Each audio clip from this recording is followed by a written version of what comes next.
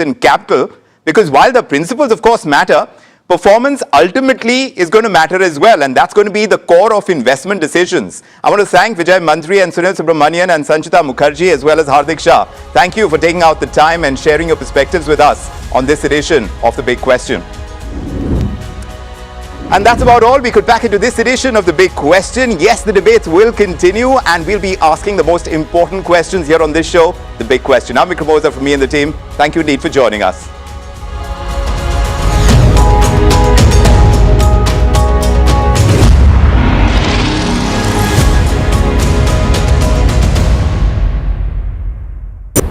India is at a 2030 turning point. EVs, hybrids, biofuels or hydrogen, what fuel wins where? Join top auto CEOs, policy experts and industry titans at the NDTV Automate Fuel and Future Summit 2026. Where you need charging infrastructure, you need it on highways. Catch the exclusive coverage only on NDTV. This is India Inc.'s Roll of Honor, recognizing the leaders shaping India's growth story, where ambition, enterprise and excellence meet. In the presence of the Finance Minister, Nirmala Sitharaman. NDTV Profit Business Leadership Awards, 26 July on the NDTV network. The stage that has captured the pulse of leadership since 2006. NDTV Profit Most Inspiring Leader of the Year Award goes to Mr. Anand Mahindra. Celebrating visionary trailblazers and industry mega stars who redefine leadership every day. An unmatched legacy, unwavering trust, enduring credibility. NDTV Profit Business Leadership Awards 2026, 26 July, only on NDTV. Hi, I'm Tamanna Inamdar. Watch me on NDTV Profit, where I break down the day's biggest business stories. What happened, why it matters, and what it means for your money. Hi, I'm Neeraj Shah. Watch me on NDTV Profit for the most incisive market intelligence and meaningful corporate conversations. And I'm Alex Matthew. Markets, mutual funds, insurance, personal finance. I help you cut through the noise and make smarter financial choices. And here's where you can watch us.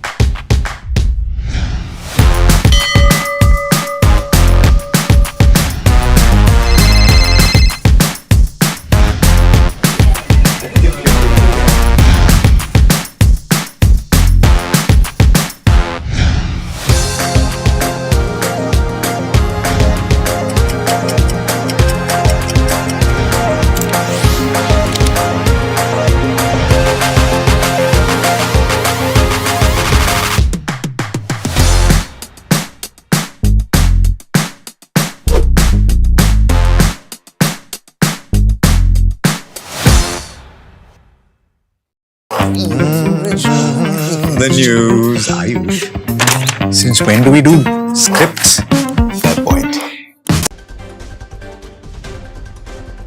Amid claims of strikes and threats of destruction, Middle East peace remains a far cry while Iran and allies claim attacks on 2 Saudi oil tankers. US President Donald Trump in fact issues warnings of destruction of Iranian infrastructure if attacks continue. He downplays the attacks as skirmishes between the two nations. And oil prices meanwhile climb to fresh multi-week highs as supply concerns in the Middle East intensify. Prices have surged more than 20% this month as fighting sharply escalates between the US and Iran. Meanwhile, US futures played flat as investors weigh fresh earnings, artificial intelligence spending concerns and rising oil prices as well. Alphabet slid in extended trading after raising its full-year capex. Tesla misses estimates and IBM meanwhile lowers its annual sales outlook. Weak global cues and crude jolts continue to ail the Lal Street. Nifty closed in red below 24,000, that too with broader markets also underwhelmed due to earnings impact as well as geopolitical developments. Yesterday, GIFT Nifty indicates flat opening though. Weak first quarter for DRL as profit plummets and margins decline, loan growth turnaround and improved asset quality boost for IndusInd Bank as well, and BPCL delivers a much stronger than expected performance while HPCL sees weaker first quarter despite both companies being hit by suppressed fuel marketing margins.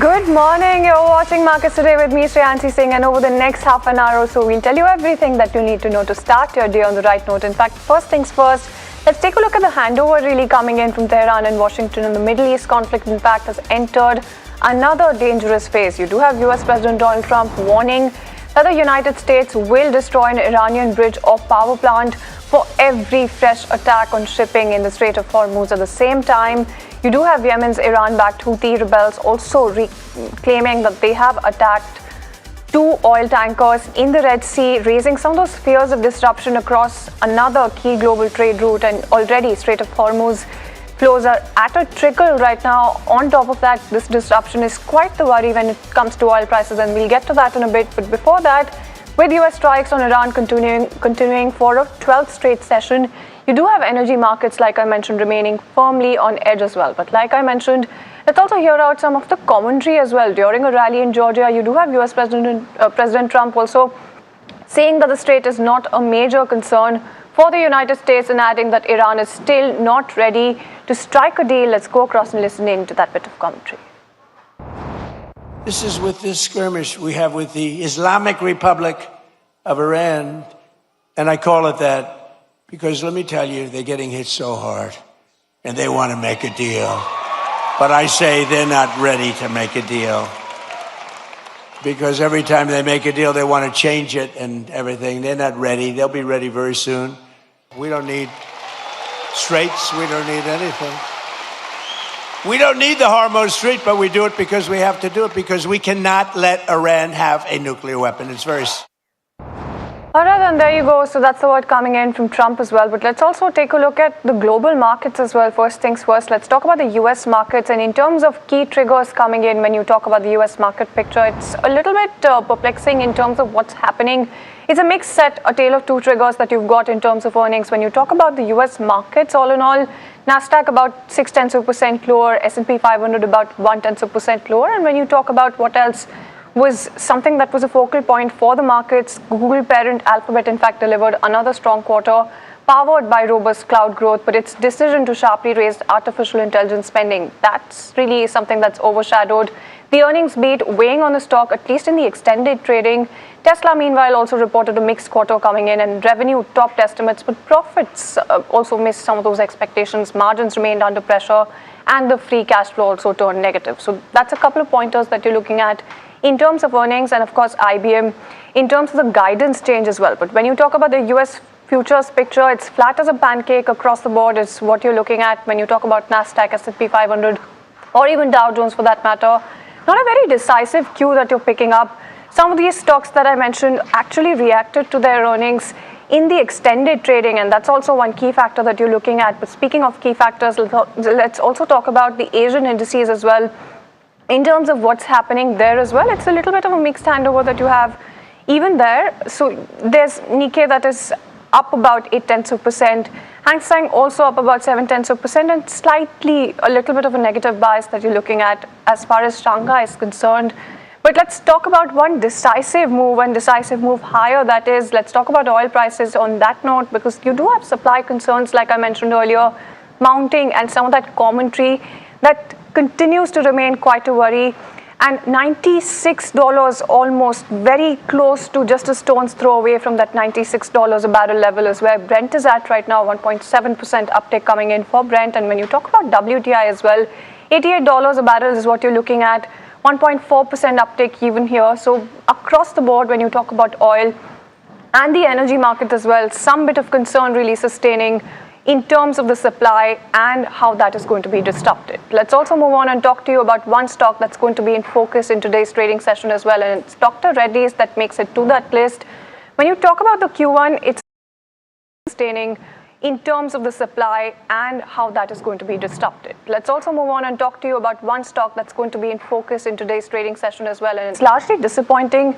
The profit is plunging, hit by weak US sales. Brokerages though remain focused on the second half. In terms of the recovery, Varsha is standing by with some more details in terms of the earnings and the kind of commentary coming in, Varsha. Well, overall a weak set of numbers did missed estimates, and hence you might see some kind of pressure there. Now, if you see, there was a sharp fall in Revlimid sales, which has led to this weak set of numbers. And number two, if you see, there was a hit of 240 crore semaglutide inventory and API related hit, which we recently saw, and hence because of that provision, you're seeing much impact on the bottom line as well. They are though aiming at 20% plus EBITDA margin ex semaglutide.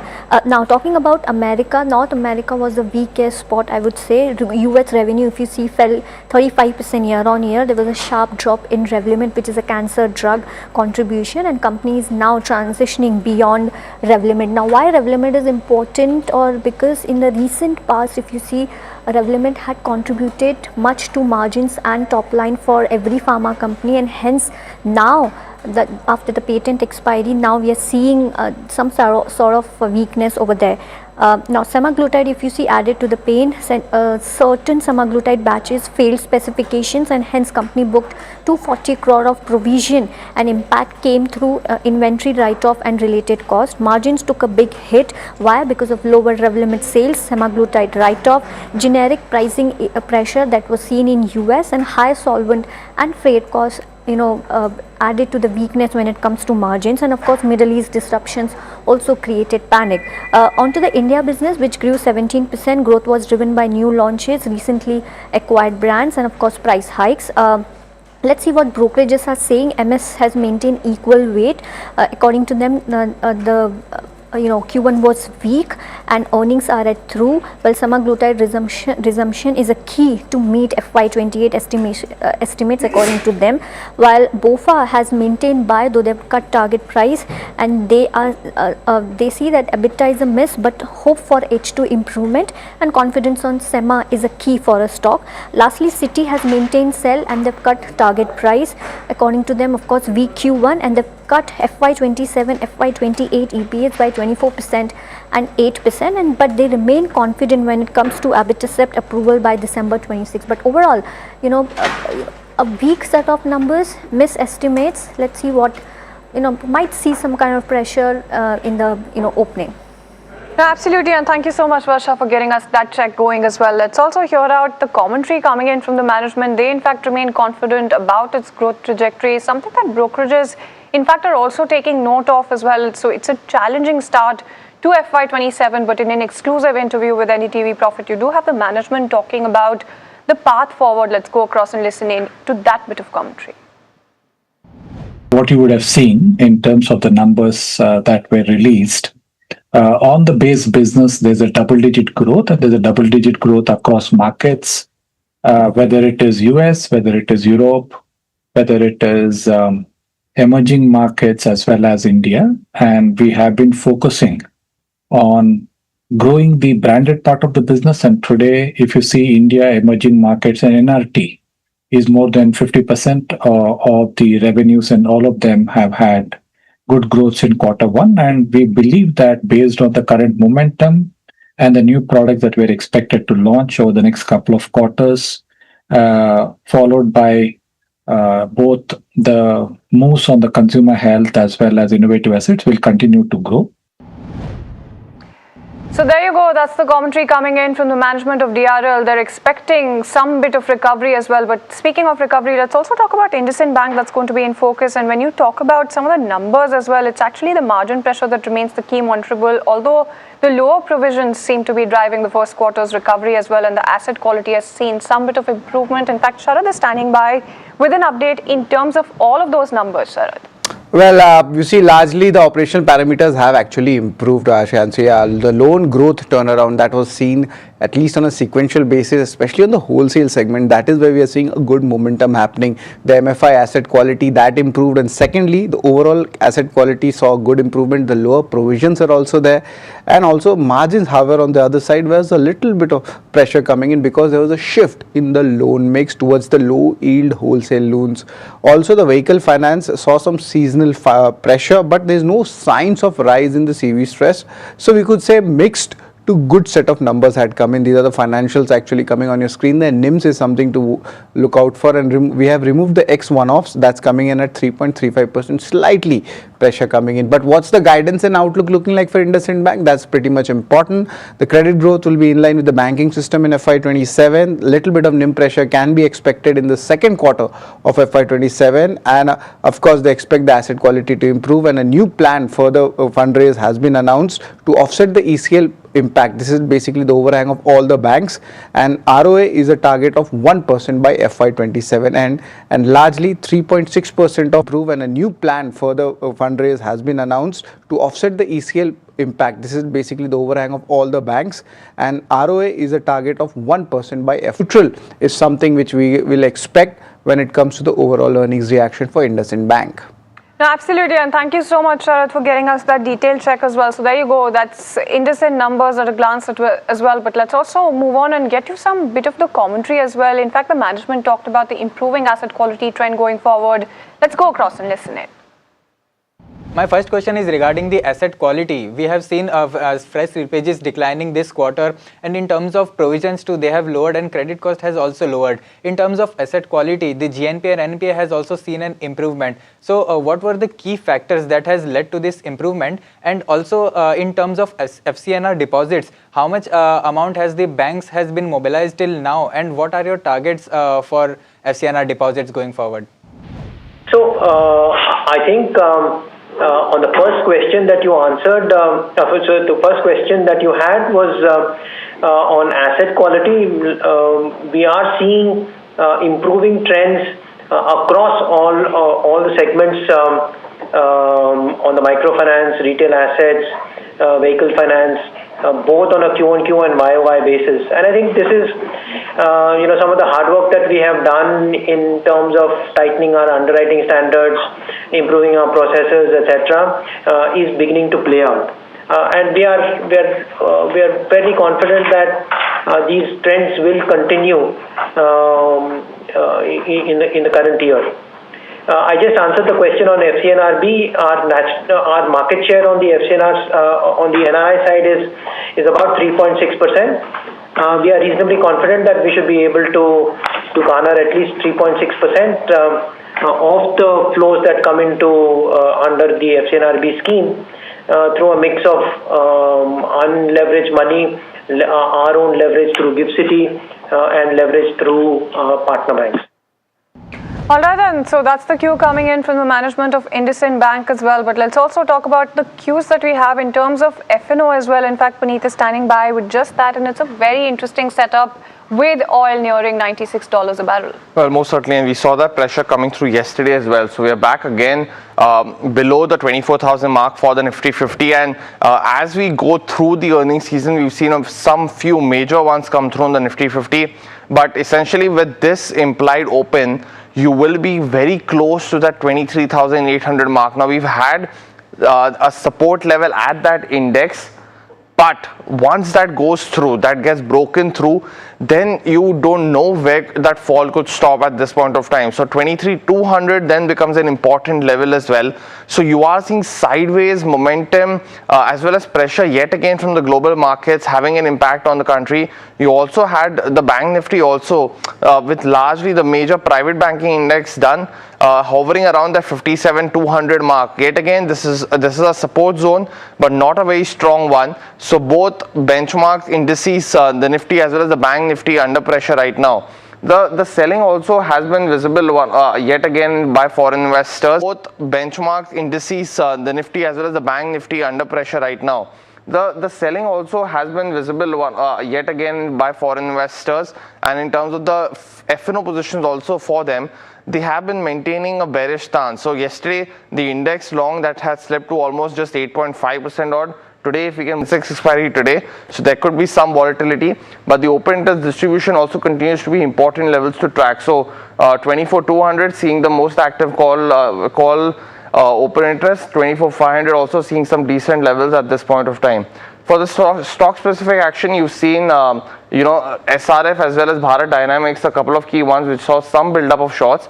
But yet again, on almost every day, you've seen the open interest distribution not change too much and being very minuscule.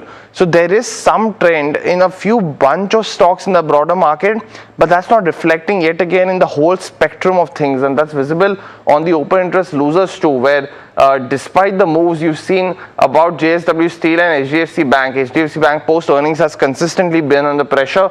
JSW Steel has seen some longs being unwinded, but barring that, there's not too much that's happening on stock specific side of things. Hence, it's a market of benchmarks, and currently there seems to be not too much momentum at this point of time. No, absolutely, and that's very clear. Thank you so much, Puneet, for joining us with that update as well. So something to really watch out for is the resultant impact of oil prices and that little bit of pressure as well if it really continues as well. But let's also talk about Eternal, that delivered a strong set of numbers in the first quarter, with food delivery and Blinkit growth improving sequentially. The management, in fact, remains confident when it comes to the margin targets, but the brokerages, in fact, have also raised estimates and target prices. Mahima is standing by with that entire summation, both in terms of the key highlights and the brokerage verdict here. Yeah, so yes, of course, the major highlight from the shareholders letter and from the con call was that now they're confident of achieving that Blinkit EBITDA margin at that higher range of 5 to 6 odd %, and plus strong execution has driven growth, and that's why a lot of brokerages have gone ahead and hiked the target price too. PAT was of course impacted by a one-off tax provision in food delivery business. This they elaborated in their con call, and overall cash balance also got increased by around 300 odd crore to 18,288 crore, and food delivery growth improved on a YOY basis, but Blinkit growth of course improved sequentially. It's important to see Blinkit growth sequentially because they've changed the inventory model.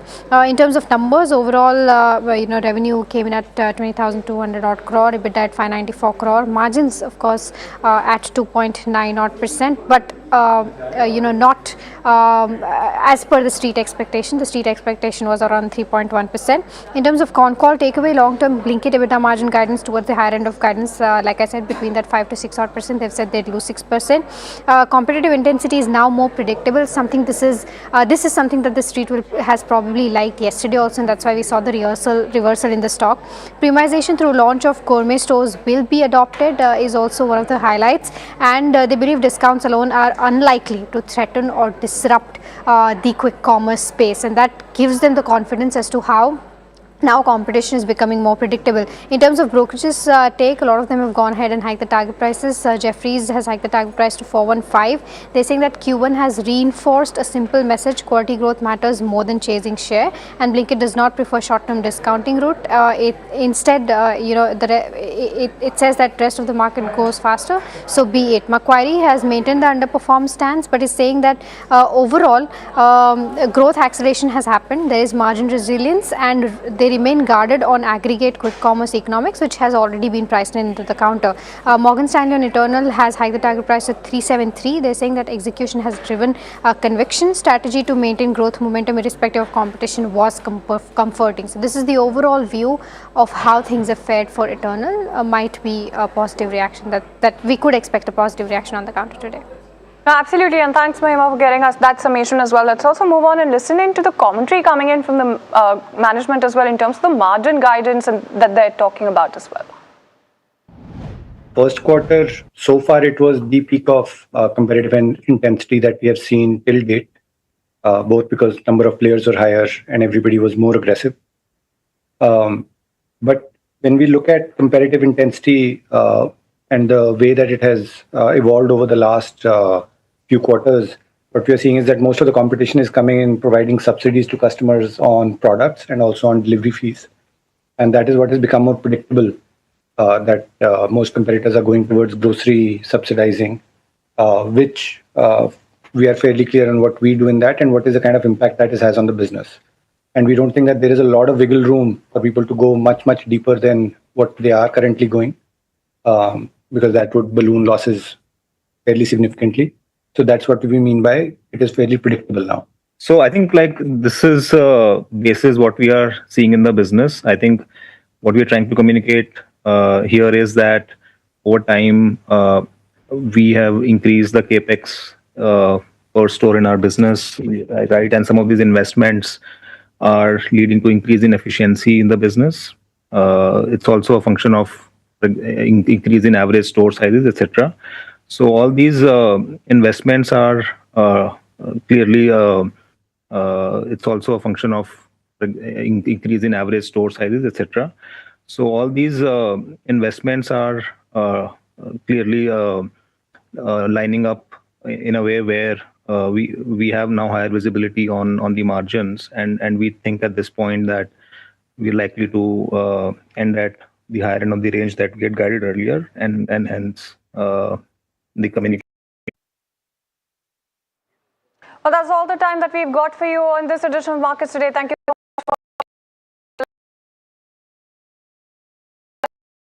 Just days before the NDTV Business Leadership Awards 2026, we're ready for our first big reveal.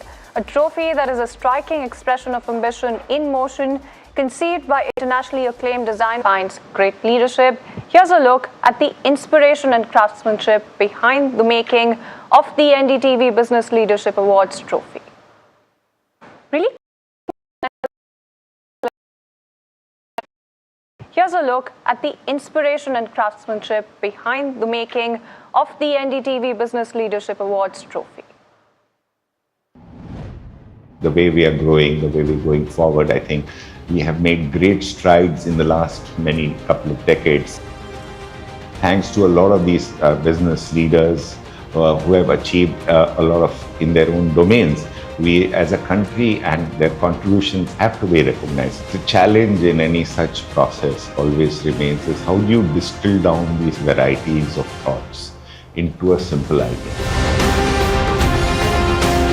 So the way we evolved it was we took the basic concept of infinity as a concept of excellence, continuity, a future. The feeling of the trophy of being extremely dynamic, yet it has a poetic form. It's moving in space, and the texture on the surface creates more depth to the, more feeling to the sculpture. The thing is, we created an infinity, the symbol of infinity, yet not fully complete infinity. So, the idea of excellence is that it's continuous. Infinity is a mathematical concept which is going towards the extreme level of achievement. And I think what is very important and what I hope always happens is that the trophy outlives its time and becomes an icon into itself.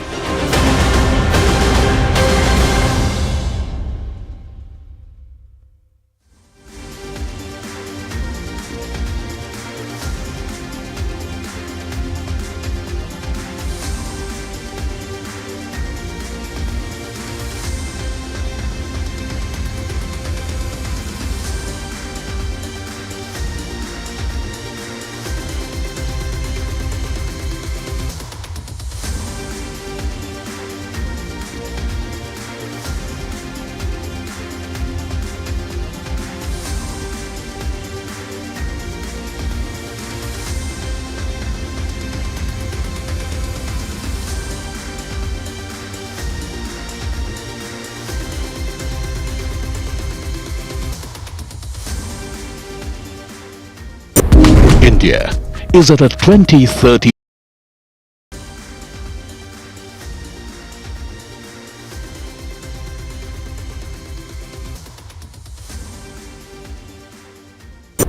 India is at a 2030 turning point.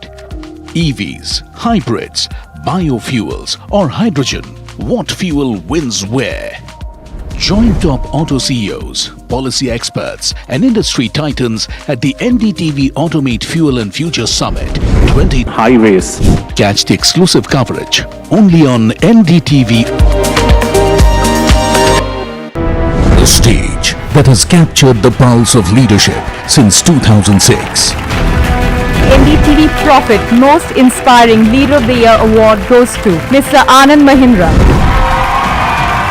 Celebrating visionary trailblazers and industry mega stars who redefine leadership every day. An unmatched legacy, unwavering trust, enduring credibility. NDTV Profit Business Leadership Awards 2026. 26th July. Only on NDTV. India Inc.'s most respected names chose India Inc.'s best and brightest. These kinds of awards and jury lineup, you are truly giving it the right weightage. I think it's heartening to see talent that there is across India Inc. We should be awarding companies and individuals who have focused not only on growth but also on bringing good governance. Be part of jury and vote on the people, the men, the women, the companies in India who have the right stuff is a great opportunity for us. For us, the biggest thing is trust. That's what we provide. We need leaders in India that can help take India being a global superpower. We got a fantastic jury and we've left all decisions to the wisdom of the jury. Who will earn India's top business honors? Find out at the NDTV Profit Business Leadership Awards. Hi, I'm Tamanna Inamdar. Watch me on NDTV Profit, where I break down the day's biggest business stories. What happened, why it matters, and what it means for your money. Hi, I'm Niraj Shah. Watch me on NDTV Profit for the most incisive market intelligence and meaningful corporate conversations. And I'm Alex Matthew. Markets, mutual funds, insurance, personal finance. I help you cut through the noise and make smarter financial choices. And here's where you can watch us.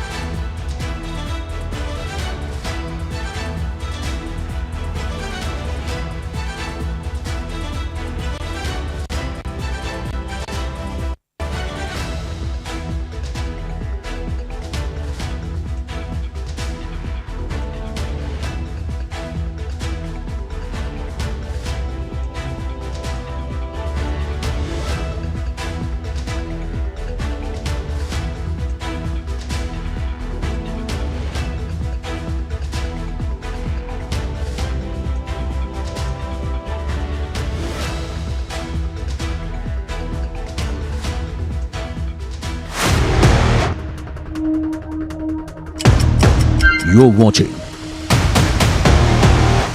live from the NDTV Profit headquarters in Mumbai.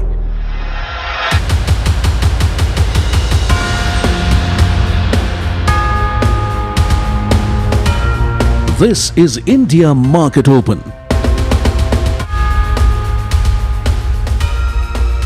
Very good morning. You're watching India Market Open. It's going to be tough and expected with crude close to the $95 mark, which is why you're seeing the implied down in the red. And guys, corporate results, at least the last couple of days, has been nothing to cheer about too much, save for, of course, the odd Nestle and maybe Eternal. You know, I think that the read over here is expectations were very bad. But for those two, a few of the names which you know, and what's happened is they've just been slightly above estimate. So they've under-promised and over-delivered to some extent, and hence the street is still taking it with a pinch of salt. The war is not over, so the expectation is what we expected in the first quarter going to move to the second quarter. It's like that parent who thought that their kid would fail in math and they came home and they said, okay, you got 60%, you're okay. Okay, exactly. I think we're being a little harsh when it comes to Nestle. No, not Nestle. Nestle is the top of the class. Overall mood in terms of the earnings as well. Yeah, maybe in terms of the earnings, it's been a mixed bag, but I think the bigger concern is what's happening in the Strait of Hormuz. And the problem is it's no longer possible to understand what's happening if you see statements from leaders coming in. What is the next step to this? Do you eventually have to go into a higher octane of warfare? Will there be some kind of ground activity in Iran? Because this can't continue forever. And that's really what is bothering global markets as well. US markets have slid as the AI capex is back in focus. That has another set of worries, because if you pull up the indices, the Dow was pretty much flat overnight, but it is largely the Nasdaq which had a bit of a tumble. And in futures as well, that would be thanks to Alphabet more than anything else that used to have the Nasdaq down in the red. Here's what's happened. Alphabet was down 3% in post-market trade after its 2026 capex forecast increased to $205 billion. Remember, a whole host of companies have posted, and it's been a mixed bag largely. Meanwhile, bond yields inched higher as there's no end in sight to the US-Iran tensions. The 10-year was at 4.65%, and crude prices continue to climb. US Secretary of State Marco Rubio says Iran is not serious about a deal. Brent has now hit $96 to the barrel. If you look at the steady climb of Brent, it's definitely something which would put Indian investors at unease. Meanwhile, US President Donald Trump, during a rally in Georgia, said the strait is not a major concern for the United States and added that Iran is still not ready to strike a deal. Listen in. This is with this skirmish we have with the Islamic Republic of Iran, and I call it that because let me tell you, they're getting hit so hard, and they want to make a deal. But I say they're not ready to make a deal, because every time they make a deal, they want to change it and everything. They're not ready. They'll be ready very soon. They're not ready to make a deal, because every time they make a deal, they want to change it and everything. They're not ready. They'll be ready very soon. We don't need straits. We don't need anything. We don't need straight, but because we have to do it, because we cannot let Iran have a nuclear weapon. It's very... Okay, so more of the same. Nothing. Statement from Secretary of State Marco Rubio, who said unequivocally that Iran does not want to make a deal, and that is the problem. Let's look at how Asia is performing this morning before we get to the implied open and our first conversation today. Asian markets actually up in the green. India might have a tough start, frankly, and let's look at the India implied 110 points down in the red. But let's see if this changes over the next hour or so. Edward speaking with us, really always a pleasure.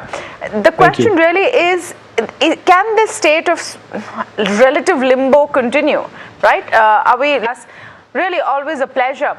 The question really is, can this about a deal is something which has tried and failed? Well, I think both sides need to get this over with. Clearly, the blockade that the U.S. has imposed on Iran is doing great damage to their economy. The question is whether the government cares. I have to believe that they have to be concerned that if their economy really continues to tank with high inflation economy, the question is whether the government cares. I have that they're asking for trouble in terms of a popular uprising. So I think they'd like to get that behind them.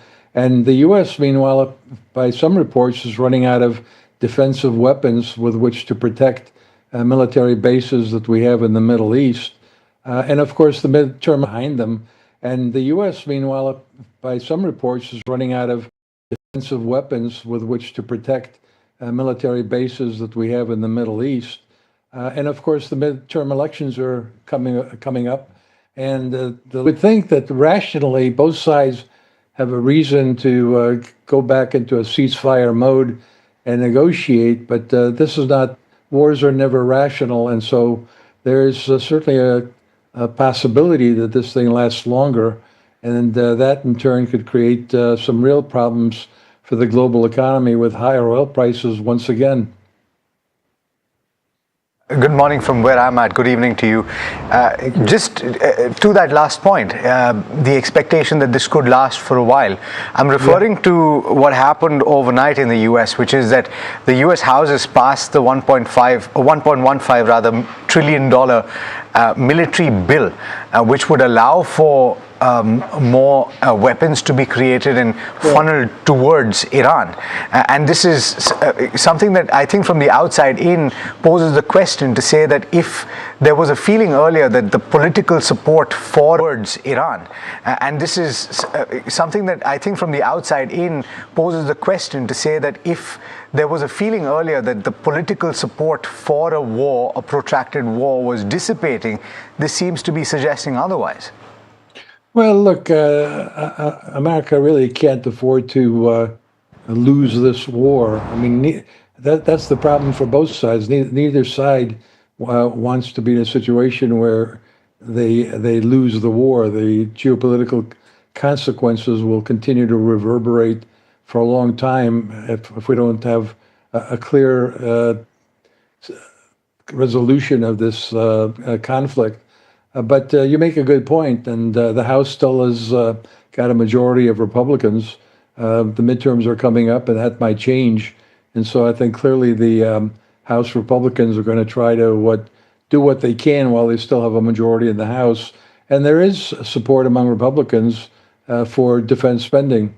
And let's face it, the world is certainly got plenty of geopolitical risk between what's happening between Russia and Ukraine and what's happening in the Middle East, and the whole nature of war and the kind of weapons you need to fight wars these days has changed rather dramatically. So no wonder that the administration wants to see more spending on defense, and so far the Republicans are willing to go along. This is Hiral on this side. My question to you then is, the repercussions that we are seeing in terms of the way crude prices are behaving. We've gone to the $95 per barrel mark. You talk about treasury yields as well. They have been mapping the geopolitical risks and edging higher as well. And in turn, if you see commodities like precious metals, from the lows again that uptick has started, right? Do you think they will come back in terms of the peaks that we saw at the highest point in terms of where the war was? Is that something which could again be a possibility now? And if so, what should you advise investors to do? Yeah, well, look, I think when we look at the different asset classes, clearly overweighting energy makes sense as a hedge against a continued chaos in the Middle East. And the energy stocks really didn't have much of a correction the way that oil did, and they've held their own, and now it looks as though they might be going higher. So I think having energy makes sense. I think owning a diversified portfolio in the stock market makes sense, because there's a tremendous amount of liquidity in the global stock market, and so far the resilience of the global economy in the face of higher energy prices has been frankly quite impressive.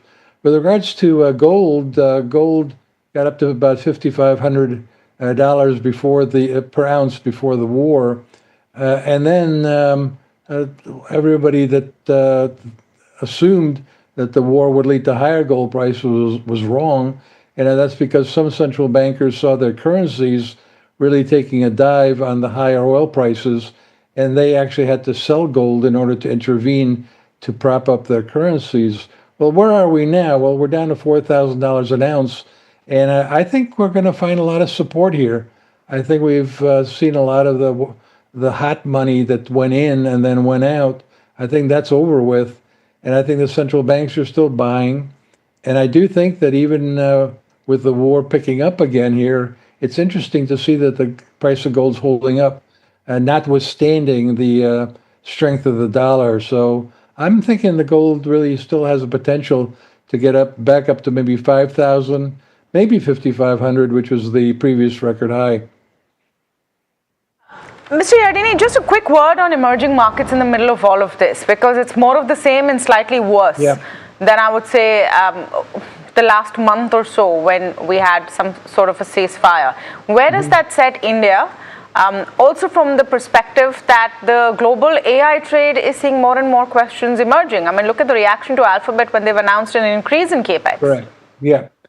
Well, look, with regards to India, it's an emerging economy for sure. It's a big emerging economy.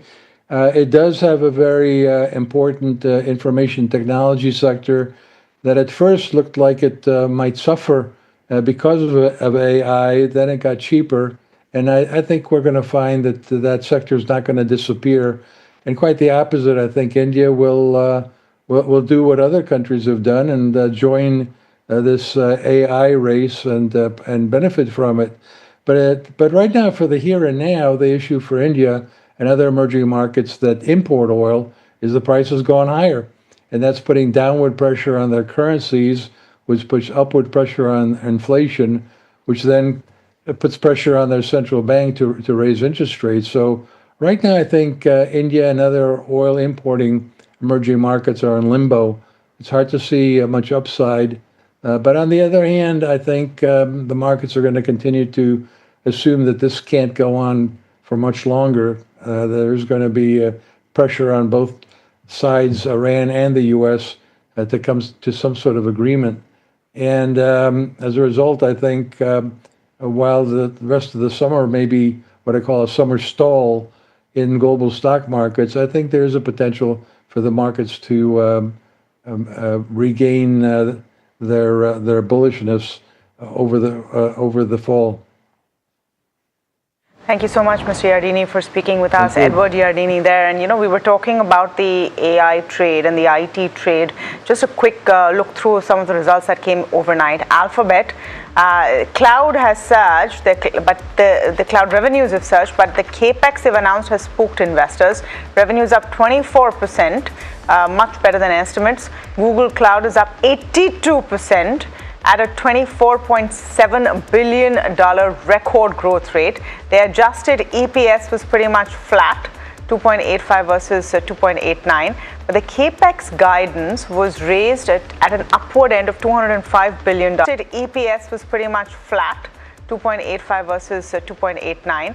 But the capex guidance was raised at an upward end of $205 billion for the stock take a tumble. And there's ServiceNow, which has delivered a strong beat. Total revenues were up 24% for the stock year on year. Subscription revenues at $3.8 billion. This is 150 basis points above their own guidance. And ServiceNow AI has crossed $1 billion in ACVs. IBM AI spend shift has hit software demand. And remember, it was that statement from IBM which sent all Indian IT stocks tumbling. They've cut their FY26 revenue growth outlook to 4 to 5% from 5% plus earlier. Revenues at $17.2 billion versus an estimated 17.86, so it's a miss there. Adjusted EPS is also lower than what was estimated at 2.93, and software growth has slowed to 5%. If this is going to be a read-through for Indian IT, expect a bit of pain today. And I have to wrap up with Tesla. Revenue beat, but profit has collapsed. Revenue up 26% at $28.24 billion. Non-GAAP earnings per share is at 0.33. It's a miss. Gross margin is at 16.8%. This is also down about 40 basis points. Deliveries for units has gone up 25%, but it's the profits which is a problem. And it's become a bit important to also look at what some of these stocks are doing, because more and more Indians are now looking at using their LRS remittance limits and investing in some of these stocks. There are so many which give that option now, and there are many more heading that way via Gift City. So we will try and increase this coverage for our viewers as well. Certainly, and it bears watching the tax implications of that as well when you do that. So pay attention to that as well. But let's talk about what happened in trade yesterday. And you had an understandable fall in equity markets across the board as crude oil spiked. Both foreign institutions and domestic institutions, and likely quite a few retail investors also selling over the course of the session as that sentiment soured. You had Brent crude that crossed that $95 per barrel mark as we were closing out market trade yesterday, and that had a bearing on sentiment. In fact, the Nifty 50 dropping as much as 0.8%, with most of those constituents falling in trade. Interglobe Aviation, again, understandably, was the worst performer on the Nifty 50 because of its sensitivity to fuel prices. It was down over 3.5%. Bajaj Auto and Nestle on the other end of the spectrum were the top performers, and we spoke about why the results were significantly better than estimates had pegged it. Most sectors ended in the red, with FMCG and auto the exceptions to that rule, but those gains were not very substantial, particularly the auto index. FMCG, of course, was on account of Nestle the top gainer. Realty, PSU banks on the other end of the spectrum were the worst performers. Of course, State Bank of India was an underperformer from that pack, and because of the weightage resulted in the rest of the pack also underperforming. The broader markets declined and underperformed the benchmark. For once, you had a risk-off sentiment that led to increased selling at the broader end of the spectrum, and quite a few stocks reacting to earnings updates as well. The Nifty mid-cap index dropping over 1%, the small-cap index dropping about 1.3%. Both of those indices, I think, if I'm not mistaken, ending less than 0.1% from the low point of the day, and that's evident in the chart that is on the screen right now. Bandhan Bank was the accident of the day, as we've been calling it, and we usually do during the earnings season. We spoke to you about this yesterday. It was more so about the concerns that the return on assets projections that were expected to go higher have been pushed down the road, and that's not something that the street was very happy with. Data Patterns and M&M Financial Services on the other end of the spectrum were the top gainers for good reason. Yeah, I mean, what we are witnessing in the last 2 to 3 trading sessions is there is that consolidation which has continued, but now at higher levels profit booking has also started to creep in. So there is that slight cautiousness amongst investors that is prevailing as well. Now, in terms of crude, as Tamanna was mentioning, $95 per barrel, $98 per barrel, all of these are levels that the street is watching out for. OMCs again will be in focus on the back of this. Paint companies have been seeing some bit of a negative reaction. Tire companies have been seeing some of a negative reaction as well. So watch out for these 3 spaces pretty closely. Apart from that, the question is whether you should be actually blindly buying on the dips as well, even on the good names. That's where investors should be maintaining their caution view. The question is 23,900 is that key support, right? So if markets are holding above that 23,900 and is stabilizing, that's probably when one should take a decision to start buying on dips as well. That's what analysts are talking about. So interestingly, consolidation, caution, and buy on dips only on sustainability. That's what the mood is looking like so far, Tamanna. Okay, I kind of agree with that. Today you're going to have a little bit of a pain once again, because Nifty has fallen below the key 24,000 level and has been dragged down by Brent crude, spiking towards 95. You're still there and it's looking like it's getting worse. The escalating Middle East conflict is not really easing. Technical damage is evident across indices. Both the Nifty and the Bank Nifty have broken below their short-term moving averages. Market sentiment has turned cautious as weak earnings are being punished sharply and higher oil prices weigh on risk appetite. The immediate hurdle zone now is 24,100 to 24,150. Key resistance levels at 24,200. 23,900 to 23,915 acts as an immediate intraday support. Crucial supports at 23,800 to 23,835. The next bearish target is 23,600 to 23,650. Hope we don't see that. For the Bank Nifty, immediate support 56,980 to 57,000. Holding 57,000 on a closing basis is crucial for bulls. A failure here exposes 56,500 to 56,440. Resistance immediate hurdle is at 57,500 to 57,633, followed by 57,800 to 58,000 as well. So those are some of the key levels to watch out for. But let me go across to Puneet for the setup on the F&O side this morning. Well, thank you for that. As you close across the week, go into the Sensex expiry as well, and as you rightly mentioned, have been under pressure consistently. So you are starting to look at the lower levels for the Nifty 50 at this point of time. So 23,800. And then unfortunately we will also be looking at 23,600 as an important level for the Nifty 50, and then there's not too much support. Then straight at 23,200. So this 1,000-point range between 23,200 and 24,200 continues to be an important one that we're tracking in the next few days. The Bank Nifty as well has been showing you a similar trajectory at this point of time, because despite the private bank earnings and some support there from ICICI, you've largely seen the index under pressure, still holding up because at 57,200, and then there's the only supports, not very strong ones at 56,200 and 600 as well. So that clearly is a pain point from these current levels. Any downside might be some more pain in the near term for a few days. When you also look at the foreign investors, they've yet again sold about in the cash market and continue to be very bearish in the F&O side of things as well. So the index long continues to be depressed. The short positions are almost 91 to 92% continues to be hovering around, and you've seen the put call ratio also be very similar to yesterday at that 1.1 mark. Some reductions have been visible in puts by foreign investors. That's also visible on the open interest distribution as well, because 24,000, 24,200, both levels very important at this point of time. You've seen good call writing, but puts have actually reduced around these levels. So below 24,200, you've actually seen a reduction of put contracts across key levels. So the red candle bars have actually largely disappeared from those levels, but a wait and watch clearly visible by foreign investors in the F&O market. For stock-specific action, yet again, you've not seen too many runway moves in open interest distribution to form a trend. So it's a story about benchmarks. BDL was one, but in the open interest losers, you had a few more with a substantial change in open interest. So if we can move on to the open interest losers as well, show you those. The JSW Steel, SGFC Bank, we put the stock in focus yesterday, all longs being unwinded on the stock. Grasim as well has seen a similar trajectory, so has Loris Labs. So largely all the positions, the stocks that were doing well have actually started seeing selling, but the story continues to be about the benchmarks and post the open, hoping for some recovery post that 23,800 level as an important support. Okay, thank you for that, Puneet. Let's start with stocks that should be on your radar. First on my watch list is Dr. Reddy's Laboratories.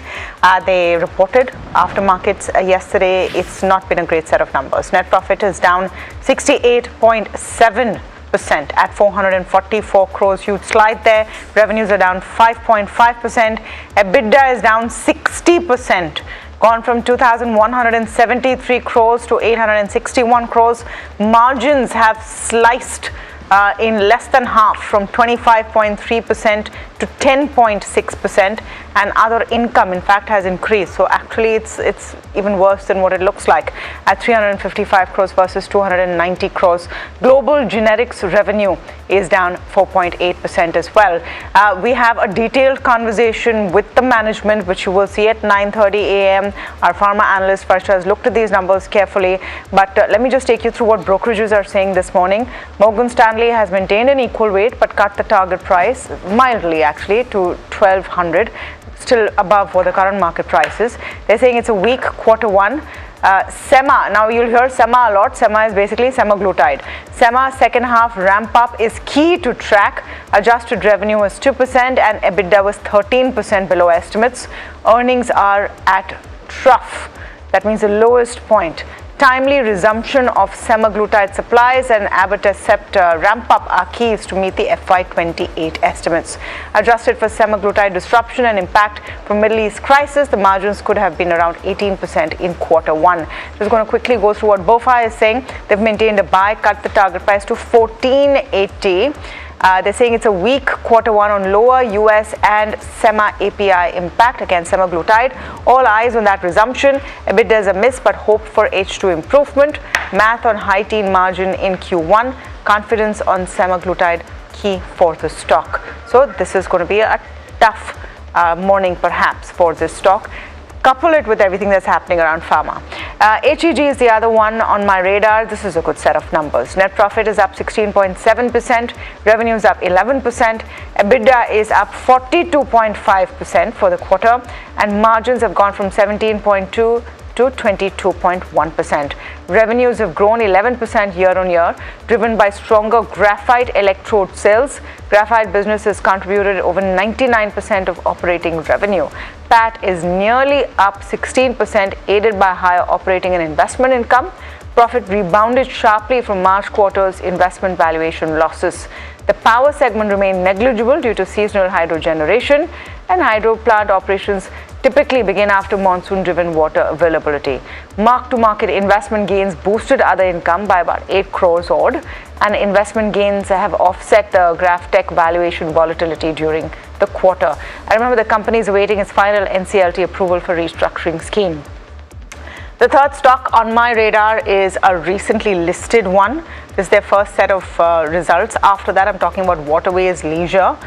It's not a good set of numbers. The operating expenses are up 26%. Finance costs are up more than double, 2.4 times. Higher operating expenses and finance costs have, of course, caused pressure to the margins. Revenues are up 7.8%. EBITDA down 18.3%. Margins have gone from 31.2 to 23.6, and profits are down 34.4%.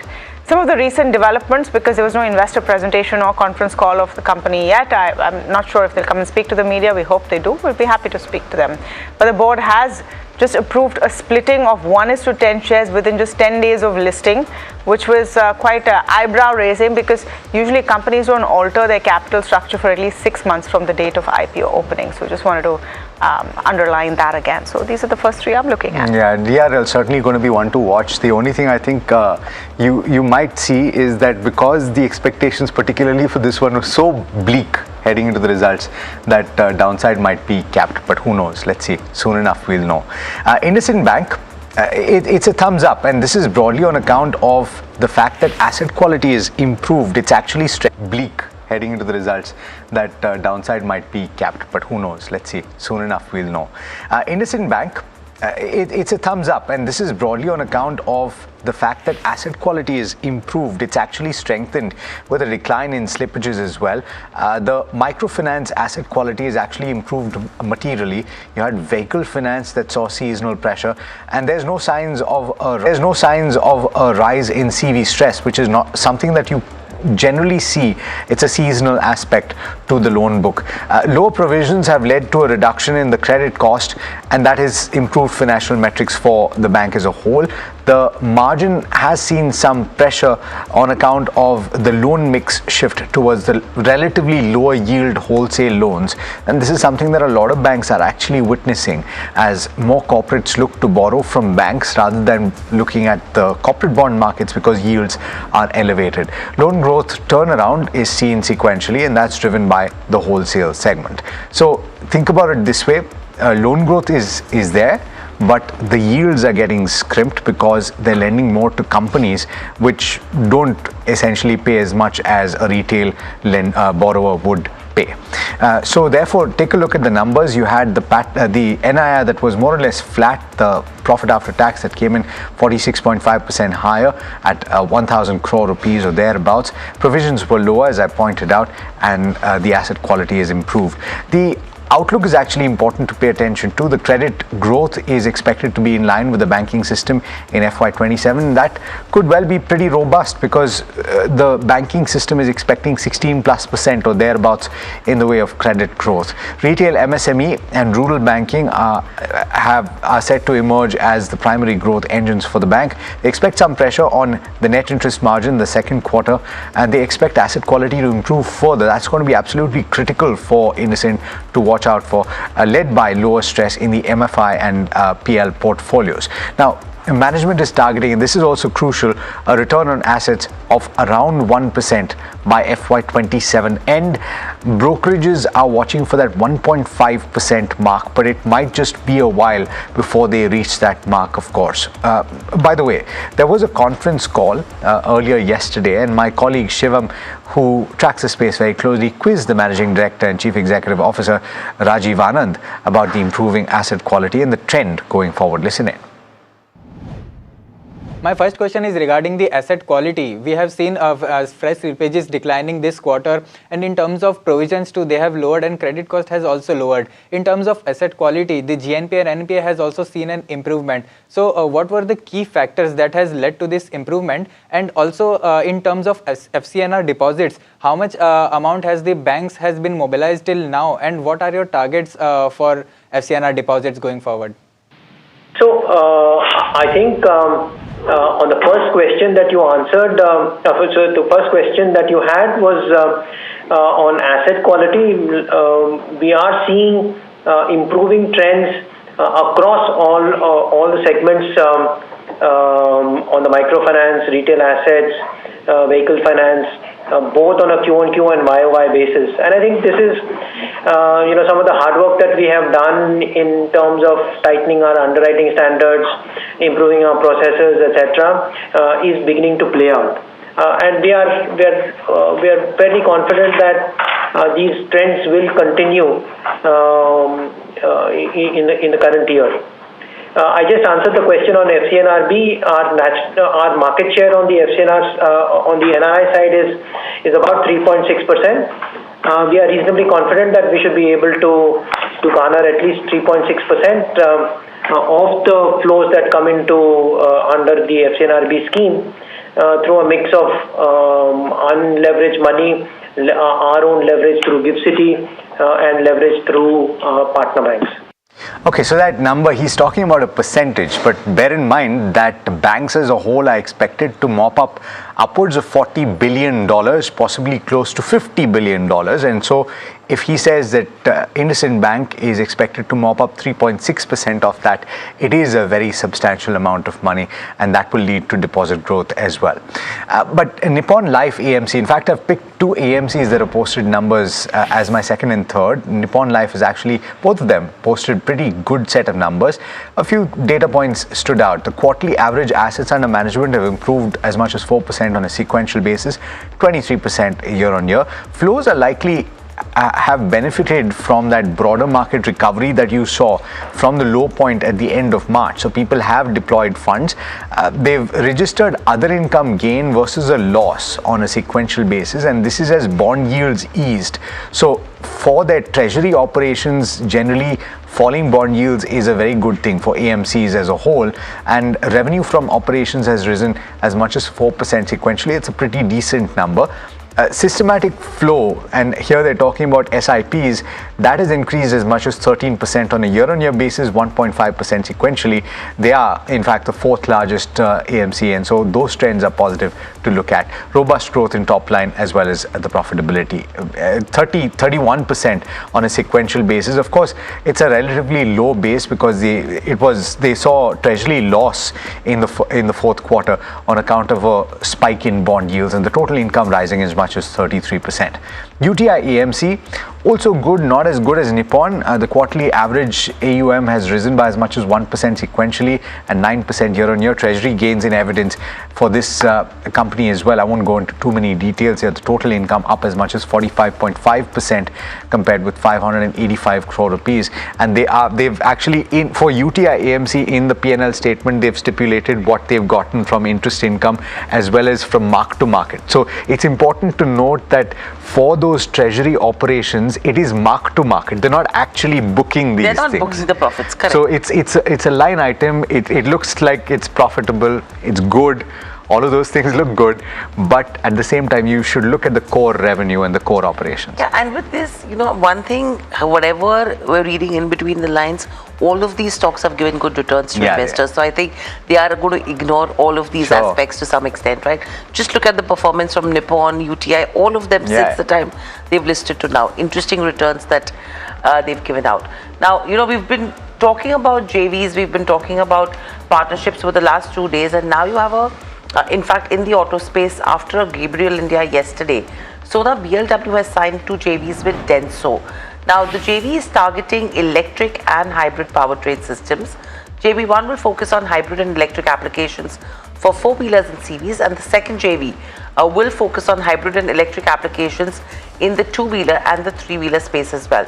Now, they've got access to deep technology from Denso, on which you have Jefferies, which has maintained a buy, and they have a target price of 700. What they're saying is that the expanding opportunities in terms of the JV with Denso is positive. The partnership appears timely given the rising pace of EV adoption.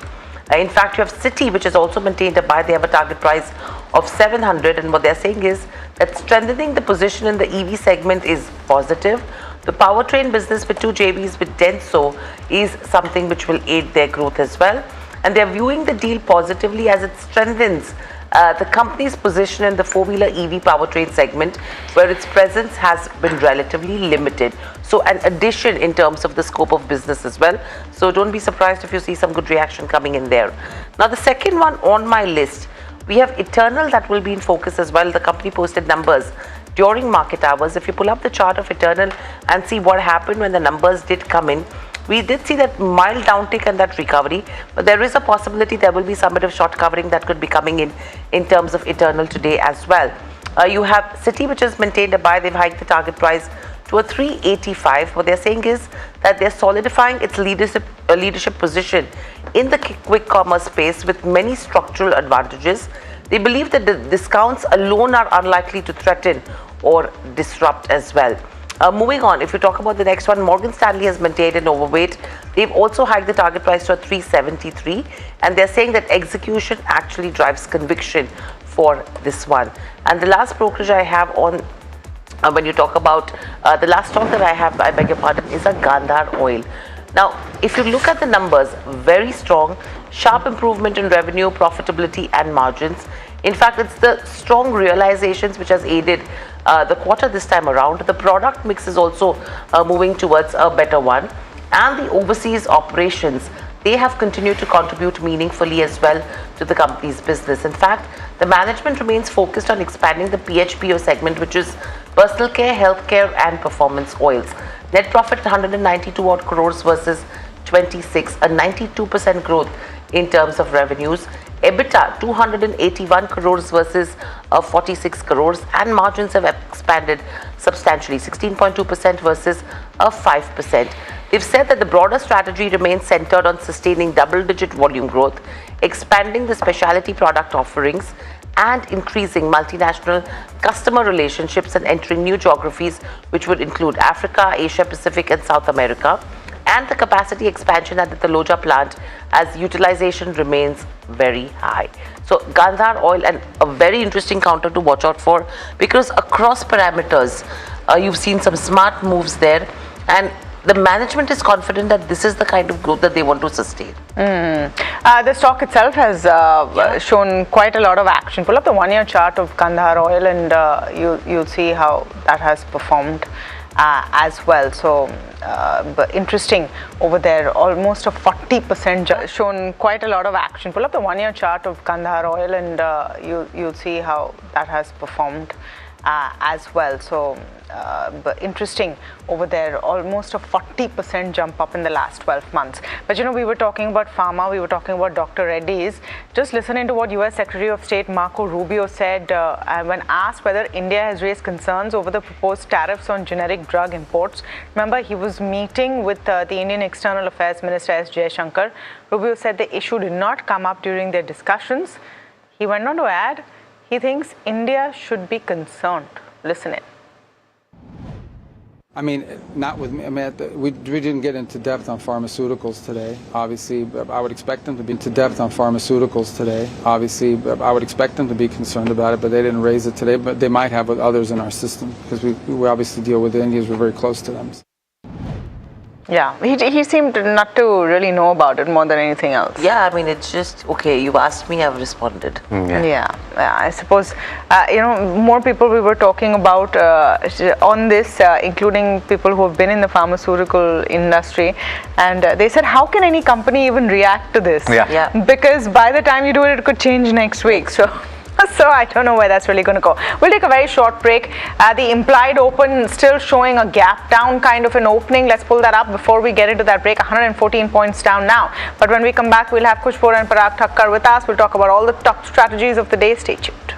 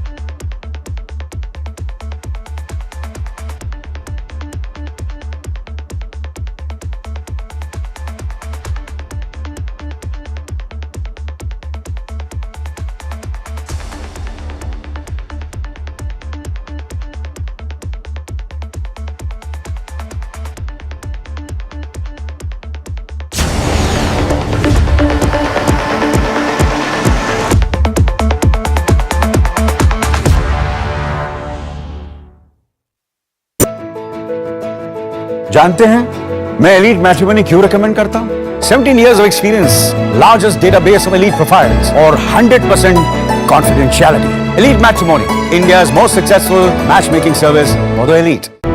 The stage that has captured the pulse of leadership since 2006. NDTV Profit Most Inspiring Leader of the Year Award goes to Mr. Anand Mahindra. Celebrating visionary trailblazers and industry mega stars who redefine leadership every day. An unmatched legacy, unwavering trust, enduring credibility. NDTV Profit Business Leadership Awards 2026. 26th July. Only on NDTV. India is at a 2030 turning point. EVs, hybrids, biofuels or hydrogen. What fuel wins where? Join top auto CEOs, policy experts and industry titans at the NDTV Automate Fuel and Future Summit 2026. Where you need charging infrastructure, you need it on highways. Catch the exclusive coverage only on NDTV. India Inc.'s most respected.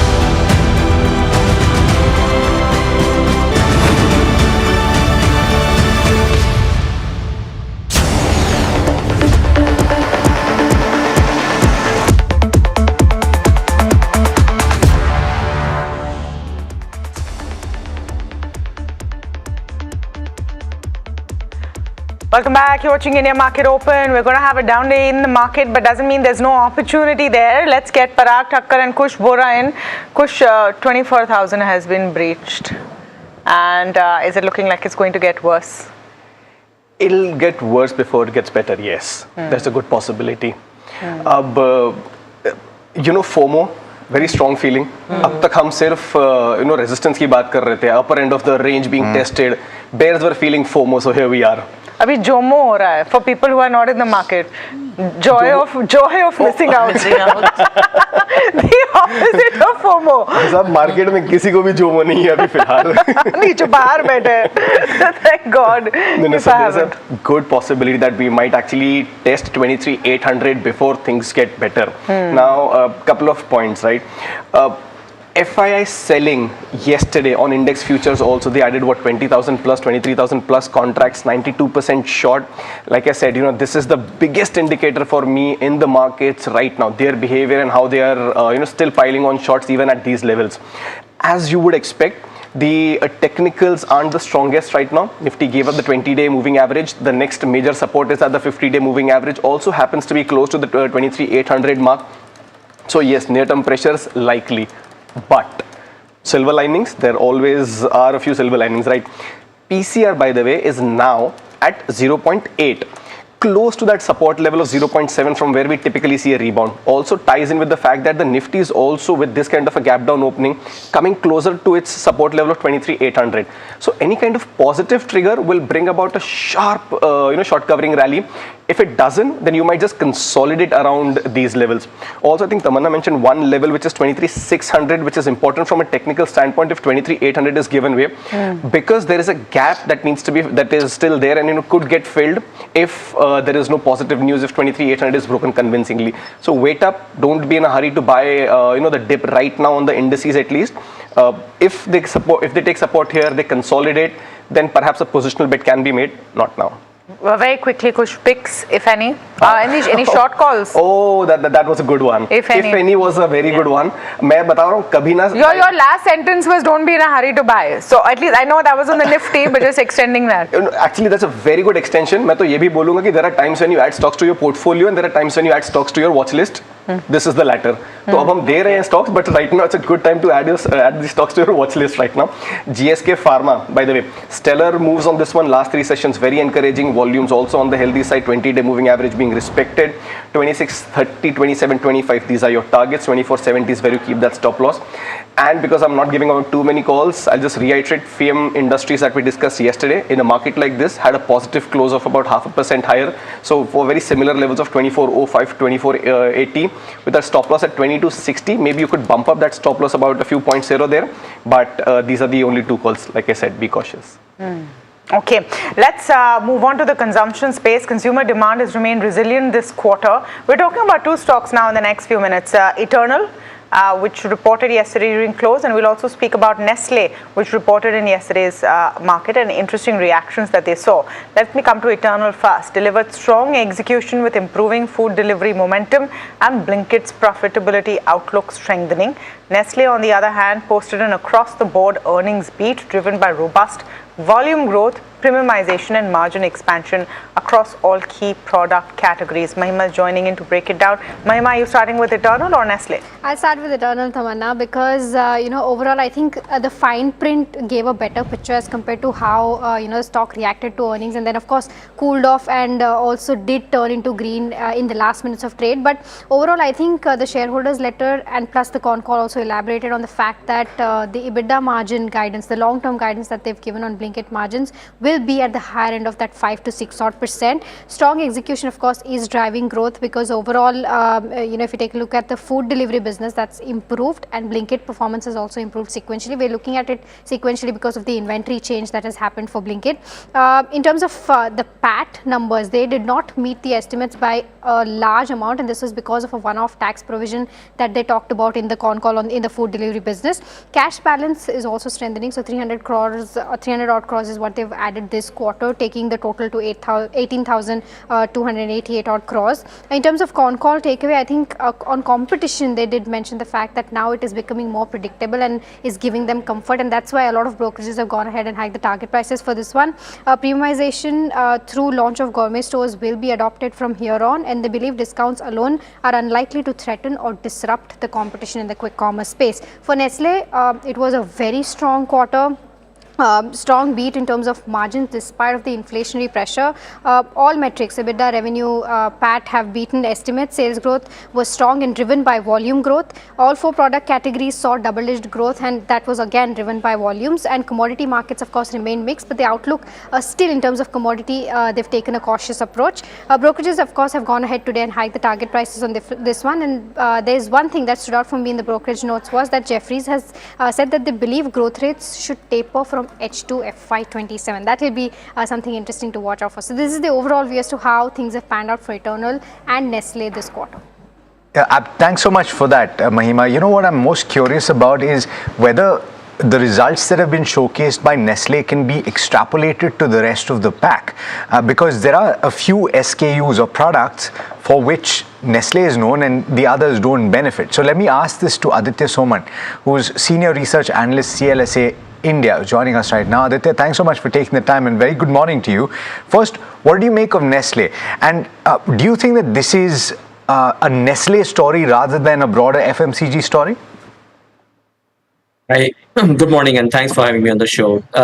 No, absolutely. I think the way to break this down would be first the category. So I think food and beverages in general is better place than home and personal care.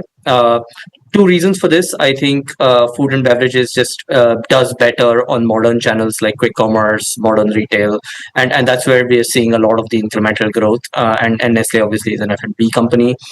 Secondly, I think the premium categories have been doing a lot better than the mass or entry level categories. And again, here we find that Nestle has a far stronger presence in the premium categories. Now, coming to Nestle specifics, obviously their execution on these modern channels over the past few quarters has been significantly better than peers. What we hear from feedback from the quick commerce channels, for example, is that Nestle is supplying to them on the same day, often significantly faster than any of the other peers. So it comes down to Nestle's execution, portfolio mix, as well as just a general shift in consumption towards discretionary and foods. You know, Aditya, as we're seeing what the view is coming in from various brokerage houses on Nestle, one of the lines that struck me was great but wait, and simply because of valuations right now. And that becomes the key, right? I mean, I think this is the second or third consecutive quarter where Nestle has performed well. But sustenance from here on becomes a question that you would look at very closely. Yeah, no, of course. I mean, sustainability of growth is a key question when it comes to such high value stocks. That being said, I'll make 3 points, right? So one, I think we've seen a lot of funds clamor towards sort of lower valued HPC names. However, I find that the growth there will likely continue to disappoint. And in that context, eventually you'll find investors move to safer, even more expensive names such as Nestle or in general the food names. So that's one.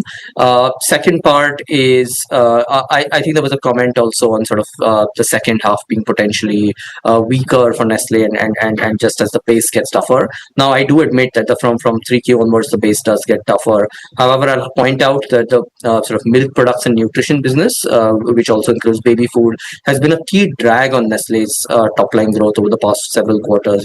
And this was the first quarter we saw that segment also get to double-digit growth, and I feel that could sustain a higher than sector growth. So maybe not at the current sort of 20% plus levels, but still meaningfully higher than our sector going forward as well. So I remain very confident on Nestle and the broader F&B space. Aditya, that's an interesting point that you make, but however, what I recollect is where CLSA had removed Nestle from the India focus portfolio, right, and added Eternal the last time. Does this mean Nestle will make it back to the list, taking the optimism that you have? Because we were talking about a change in consumption strategy from staples to discretionary and platform businesses when you had made that last change. What does that do to your portfolio now? No, great question. I think this is a difference. Obviously, that strategists have taken off of the India portfolio. I still have it as an outperform and remains one of my sort of top picks within the consumer staple space.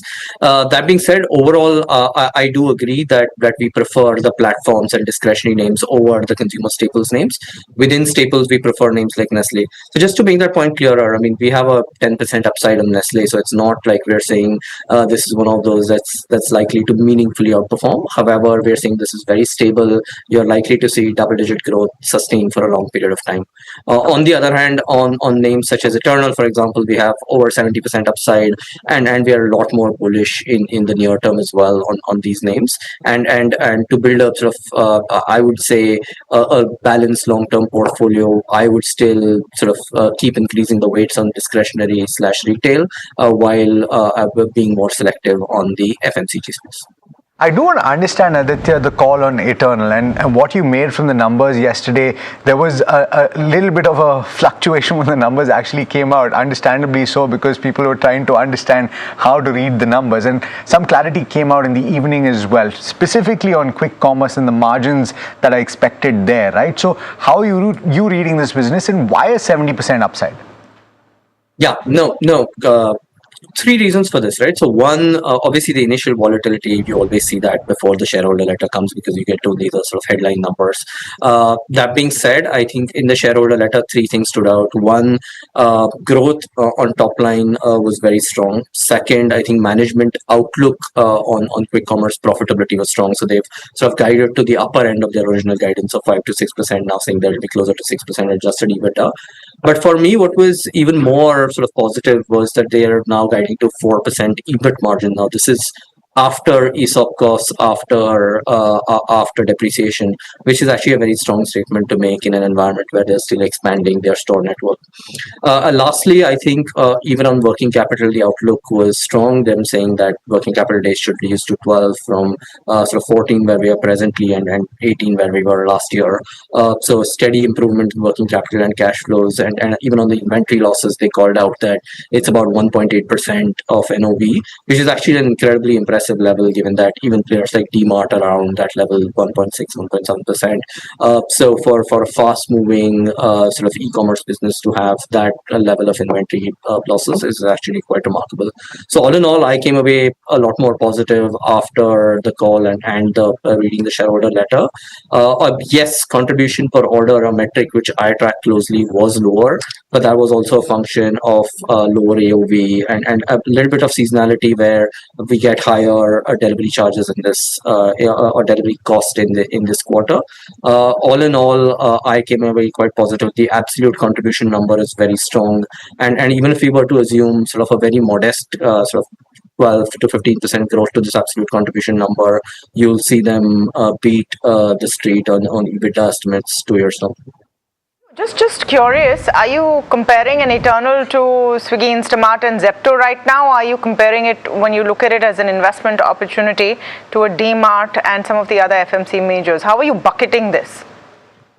No, so for me, different from DMart, and we've maintained that we remain positive on both. So I think DMart is all about sort of building a basket, building a cart, and ordering your monthly groceries. What Blinkit is trying to do is really fill the gaps in that basket. Let's say you've forgotten something and you're refilling, or for consumers who don't want to build a pantry at all, where they're encouraging the consumer to order just in time. Now this has two effects. Obviously, you see lower AOV as the consumer orders more frequently, and the consumer then effectively is just placing an order every time they need to fill their pantry rather than sort of planning the orders out. So that's the fundamental difference. So I would say more discretionary, still a relatively limited user sort of TAM compared with, I would say, a mass market retailer. However, from a value of TAM perspective, I actually feel that Eternal addresses a bigger TAM, just given that our view that the top 20% households actually account for almost 70% of value of consumption. And in many ways, Eternal is playing to that, whether it's through Blinkit or food delivery, and obviously even through more discretionary means like or channels like District or now Bistro.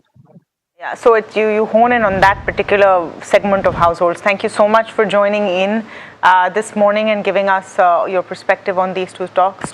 Aditya Suman from CLSA there. Parag bhai, thank you for your patience. You heard that whole conversation about Eternal. Is there a sense that you might see a rebound in the stock? Because there was a lack of clarity. Then you had this shareholder letter. Then you had the conference call come in. A lot of breakdown about competition as well. What are you making of what Eternal will do? No, I think it should rebound. And I have always maintained in this space, quick commerce and food delivery space, Eternal is the best executor. And this is evident in this quarter's results in every sector. In every sector, you can say that these are the winners who have done right things executed in a right manner. So one winner or one or two winners per sector are visible, is that what you're saying? Definitely, absolutely. So in cement, Ultratech, for example, did best. In steel, JSW Steel did best. In banking, ICICI Bank did best. In auto, two-wheelers, TVS and Bajaj both did brilliantly. So across the sectors. Now in this sector, of course, I am sure Eternal will lead the space in this particular space. Yeah. So FMCG, Nestle did it, but Nestle, of course, is 60 times. So you cannot stick your neck out and say buy. You have to wait for a dip or a bad day or a bad result. Yeah, well, I think people have been waiting for some time. Yeah, the companies are working on the numbers they have shown is just mind-boggling. Like Nestle is like 25% sales growth, 40%. I think second, third quarter in a row. They have and been on a trot. 40% PAT growth in a mature business like Nestle, like FMCG. It's. But the point that is being raised, and I think the CLSA analysts put it well, right? The kind of products that they're selling, the way that they're executing, the premiumization that is at play. So therefore, even in the last one quarter, where HUL, probably Nestle as well, but certainly HUL has been raising prices, it's been at the higher end, and people have been consuming that nonetheless. So see what's happened with the management as well. You are applying quick commerce and large platform sense that a Manish Tiwari has to an FMCG business. So you're beginning to see that happening. Okay, Samit Sarkar, waiting in for a while. We'll come back to your point which you wanted to finish, Parag Thakkar. But Samit Sarkar, what do you have on Heard on the Street for us this morning? Given that we are in the earnings season, first stocks on that. Firstly, CG Power, Tata Power and Ambuja. There are buy flows on the large HNI and PMS desks. Dealers are expecting strong Q1 numbers from all the three names. For Bank of Baroda, it's on the other side. There are sell flows. Weak Q1 numbers is something that the street is expecting. For Polycab, there was a buzz of a block deal that is expected to happen. Now, we did indicate about this block deal buzz a while back, but what I'm picking up right now is that the demand is quite strong for this block deal, and this block deal might happen in the block window as well. For data patterns, there are buy flows. Dealers are expecting a large order win of close to around 1200 crore rupees. And when it comes to PFC and HDFC AMC, there are buy flows on the DI desk. Even the delivery volumes are on the higher side. And couple of stocks that we did indicate earlier, Dr. Reddy was on 22nd of July, that is yesterday. We did say that the numbers are expected to be quite weak for first quarter, and that has come out to be true. And for Sona BLW, we mentioned on 16th of July that there would be an announcement related to a JV, and yesterday they announced that they are forming a JV with Denso Group. So that's quite a positive announcement that has come in for Sona BLW. Okay, so that's with regards to Sona BLW, and we took that as one of the stocks that should be on our radar as well. But apart from Sona BLW, data patterns, that's one I want to talk about with the kind of uptick that we've seen in terms of trade. Let's pull up the chart yesterday. Today, I mean, we are already at pre-open, yes, is indicating a mild bit of pressure, but there have been buy flows on H9 desk, as Somit was mentioning. On the charts, Kush, how does that look like? Because yesterday it was very strong. And on the back of massive jump in volumes, I think about 5 or 6x of the last 20-day moving average. And this stock has a tendency of seeing these volume spikes, consolidating for some time and then going out and hitting fresh highs. So I would definitely remain invested, or if I have a position, I will continue to hold with a stop loss at 4600. Fresh buying I would avoid for now because it's already had a big spike. Plus there is a resistance at 4850 and 4900 levels. So definitely a hold. Fresh buying, fresh momentum, perhaps beyond 4900.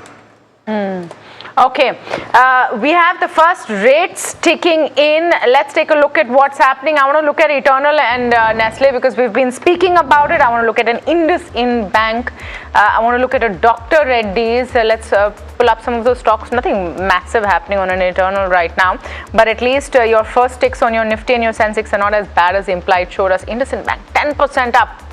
They have talked about their path to improvement from here on. Maybe that's what's exciting the market. Look at a United Spirits. Again, results which were reported and not so great as far as United Spirits is concerned. We talked to you about Dr. Reddy's. That's also showing a first tick run, but just the first 2 minutes, so this will change maybe.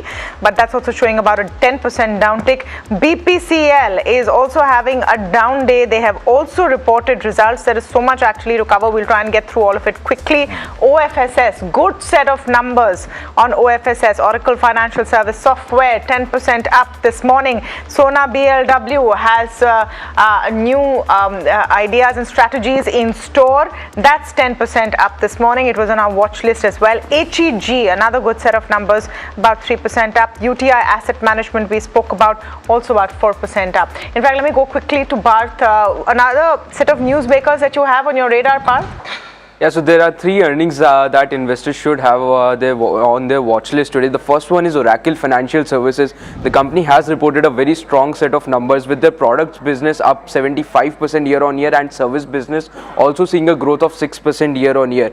The main financial services, the company has reported a very strong set of numbers with their products business up 75% year on year and service business also seeing a growth of 6% year on year.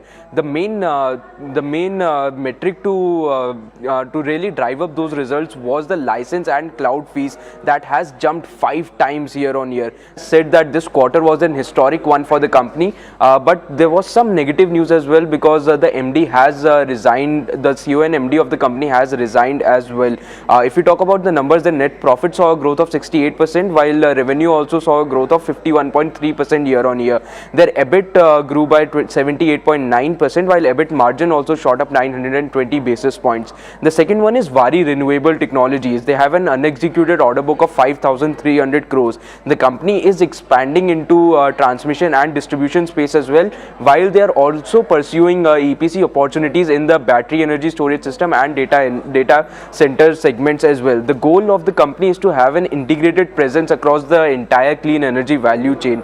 About their results, the results were quite good as well. Net profit saw a growth of 34% and revenue also grew by 53% year on year. EBITDA saw a growth of 47% while in EBITDA margins there was a slight degrowth of 70 basis points. The last one is UCO Bank, which has seen a strong quarter. Net interest income was up by 17% to reach 2,808 crores. Net profit was up marginally by 8% to reach 656 crores. Net NPA and gross NPA also saw some improvements at 0.25% and 2.08% respectively. Provisions also degrew at 235 crores while there was a improvement in NIM. Okay, thank you for that part. Okay, let's go quick and fast and furious. We are 5 minutes into the pre-open session. Shrikant Chauhan with us this morning. Shrikant, very good morning to you. Let's get a Nifty call first. Good morning, everyone. So while looking at the setup of the market, it is very clear that the market is forming lower top, lower bottom series. It has formed lower top around 24,300, and from there we are seeing consistent sell-off in the market. It has broken the level of 24,000, which is negative. Now the 23,800 is the next level to watch out for. This time I am of the view that the market may even break this level while looking at the entire market macros. So below 23,800, in case if we see the market is sustaining, then the chances of hitting 23,500 would turn bright. And because of this fear, I am of the view that in case if there is any rebound because of any reason, then close to 24,000, 24,050, we should look for reducing some long positions. So by and large, we need to be careful in this market because this time the market is on the verge of breaking 23,800. So then from that perspective also on individual stocks, you're going to be cautious, Shrikant. You're going to wait on the sidelines. I think large cap stocks are clearly under pressure. HDFC Bank and few other banks, including few other large cap companies, they are clearly under pressure, and we can very clearly see that they can fall further more from here. Larsen is the stock where we should look for creating some short positions because it is still at 3,800 levels. The stock can easily fall to the levels of 36, 36.50 based on its technical formation and the way the news flow is there. So at this level, it's a short with a stop loss at 3,860 for the target of 3,650. But yes, few stocks can do well based on their quarterly numbers because in this result season, most of the time, whenever we have seen any good numbers, we saw some supporting buying activity or some specific support for that particular stock. So in that, we like Eternal, which is around 289, 288 now. In the pre-open session. From here, the stock can move towards the levels of 305 and in the best case scenario, 315. So here we can keep a stop loss at 274, which is yesterday's lowest level. we can keep stop loss at 274 for creating any long positions on Eternal. Okay, Eternal is the eternal favorite this morning. After yesterday's response to its stock, I want to look at where IndusInd settled and ask Parag Thakkar a view on IndusInd. This is a space that you look at closely. You think Rajiv Anand now poised to execute that turnaround that is being expected from him? Yeah, gradually I think you will see turnaround, but in my view the core earnings were not that great. Yeah. It was led by corporate loans, so NII also actually, if you see adjusted NIM. And that's where it settled actually. Yeah. It settled about 3% down. And everybody knew this result will be a good turnaround, but so I would say that the stock will consolidate for a while. What Mr. Rajiv Anand is trying to do is to navigate this entire problems and turn around the bank. Now it is set for growth. It is trading at 1x price to book on FY28. So I would say that there will be some little bit of consolidation or correction, and then it will, but not a table thumping buy for me for sure. And just to continue with what Srikanth said, I am also for crude oil at 96, US 10-year at 4.65. You cannot be table thumping for anything. Nothing, not even a table tapping. No. What about your I'll run away now. What about your favorite table thumping buys? Your HDFCs, your Bajaj Autos, your ICICI? So I'll tell you, we have raised cash in the portfolio in last rally. Now you've raised cash. Yeah, and it is 12%, but we have not sold our core holdings like ICICI and Bajaj Autos of the world. But we are a little bit cautious for sure, and we would now like to buy gradually in a staggered manner on dips.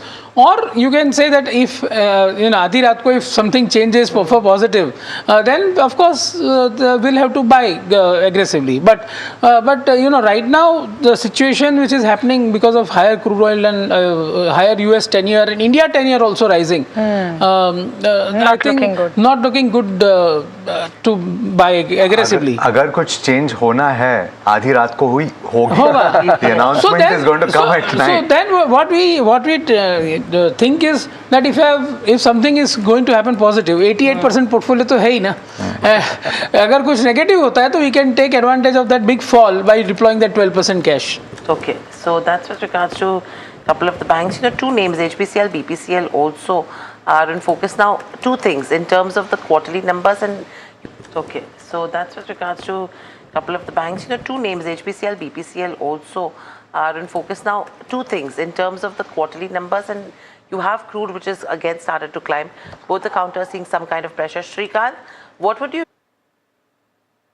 So there also we can see downward activity. The reason is because in the last up move, they have formed some rectangle sort of formation between their important resistance and support levels. And after hitting those resistance level, now again we can expect downward activity. So at this level, one thing is very clear that we should stay away from taking any bait on these stocks, because in the near term, at least they can fall further. At least 10 to 12% sort of fall is not ruled out from current levels. Currently, HPCL is around 395. The stock can again fall back to the levels of 360, 370, where it has next leg of support. And for BPCL, there also the view is similar. It has spent a lot of time close to 320.25. Now again the stock can come back to the levels of 290 or maybe 285. So at this level it is better to stay away. Yes, we can look for taking some bets on upstream companies, that is ONGC, which is currently around 251, 252, and the stock can again come back to the levels of 270, 75. Okay, very quickly before we go into the opening session, and Varsha, you have a minute. Tell us what's happening with MedPlus. What's the story there? Overall, the story is, Tamanna, that capex are put on hold. Now, non-core projects has been paused. Food park project has been put on hold. Wellness facility project has been put on hold. Now, this is followed by strong investor feedback that they have got. But the core business investment continues. Pharmacy expansion plans have remained unchanged, and the core growth capex remain, intact. Yesterday we saw the numbers and the margins were actually in pressure because of the multiple one-off factors, and Q4, if you see, benefited from inventory related gains and some supplier discount as well. But the private label was a miss which actually impacted the numbers. But now private label recovery is underway according to management, and they want gradual improvement. They are looking to rebuild private label mix steadily, and marketing and consumer outreach is to aid recovery. And the temporary headwinds have actually impacted the overall mix, but the capex that has been put on hold is one of the concerns that investors has. Capex hold is the biggest concern that investors could have. However, your pre-open rates are not indicating that concern right now. 3.5% up move is what you're seeing. Any view, Parag Bhai, in terms of MedPlus? Because we're talking about the earnings where mainly it's the conference call where the capex has been put on hold. Do you think that will be a negative? No, I don't track this company, so I will not comment on it. But just as one thing that many companies do these things and then with shareholders' feedback they reverse it. Generally, I don't like this trend because you should have thought through before announcing some big capex like this. Okay, so nothing in terms of fundamental view coming in on that front to that extent. But Shrikant, on the charts, how are you looking at a MedPlus? Because yesterday's session, all of these companies did react on tariffs. Today, are you seeing any further momentum that could pick up? Is there a reversal in place? No, I think yesterday's news flow and the way the reaction was there in the market for all these companies, it is very clear that somebody must have taken huge call for taking some profit on the table. And we can expect some more weakness in the near future. That's the overall view. Almost all the stocks have given up, and particularly MedPlus, there also we saw a deep sell-off. The next level to watch out for would be somewhere close to 550, 600, where it has made a lowest low. So at this level, it is better to stay away from taking any long bet. Okay, Shrikant, quick word on an OFSS, Oracle Finance. So there also, I think it is very close to its all-time highest level. And despite despite all these good numbers, I am of the view that at higher levels, again, the stock can come under some pressure because it is just a vertical up move that we saw from the lower levels for hitting the all-time high. So around this level, the stock can spend some more time. In case if there is any higher opening, as pre-open is suggesting, we should look for taking some profit on long positions. And at any level, will you buy Dr. Reddy's today? Dr. Reddy, I think very clearly stay away. We are focusing more on Divi's Laboratories as well as Sai Life. I think these are the two stocks where we should concentrate more. Reddy's in the pre-open session. Is that what's going to happen? Are we going to see Eternal on top and Dr. Reddy's at the bottom of the heat map? Let's see if that's how it pairs out as we open this Thursday morning under a cloud of high Brent prices, rising yields, whether it's US or Indian bonds, and a lot of uncertainty out there. We breached 24,000 yesterday. Can we stay at least above 23,900? That's going to be really the challenge for the markets today. We're opening about 0.5% down on the Nifty. Your broader indices also not looking great. Your Nifty Bank about 0.7% down, and your advanced decline ratio clearly skewed towards the bears this Thursday morning. I want to pull up the heat map and let's see if those predictions of what we saw in the pre-open session actually pan out. At the bottom is Dr. Reddy's Laboratory, about 4% down. It's not an exciting set of numbers. Huge slides over there. There are some brokerages today that say that maybe this could be the last bit of the bad earning patch. This is the trough. H2 could be better. Not too many people seem to be wanting to make that call this morning at least, and it's a semaglutide problem they have, which is maybe ironically shrinking their profits like it's supposed to shrink waistlines. Indigo is down about 1.5%, 96 on the Brent, $96 on the Brent. It will be uncertain for this company. Infosys seeing a bit of pain. Expect some pain in IT after the IBM read through. IBM has reduced its margin guidance to the lower end, and that's not going to look good. Eternal shines bright this morning after the shareholder letter from Dipinder Goyal, after the CEO and the CFO spoke on the conference call. Some estimates say Blinkit now is larger than Swiggy, Instamart and Zepto combined in its orders and happens to be profitable. But how much more can go there? Because apart from the Eternal, everything else is not even 1% up on the Nifty. So it is a dull day with maybe a few sparks here and there. Alex, one will have to look hard to see some real winners, because the overall mood is quite negative for the markets and on the India VIX as well. Indeed, and I don't know if the ones that we've selected that had good results or other updates will actually show that kind of spark either. Let's pull them up and see where they are. But before we do, let's take a look at the sectoral heat map just to see whether this level of red is replicated. Indeed, it is. You have FMCG as a pack that's doing okay. It was one of the gainers in trade yesterday as well. One of two or three. It's gaining about 0.4%. Nothing too much to speak of. At the bottom end, though, you have the pharma index on account of Dr. Reddy's Laboratories and the kind of pressure that it's bearing down with regard to the pack as a whole. The small cap index down close to 0.8%. The Nifty Bank underperforming as well, down about 0.8%, or rather I should say keeping pace with the benchmark and losing about 0.8% or so. And you have the PSU banking pack that's also down 0.6%. So this is broadly expected, and it's panning out the way we had anticipated as well. But let's take a look at individual counters. And Oracle Financial Services, on the back of its license and cloud fees gaining quite considerably, is up about 2.4%. It might build over the course of the day. Keep an eye on this one. IndusInd Bank turnaround with regard to asset quality, but really I think the question is going to be about when they can bolster their return on asset. They're expected to exit FY27 at a 1% ROA. Is that going to be enough? As things stand right now, the stock is under a tad bit of pressure, down about 3.5%. What about the AMCs? Nippon Life as well as UTI AMC posting numbers. Wow. Okay, Nippon Life seeing cuts of about 4.5 to 4.6%. Decent set of numbers actually. Pull up UTI AMC and see what it's doing right now, and whether or not it's reacting in the same way. We'll have to pull that up and talk about it if we can. Okay, so it's about 1.9% higher at this moment. Decent set of numbers for UTI AMC as well. HEG reacting to numbers. Margins are up and about, and so too Gandhar Oil. In fact, that is the stock of the day this morning.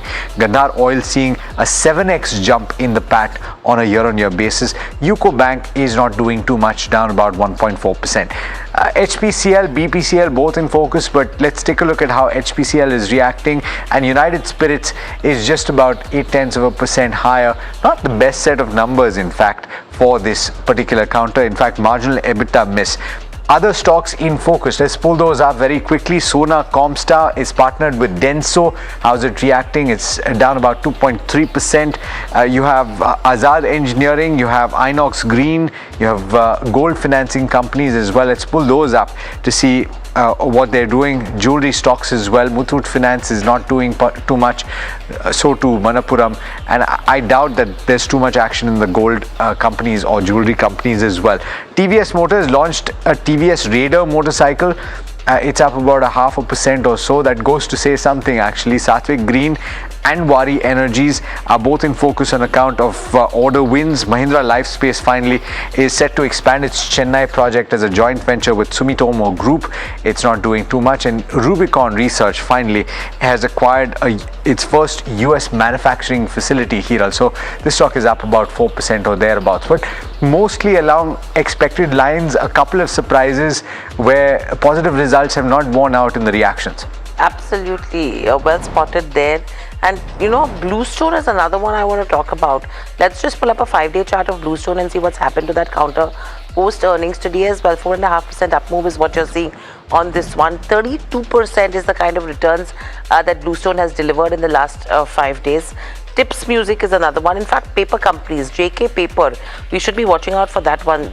That stock is up nearly 3% in trade, and apart from a JK Paper, you will see Imami Paper also, because both of these counters have risen in that range of 5 to 20% in the last couple of trading sessions or from the lows. So there is that little bit of momentum coming in on those names. On the losing end, you have CIE India, which is down. Acuitas is slightly under pressure. NTPC Green, Carborundum Universal and Tips Music. In fact, we will be speaking to the management of Tips Music as well shortly, but smart moves there. Paper companies on the charts, Kush. Imami Paper, JK Paper, 5 to 20% is what kind of surge that we've seen in the recent past as well. Are you expecting that momentum to continue? Close to resistance levels. In fact, if you see yesterday's moves on JK paper, there was a big candle, but could not sustain near the high point of the day from around 412, 413 levels. It retraced quite a bit. You're seeing a continuation of that move, but I think resistance will be kicking, also overheating apparent. So more of a hold if you want to ride the momentum, but not a fresh buy. Stop loss is close to the 385 mark. I do want to ask about the metal pack, and Parag bhai, this is for you because ultimately there is news on commodities, and specifically there is Alcoa that was up in the US yesterday. Yes. What is the read-through for Indian metal company? So basically, I love Hindalco at this price. So if you see, the multiple is just 10 PE. On FY27, I'm seeing. And there are so many triggers coming because of the Oswego plant starting in Novelis. H2 FY27 will be stronger for Novelis. And here in India, aluminium prices are holding up above 3,000. Right now at 3180 LME price is there. Plus there is premium. So India business will report very strong numbers this quarter. And next year, there are the coal mines which are starting. So that will lead to savings of $200 per ton in terms of. So India EBITDA can increase by 3,000 crores. And Novelis, which is at $500 per ton, will gradually move towards $600 per ton over next 2 years. So last year, just to sum it up, last year the EBITDA was 34,000 crores. Market cap is 13,000 crores right now. And in next 3 to 4 years, this EBITDA from 34,000 can go to 60,000 crores. So I think it will become so cheap that at this price, if you just take aluminium at 2,900 also, and which is right now 3,190, then also Hindalco is looking like a mouth-watering thing. Mouth-watering. Okay, you just talked about how you've raised cash, but you're going to gradually buy. Would this company be on your radar? Absolutely. Okay. Absolutely. All right. About percent up on Hindalco this morning. Not a markets story, but important to mark what the Prime Minister has just posted out on X, saying, and I quote, "Nothing is more important than the welfare and future of our youth. We have decided to set up fast-track courts to ensure swift and stringent punishment for those involved in paper leaks. Have directed the concerned authorities and officials to take all necessary steps in this regard. This continues our series of steps for safeguarding the interests of students. Those who try to harm the future of our youth will not be spared." Now, this is an important message coming in from the Prime Minister in the wake of protests led by students and other parties asking for action on the NEET paper leak. So, thought we just earmark that important story as well. All right, Shrikant Chauhan with us. Shrikant, just as we wrap up this session of our conversations, just wondering if you want to relook at the Nifty call, because after a pretty sharp drop showing some signs of recovery, or would you wait for a little more data before you take a call? Yeah, I think while looking at the today's opening and now it is rebounding from the lows, it is again giving weightage to the levels of 23,800. But overall formation is still suggesting us that we need to be careful at higher levels. So yes, we may see the levels of 24,000, 24,050, but there we should again look for reducing some positions. It is better to stay away from taking any position on index for the time being. Yes, there are a number of companies, they are really doing well. So there we can keep a close watch, and there we can get some trades to trade in the short term. But for index, I'm a little bit careful, and I need to see that whether the market is forming any reversal formation or not, which looks difficult at this point of time. Okay. All right. On that note, thanks so much, Shrikant, as well as Kush and Parag bhai, for joining us today and for speaking to us. Always a pleasure. All right, markets have rebounded from the low point of the day. Let's see if that continues through the session, and we're back above 23,900, at least for now, with 0.25% lower as things stand right now. We're joined this morning by Vikas Khemani, who's founder and CIO of Carnelian Asset Managers and Advisors. Vikas, always a pleasure having you on the program, and thanks so much for taking the time. Good morning to you. What is the mood as things stand right now? Because at least this week, it seems like things have taken a bit of a slide to the worst, at least at the macro level, where you have crude once again above $95 to the barrel, and that's never good news for us. But hopefully this dissipates like it has in the past. What's your mood right now? Absolutely, these are the kind of things which you can't control, so there's nothing much you can do. We also know that they will not be permanent. Now, these kind of things do bring short-term volatility in the market. So every time such moves happen, I see more from the point of view it's a buying opportunity, because the good news is that the underlying fundamental economic factors of corporate India, of Indian economy, are fairly robust. We have seen all numbers are favorable, except this one lingering factor, which is the oil price, right? And as and when that settles down, we saw in the past when it settled down, it went down to $70, how markets rebound. And but unfortunately, the conflict continues, and every time we feel that it's over or it's getting over, it just resurfaces. So these kind of things do tend to last. We saw similar kind of situation in Ukraine war situation also. Ukraine war continued, but as the oil price settled down, and supply chain opened up, markets moved on. So I see this also happening. Now it can be 1 month here and there, but in my opinion, next couple of months, it should be behind us. Okay, Vikas, we always love speaking about your take on the markets, but today we've called you also to congratulate you and look at a new exciting venture in your journey, where you're foraying into the mutual fund space and the fund management space, really. Tell us more. Thank you very much. Of course, it's a new chapter for us, and thanks to SEBI, we've got all approvals in time, and very very fast approvals we got. And idea is to see we built this firm over the last 7 years with a lot of hard work, and we have catered to a very niche segment of the market, which is HNIs and family offices. And our performance has beaten all benchmarks. We've seen how over the years, we have delivered between 23 to 32% return, or with alpha of 9 to 15% per annum. So we feel that our approach has really stood test of time throughout. A disciplined approach of investing. Can we give access to that? To a wider set of investors, retail investors, and which I think is quite possible. And a lot of our partners have been requesting for this quite some time. So we are quite excited about it. Of course, it's a long journey. It's a new chapter. You have to see everything, differently. But we are very excited about it, and I just hope that we live up to the trust of our thousands of investors. I'm tempted to ask you, because it's a crowded space. A lot of people are already there. How do you think that you will stand out? What is going to be your edge?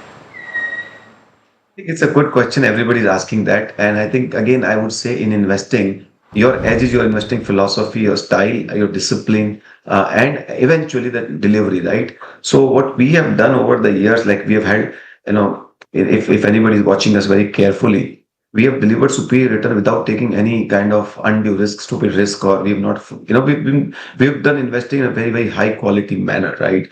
Now, in our investing, one mutual fund versus another mutual fund, given there's very little scope for innovation, right? But the fact that the biggest value you can bring is your performance. So we have a great track record of delivering performance over 7 years to our investors.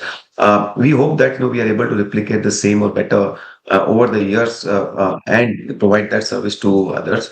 Of course, we will not be in a hurry to, we are not chasing any AUM, we are not chasing anything. We are just, doing how a business should be built on a long-term basis. We are in this game for next 1 to 2 decades. So it does not matter to us what happens in the shorter term.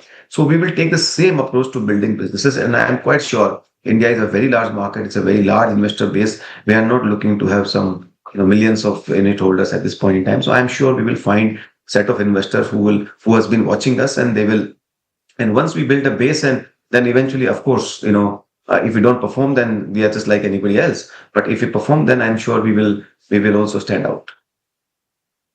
Morning, Hiral, first up, congratulations as well.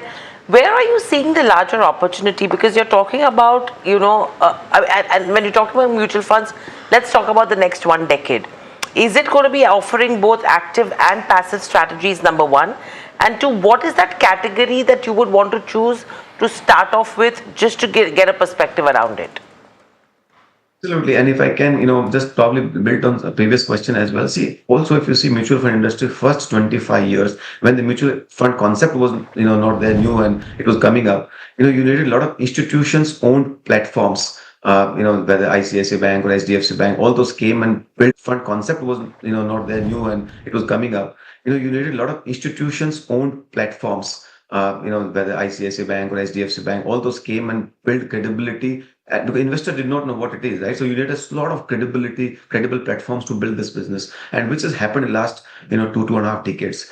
I feel that in times to come, you will find over next 1 decade or so, a trend where a lot of investment professional-led, founder-led platforms who will come and kind of deliver a lot more value to the unit holders, which has been done. So I think you will find that shift happening. And we have already seen a few people successfully doing that, and I think that trend only will remain. That of course, test of thing will be how well one is able to deliver, how one is more importantly carry out governance, because in this business, according to me, the governance is the most important aspect. You cannot compromise on that when you're managing third party money. So people who are able to deliver and also deliver governance along with performance would be the key winner from the category of people who are becoming founder-led platforms, because governance is delivered by the institutional-led platform. I think we can have a good chance of delivering both governance as well as performance in a superior manner over the decades, and that will build out players like us. Because I just want to remind you of Hiral's question, which is which categories of active will you look to get into? Because those that have gotten in over the last 1 year have had a pretty standard template to open in the diversified space first and then drill down. So we will come to that, I think, when we get to the product launch, which I think is still about, in my opinion, month and a half away. We will be revealing those cards very soon. Right now, a lot of strategic thinking is happening, and so we will work out on that. But we will definitely be active, because in our previous conversation, I have said multiple times that I'm a big proponent of active investing. I think in India-like market, there's a huge scope for alpha generation, at least for next 1 decade. And that money should not be left on table. Like I just said, our alpha has been in last 7 years, depending on product to product, 9% to 15%. Now, if you can generate that kind of alpha, it's a lot of money leaving on table for saving. People invest into passive only for saving cost of manufacturing, which anyway is very cheap in India. So in my opinion, there's a great case of active, and we will definitely do active. We will not be right now, at least next few years, to think about on any of those things. That's the broader strategy. Now, which product to do, we will definitely, share as and when once we have decided on that. Interesting. So it's going to be on the active side. We will be awaiting all the details as well, but congratulations once again, and it's going to be an interesting one to watch out for. So that's with regards to where Vikas Khemani getting into the mutual fund space with the SEBI approval coming in there. But moving on, Dr. Reddy's. Now, clearly the margins have been a major issue. Semaglutide has added to the pain, and that stock is down nearly 3%. In fact, my colleague Varsha did speak to the management. Let's quickly listen in to a slice of that conversation. Hello and welcome to NDTV Profit. My name is Varsha. Well, Dr. Reddy's lab is in focus on the back of Q1 FY27 numbers. Just for the benefit of viewers, over here the weak numbers that we saw was because of US revenue, which fell 35% year on year. This was due to sharp drop in Revlimid contribution, but company is actually now transitioning beyond Revlimid. About the India business, this was due to sharp drop in Revlimid contribution, but company is actually now transitioning beyond Revlimid. About the India business, though India business grew strongly over almost 17%, ported India growth, price hikes and higher volumes aided to growth. But to speak more about numbers, how was Q1 and what lies ahead when it comes to further quarters, and to give us a medium term outlook, to talk to us about that, we are here joined by Mr. M.V. Ramana, who's Chief Executive Officer, Global Generics at Dr. Reddy's. Sir, welcome at NDTV Profit. Pleasure to have you. Thank you. We all know the reason why US revenue was down 35%. Even there was a 240 crore hit due to semaglutide API issues as well. Now, considering all this, for FY27, you were expecting almost 20% plus EBITDA margin. Are you still on track, considering the issues that we had in Q1? So, yes, so we are confident in terms of how we are looking at growth. What you would have seen in terms of the numbers that were released, On the base business, there's a double-digit growth, and there's a double-digit growth across markets, whether it is US, whether it is Europe, whether it is emerging markets as well as India. And we have been focusing on growing the branded part of the business. And today, if you see India, emerging markets, and NRT is more than 50% of the revenues, and all of them have had good growth in quarter one. And we believe that based on the current momentum and the new products that we're expected to launch over the next couple of quarters, followed by both the moves on the consumer health as well as innovative assets, will continue to grow. It is true that we have had an impact this quarter of the semaglutide write-offs, and also some impact because of the increase in the solvent prices because of the Middle East crisis. But overall, in terms of the base business growth, we're confident on how we expect to move forward in the rest of the year. Understood. And sir, so considering or you have taken a 240 crore hit, this is of course due to semaglutide API issue. Now, is the problem now fully behind, or is there still risk of further write-offs and supply disruptions? So when it comes to the write-offs, we have taken all of the write-offs in the quarter one. And when it comes to this particular product, we have understood the root cause on why we have had this issue, and the scientists are working together on the countermeasures. On why we have had this issue, and the scientists are working together on the countermeasures. The way we would get to, and then we test the product again. Should all of this go in the right direction, then we should start having the product back in quarter three. Understood. And sir, have there been any customer losses or market share losses in Canada because of the supply disruption?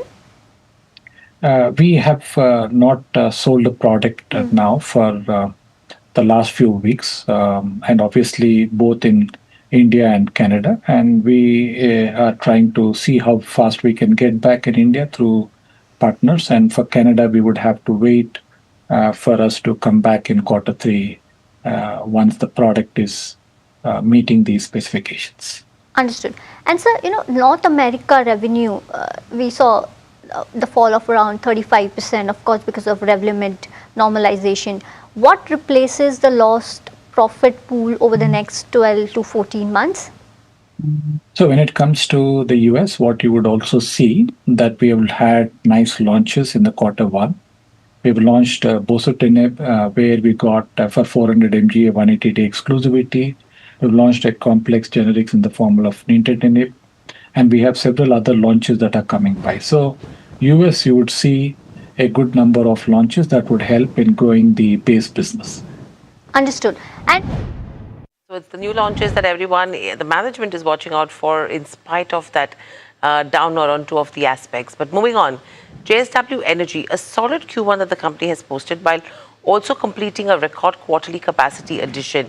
My colleague Nisha had an insightful conversation with Sharad Mahendra, Joint MD and CEO of the company. Let's listen in.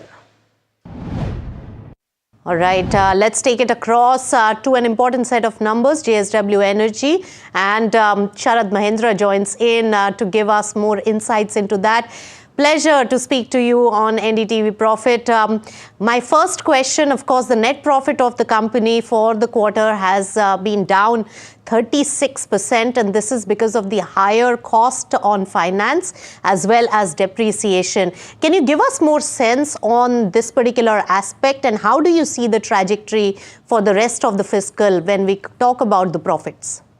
Yeah, thanks for inviting me here. Yes, we see when any company which is in a growth phase, and the amount of capacity addition when we come year on year, when we are comparing the interest which has gone up by almost 6% in terms of the value terms, additional interest outflow of almost 200 plus crores, and the depreciation when we capitalize. These are the two factors. And this is something, if you see that when the amount of capacity additions, what we have done, if we compare in the current year, in quarter one only, we have added almost 873 megawatt of capacities. We have to remember. So this has also resulted in a higher interest outflow. But more important in terms of depreciation also when we capitalize will increase. More important how the cash profit is there. That is important, which is a healthy in excess of 1,400 crores of cash profit, which is there, which enables us to continue with the growth momentum. That's right. In fact, in terms of profits, it may have taken a dip because of the expansion that you really stated, Sharad Mahendra. But when we talk about the EBITDA margins, it's at 55.17% versus the estimate, which was way lower. So you have really beat the expectations on the margin front. Can you give us a picture in terms of the operational performance? What is really working? What were the levers which boosted the margins for you? And is that also sustainable in this quarter? Yes, one is that when we see the hydro business, we all know that because of the extremely low monsoon and the rainfall which is there, the hydrology has been, as a country, the hydrology has been extremely poor and the hydro generation has seen a negative. But for us, if you see one, that the Kutehr, which was not available in Q1, plus the early commissioning of the Tidong asset, which we acquired in the month of January 26, and we started the completion work, and we did it in a record pace. So this is where, which was earlier estimated to be commissioned in October 26, we have commissioned in the Q1, thus giving us a significant advantage of the entire hydro season and the hydrology season. Is the advantage we are getting. These are the incremental upsides going forward for the entire full year in terms of generations and in terms of the EBITDA and the profitability. When we come to the RE business, our generation, incremental generation, quarter on quarter, year on year, if I compare, we have a higher generation of 11% through the wind and solar because of the incremental capacities. This is despite the lower wind generation and the CUF which the country has experienced. So incremental capacity which we had added during this period has given us the advantage. Thermal, our generation has been lower by 5% as compared to last year Q1. This is primarily because of our Mahanadi plant, which experienced a force majeure outage because of the severe thunderstorm and the high wind speeds. When the outside the plant, the evacuation infrastructure got disrupted due to tower collapse. But that is something wherein it's a force majeure. The plant availability is there, so we have our fixed cost is protected in that. Yes. But that led to a lower generation in Q1. All right, but that also got offset by also beating the timeline when it comes to the other areas of the business, especially coming in from renewable. Now, also must to highlight that this is also the highest ever quarterly organic capacity addition that has been done by the company in terms of the highest ever quarterly organic capacity addition that has been done by the company in terms of the capacity expansion when we talk about the renewable space, especially solar, wind, as well as hybrid. When we talk about the target amount of capacity expansion, how are we stacked up and are we on track? Of course, in some areas we have outbeat the timelines. Of course, in some areas we have outbeat the timelines, but how is the rest of the year looking in terms of meeting the targets? Yes, when we compare with last year, when we saw that the inorganic capacity addition, greenfield capacity addition, was almost 1,250 odd megawatt we did in full year.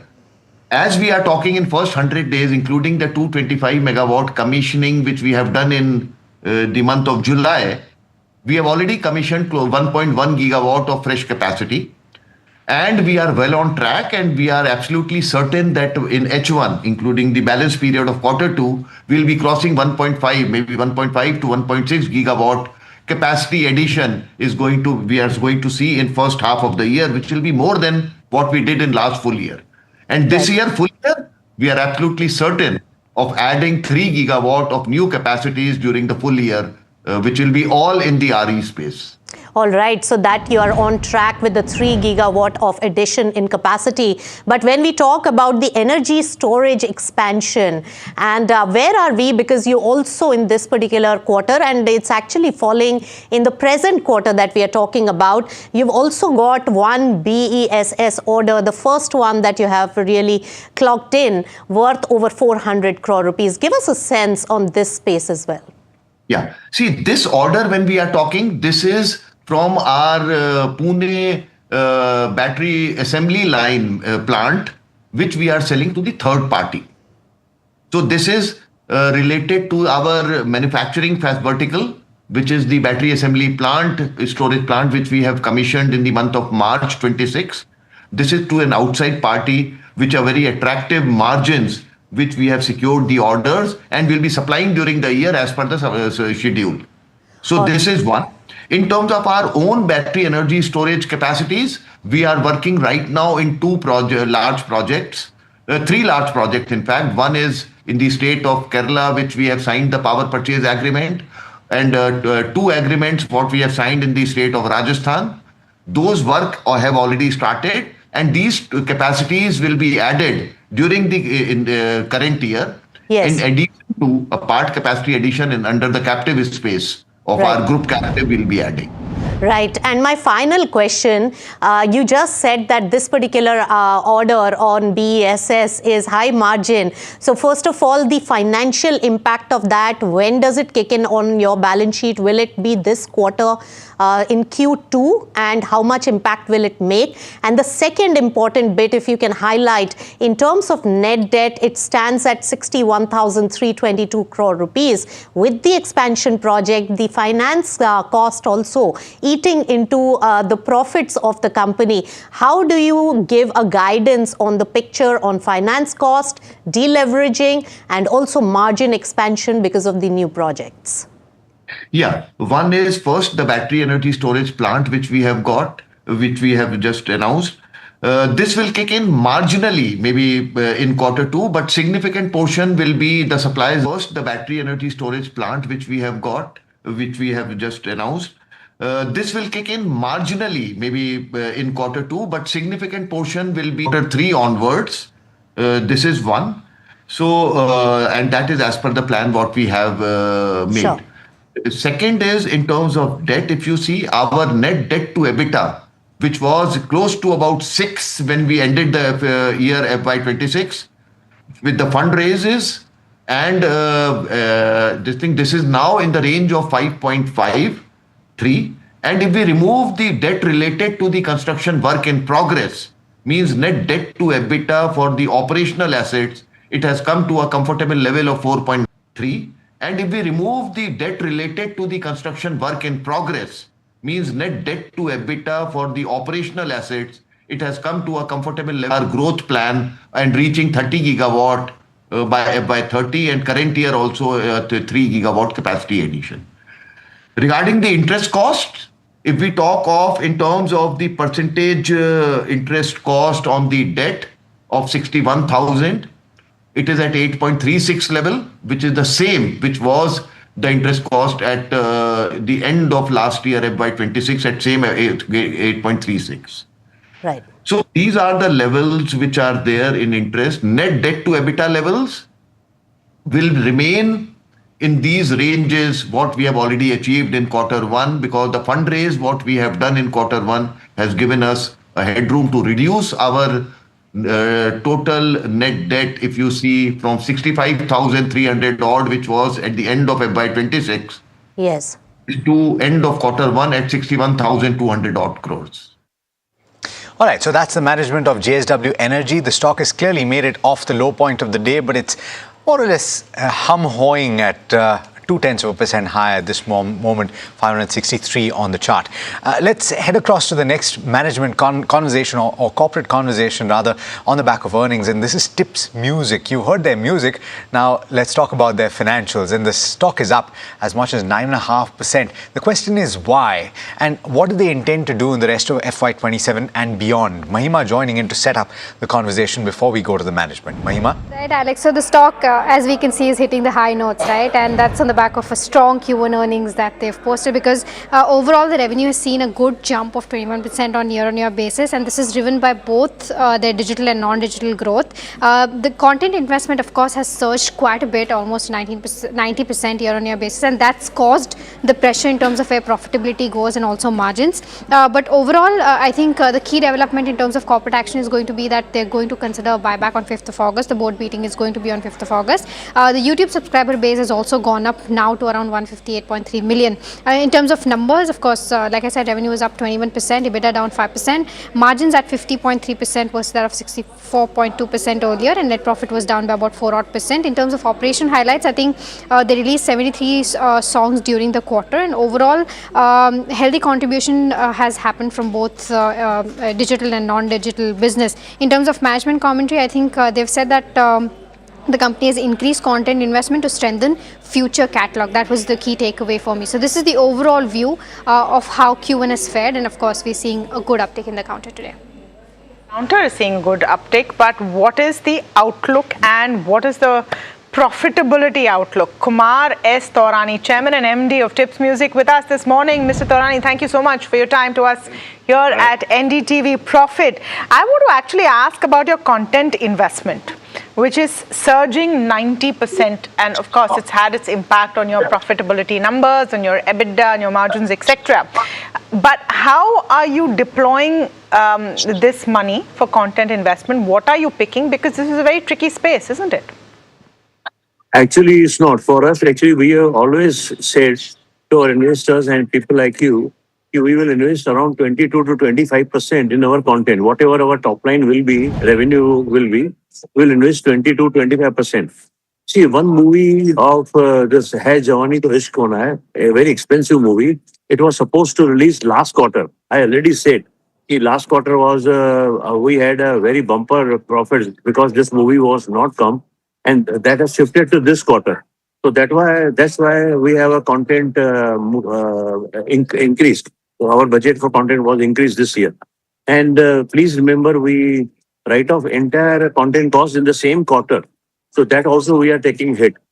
So, Mr. Taurani, if you can just explain this, which movie was this? And because, if I understand correctly, because this movie is releasing this quarter, that's why you've taken that content hit this quarter. That means next quarter, this will not be the case. Yes, absolutely. I'm saying that. That was a Hai Jawani To Ishq Hona Hai. Film was supposed to release in March, April, but we shifted to June. So we can't release so early music. For music, we need 6 to 8 weeks before we release our music. So that's why we have seen this content suddenly going up.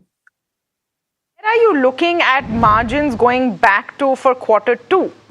Are you looking at going back to your 64% odd? Are you looking at EBITDA coming back as well once this one movie's write-off goes out of the window? Or do you have a quarter 2? Are you looking at going back to your 64% odd? Are you looking at EBITDA coming back as well once this one movie's write-off goes out of the window? Or do you have another big one next quarter? No, big ones will come and go. But let me assure you, as a yearly kind of a company, so this year our projection is 20% top line and 20% PAT. So this will remain. You know, another thing that I'm finding interesting and I want to understand is, what is your revenue breakup now on digital and non-digital? Around 75% is digital, 1-2% here and there, it fluctuates, and around 25% is non-digital. How does this work? If you can just give us a little more detail, because you mentioned in your presentation also your YouTube subscribers, etc. So what are the sources of these digital income streams? So in digital, there are 3 major things: YouTube, Spotify, and Instagram.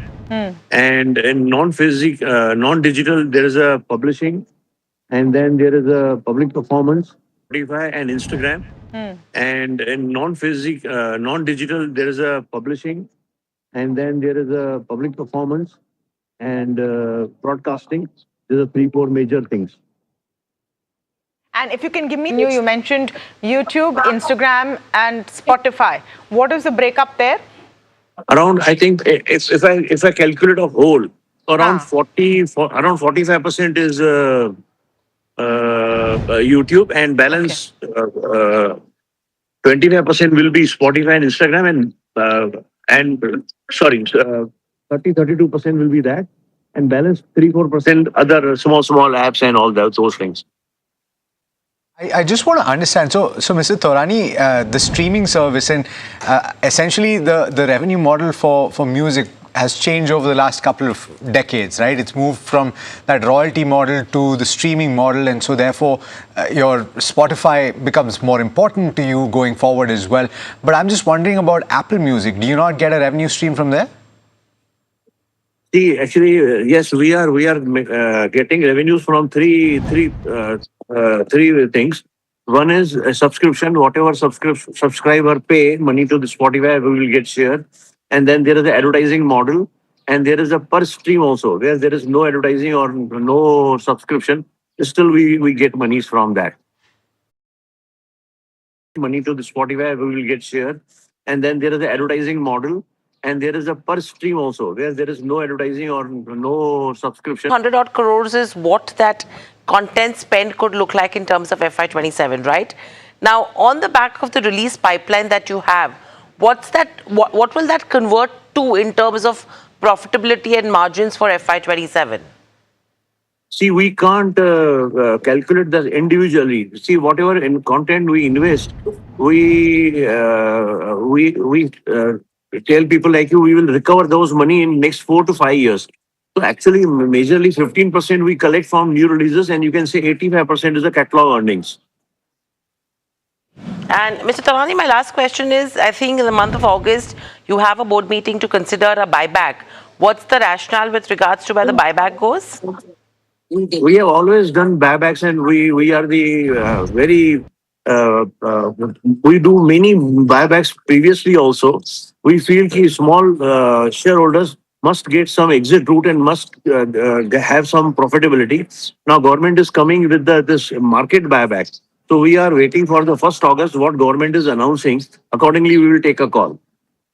Taurani, just checking, and of course buybacks are a great way to reward small shareholders, but will the promoters be participating in the buyback?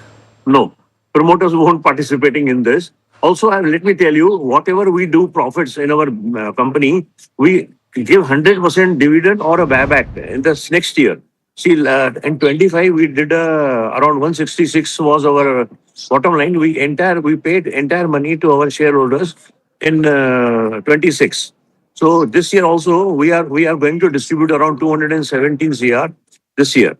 That will include dividend and buyback. That's very interesting, and that takes me to the long-term earnings profile of the company.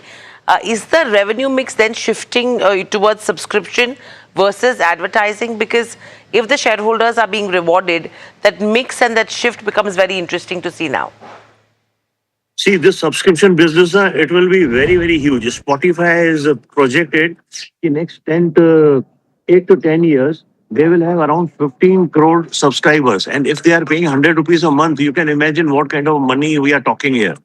So I think this music business only will, maybe 1 or 2 years, we will grow 20%, 15%, 20%, 25%. But then suddenly there will be a big jumps will come. The way, the big jump came in TV industry, there suddenly their distribution model has given them so much money. So I think the subscription and that small, that short content, plus this public performance, you have seen that Diljit Dosanjh shows happen. So these three things, I feel will be a big earners for entire music business. Slightly broader question, Mr. Taurani, because you've spoken about so much. In your space, what is the impact you're seeing of AI generation of music? Because a lot of individual content creators are going out there, creating music themselves. They don't have to pay you any licensing. You're not the only one in the game, right? There was a time when you had to be with a label to create music. Now anyone can do whatever they want, and there's a huge amount of AI generation. Do you see this as long-term threats? No. These are not threats. In India, we have been protected by law. Nobody can touch my content. My content is my exclusive property. So nobody will touch, and we are talking I'm to not government. talking about IP. I'm not talking about IP. I'm talking about the flood of content that is coming. No, actually, Spotify is removing so many. I think in millions of content they have removed.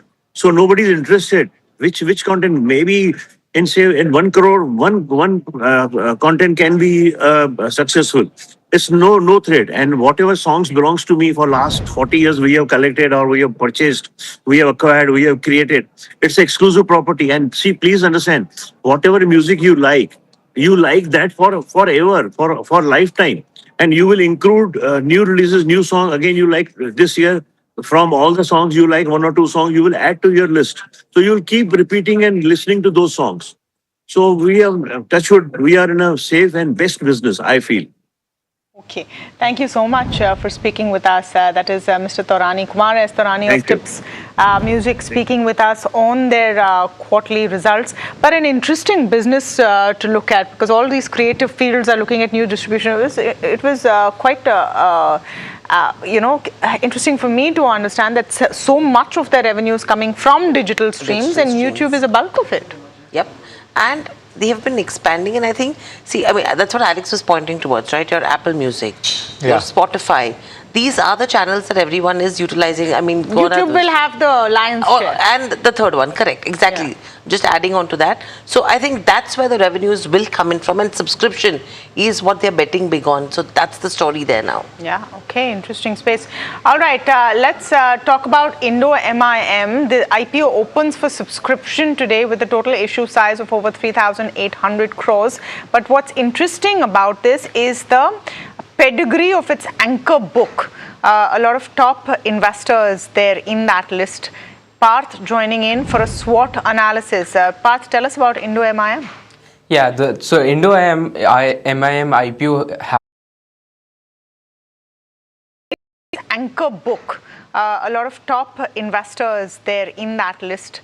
Parth joining in for a SWOT has opened today, and the IPO will be closing on 27th of July. The price band has been set between 461 rupees to 485 rupees per share with a lot size of 30 shares. The total issue size is somewhere around 3,800 crores, out of which approximately 500 crores is towards the fresh issue and 3,300 crores is an OFS component. Now, from the 500 crores fresh issue, around 400 crores will be going towards the repayment of borrowings by the company. If we understand a little bit about the company first, they are a global precision engineering components manufacturer, and they use that metal injection molding technology. They have 15 facilities across various countries like India, US, UK and Mexico. They make over 6,400 products and serve more than 1,000 customers in FY26. Now let's do a SWOT analysis. Coming to the strengths of the company first, they have the world's largest installed MIM manufacturing capacity, and they are diversified across various sectors as well. The sectors include automotive, defense, medical, consumer and aerospace as well. Coming to the weaknesses of the company, it is an export oriented business, so it is definitely exposed to those global demand fluctuations. Also, the EBITDA margins of the company is something you need to watch out for, because they have declined to 25.5% in FY26 versus 28% in FY25. Now coming to the opportunities, well, we all know that there is a rising demand of these precision components in high value industries, so that is a big opportunity for the company. Another one is that they are expanding into advanced manufacturing and 3D metal printing as well. So if they are able to scale that up, definitely it will help in their margins as well. And lastly, if we talk about the threats, then customer concentration and slowdown in end user industries will remain a concern for the company. Also, the raw material price volatility and global disruptions, because we just spoke that they are exposed to that. They are exposed to a lot of countries. So if there is any global disruptions that come in, it could affect the company. So that's an entire outlook about the IPO as well as SWOT analysis of Indo MIM. Got it. Okay. Thanks, Parth, for that. And we have to slip in a very quick break. We'll be back on the other side to talk about markets and a lot more. Stay tuned.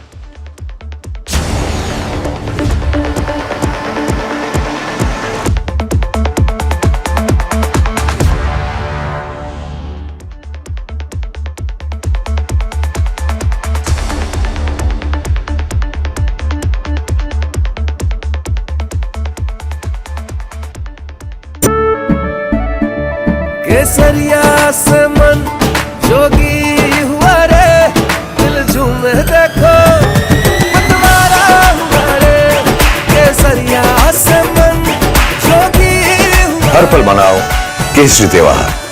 विमल, बोलो जुबान Kesari. We are over, Jimmy. Hey, life में scratches तो आएंगे। गाड़ी के scratches को तो Cosmo PPF संभाल लेगा, आप अपना देख लो। अंबा शक्ति प्लांट की वर्ल्ड रेनाउंड टेक्नोलॉजी देती है स्टील को ज्यादा ताकत हर बार। अंबा शक्ति SDTMT। जानते हैं मैं एलीट मैट्रिमोनी क्यों रिकमेंड करता हूं? 17 years of experience, largest database of elite profiles, और 100% confidentiality. Elite Matrimony, India's most successful matchmaking service for the elite. The stage that has captured the pulse of leadership since 2006. NDTV Profit Most Inspiring Leader of the Year Award goes to Mr. Anand Mahindra. Celebrating visionary trailblazers and industry mega stars who redefine leadership every day. An unmatched legacy, unwavering trust, enduring credibility. NDTV Profit Business Leadership Awards 2026. 26th July. Only on NDTV. India is at a 2030 turning point. EVs, hybrids, biofuels or hydrogen. What fuel wins where? Join top auto CEOs, policy experts and industry titans at the NDTV Automate Fuel and Future Summit 2026. Where you need charging infrastructure, you need it on highways. Catch the exclusive coverage only on NDTV.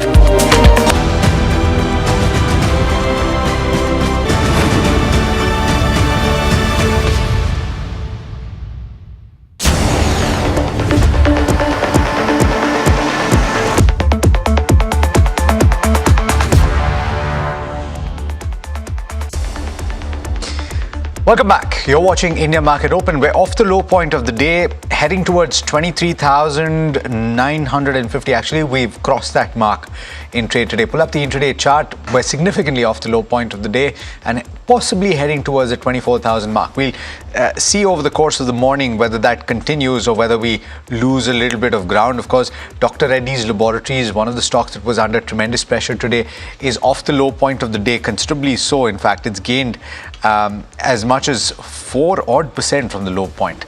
But one stock that continues to remain under pressure from the banking pack, and despite an improvement in asset quality, is IndusInd Bank. And that stock is down about 5.3%. It follows a couple of downgrades by brokerages, both Kotak as well as CLSA coming in and downgrading their rating on the stock. Let's find out what they're saying and why they're negative on the stock. Let's go across to Somit to find out. Somit? Basically, the run-up that we have seen in the share price of IndusInd Bank in the last 1 month is the major reason behind this downgrade. None of the brokerages are saying that the earnings are not great for the first quarter of FY27, but it's only the run-up which has led to this downgrade. So first downgrade is by Kotak Securities, where they have downgraded the rating to sell from reduce, but have hiked the target price to 850 from 800. Now they're saying that the operational progress is meeting the elevated expectations of the street, lower provisioning is driving the strong earnings growth, and they're also seeing gradual improvement over a lower base, where the guidance has been maintained, but it's the valuations that are just running ahead of the fundamentals, the major reason behind the downgrade by Kotak Securities. When it comes to CLSA, they have downgraded the rating to underperform from hold. They have also hiked the target price to 925 from 850. They are saying that a better quarter, but still a long way from getting a return on asset of close to around 1%. They are saying that the NIIs are in line, asset quality has improved and has surprised positively. Loan growth has also been strong. They have also hiked their EPS estimates over FY27 to FY29 by around 1 to 3%, but they have downgraded the rating just because of the 17% run-up that we have seen in the share prices of IndusInd Bank in the last 1 month. So thank you so much for that, and that's the reason why 5% downtick coming in there. Vaibhav Sanghvi, CEO Ask Head Solutions, also joins us to have a discussion in terms of what's happening with the markets right now. Vaibhav, welcome to the show. Always a pleasure to speak to you. You know, before we talk something broad-based, let's pick it up from an IndusInd Bank, from where Somit left it. And let's look at the entire space. You had a HDFC Bank as well. You have ICICI Bank, which has outperformed versus what the others have done in the private banking space. What is your view in terms of the private banks' earnings so far versus whatever the PSU banks have reported? I know SBI is yet to come, but how are you looking at the setup there? Thank you very much for having me on the show. And, with respect to your question in terms of the private banks, let's take a step back and see for the last 2 months when, from the steps which the government had taken in terms of the FCNR, ECB, and the GSEC reforms, I think we had a very positive sentiment around the overall private banks. In addition to that, if you see the pre-quarterly updates, I think those were factored in pretty much well by the street in assumption that the performance has kind of started to improve. The only disappointment which we've seen in some of those banks is basically the pressure or larger pressure than expected in terms of the net interest margins. While the other parameters continue to be stable and doing well, I think street somehow has got a little bit disappointed on that. And to add to it is basically the Middle East concerns which are coming about in terms of the oil prices back again, which is kind of, getting into an environment where it is slightly risk off, and because of which we are seeing some amount of pressure on all those names as well. Vaibhav, hi, morning, Alex here. So I just want to take that forward. So pressure on NIMs in the first quarter, okay, understandable. A couple have actually performed better than anticipated, and I guess those are the ones that are getting rewarded. But going forward as well, even if I look at an IndusInd Bank, if I look at an Axis Bank, if I look at maybe even a Kotak to a certain extent, the corporate lending has gone up, and that's understandable because from the perspective or the lens of the corporate, if they're looking at the bond market where they were raising funds, yields have gone up. So comparatively, bank funding is cheaper. And so we could well see that continue through FY27. So the point is that you could see further erosion in NIMs going forward, Vaibhav. So how does that change your view on the space? See, of course, the street is starting to discount some of it for sure, but I would only refrain from coming at that conclusion at this point in time. The reason being that most of the private banks would be the beneficiaries of the FCNR deposits as well. So what not only that will probably improve their credit deposit ratio, but at the same time would be a marginal cheaper in terms of the cost of borrowing. Now, also, those amount of deposits will be between 3 to 5 years, which is pretty steady and long-term money as well. So maybe I think I will just refrain from that view, at least for a quarter for now, and then probably will round up, post the next quarter results to see where we are. So let's wait and watch. I think this pressure, in our view, is a little transitory. I think it will start recovering from a quarter, after this. Vaibhav, overall, if you have to look at what's happening in the markets, do you think that the story or the narrative for the Indian markets is actually shifting from a capex-driven narrative to a consumption-driven narrative, and that's what the street is watching out for? See, I think in the shorter term or extremely shorter term, I think depending upon the price movement and the valuations, somewhere you may see those kind of rotation probably happening. But when you look at from a medium to longer term perspective, I think manufacturing as a theme is likely to continue to do well over the next 3 to 5 years. Looking at what the government has been in terms of supporting the whole sector, in terms of various reforms and measures, my sense is basically one should definitely look at the whole industrial space or capex driven themes at every declines. So I'm not saying that it may not probably correct in a very shorter term and depending upon the overall market sentiment, but from a medium term to longer term perspective, I think the story is extremely robust, and we are quite bullish on the overall theme from a longer term standpoint. It's a pretty wide space though, Vaibhav, and others before you have highlighted that those manufacturers that are also focused on expanding their global or export footprint should be preferred. But how do you slice this space, and where does your preference lie? So, Alex, I think very interesting question. I think two parts to it. One, of course, as you mentioned, the exports, as a theme for sure. But at the same time, also what we are also looking for from a perspective of a supply chain in the data center theme. We all know that the data centers, which are currently close to about 1.5, 1.7 gigawatts, is likely to go more than 10 gigawatts within 4 to 5 years. And that is the kind of capex which is likely to happen, which is anywhere between 80 to 90 billion dollars. Then my sense is the whole supply chain within that, including switch gears, electrical equipments, probably diesel gensets, utilities, chillers, the whole space of that industrials is likely to do well, in the medium term. So, yes, exports is a theme, but accompanied by all of these, including the transformers, and is something which we really like from a manufacturing standpoint.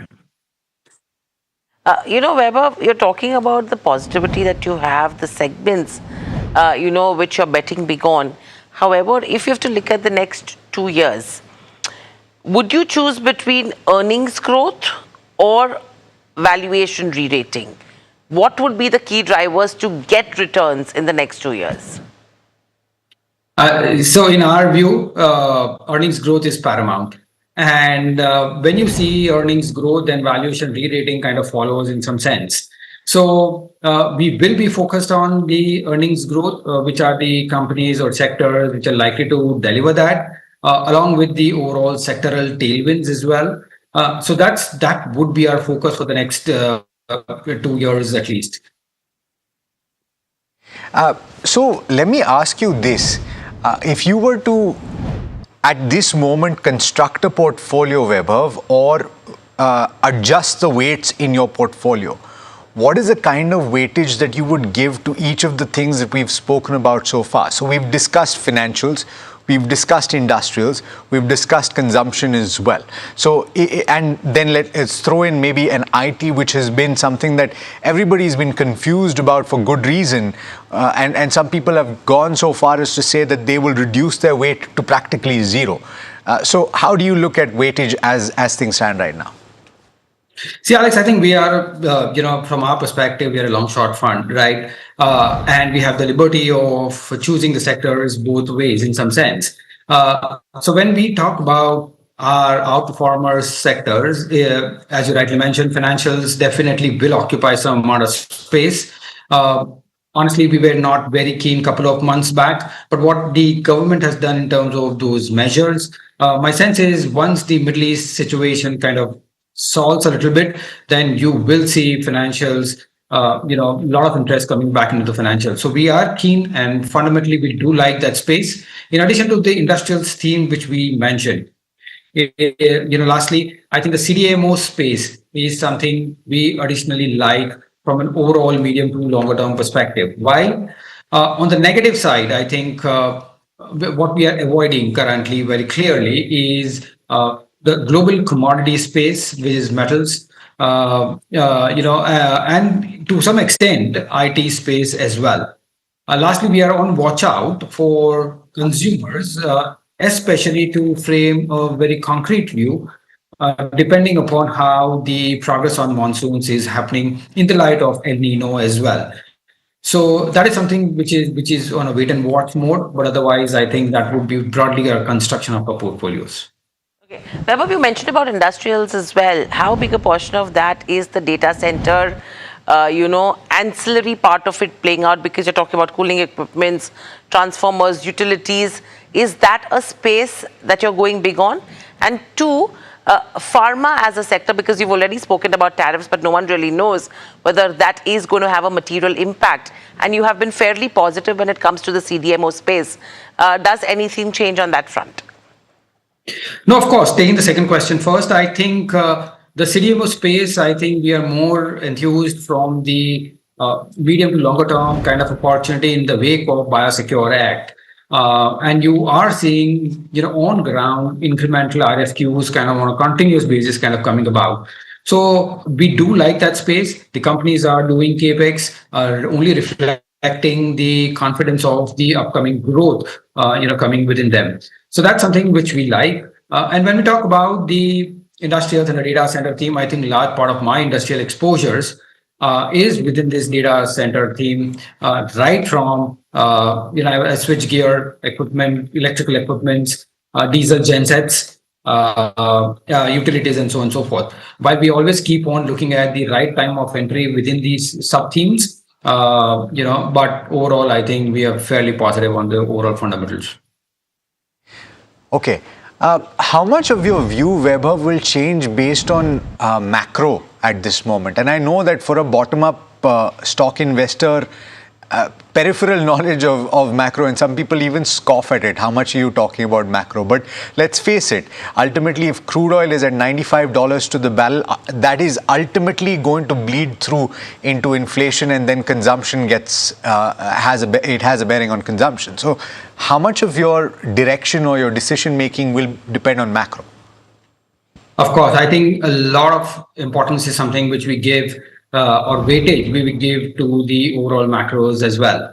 Now, over the last 2 years, in some way and fashion, while the companies have continued to deliver, because of what's happening from a macro standpoint, especially from the geopolitical standpoint, we've not seen much of interest coming to India as compared to the other global economies, especially on the AI team.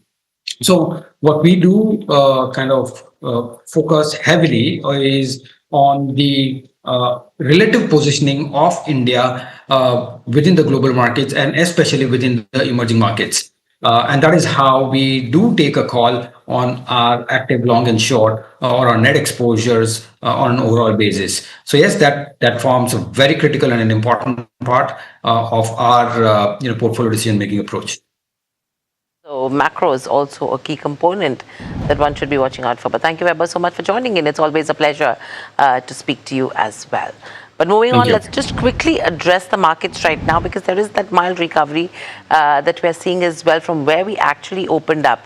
There you go, from the day's lowest levels, we're still under pressure, but we've reclaimed that 23,950 mark right now. So that's a positive. And everyone's been of the opinion that if we're able to sustain above 23,900, that's when you should be starting to take decisive bets as well.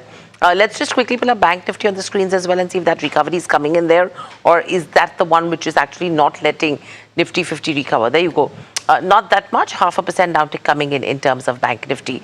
However, OMCs are in focus. One, on the back of earnings, and two, with what's happening in terms of crude prices. HPCL, BPCL, two stocks on our radar. Somit is joining us to tell us more. Somit, a recovery in terms of BPCL, 0.5% up move coming in there. And if you have to look at HPCL as well, what do you make of the numbers? What do you think that the street is looking at? And two, in terms of the way crude prices are panning out, I think the investors are going to be confused. Well, what investors are looking at is just the movement in crude oil prices. Crude is at $95, $96, and that will be negative for the oil marketing companies, and hence they are down in trade. It's not an earnings reaction, it's just a crude movement reaction. But when it comes to earnings, BPCL numbers were actually much better compared to what the analysts were expecting, and the flip side, HPCL numbers were on the weaker side. Now, loss was expected by both the oil marketing companies. In fact, IOCL will also report a loss, and this loss was largely expected because of a weaker marketing segment in the first quarter of FY27. Because of higher crude oil prices, the marketing margins on petrol and diesel were deep in red, and that's the reason the EBITDA was expected to be in the negative side. Now, BPCL's EBITDA loss came in at just 4,080 crore rupees. Analysts were expecting this number to be close to 13,700. PAT loss came in at just 4,000 crore as against estimate of close to 12,600 crore. For HPCL, on the other hand, the EBITDA loss came in at close to 16,000 crore rupees, much more than what the analysts were expecting, at close to 12,600, while the PAT loss was largely in line with the street estimates. Now, what worked for BPCL? The beat was largely on the back of higher refining margins, lower expenditure, and lower inventory losses in the first quarter. And apart from that, there was a forex gain as well of 350 crore rupees for BPCL, which worked out for them. Debt increase was expected but was very limited at just 6,920 crore rupees on a Q-on-Q basis. While on the other hand, for HPCL, if you look at, given the fact that they have higher earnings still towards marketing segment, the losses were much more compared to what the street was expecting. GRMs came in at around $23.8 per barrel as against $14. Now this is an improvement on a Q-on-Q basis, but compared to analyst estimate, this is still lower. And debt, that saw a sharp jump. It increased by nearly 25,000 crore rupees on a sequential basis to close to 72,600, which also led to higher earnings costs and also weighed on the overall financials of HPCL in the first quarter.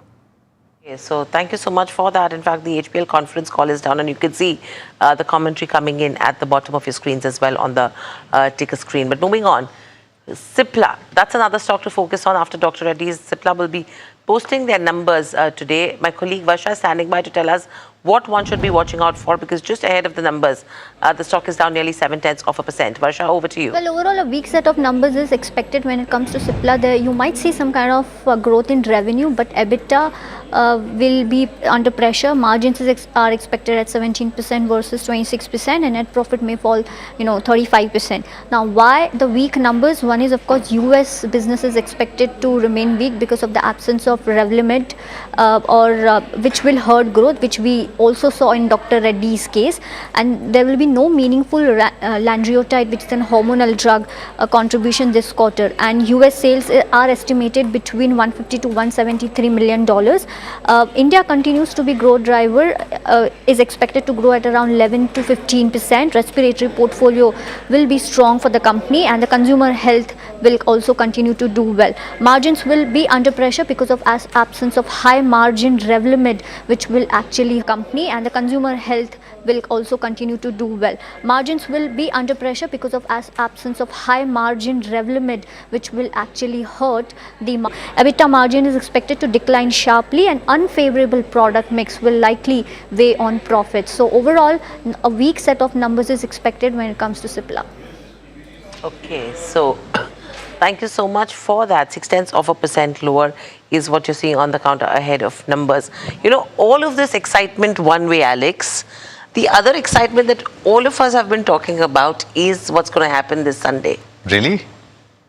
What do you think it is? I'm sure you know what it is. I'm sure viewers also by now know what we're talking about. But the question is, they all want to know, are you prepared, guns blazing, to get ready and walk the red carpet? Oh, for sure. In fact, if anything, I'm going to walk in first because I'm hosting. That's the reason I'm saying you're the first one who's going to be walking the red carpet. Now, so what are we talking about? 3 days to go for the Business Leadership Awards, where the top of the top, the creme de la creme, will get awarded and will get recognized. And we also have a Lifetime Achievement Award for India Inc.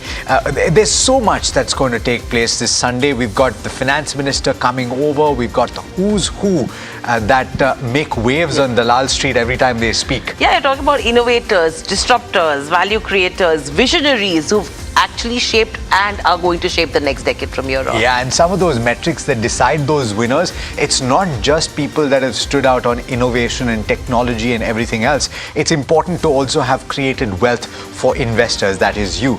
I'm sure that you're excited to find out who the winning list is. And in fact, that is exactly what you will find out. Just days now to go, as we pointed out, 3 days for the Business Leadership Awards of 2026 after a gap of 13 years. We're ready for that big reveal. A trophy that is a striking expression of ambition in motion. It's been conceived by internationally acclaimed designer Mukul Goyal. That trophy, of course, embodies growth, transformation and aspiration, captures the relentless pursuit of excellence that defines great leadership. Here's a look at the inspiration and the craftsmanship behind the making of the NDTV Business Leadership Awards trophy.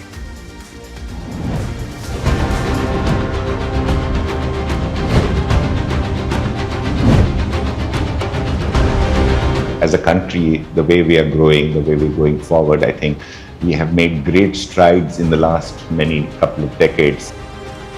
Thanks to a lot of these business leaders who have achieved a lot of in their own domains. We as a country and their contributions have to be recognized. The challenge in any such process always remains is how do you distill down these varieties of thoughts into a simple idea. So the way we evolved it was we took the basic concept of infinity as a concept of excellence, continuity, a future. The feeling of the trophy of being extremely dynamic, yet it has a poetic form.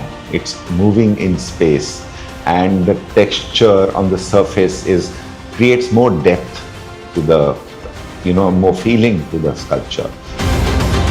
The thing is, we created an infinity, the symbol of infinity, yet not fully complete infinity. So, the idea of excellence is that it's continuous. Infinity is a mathematical concept which is going towards the extreme level of achievement. And I think what is very important, and what I hope always happens, is that the trophy outlives its time and becomes an icon into itself.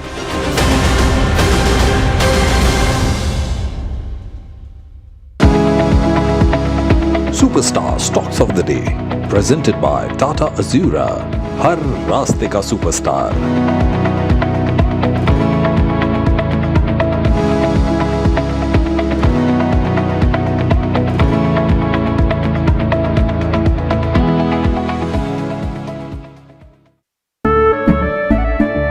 केसरिया से मन जोगी हुआ रे, दिल झूमे देखो मतवारा हुआ रे. केसरिया से मन जोगी हुआ. हर पल मनाओ केसरी त्योहार. विमल, बोलो जुबान Kesari. We are over, Jimmy. Hey, life में स्क्रैचेस तो आएंगे. गाड़ी के स्क्रैचेस को तो कॉस्मो पीपीएफ संभाल लेगा. आप अपना देख लो. अंबा शक्ति प्लांट की वर्ल्ड रेनाउंड टेक्नोलॉजी देती है स्टील को ज्यादा ताकत हर बार. अंबा शक्ति SDTMT. जानते हैं मैं एलीट मैट्रिमोनी क्यों रेकमेंड करता हूं? 17 years of experience, largest database of elite profiles, और 100% confidentiality. Elite Matrimony, India's most successful matchmaking service for the elite. This is India Inc.'s Roll of Honor, recognizing the leaders shaping India's growth story, where ambition, enterprise and excellence meet. In the presence of the Finance Minister, Nirmala Sitharaman. NDTV Profit Business Leadership Awards, 26 July on the NDTV network.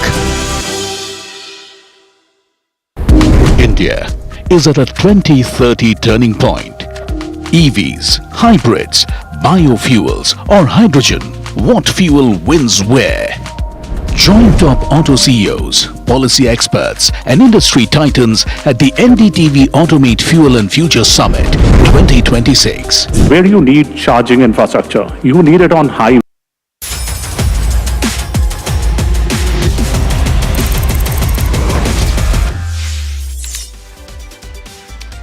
Hello and welcome to NDTV Profit.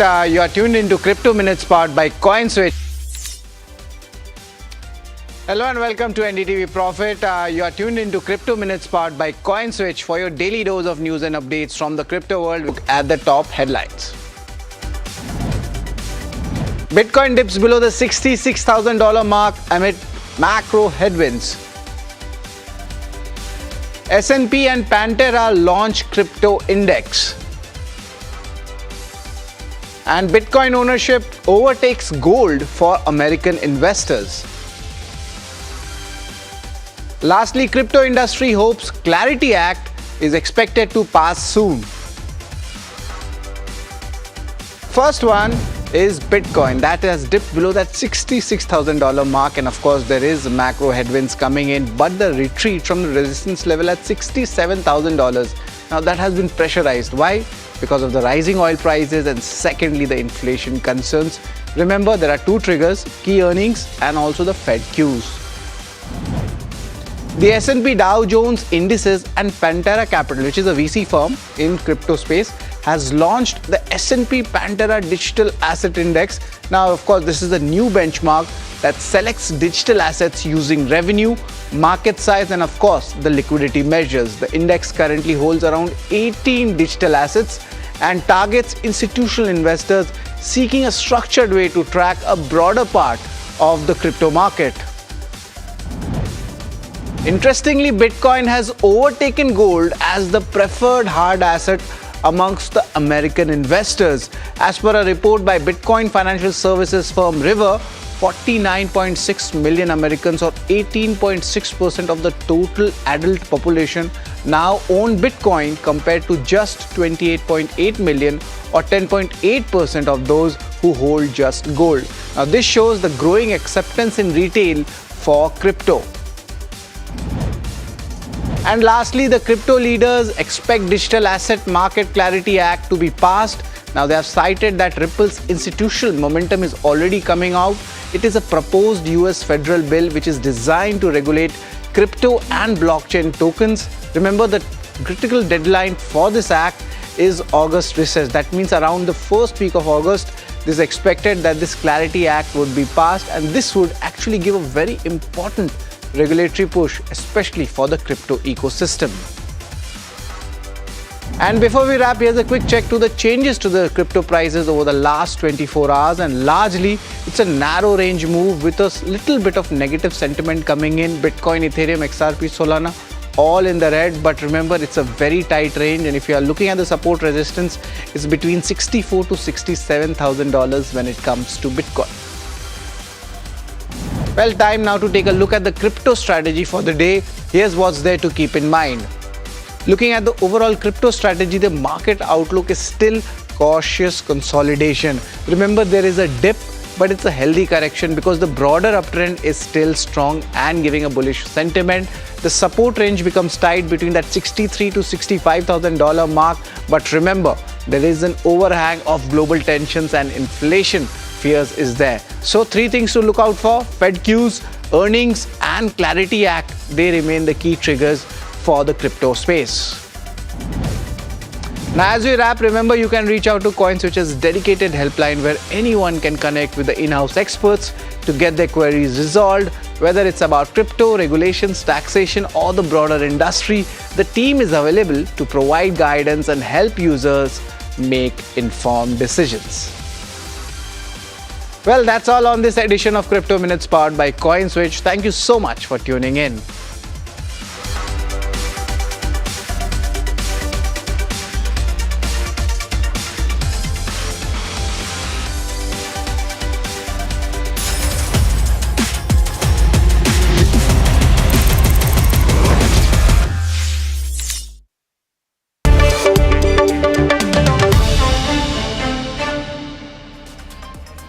Let's focus on the earnings and coming in from the banking space. And IndusInd Bank is in focus as the company announces its quarterly numbers with asset quality improvement seen in the quarter.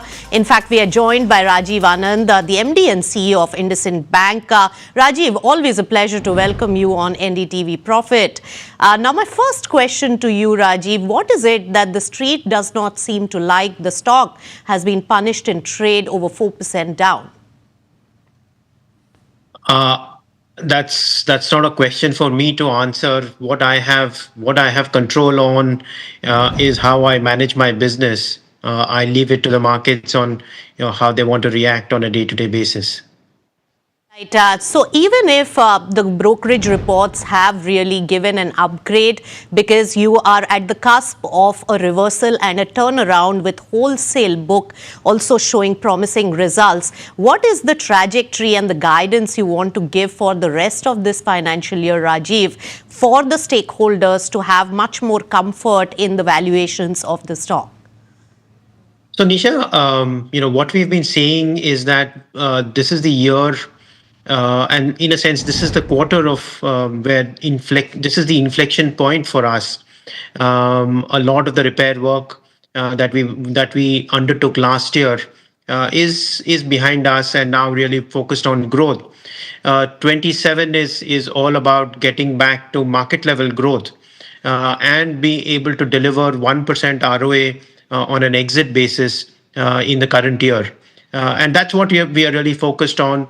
YOY comparisons are, there's a lot of noise in the denominator currently.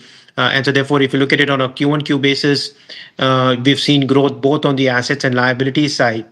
There's a lot of work that's already beginning to happen on some of the other engines of growth. The traditional retail assets, for example, disbursements are up 16% on a Q-on-Q basis, which means that while the book is flat, for the current quarter, we will see the book begin to grow, which is really credit cards, personal loans, business loans, home loans, gold loans, etc. I mean, I think that whole engine is now being refurbished and is ready for growth. On the microfinance business, traditionally Q1 is a relatively weak quarter, but despite that, we've been able to grow disbursements broadly in line with Q4, which means that we should see pretty strong growth on the microfinance business in its traditionally strong Q2, Q3, Q4. On the vehicle finance business, it's been a relatively weak quarter, somewhat by the fact that we have slowed significantly growth on the two-wheeler business because of some credit issues that we are dealing with. But otherwise, the rest of the portfolio is beginning to grow, and I do believe that there is enough momentum there for us to grow for the rest of the quarter. So we should see broad-based growth and broadly in line with market during the current year. Right. So, Rajiv, a lot of, momentum or at least expectation is building around IndusInd Bank after this particular quarterly result on the improvement trajectory beginning now. In your view and your in-house estimates and targets, when do you think that some meaningful results of this will come out? What's the timeline that we are really looking at for long-term shareholders in the company? Like I said, Nisha, this is the year when we will start to grow in line with market. You're beginning to see that momentum in Q1. You've also seen, even after taking off the one-off, that ROAs have improved on a Q-on-Q basis. So clearly you can see that the momentum is beginning to build within the franchise. There are enough engines for us to grow. From an asset perspective, there's a lot of fee income that we are currently either under delivering or not delivering at all, and I think some of those there is work that is happening around that as well, and there is continued cost optimization that we are working on. So really, it's across the entire ROA tree. Yes. That work is happening around that as well. And there is continued cost optimization is happening and to superimpose market level growth. Right. I do believe that the exit position that IndusInd Bank will have at the end of 2027 will then position us to be able to dominate in our focus areas from 28 onwards. Right. So, Rajiv, of course, ROA target of 1% for this fiscal is something to watch out for. And also, a lot of retailization of your book is what I hear in your commentary. But your NIMs are down by 4 bips. And also, you have given an outlook that you'll see pressure in Q2. Can you elaborate and what will push up the NIMs? Because I think that is something that the market is most sensitive about from the banking space now. So I think outlook that you'll see pressure in Q2. Can you elaborate and what will push up the NIMs? Because I think that is something that the market is most sensitive about from the banking space. Let me break this into 2 parts. The short term, we have said that we will get about 3.6% of the total inflows on the FCNRB side. And so therefore, to that extent, it does take a little bit of time before we deploy this large pool of savings that will come in. And so therefore, to that extent, we do believe that there potentially could be a little bit of margin pressure in Q2. But we do believe that there is some upside to margins from there on as the higher yielding businesses, which is our vehicle finance business, microfinance, and the core retail businesses begin to show growth. We do believe that Q3 onwards, we should expect NIMs to improve. Right. But I do believe that, but if I can just add, I think the focus that we have really is on ROA, meaning that we are optimizing for ROA. So there may be some businesses which are relatively lower NIM businesses, but if they are coming to us at lower OPEX and lower credit costs such that it does not dilute ROA, we are quite happy to build those businesses as well. All right, your MF area book is also improving. So by Q3, there will be margin improvement that is being seen that you have guided. But funding is a raw material for any bank and financial institution, Rajiv, and many of the mid-cap financial services as well as banks have really attracted a lot of deep-pocketed strategic players and financial investors. What we do gather from our market grapevine is also that IndusInd Bank has been in touch with several types of investors and explored that particular bit. Can you throw more light on the funding, foreign funding, attracting that, and also recapitalizing the bank in the same way as many of your peers have done? We have taken an enabling resolution in this board meeting to raise both debt and equity, but that's really just an enabling resolution. Our capital position continues to be very strong at an overall basis, in excess of 17%, and CET1 in excess of 16%. So at this point in time, we don't see any requirement for capital. At some appropriate time over the next, let's say, 12 months, as ECL begins to kick in, growth begins to kick in, we may contemplate a fundraise, but at this point in time, we have no plans to raise money. So strengthening the balance sheet and the operational matrices, and then probably look at fundraising in the next 12 months or so is what you're guiding. Rajiv Anand, always a pleasure to chat with you. Thank you so much for joining in here. And IndusInd Bank in focus, over 4% down in trade. The NIMs were down by 4 basis points for this particular bank. All right, let me now toss over to my colleague Mahima, who has more news on the go. Mahima, over to you. Right, Nisha, thank you so much for taking that conversation ahead. The other one that we're putting spotlight on is Mahindra Holidays, by the way. It's in focus, after its Q1 earnings. Let's try to pull up the stock and see as to how it's doing in trade right now, up 2.5%. Overall, in terms of operational metrics, they've improved, on a strong footing. But I think the transformative journey that's still underway is kind of putting pressure on margins and profitability as well. But to, understand as to what lies ahead for FY27 and how things are shaping up with the company, we're now joined by Manoj Bhatt, who's the MD and CEO of Mahindra Holidays, joining us now. Manoj, thank you so much for taking out the time. Mahima this side. I think my first question to you is the same, that I was just talking about, because operationally things have improved a lot this quarter, but there is also a transformative journey which is underway for Mahindra Holidays. Just want to get a sense for FY27. What are the kind of timelines that you've set for this transformation, and considering that, how much of your overall cost pressure should impact your margins as well as your bottom line? Thank you, Mahima, and good morning to all the viewers. And you're right, I think absolutely right. I think we had articulated a transformation journey which was built on 3 elements. One is scale, which is, we had said we'll reach 10,000 keys by F30. Second was about looking at our portfolio and talking about how do we really upscale the portfolio overall. And third is about, how do we change the membership model and move towards more premium and focused on creating more of a pull product. I think these are the 3 elements. So as I talk about each one of them, let me first talk about growth. And as you know, last year we added about 1,000 keys, but we also gave up about 500, 600 keys, which were of quality which we felt was not meeting our quality levels which we desire. This year again, we will add about 1,000 keys plus, and add about 7 or 8 resorts.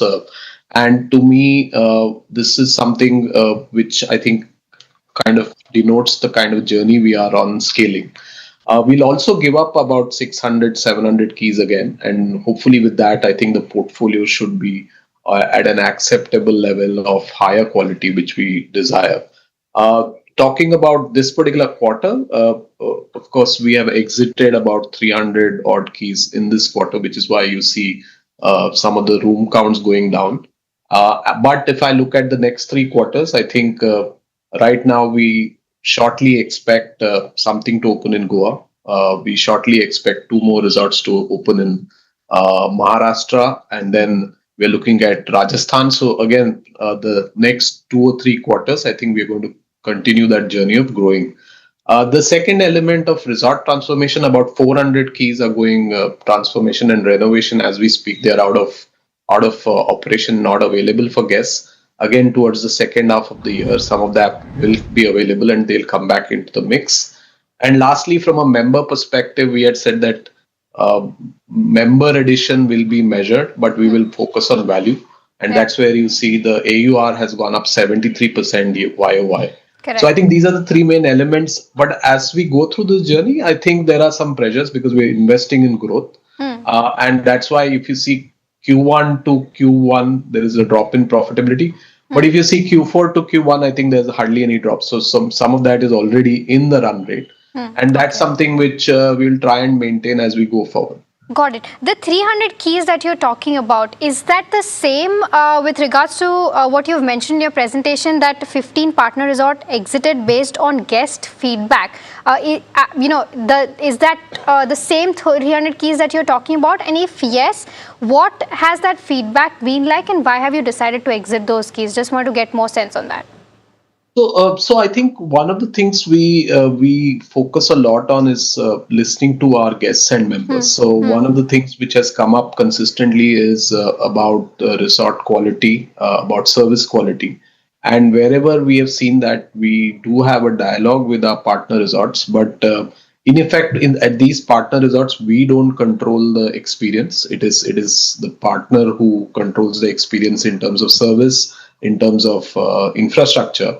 So as a measure to actually deliver better customer experience, we have exited those resorts based on the feedback which has come, which is that these are not up to the mark, up to the brand standards of what Club Mahindra is.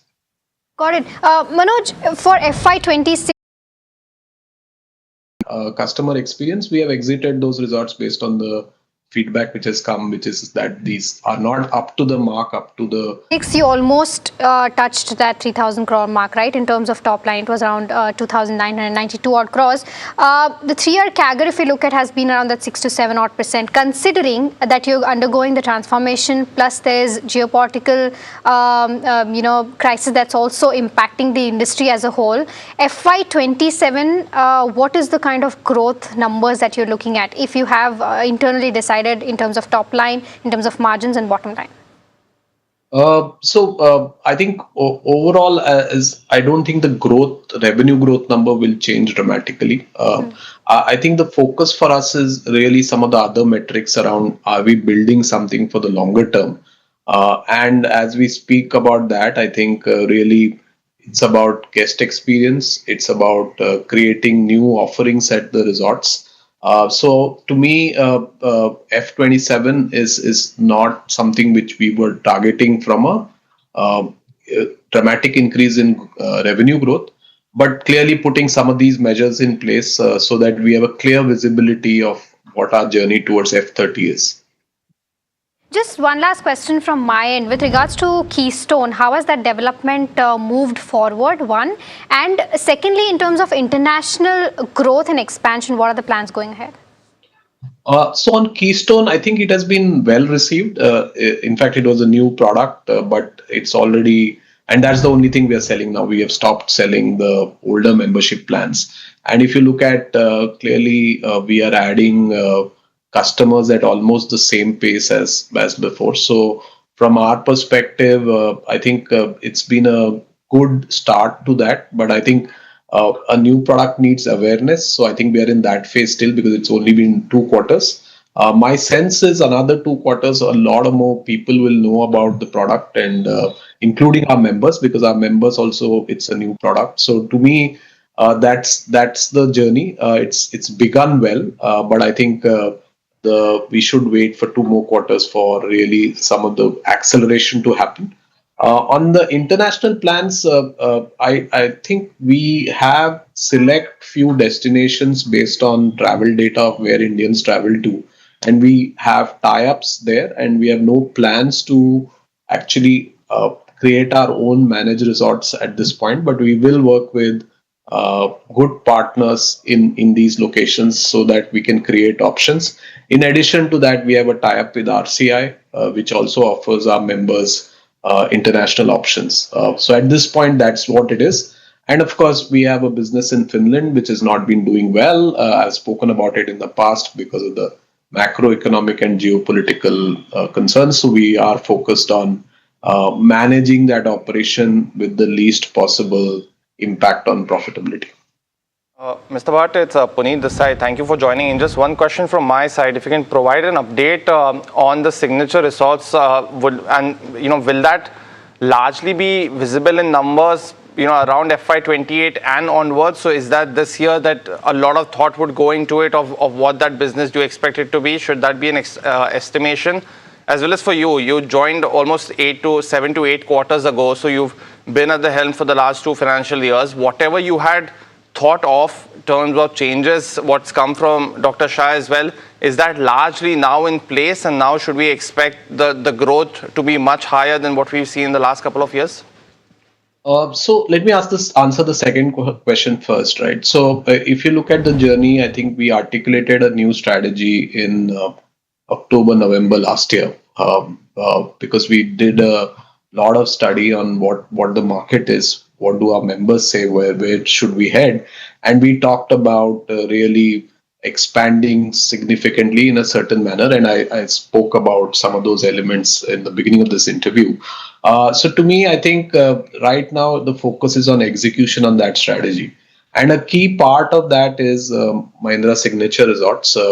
And at this point, I think we are constructing our first one in Theo. And that is something which will come somewhere in F28, probably the second half is what we are looking at, because it is a difficult terrain to build on. And of course, there are winters, we have to stop work. So there are multiple considerations there. But that's what we are looking at. Somewhere in the second half of F28 is when we plan to launch our first one. After that, we are looking at about 4 or 5 locations actively to put the second and third and fourth one, and at least 1 or 2 of them are in design phase. We have recently acquired some land in Chikmagalur. That could be one possible destination. So I think the plans are being executed right now for MSR. But to your point, I think there potentially could be a minimal revenue impact, if at all, in F28, because initially it will take time. But I think the effort here is to launch in F28 is what we are looking at from the first Mahindra Signature Resort. Manoj, thank you so much for taking out the time and being so candid with your answers, and of course, taking out the time and speaking with us at NDTV Profit. With that, it's time to step into a very, very short break. But viewers, we all know that you're waiting for, getting all your questions answered. So do stay tuned in, because on the next side of the break, we'll be taking a lot more questions.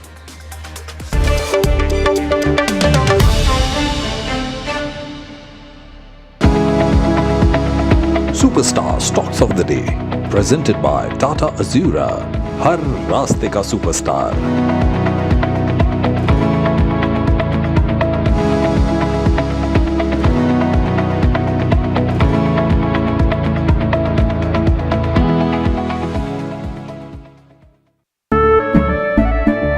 केसरिया से मन जोगी हुआ रे, दिल झूमे देखो मतवारा हुआ रे, केसरिया से मन जोगी हुआ। हर पल मनाओ केसरी त्योहार. विमल, बोलो जुबान Kesari. We are over, Jimmy. Hey, life में स्क्रैचेस तो आएंगे. गाड़ी के स्क्रैचेस को तो कॉस्मो पीपीएफ संभाल लेगा. आप अपना देख लो. अंबा शक्ति प्लांट की वर्ल्ड रेनाउंड टेक्नोलॉजी देती है स्टील को ज्यादा ताकत हर बार. अंबा शक्ति SDTMT। जानते हैं मैं एलीट मैट्रिमोनी क्यों रेकमेंड करता हूं? 17 years of experience, largest database of elite profiles, और 100% confidentiality. Elite Matrimony, India's most successful matchmaking service for the elite. India Inc.'s most respected names chose India Inc.'s best and brightest. These kinds of awards and jury lineup, you are truly giving it the right weightage. I think it's heartening to see talent that there is across India Inc. We should be awarding companies and individuals who have focused not only on growth but also on bringing good governance. Be part of jury and vote on the people, the men, the women, the companies in India who have the right stuff is a great opportunity for us. For us, the biggest thing is trust. That's what we provide. We need leaders in India that can help take India being a global superpower. We got a fantastic jury and we've left all decisions to the wisdom of the jury. Who will earn India's top business honors? Find out at the NDTV Profit.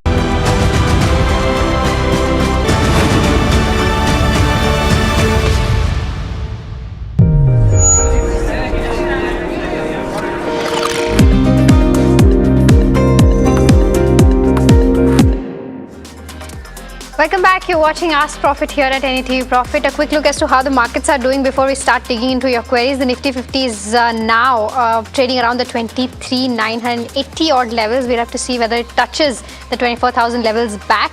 The VIX is down by about 2.4%, which is comforting. The Bank Nifty, however, is now below the 56,900 levels. With regards to where the broader markets go, the mid cap 150 is down by about 0.1%. The small cap 250 is down by about 0.1%, but both of them have recovered quite a bit from the day's low point, and so did the benchmark. So that's the overall view on how markets are doing. But let's start taking your queries, and to answer them, of course, today we have Kush Bora, founder of kushbora.com, with us in the studio, and Tapan Doshi, research analyst at catapan.in, joining us now. I'll take up the first question, which is coming in from Bhaskara Madhusudan, who's writing us from Hyderabad, asking about Vedanta Aluminium, whether this is the right time to purchase this one from a one-year standpoint. Tapan, a very good morning to you. Would you recommend that? Good morning. Of course, so if you see Vedanta Aluminium is come down from this high, but I think the aluminum price will remain soft for near term, maybe 1 or 2 quarter more. But long term, I think this is good stock to be holding in, because in future data center, EV and all that are coming. So around, you can say 443 is the price. I think around 420, if he is able to get it, I think he can go for a long term for this one.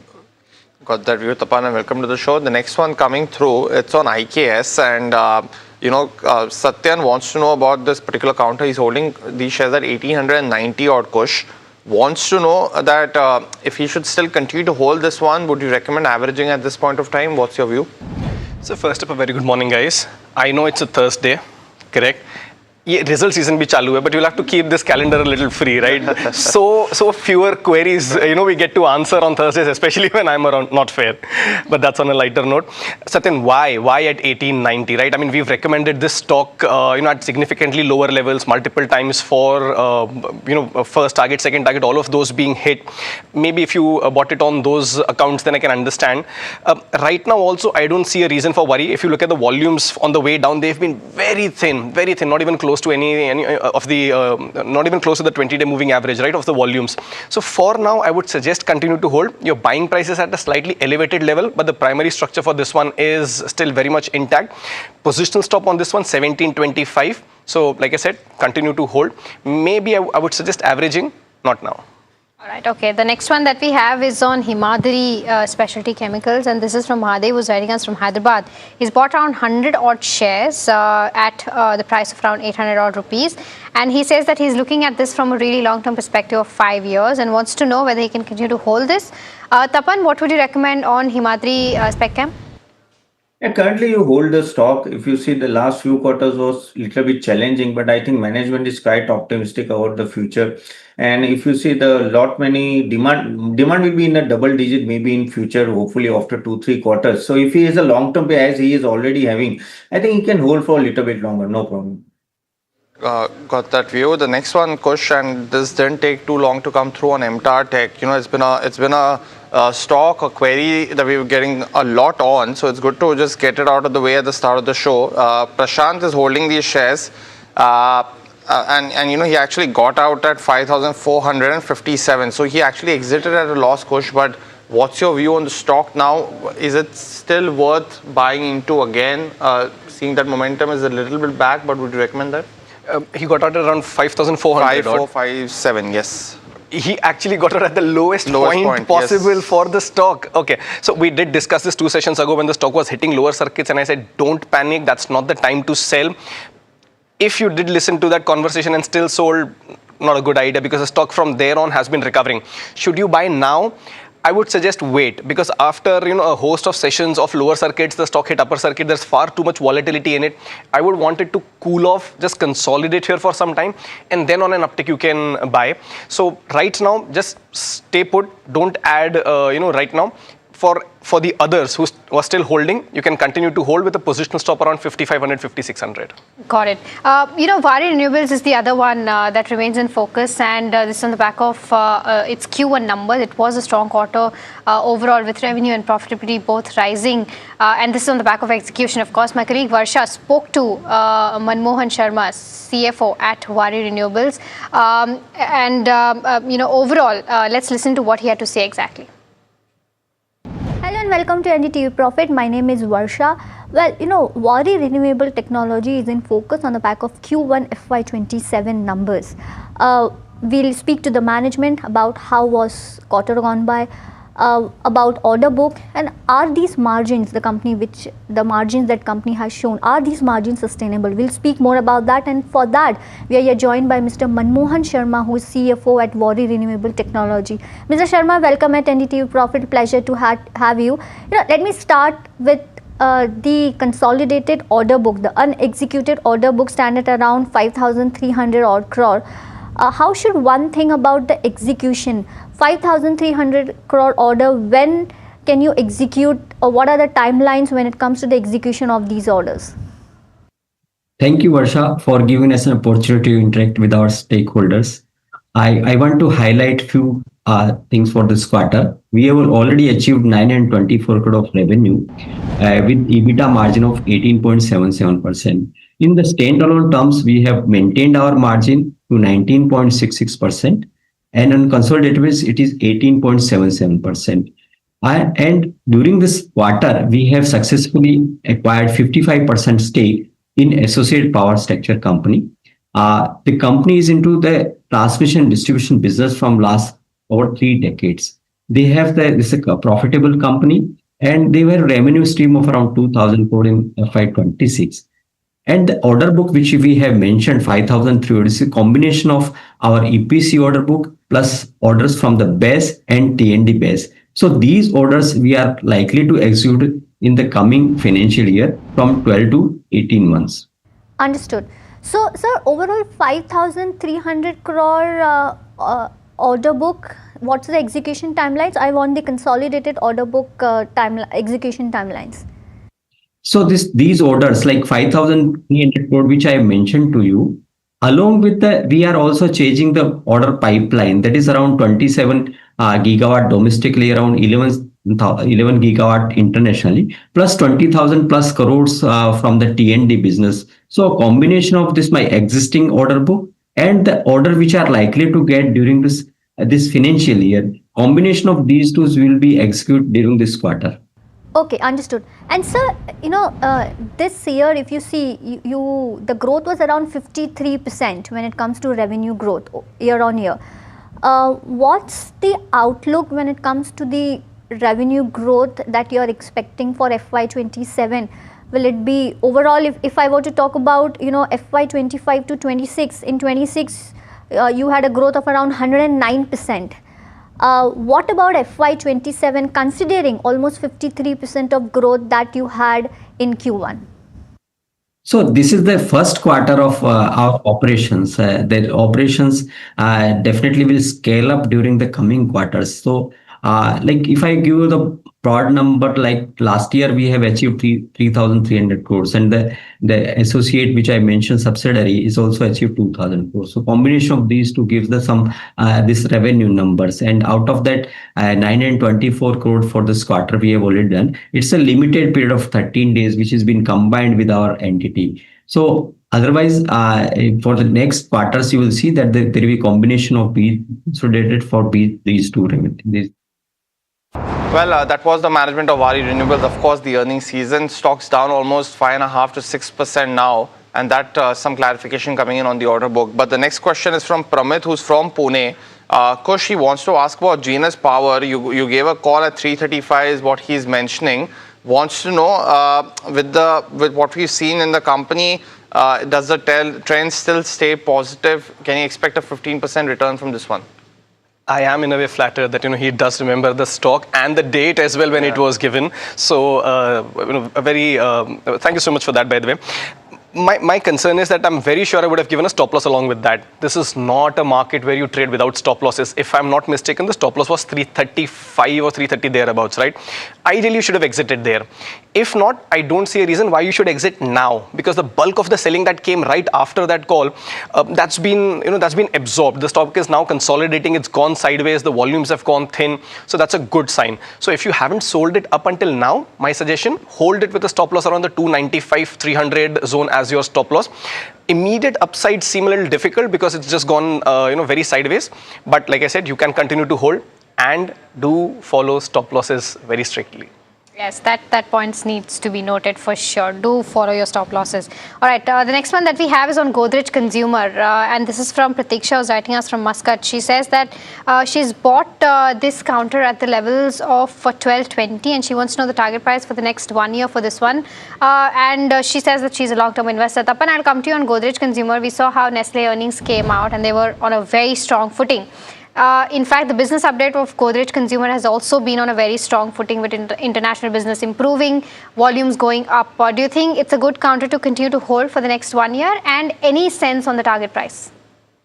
Well, see, I think volume growth will be improving. Even the business updates were okay. If you see, the premiumization is going to continue for this company. Now, they are going to launch new products which will have a higher margin. So we have to see for that. And again, distribution expansion is already there. Of course, if you see the export business is little bit weak, that is what we have to keep in mind. Cash generation is healthy. So at this level, I think the stock is at a good level, and no valuation, it looks okay. So at least I expect a 15 to 20% uptick in a year for this stock. Got it. Also, Tapan, on SBI funds as well. I think this week a lot more in focus, of course, got listed, but then has seen some correction. Now, Sanjay, who's from Bengaluru, actually got these shares in the IPO. What would you recommend here? Should he just continue to hold, wait for the quarterly earnings, then take a call on the long-term bet of the counter? Yeah, sure. Because I think the stock is good. Yeah, valuation is on a higher side, but we have to see the quarterly earning. If there is a good volume, again, now if you see the profitability of the company, margins of the company is good over the time. So I'm quite hopeful with the stock, but you have to wait for a longer time. So if he has a period of 2 years, 3 years, he can hold on to the stock. Short term, I don't think there will be a big uptick.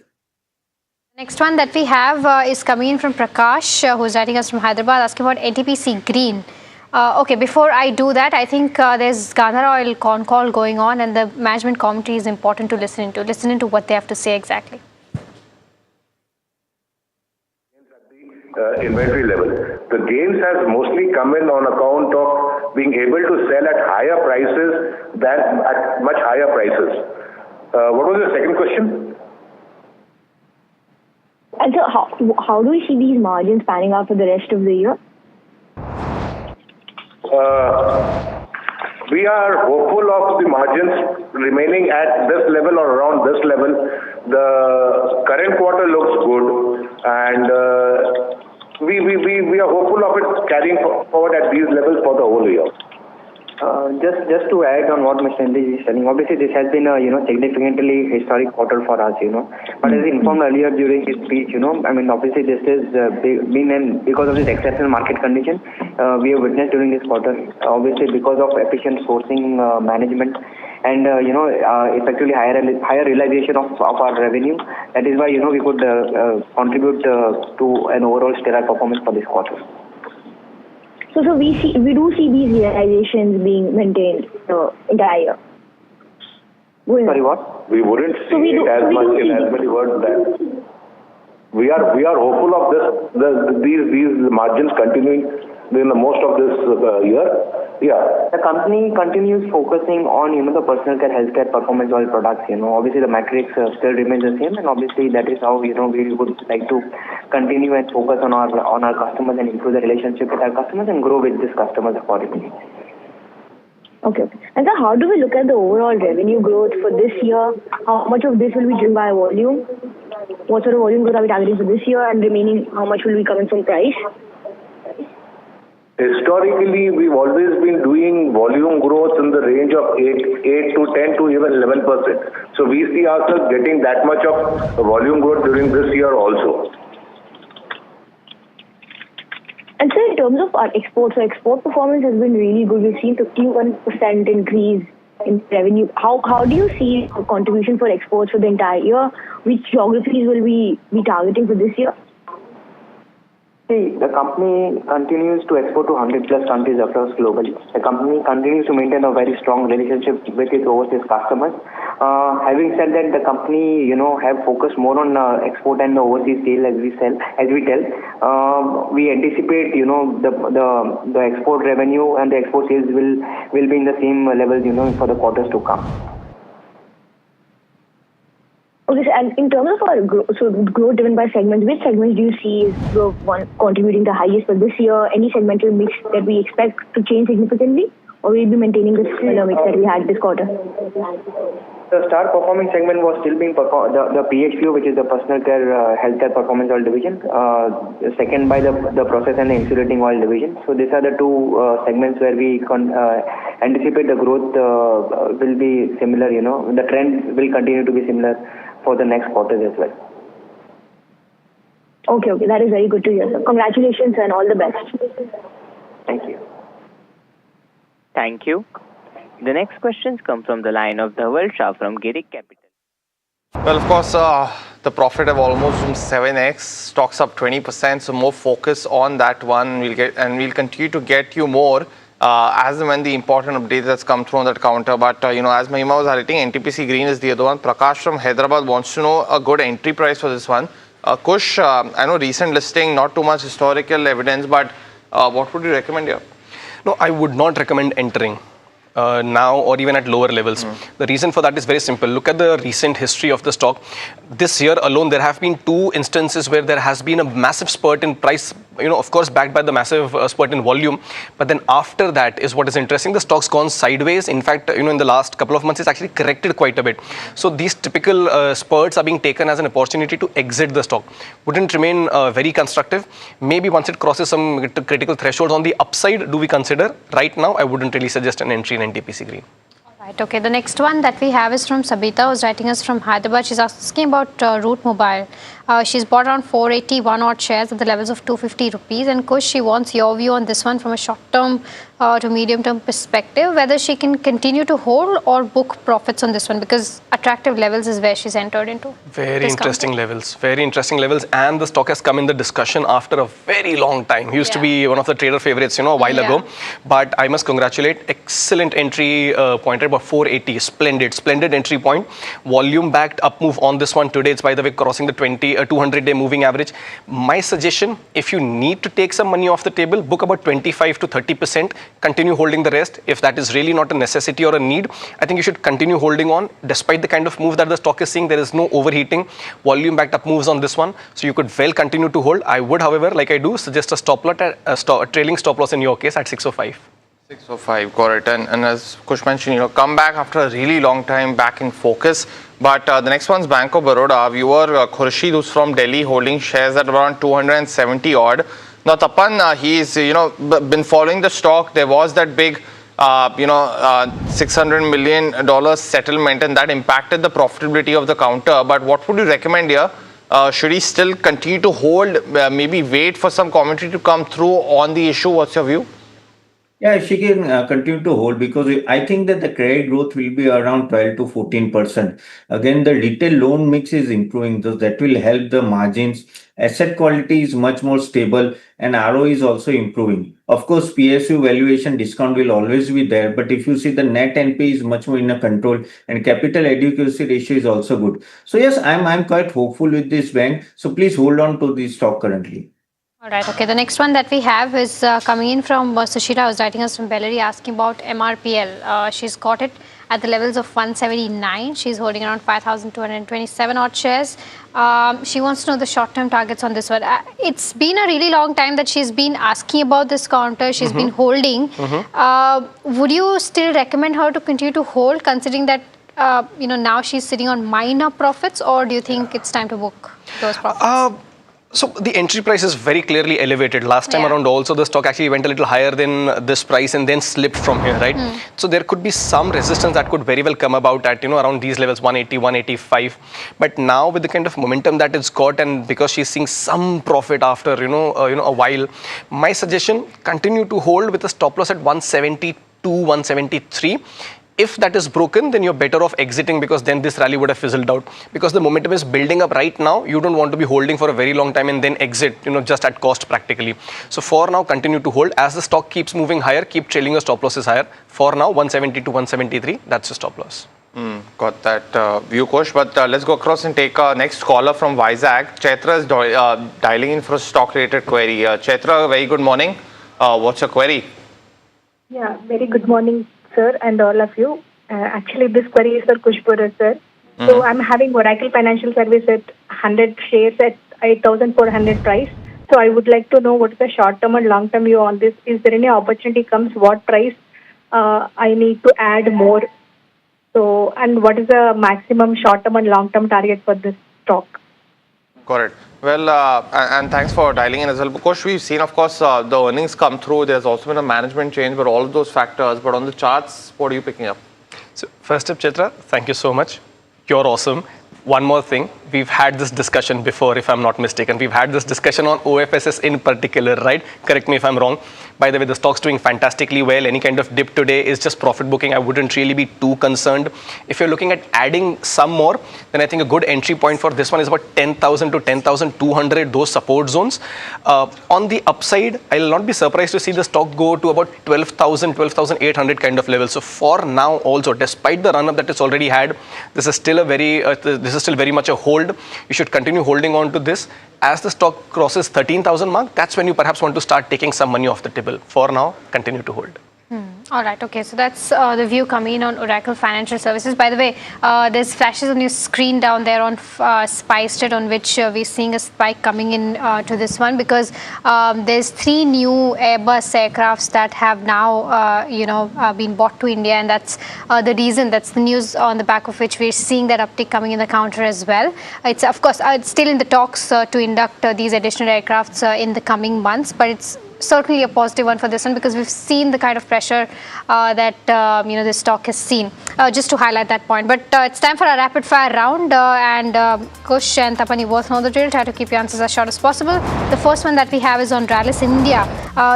This is from Chintanivas, who's writing us and asking a fundamental view on this one. Her buying price is around 230 rupees. Tapan, what would you recommend?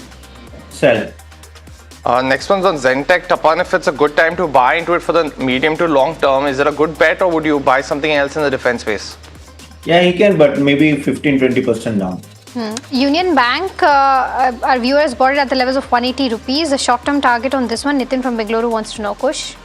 Actually, the target is about 180 and then perhaps 186. So spotted at slightly elevated levels. Hold with a stop loss at 165. The next one that's coming in, and this one's on Uno Minda. Dilip wants to enter this counter now. Would you recommend that, Tapan? Yeah, he can enter. Okay, the next one is on Aegis Logistics. Avdesh from Delhi is holding 13 shares at the levels of 752. What's the technical view on this one? Should he continue to hold? He says he doesn't want to sell. Kush, what would you recommend? Then don't. A good perspective, good buying price. Continue to hold. Positional stop at about 1250. Big breakout above 1400. Okay. The next one is from Ravi Mittal from Bengaluru. He's holding almost 550 shares of Force Motors at 20,000 rupees. So it's a very big chunk of investments in there. I hope it's not the only one, Ravi, that you hold. But, Tapan, it's been a volatile counter. Would you recommend him to also reduce his position? And what's your view on the stock? So I'm positive on the stock. It will come up, but it will take some time. But yes, he can reduce the position because it's, I think if it is a big chunk of money. Okay, Deepak Fertilizer is the other one. Murli from Hyderabad has around 25 odd shares bought at the levels of 618. He wants to know from a 1 year perspective, can he continue to hold? Kush, this question's for you. Yes, you can very well continue to hold. Stop loss near the 1500 mark. The next one's on Aditya Infotech Kush. Nandgopal is holding shares at 3,500. He's a brave man because he wants to add more at the current price. Would you recommend that? What's your view? Perhaps slightly lower, close to 3,300, 3,400 zone. You can add more. The stock is in a consolidation phase after a massive run. So yes, you can consider adding at slightly lower levels though, and a positional stop then at about 3,100, 3,150. Okay, Aster DM is the other one. Siddhi has bought 5,253 shares at the levels of 643. A long-term target on this one, Tapan, and continue to hold? Yeah, please hold. Good stock to hold. Next one's on NBCC. Sagar is holding shares at 110. Kush wants to know about his 1,000 shares and what's a 6-month time frame. Yeah, the outlook's not all that positive.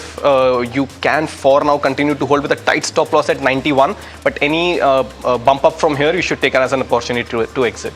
All right, the next one is from Pakshal Jain, who's writing us from Jodhpur. He says a fresh entry into Vishal Megamart or Trent for the next 3 years. What would you recommend, Tapan? Both no. The next one's on Reflex Industries, Tapan.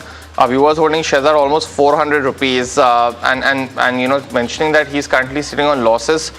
Should he book out or continue to hold? Currently hold. Tata Steel, 1,000 shares bought at the levels of 144. Hold, sell, Kush? 144. Very much continue to hold. The stock is forming a base. Could see a spurt from here. Stop loss on this one, 175. The next one's on M&M Kush, and we're getting a lot of queries because the last 1 year stock's been in this range. But our viewer James is holding at 3,400. Should he buy more at the current price? Yes, you can certainly add more. Remember, this is a consolidation after a massive run of a few years, right? So take that as a positive sign. Yes, you can add at current levels. Positional stop on this one, close to 2,900, 2,850. But yeah, you can add here. Okay, Oberoi Realty, Kush, is this the right time to buy, considering, of course, the results are still awaited? No, it's seeing profit booking. If at all you want to enter, look at 1775, 1800 zone as an entry point. All right, okay, that brings us to the end of this rapid fire round, as well as, of course, Ask Profit. Kush and Tapan, thank you so much for taking out the time and helping us answer all the questions that we were able to answer today. But for sure, 2 p.m. we'll take more questions, so you can tune in then. But you know what? After a pause of 13 years, one of the most prestigious honors in Indian business is back. On July 26th, NDTV Profit brings back the Business Leadership Awards, celebrating the leaders, companies and entrepreneurs who have helped shape India's economic journey. The next category is Business Leader of the Year for Private Sector, and the nominees are transforming a legacy conglomerate with sharper focus, stronger returns and disciplined growth, Dr. Anish Shah of Mahindra Group. Driving innovation, global expansion and EV leadership, K.N. Radhakrishnan has accelerated TVS Motors' growth journey. The architect, of course, behind India's retail success stories, scaling brands and delivering exceptional growth at Trent, P. Venkatesalu. And from cables to electricals, leadership, Inder Jaisinghani has powered Polycab's rise into an industry powerhouse. Advancing global healthcare through innovations and execution, Vinita Gupta continues to strengthen Lupin's international footprint. A visionary, of course, who transformed a homegrown manufacturer into a global mobility powerhouse, are Rajiv Bajaj of Bajaj Auto, and of course steering India's largest car maker through a new era of growth, innovation and mobility transformation. We have the management of Maruti Suzuki, now leading India's engineering giant with scale, ambition and execution excellence. S.N. Subramaniam, who's the management of Larsen & Toubro.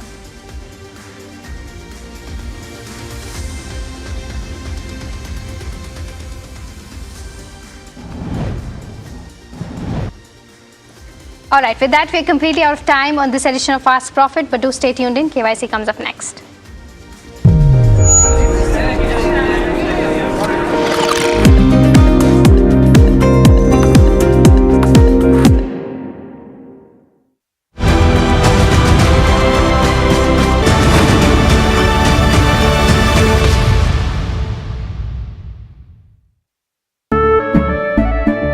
केसरिया से मन जोगी हुआ रे, दिल झूमे देखो मतवारा हुआ रे, केसरिया से मन जोगी हुआ। हर पल मनाओ केसरी त्योहार।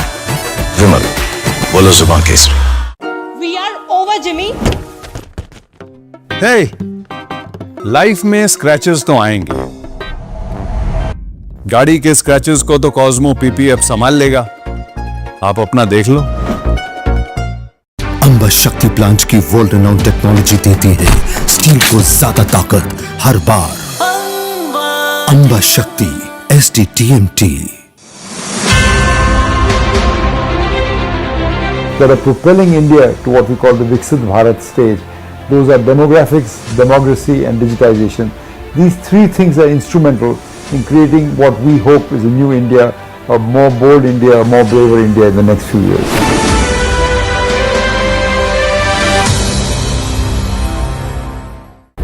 India is at a 2030 turning point. EVs, hybrids, biofuels or hydrogen, what fuel wins where? Join top auto CEOs, policy experts and industry titans at the NDTV Automate Fuel and Future Summit 2026. Where you need charging infrastructure, you need it on highways. Catch the exclusive coverage only on NDTV. India Inc.'s most respected names chose India Inc.'s best and brightest. I'm delighted to be chairing a committee of such distinguished fellow businessmen, bankers. It's lovely to be back on this NDTV jury. I have been a fan of NDTV for a long time. Many of the nominees are extremely close together in terms of what they've done. I think it's also important that how they are reshaping the industries, commercial activities which they are into. And it's a very judicious mix of people to choose from. My compliments to the team. Who will earn India's top business honors? Find out at the NDTV Profit Business Leadership Awards.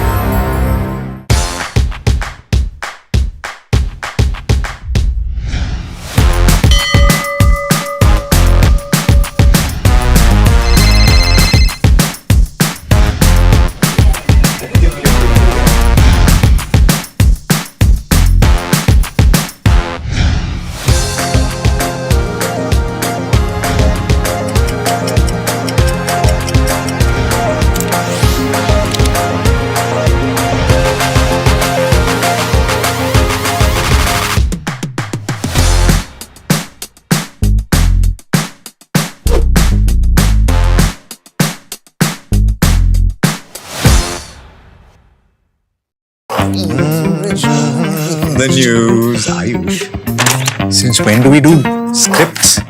Fair point. Picture this.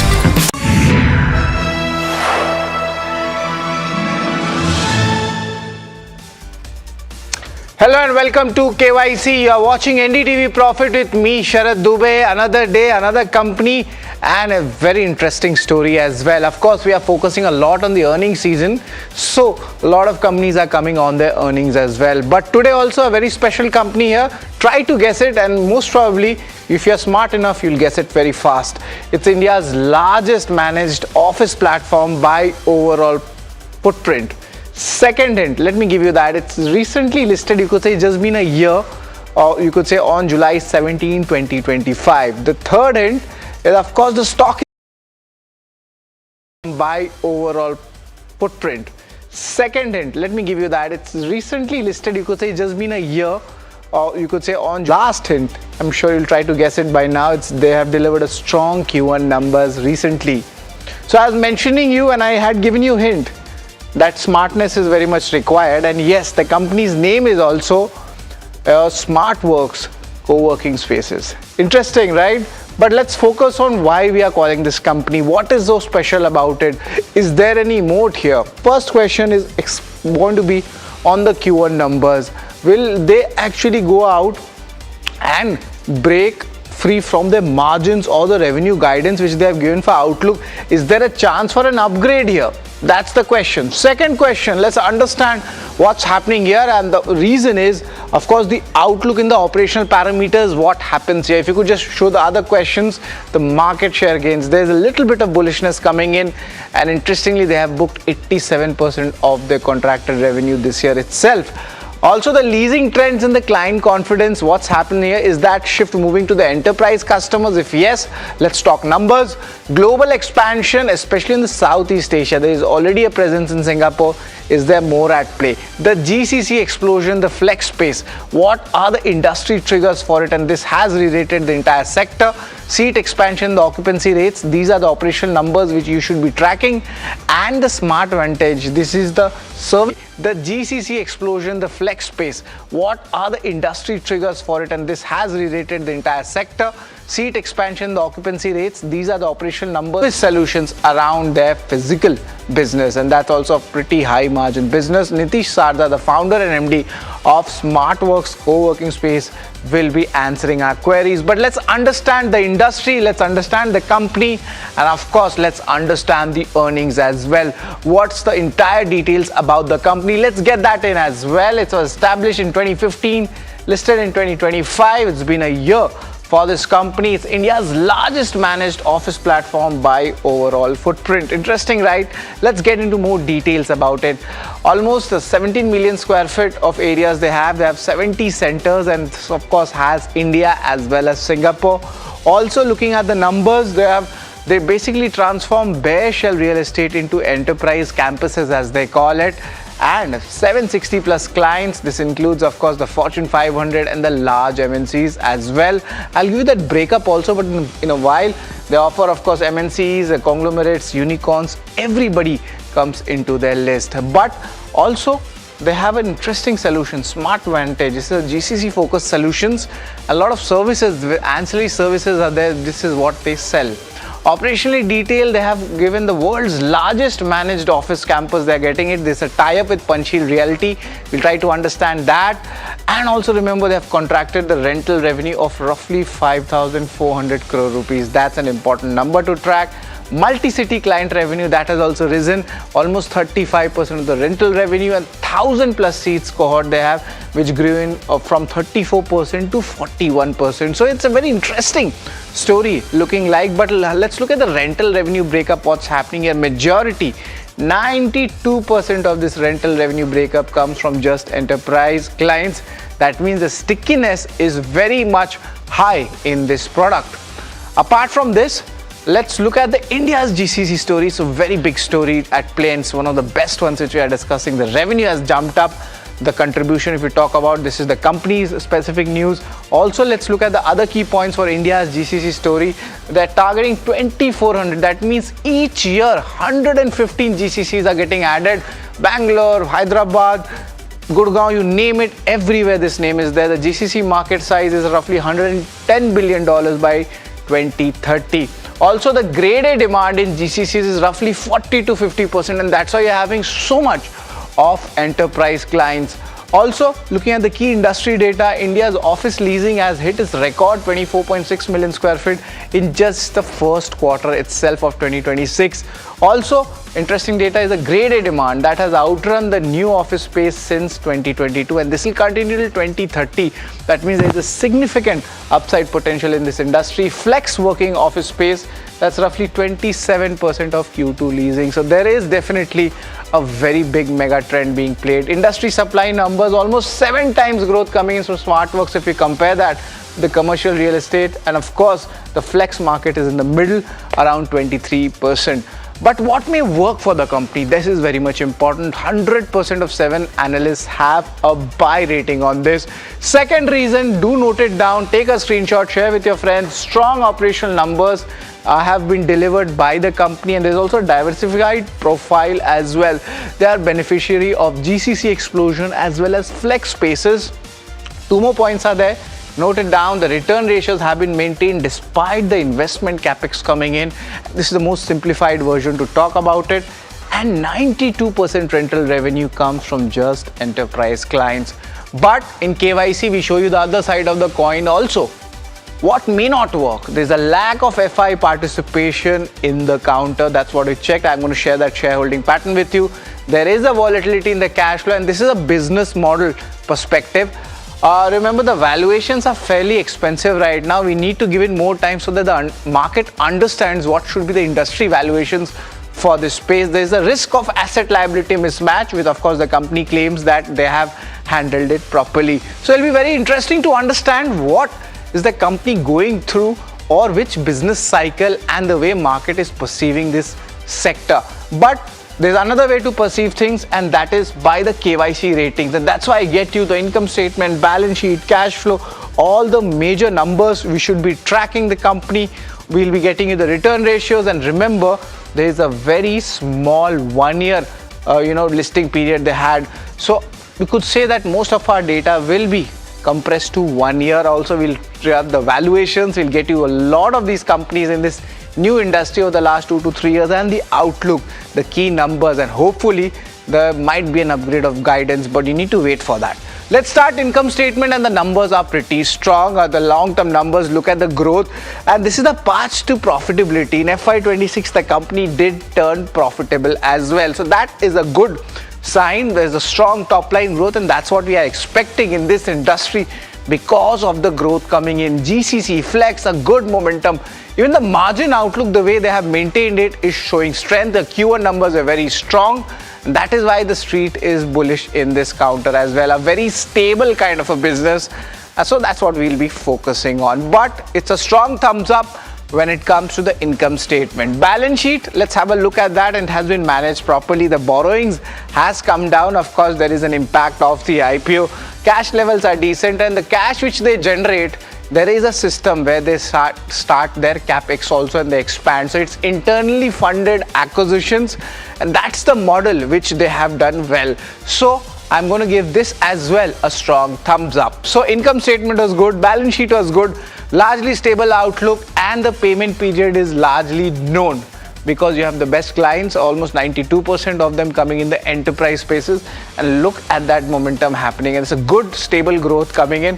Ideally, when you're judging these companies, do have a look on the cash flow from operations, because of course on the expansion front there might be some delays, but net I'm going to give this a strong thumbs up as well. Let's talk about return ratios, and this is where the things start improving and the benefits start coming in. The business cycle which we talk about in a space like a workspace or a flex space, they have a business cycle. It takes time. There are matured centers, there are non-matured centers. That means the new centers and how they do the payback, that is important. And now you see both ROCs and ROIC, both of them have done well, and we are almost at one of the top cycles. So maybe this can stretch to 25-30. We'll try to understand with the management, but they are expanding also. So it's a strong thumbs up as well on return ratios. But moving on, remember the time period is quite less. No major movement has happened, and my concern is on the FIs. If the business is so rock solid, why the FIs are not entering? That's something to look out for, but definitely it's just 1 year. So let's cut some slack and give this a neutral rating in the shareholding front. But let's talk about street cred. What has happened from the IPO? Has it made money or not? Or is it a mixed signals? And as for my analysis, there is a mixed signals. From March lows, the stock is up 31%, but from the 2025 highs, it's in the negative. Largely from the IPO price, it's up 20% 1 year. It's a decent return. And from the listing, there was a pop. So there is a 12% gains coming in. So no major trend coming in. It's just 1 year data. let's play fair and square. I'm going to give this a neutral rating as well. But valuations, the main question is, has the street actually understood what value to be put in a segment like this? Well, I don't think so. It's just been 2 to 3 years. We need to figure it out because the company just turned profitable. So remember, the valuations will be on the higher sides, around 46 times 12-month forward P. On the other hand, you see the variations which are happening. EFC is at 9 times. Is there an overhang in that stock? That's a big question. So remember, the valuations will be on the higher sides, around 46 times 12-month forward P. On the other hand, you see the variations which are happening. EFC cube comes in at 104 times. So the entire sector has not matured yet. So it becomes a bit difficult to judge a company in the valuations front. So keeping that benefit of doubt, I'm going to give this a neutral rating. But the last one, very much important, is the outlook segment. Look at that. The guidance has been reaffirmed, 28 to 30% revenue growth, which they have mentioned, and the 19 to 20% normalized EBITDA margin. These are the headline numbers which you should remember, and time to time compare them whenever the company comes out with the results. This is the operational target, which has been set around 12.5 to 13 million square foot. Also, apart from these three main outlook numbers, the Q1 update, 87% of the full year revenue has already been booked. Interesting, right? So the outlook is very strong. Let me get you the KYC ratings of the stock. Overall, how much does it stand? And largely the numbers all have been hitting out of the park. But give it some time, be it shareholding, street cred, and even valuation. You need some time. The industry needs to become a bit more mature so that even Dalal Street gives it a proper perception. Outlook, largely it is strong because of their numbers and also the way the business model is. So total rating comes roughly 6.5 out of it. It's largely on the higher side of the numbers which we generally give in KYC. But the story remains is what's next for the company, what's next for the industry. And we'll have Nitish Sarda, the founder and MD of SmartWorks co-working spaces, talking exclusively to NDTV Profit to understand what's the next story. But you need to wait because there's just a break here.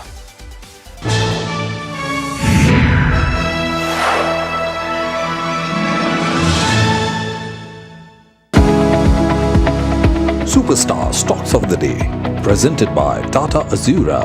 हर रास्ते का superstar.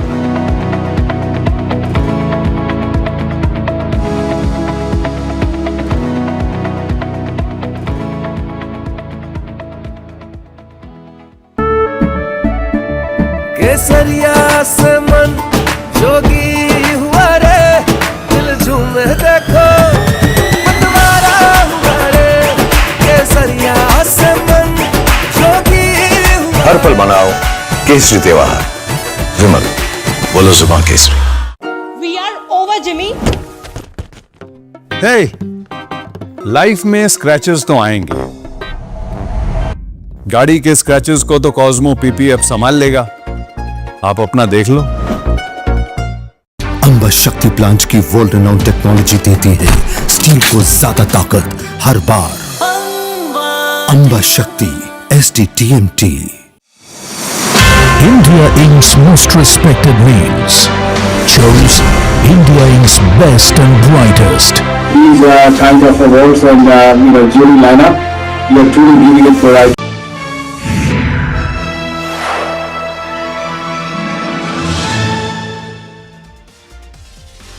Welcome back to Know Your Company. We are joined in by Nitish Sarda. He's the founder and MD at SmartWorks co-working space. Good afternoon, Nitish. It's always a pleasure to have you, and congratulations on a good set of quarterly numbers. And of course, we'll start with that, the Q1 numbers. What are the key growth triggers coming in?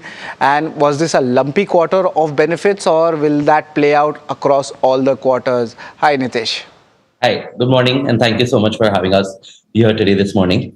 I think the Q1 of FY26 has shown a significant growth and the compounding effect which we've seen the company going through from the last quarter of last year itself. We've grown revenues by 44% in the first quarter year on year and 74% increase in our EBITDA margins, which is the cash EBITDA that the business has generated. This is on back of high demand and high need for the product that has increased in the last couple of quarters, specifically with requirements coming from 1,000+ seater large enterprises who now compute almost 41% of our entire revenue. So with the take up, more demand coming in from larger enterprises, we're able to fill up our centers. Our current occupancy on mature centers, committed occupancy, stands at more than 92%. And that is what is really driving the margins and the growth. And we are seeing and are very confident about the growth with the new inventory coming in as well. A lot of numbers, Nitish, has been shared across, your presentations. But the one number or a group of 3 numbers, the guidance which is there, everybody's talking about it. And of course, the guidances for FY27. Is there a chance for an upgrade? Because so many things are hitting at the right time, be it the industry, be it your growth. Things are following very nicely here. So do you think there'll be an upgrade in guidance coming in? And if yes, we want to hear the numbers. So if you look at our business model is dependent on the inventory that we have. Currently, our inventories already stand at a committed level of 92%. So there's a lot, really less way for us to increase that number beyond that 92% because we're already at a significant capacity. The new inventory, which is already under construction, we have more than 3 million square foot under construction, which is going to hit. That inventory is under construction and will be under construction for the next 4 to 6 months and will actually hit the market in the last quarter of this year. Because we are in this high growth stage where we have so much capex spend happening in the first half, we are fairly confident of achieving that 28 to 30% despite the base growing at almost 35% with the new inventory which is getting added. So looking at that, we are fairly confident of doing the 28 to 30%, but you will see that significant uptake coming in the last quarter where most of these inventories will then become live. And next year, you'll see the compounding effect of this inventory coming up. Right. So there is a mature inventory, there is a new inventory, and we'll try to understand that business model as well. But market share gains, how does it pan out? In certain categories, you are India's largest. But just wanted to understand as a layman, what kind of a market share gain is there and what barometer is actually there to judge a company like yours? So if you look at the entire industry, offices are 1 billion square foot. 100 million out of that, 10% of that is what flexible workspaces are.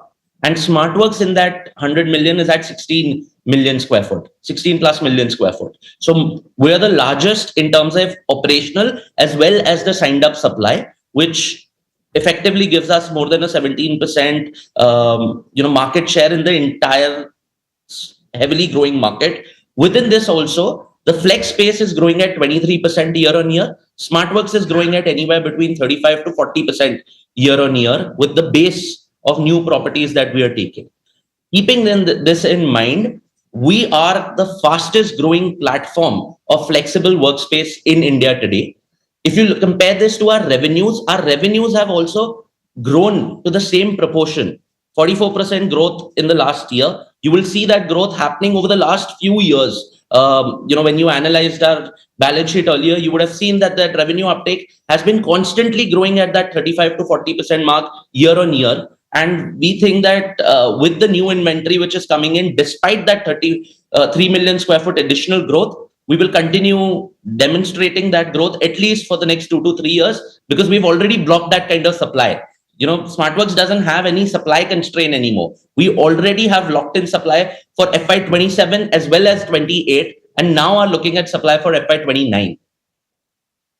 We need to understand a little bit because a little bit of concern comes. Still, your industry is quite new for Dalal Street, and we are trying to figure out isko valuation kya de. But to put things in perspective, Nitish, I want to understand the capex which you do, the ROCs you are able to maintain. How is this cycle there? And there was a very interesting slide in your presentation on the asset liability mismatch, and then you mitigated. If you could just explain us what this process is and how do you do that?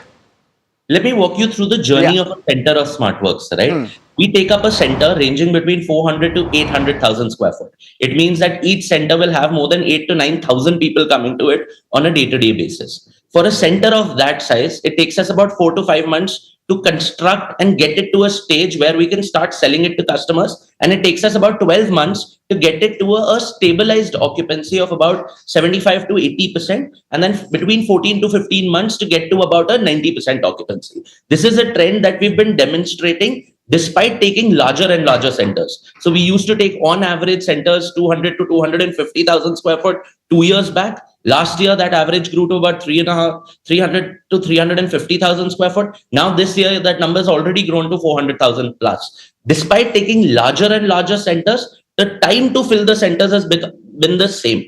Now, in terms of the ROCE and the CapEx infusion, SmartWorks is the industry leader in making sure that the capex that is invested to build the spaces, because of our leverage of economies of scale, we have the lowest capex required to build out those spaces. We spend anywhere between 1400 to 1450 rupees a square foot to build out a basic office, and depending on the quality of the client, that might go up a little or go down a little.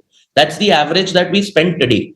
The payback period for this, with our ROCE standing at north of 21%, is between 3 to 3.5 years. You get an entire payback of the initial capital that you have invested to build out the space for the customer. And this commensurates with the lock-in period that a large enterprise client, that 1,000 plus seater enterprise client, gives to us. So we spend 1,400 rupees a square foot to build their office. They give us a 3-year lock-in. In that 3-year lock-in, we recover that entire 1,400 rupees a square foot.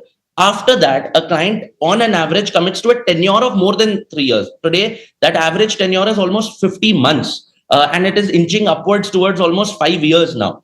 With that in mind, anything that you earn after the 3 years is now compounding and increasing your ROCE significantly. Fair enough. Nitesh, now we have understood the entire cycle. Thank you very much for putting it out, and a lot of our viewers are students and first-time analysts also, who will understand a lot from the way you have put things out. But let's talk a little bit about industry. You spoke about GCC, you spoke about flex space.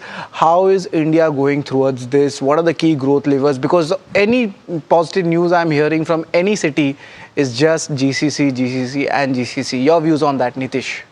I think GCCs have come in as a significant taker of space, specifically in the last 4 to 5 quarters. If you look at GCC's contribution, it used to be lower single digits probably 2 years back. Today, they contribute to more than 35 to 40% of the record growth of commercial real estate in India. The first quarter of this year, 24 million square foot of absorption was done. Never in the history have we done that kind of absorption earlier, and that is driven by the GCC growth that is coming into the market. SmartWorks' share in GCCs have grown from 10% to a 21%, but that is also with respect to the new revenues that we are generating. Almost 40 to 45% of our new revenues is coming in from the GCC sector. That's why if you look at our client mix, which we have displayed in our presentation also, you will see that we have diversified our client mix significantly. Today, ITES, which effectively is 60% of India's commercial RE, for SmartWorks, it is less than 30% of our commercial RE. We have diversified our segments by getting in engineering, BFSI, business consulting and professional services company also to take up a significant portion in our portfolio. So demands are driven by GCC, which is driving about 35 to 40% of the entire office demand, but demand is also coming from homegrown companies. Right. So there is a diversification at play. Yes, that's correct. Nitish, I want a short answer from you. 2 important things, though they are small, but you never know, they can become big. Smart Vantage, the GCC solutions, and that Singapore expansion. I'm sure you're getting something really big in Pune also. So just give us a quick update on that. Smart Vantage is a fantastic program that helps us onboard and get GCCs, give them more than just seats and spaces. The true advantage of Smart Vantage you will see probably after 3 to 4 quarters, because right now we're building the spaces for them. But once they start using the services, we'll start getting revenues on those services as well. As far as Singapore is concerned, we had a fantastic run in Singapore. We piloted with our first 2 centers last year. In the first 2 years itself, we were able to generate significant cash flows for us to go ahead and open another center as well as acquire another player and double our footprint within a year from the cash flows that the company generated in Singapore. So we never transferred any money from India to Singapore. We made sure that the earnings of Singapore grew Singapore, and that is the way forward as well. whatever Singapore earns will help us in our expansion in the Southeast Asian market. India growth is going to focus on the India growth story.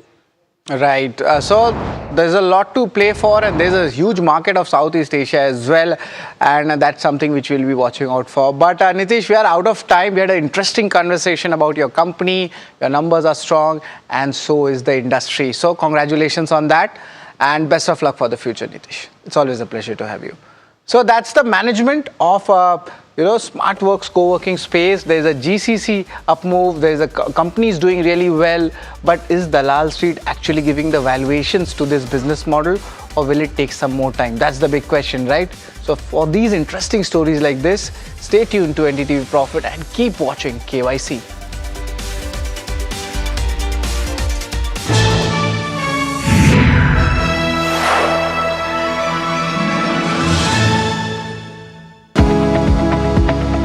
Superstar Stocks of the Day, presented by Tata Azura, हर रास्ते का superstar.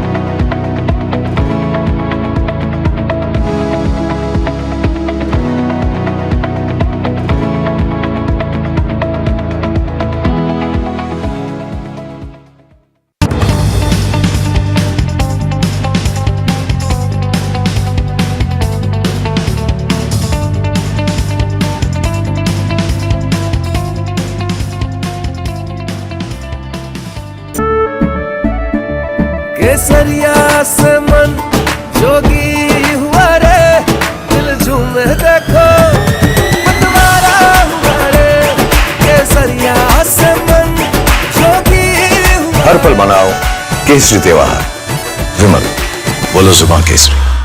We are over, Jimmy. Hey, life में scratches तो आएंगे. गाड़ी के scratches को We are over, Jimmy. Hey, life में scratches तो आएंगे. टेक्नोलॉजी देती है स्टील को ज्यादा ताकत हर बार. अंबा शक्ति SDTMT. India is at a 2030 turning point. EVs, hybrids, biofuels or hydrogen, what fuel wins where? Join top auto CEOs, policy experts and industry titans at the NDTV Automate Fuel and Future Summit 2026. Where you need charging infrastructure, you need it on highways. Catch the exclusive coverage only on NDTV. This is India Inc.'s Roll of Honor, recognizing the leaders shaping India's growth story, where ambition, enterprise and excellence meet. In the presence of the Finance Minister, Nirmala Sitharaman. Benchmarks continue to be under pressure today, with Nifty trading below 24,000 level and Sensex losing 200 points. PSB's financial services on the back foot today, while the auto consumption sectors remain resilient. It's a weak Q1 for Dr. Reddy's as profit plummets and margins decline. Loan growth turnaround and improved asset quality boosts for IndusInd Bank. BPCL delivers a much stronger than expected performance, while HPCL sees weaker Q1 despite both companies being hit by suppressed fuel marketing margins. Strong quarterly earnings sparked a sharp rally across select energy stocks. NTPC Green Energy gained after posting robust profit growth, while Gandhar Oil Refinery hit the upper circuit as revenue margin and profitability surged well ahead of the last year's levels. HEG shares gained after the graphite electrode maker reported healthy June quarter earnings, backed by stronger revenue and a sharp movement in operating margins. Investors will now watch management commentary on the proposed restructuring and future growth strategy. Brent touches $96 per barrel as tensions between Iran and US continue to escalate. Attacks on ships en route Hormuz and Trump's warning of Iranian infra destruction add to the supply concerns on oil.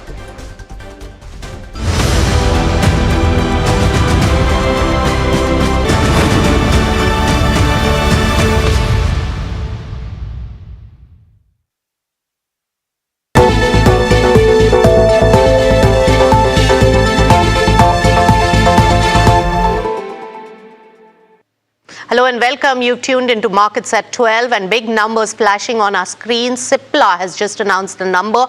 I think they have not met the estimates when it comes to the net profit figure. Take a look at that particular counter as well.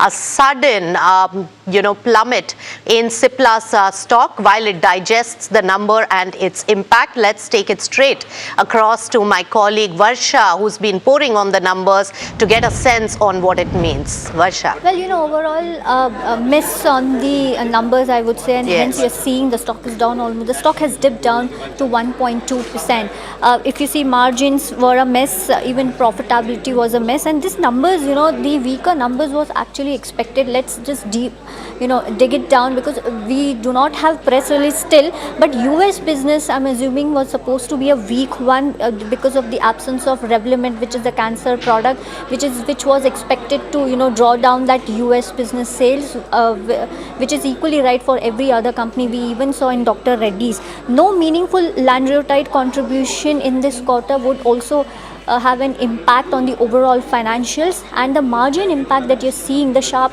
decrease in the margin that you're seeing, is because of the no Revlimid, which was a higher margin product for the company. Now also the India business was expected at around 11 to 15%, and we want to see how the respiratory portfolio for the company has been performing. Absence of high margin Revlimid is one of the reasons why margins are under pressure, and unfavorable product mix is also the reason why you're seeing that miss when it comes to the EBITDA margin. So overall, a weak set of numbers when it comes to Cipla, and hence the stock is down almost 2% in trade. Thanks for the first cut, Varsha. And of course, we'll get more details on the internals of what really transpired for it to be weaker than expected quarter performance for Cipla coming in. And the stock is reacting quite sharply to that particular development as well. And of course, a miss on EBITDA margin, that is the profitability. Anyways, it was considered to be much weaker on a YOY basis, but has really missed the estimates by over 100 basis points. And that probably is something that the market will take cognizance of. We'll get back with more details on Cipla's numbers, and that stock is on our radar. But let's get chatting with Manishi Ray Chaudhary, the CEO of Emmer Capital Partners, joining in. Manishi, always a pleasure to welcome you on NDTV Profit. Looking at the unusual scenario that we are in the midst of with the US-Iran war and with the crude oil crisis now resurfacing for the Indian economy, how much do you think of a downside could be expected in the market? How much is baked in, and what could be your view on this? Well, it's difficult to, first of all, thank you very much for having me here. I think it's good to pinpoint, the exact downside from here. The market is still trading at somewhere around 19 to 20 times 1 year forward. I think what the market is doing, and we had seen this during the first phase of the US-Iran war as well. The Asian markets are possibly looking through this and trying to kind of take a bet that this is again going to be temporary. And at some point of time, the spike in oil prices are going to prove intolerable to for lack of a better word, not just for Asians, but also for the Western countries. And therefore, some kind of a solution would be worked out. Having said this, I must also point out that this time around, the logistics challenges are far higher than during the first round, because in the first instance, it was only the Strait of Hormuz which was being closed. This time around, we know that the Yemeni Houthis are targeting the Red Sea as well. So both straits, the Hormuz Strait and the Bab-el-Mandeb Strait, there's a possibility of logistical constriction appearing over there. I would be cautious for the time being. I would possibly, focus more on the defensives, like the utilities, like some of the, the industrial or capital goods companies which, kind of cater to the power requirement. I would also look at the domestic consumption and the consumer distribution companies, the e-commerce companies. But it's a kind of a tricky situation right now all across Asia. Right, Manishi, and you well pointed out that the crisis on supply chain of crude oil looks a little more aggravated than it was the first time around. And also the market has to understand that it's here to stay. Now, looking at this particular situation and the delayed monsoon, it will probably have some impact, and the margin pressure as we are seeing in the earnings, which are yet to really be revealed, which may also spill over to the next quarter. How are you really assessing all these factors in terms of the market outlook? Well, in the short term, I would think the volatility would continue, and as I said, investors would have to brace for more volatility, maybe a little more downside to the Indian market. You talked about the possibility of a food price inflation because of the monsoons. I would also point out that even the fertilizer shortage, which could arise as a consequence of the renewed Middle Eastern tensions, could add fuel to that fire. So I mean, there are a sort of two or three, I mean, maybe a double whammy or a triple whammy that is in place for large energy and commodity importers like India. A spike in commodity prices would also mean margins and the margin expectations going down, which could mean that this nascent earnings estimate recovery, which we were beginning to see in India across a few sectors, that could come to an end for now. So the situation as a consequence, at least in the near term, if you look at the next 1 quarter or so, that's really not looking very rosy. The longer term drivers for India, I think they are still intact. As we know that there is a large consumer base, and once we are able to put this, geopolitical tensions and the commodity price spike behind us, if we are able to find a solution later this year, I think investors' focus would again come back to the long-term drivers. Right, Manishi, the long-term drivers is what is keeping the momentum high, but we also had tested 23,000 odd levels while we were at the peak of the war situation, when the crude oil prices had really elevated to 100 and above. And now we are inching back towards it, looking at the crude oil prices trajectory right now. Looking at this scenario and the pressure on the earnings and the recovery not expected in the next quarter also, as this quarter is also taking the brunt, how much more downside do we really assess in the Indian markets? Again, as I said, I mean, it's very difficult to quantify the downside. Sure. But, I think the previous bottom, which is around 23,000 for the Nifty, is something that investors should brace for in the near term. Whether it would go down even below that, that's a difficult question. I mean, if we do have oil prices spiking beyond the 120 levels, then pretty much all bets are off for the time being. But at least it's basically a case of the volatility and the downside continuing for some more time, and investors therefore kind of being focused on the defensives and other sectors which have kind of independent tailwinds of their own. So Manishi well pointed out that 23,000, and that's why the market is finding it difficult. Nifty is finding it difficult to hold on to the 24,000 levels which we had achieved comfortably above.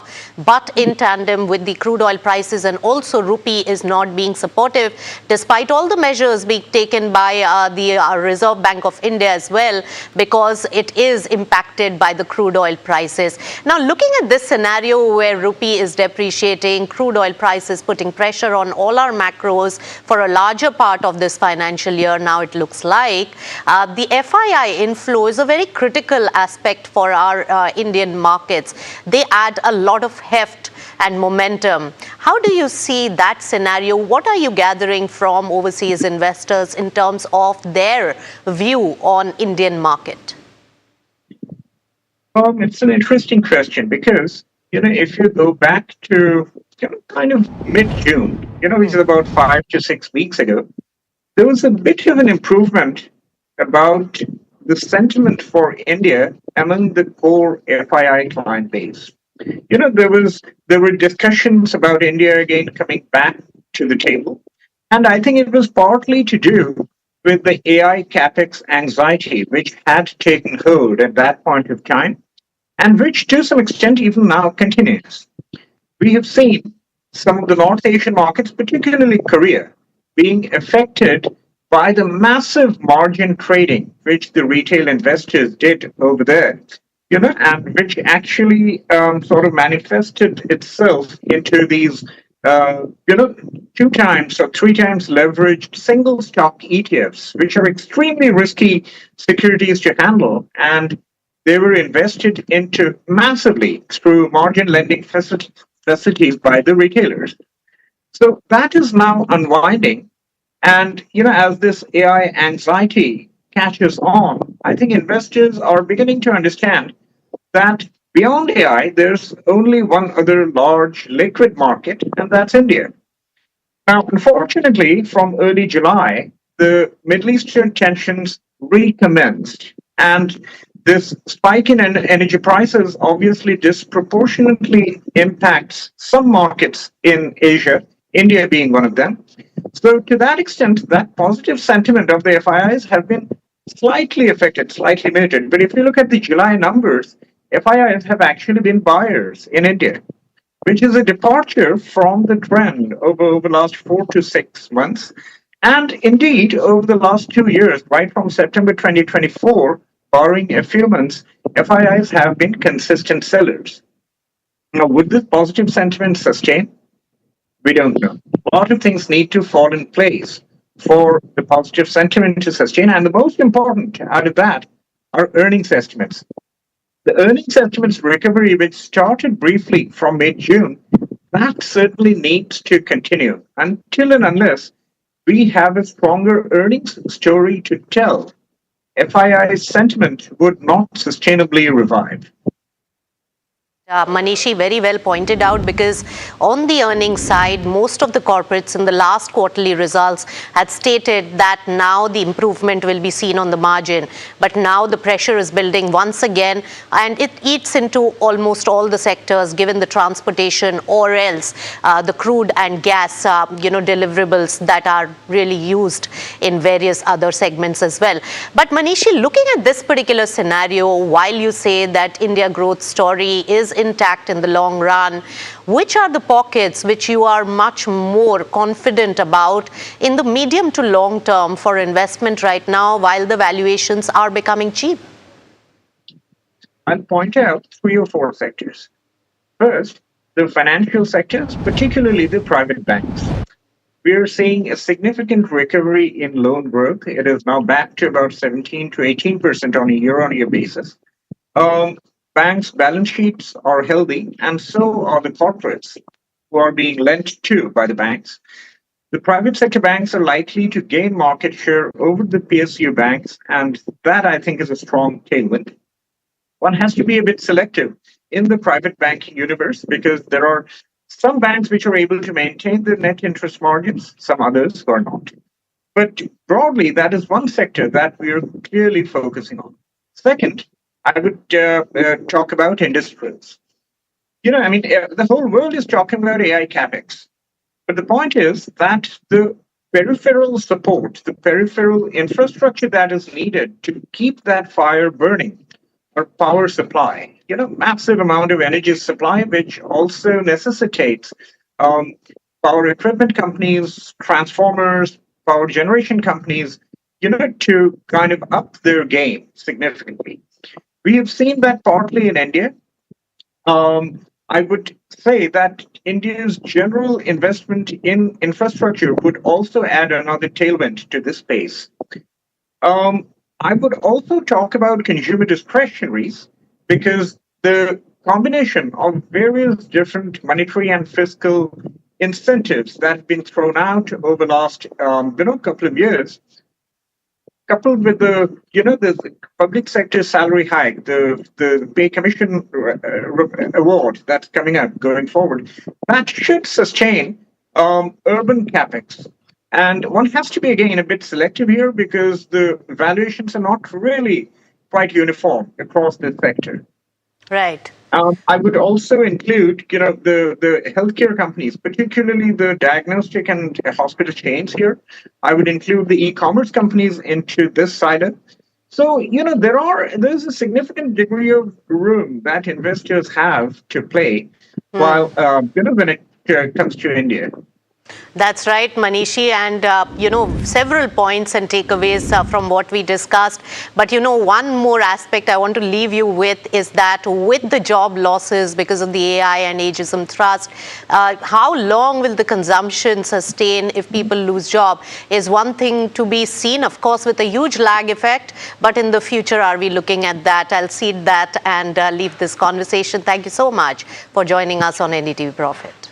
Thank you very much. All right, shifting focus, let's focus on one particular company, Gulshan Polyols, and Aditi Pasari, the joint managing director, joins in now for a discussion on their ethanol-based focus. Aditi, when we look at the ethanol blending and ethanol focus that the company is really looking at, what is the guidance going forward in terms of the capacity expansion and therefore the profit and profitability, and in which timeline? Let's begin with that. Yeah, hi. Thanks a lot for having me on the show. If I talk about FY27, we are looking at supplying about 22 crore litre to the government, to the OMCs. Our total capacity is about 26 crore litre, and looking at the government's focus towards increasing ethanol blending, we are definitely looking at debottlenecking and taking our own supplies to 110%. So definitely looking at least 20% upside from here in the next 1 to 2 years. So huge amount of demand also is coming in, Aditi. Can you give us a sense of also the industry picture? While it's a controversial subject on ethanol blending, but at least for now, we are looking at it as an alternate source of fuel as well. And that's where a huge amount of demand is getting created. How much of that supply capacity do we already have? And what is the industry really looking at, if you can give us a sense? So E20 is just the first milestone, which has already been achieved by the government, and hats off to the government to have achieved it much before time. I feel very proud to say that the world is watching and is applauding India the way it has reached this milestone. Already, we are looking at E30 in the next 4 to 5 years. Industry is very much ready. We already have enough capacities in the country to achieve this target well before time. We have enough surplus feedstock available in the country. The BIS standards are ready, and the automobile industry is ready. So we have everything going for us, and this target will be achieved much, much before time. I'm very confident about that. Blending is here to stay, and it will only and only increase. Right, so you really putting that confidence behind it that blending is here to stay. Not that we have a choice in the present moment also, Aditi, and that's what the companies like yourself can capitalize on. Give us a sense on how this particular quarter is really transpiring for you. Give us a guidance on what are the key drivers as we assess your this quarterly performance in a few months. So Q1 has gone very well for us. The company will deliver good results, better than promised. But however, going forward, we may see slight margin pressures in Q2 because of the raw material prices, which has spiked up a bit. But I'm very confident by the year end, we have been giving a guidance of about 10 to 11% EBITDA margins. By the year end, we will be very much achieving those or hopefully more. Right, and just one more quick question, Aditi. What are the challenges that could really come in the ethanol blending aspect, and what you foresee, and where is the government support required now?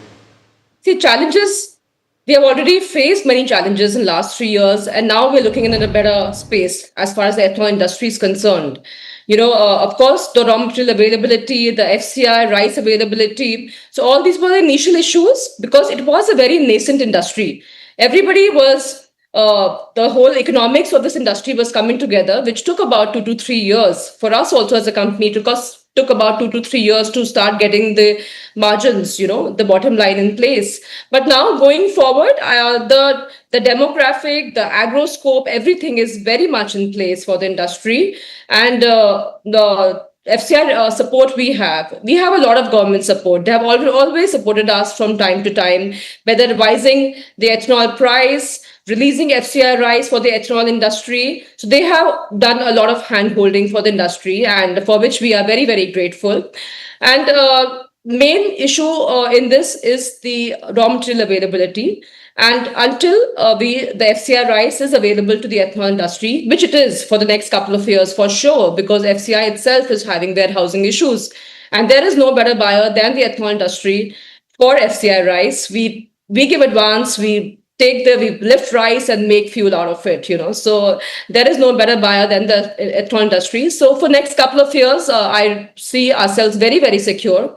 And parallelly, even the production for maize in the country is going up very, very drastically. So yes. I think in next 2 years, even if the FCI will not be available, we will have enough maize available in the country to be able to continue this kind of blending.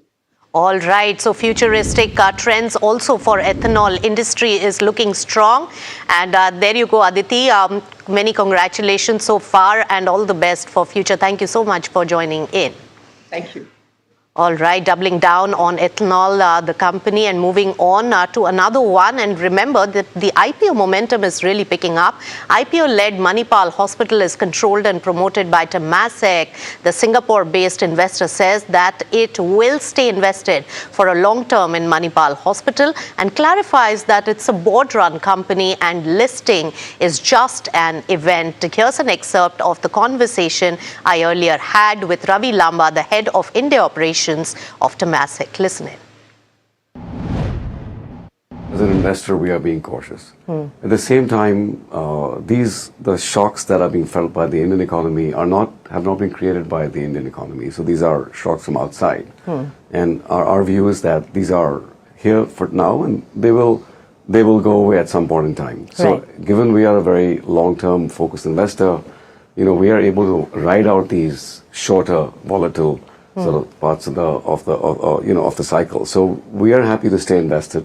We're looking for opportunity. We are being cautious because uncertainty requires you to be a little bit more cautious. From our perspective, there are there's a cost element to the economy, right? There's a FX element where there's some volatility in the Indian rupee as well, and then there's of course the fact that you got to be careful about deploying capital in industries that could be affected for a longer period of time. Yes. And therefore, you just have to decide how you want to deploy capital. From our perspective, if I look back in the last 3 years and some years back, I think when you and I had spoken, we had said that we would like to try to deploy $9 to $10 billion in India over the next 3 to 5 years. And as of last year, we have deployed about $9 billion in the last 3 years. So we are on track. How much are you looking to invest in this financial year, this year from now, Ravi, in India? And is that also going to be in the sectors of choice that you've already ascertained as is reflective in your portfolio? Yeah, I think the second question I would say is the way we will drive it. So healthcare, what's got to do with industrials, financial services. Yes. If it's got to do with renewables, industrials, we will invest in all of them. Now, we don't track it year by year, but what I would say is that we are still hoping to deploy the same rolling number of 9 to 10 billion over the next 3 years. Right. So Ravi, you mentioned. All right, so that was the Temasek chat and a big IPO from the house of Temasek really about to hit the street soon. With that, it's a wrap on Markets at 12. Thank you so much for tuning in and keep it with NDTV Profit.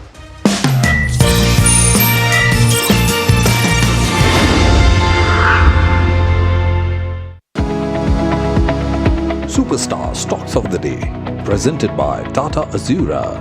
Har Raste Ka Superstar.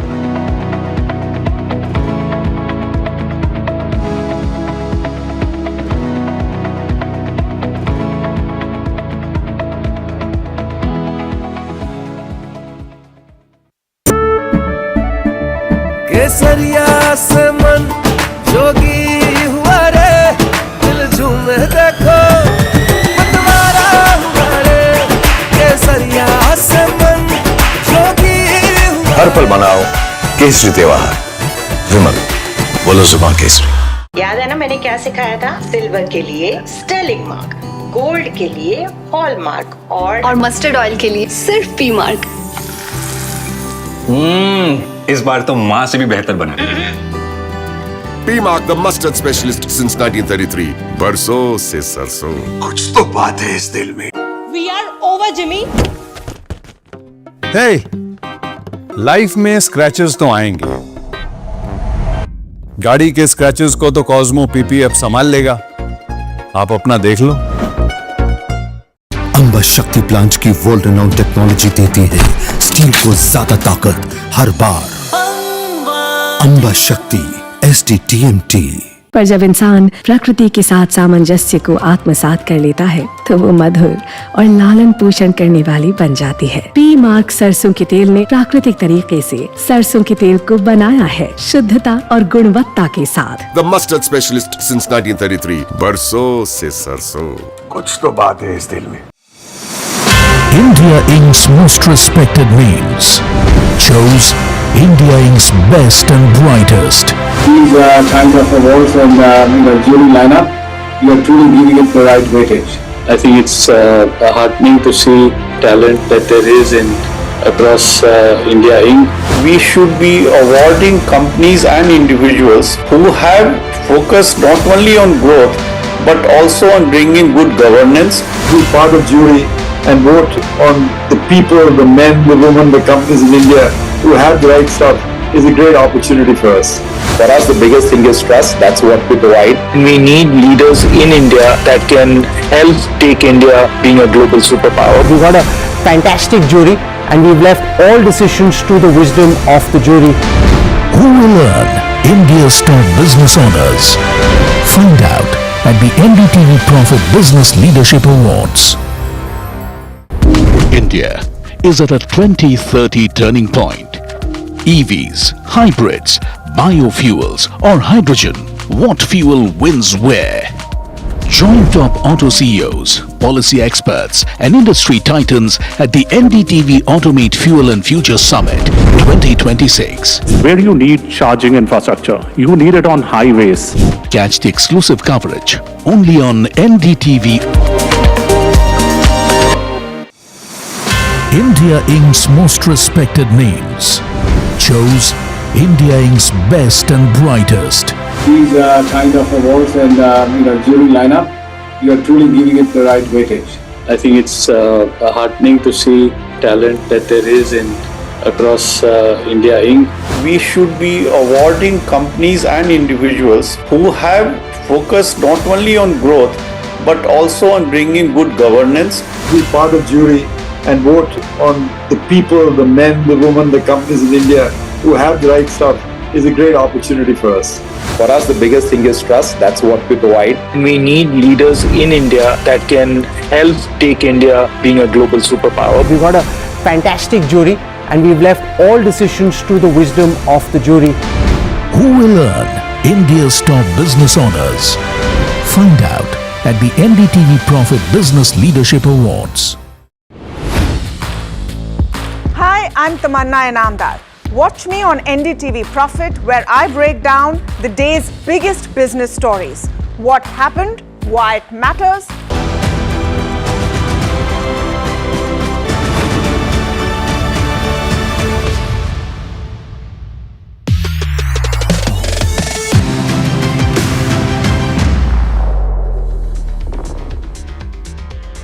Hello and welcome to NDTV Profit. You're watching trending stocks at the NDTV Profit Sustan studio with me, Heeral Datia, and we have Sharad Dubey who's standing at the market pit as well. Good afternoon, viewers. In fact, it's a very, bleak day of trade, I would want to say, because if you pull up the Nifty 50 on the screens as well, there is that consolidation which has continued. The concern is, what is that sustainability going to look like? Because right now you are nearly at the day's lowest levels. You're below that 23,900 mark, I beg your pardon, and that was the fear point as well, Sharad, because the conviction was only if you're able to sustain above 23,900, that's when you could probably look at taking positions as well use the buy on dips kind of strategy. But now that you've broken beyond that 23,900 level on the downside, what are you picking up in terms of cues? Good afternoon, Healer. And you're right, the fall which has happened right now in the last 10 to 15 minutes, the fall has intensified. A key level of 23,900 has actually come down.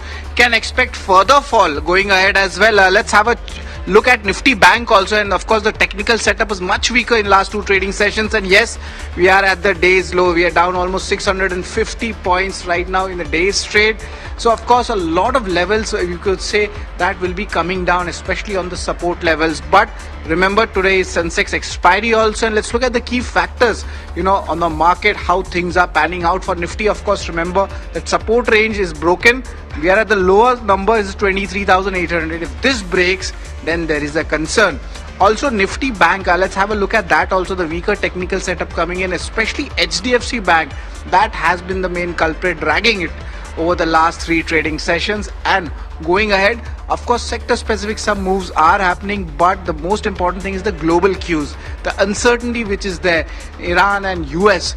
That's where the concern is coming in, and of course that's weighing in on Brent crude also. Look at that, it's above that 96 levels, almost touching the 97, and even WTI. There's no sign of cooling down, and that's a big concern coming in for the markets. But apart from the crude check, also let's look at the other key factors, what's happening. Strong momentum coming in auto stocks, a little bit of, you could say, two-wheeler stocks. That's where the buying is there. For last three sessions we saw that, good numbers from Bajaj Auto, TVS. The paper stocks are rallying, and the ancillary refinery theme, remember these are one-off quarters where abnormal profits are coming, and that's where we are seeing the momentum happening. So do keep an eye on that as well. But it's all earnings right now, and three important earnings: Infosys, Interglobe Aviation and Meesho. We'll be tracking them and giving you those updates as well. And globally also the factors today is US initial job claims data, and the European shares, they are expected to open lower as well. So largely it's a negative view in the global Q setup right now, and for the domestic markets also, at least on the indices and the largely mid caps also, sell off is there. Stock specific moves and earnings is something which we are looking at right now. Absolutely, it is stock specific and all related to earnings. Tips music, very interesting because the revenues have seen a jump of around 21%, and they're mulling a buyback in August. The street is really happy, and that's what the watch list is telling you if you see the stock price. ONGC, Oil India, your Brent crude has risen for the fifth consecutive session. So both of these counters are in focus as we speak. Azad Engineering has delivered India's first indigenous turbojet engine. UCO Bank slightly under pressure to the tune of 2%, and that's on the back of earnings. Your profit growth has lagged your NI growth as well. And overall, with regards to UCO Bank, we'll be joined by the management after this. Dr. Reddy's has missed estimates, and it's one of the semaglutide product sales that has fallen. IndusInd Bank, a double downgrade. Kotak and CLSA has downgraded the counter post numbers. You're seeing HPCL, BPCL that are in focus. For one, HPCL, it's a weak quarter, BPCL strong quarter, but crude prices are also coming to the forefront. HEG, double-digit revenue and profit growth is what they've reported. Your Gandhar oil is in focus because your profits have actually quadrupled, and that's the reason why that stock is locked in upper circuit. CIE Automotive, good set of numbers, but the CEO has resigned, and that's what has put pressure on the counter in today's day of trade.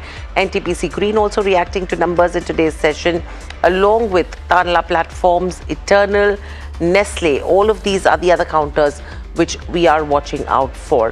But very quickly, let's just pull up a UCO Bank on the screens and see what that counter is doing in trade, because they've reported a steady first quarter in terms of performance, double-digit growth in terms of net interest income, and an improvement in terms of asset quality.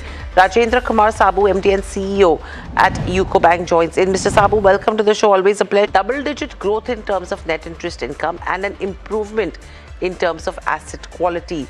Rajendra Kumar Sabu, MD and CEO at UCO Bank, joins in. Mr. Sabu, welcome to the show. Always a pleasure to speak to you as well. My first question coming to you is, if I have to look at the numbers at the face of it, looks pretty okay. However, I think the profit growth which has lagged the NI growth is something that the street is concerned about. Your initial comments? Yeah, thank you. Good afternoon to you. And yes, our profit growth has been good in operating profit. If you see, backed by NII growth, so our operating profit has grown by around 80% to 2,810, backed by our NII growth of around 16.85%. But because of the taxation provision we have provided, the net profit growth is slightly below than that, and that is 8%. So what has happened is that our tax provision has increased to 1,919 crore. Out of this, there is a one-time DTA charge of rupees 1,237 crore, because we have changed the taxation methodology. Earlier we were being calculated through the older regime that was attracting 35% approximate tax, and the DTA was calculated at that rate. Now, from the current financial year, we have changed to the next new taxation regime, wherein the taxation rate comes around 25%. So, with this change in the rate of tax, the calculation of DTA has been done and it has been remeasured. With this remeasurement, 1,237 crore one-time DTA has been reversed and charged to the profit and loss account. That has caused our net profit rising only in limited way and having 656 crore of net profit. So that is the main reason. Otherwise, all other profitability parameter like net interest income, NIM, non-interest income, and other TW recoveries, treasury gains, and fee-based income all have shown good growth. Interesting operational parameters. I'll just add one more thing. That's the NIM. The global and the domestic NIMs seem to have done well. Going ahead, what will be the NIM guidance, sir? Yes, we have already given our guidance in the beginning of the year, and the NIM guidance is 2.8 to 2.90%. That is the range we have given, and we continue to maintain that range guidance, 2.8 to 2.9. Even though our NIM for the last quarter has been 3.05 globally, we will continue with the guidance only, and we'll try to do better than that. You coming in, but Mr. Sabu, the ECL provisioning, that's also a little bit of concern in the overhang in the banking industry as well. Any kind of amount which is getting provisioned, or we can expect that in the second quarter? Yeah, so thank you. Actually, yes, you have rightly pointed out that ECL provisioning and ECL transition is a very, very important factor as of now for the banks. And in UCO Bank also, we are aware about that. And I can tell you that already we have been making our buffers. We are preparing for the ECL transition. So we have analyzed and we have estimated some amount of ECL provisioning requirement on the D-Day, like 1st April 2027, when we transition to the new ECL norms. Then out of that amount required, around 60% already we have created a buffer. So we have already 60% provision in place over and above the actual mandatory requirement as of now. So remaining 40% buffer we are planning to create within this year before we transition to the ECL. So in all in entirety, we will be having maximum amount of ECL transition hit in place before the ECL transition date comes. Mr. Sabu, your advances growth is running well ahead of your FY27 guidance range as well. Does that mean that the bank is going to potentially revise its credit growth guidance upwards, or do you expect moderation in the coming quarters? Yes, so this quarter our advances growth has been very good, 21%, supported by retail growth of 27%, agri growth of 30%, and MSME growth of around 18.79%. So we have maintained our guidance of 12 to 14% as of now. We will review the guidance midterm, like after September quarter, when we know the numbers of September quarter, and then we will take a view. As of now, the guidance continues to be 12 to 14%. And overall, in terms of your loan growth as well, that has been materially ahead of your deposit growth. So are you comfortable with the current CD ratio? And what is the plan with regards to accelerating deposit mobilization goals? Yes. So our advances growth has been higher than the deposit growth, you have rightly pointed out. So we are aware of this fact. We have in fact reached to the CD ratio of 82% this quarter only. And we have little room still available, though our range of guidance in CD ratio was 82% only, and we have reached that level. But now we are mobilizing deposits in good way. Like we have more focus on CASA. We have launched many new products in the CASA category for younger generations and for other sectors. So we are mobilizing CASA in current deposit as well as in savings deposit. Our retail term deposit franchise is also doing good. We have presence of 3,421 branches across the country, and we are engaging with the customers for mobilizing deposits. Other than the deposit, there are some more sources to fund the credit growth. Like one is the borrowing also. We are exploring the borrowing through our overseas branches and other avenues. And also the refinance facility is also available to support the credit growth. So we are also exploring refinance from the financial institutions. So in total, we will be mobilizing deposits or other funds to support our credit growth. Okay, and what about your FCNRB fundraise? Because $500 million, I think, if I'm not mistaken, is what you're looking at. Where are you on it, and what's the kind of balance sheet benefit that you expect from this? So yes, so now the window of FCNRB deposits as well as OFCB is available for the banks, and it is a very good opportunity for all of us to raise the resources. And we are also aware of this, and we have planned to raise around $500 million US through both of these measures, like through FCNRB and OFCB. So we are working on that. We have 2 branches overseas, Singapore and Hong Kong. We are working through that, and also we are planning to open our Gift City branch very soon in the next month probably. So that will also help us, and means mobilizing deposit through FCNR and through OFCB, that will help us to support our credit growth, that will increase our liquidity and also our deposits and balance sheet. I think that is a win-win situation for all.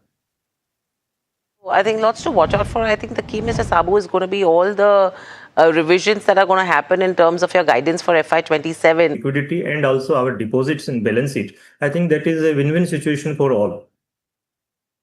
I think lots to watch out for. I think the key, Mr. Sabu, is going to be all the, because that's what the street is going to be watching out for, at least on the upward side. Thank you so much for joining in. Always a pleasure to speak to you. Though the stock is slightly under pressure. Yes. Let's pull up a PVR on the screens as well. They've just reported numbers, and then we'll talk about a Vishal Megamart as well. I mean, in terms of where PVR goes, it's seen a spike of nearly 3%, and that's because they've reported a profit versus a loss number in the previous quarter. So that's what you are looking at in terms of where PVR INOX goes. If we can just get the numbers on the screens as well to address that. I mean, clearly, at least in on the bottom line front, it's a strong set of numbers that have come in so far. Other income of 26 crores versus a 32 crores, so that is also pretty okay. That has gone down. Your net profit number is the key, 56 odd crores versus a loss of 54 odd crores, and that's the reason why you're seeing that kind of spike coming in there. A 12% rise in terms of revenues as well is what you're tracking so far. Apart from a PVR INOX, let's just pull up a Vishal Megamart also in terms of the intraday chart, and then we will see what the numbers are looking like so far. In terms of Vishal Megamart, 18 to 19% uptick in terms of revenues. The margins have been flat at 14.6%, and the net profit has grown 25%. EBITDA has grown around 18 to 19%, and they've said that they will be capping the aggregate foreign ownership at around 49.99%. The street is not really happy with the kind of numbers that have come in so far. That stock is down nearly 4.5% as we speak, taking a sharp spike downwards. Rajesh Bhosle, senior technical analyst, joining in as well. Rajesh, on the charts, let's talk about a PVR as well as a Vishal Megamart. Both of them seeing reverse reactions on the back of earnings, but what is the chart story telling you? Hi, afternoon, and thank you for having me on your show. First of all, talking about PVR. So if we see chart structure since last couple of weeks, it has been in a consolidation phase. Definitely some positive momentum is there today, but somewhere around 1025, that's a key resistance. If we see since last few weeks, there has been multiple tops around 1025, and it also coincides with 200 DMA. So in the next few sessions, it would be crucial for prices to cross 1025. Once that is crossed, we can see a cup and handle price pattern breakout that can push prices towards 1075. As of now, positive momentum is there, but key levels needs to be crossed. On the lower side, if we see somewhere around 975, the stock is forming strong base. Right. And Rajesh, good afternoon, Sharad here. But let's start the usual. the rapid fire round, and ONGC Oil India. We have seen the oil, boiling for the last 4 odd sessions. Good momentum also coming in. Let's just get in the both of these stocks, ONGC and Oil India. Any further trade is possible on this, or do you think we are near that resistance levels for Brent crude, so that there might be reversals also here for ONGC and Oil India? What do you think? Hi, Sharad. So overall, both the counters look positive. They have already seen strong in the last couple of weeks, but you have correctly highlighted they are now placed around key resistance. Especially if we see for ONGC, it's hovering around 200 DMA. So somewhere around 258 to 260 would be the key resistance to cross. Until then, we expect some consolidation. But as compared to that, All India has shown relative strength today as well. It's showing strong movement, and it's trading well above short-term moving averages. So possibly, Oil India can extend its move, possibly towards 475 to 489. All right, another stock, Azad Engineering, positive corporate development coming in. But do you think, is there any breakout happening on the charts if you look at weekly or monthly, or do you think there's still more consolidation at play for this counter? So overall chart structure has been positive. In the morning it was showing positive strength, but from the higher levels it has dipped a bit. So we'll wait for some confirmation. If we see a chart structure of last 3-4 weeks, 2400 has been acting as a resistance. Once that is crossed, we can see a pattern breakup. But until then, we'll have a wait and watch. On the downside, if we see there is a base around 20 to 50 levels, which is also its 20 EMA. So positive approach, but we'll wait for a confirmation breakup. Fair enough. And Vari Renewable Tech, interesting order win also coming in. Your views on this, or what's there on the charts? It seems like a sell-off is there. Do you think there's a good buy the dip opportunity here, or you'll stay away from this counter right now? Sharajji, we'll wait for as of now, because there is no concrete reversal signs. The stock is approaching strong support zone, which is a long-term support. So if it dips toward 2600, that would be ideal level. But as of now, we don't see any major traction. All right. Another interesting stock is Tanla Platforms. After a long time, we are seeing a good momentum, at least in the PAT numbers. And the stock is up almost 10% right now. Will you see some more further up move coming in for Tanla Platforms? Already it has corrected a lot. Most of the CPaaS players have been. So definitely strong momentum. The kind of formation we are seeing today, it has engulfed entire losing ground seen since last 1 week. So definitely a positive structure. Even if we see chart structure on daily and weekly, we can see a cup and handle pattern breakout. But having said that, if you see it's already up by 10% today, so buy on dip would be suggested. Somewhere around, if we see 600, there is a breakout level. That would be a key support level. And on the high side, 650 to 670, that would be resistance. So overall, bias is positive, but buying on dip would be suggested. Right, biasness is positive, but no buy recommendation for Tanla. Okay, that's the end of the rapid fire round, but one stock has been buzzing, and that is SRF. Of course, the reactions on the earnings are very different, and when the con call happens, the reactions most of the times reverse also. This time also the story is same, but what is the entire story? We have Varsha with us. Varsha, SRF con calls are always very exciting. Yes, absolutely. And yesterday when we saw the earnings were fantastic, but today, because of con call or post con call, we are seeing stock is down almost 7% because management is expecting weaker Q2 and Q3 than Q1.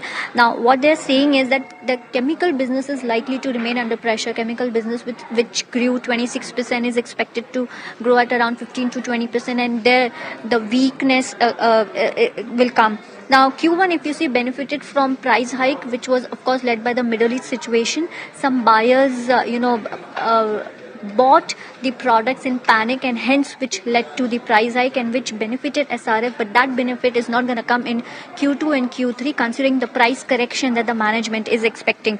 Onto the agrochemical outlook, well, agrochemical business is expected to grow at 15 to 20%.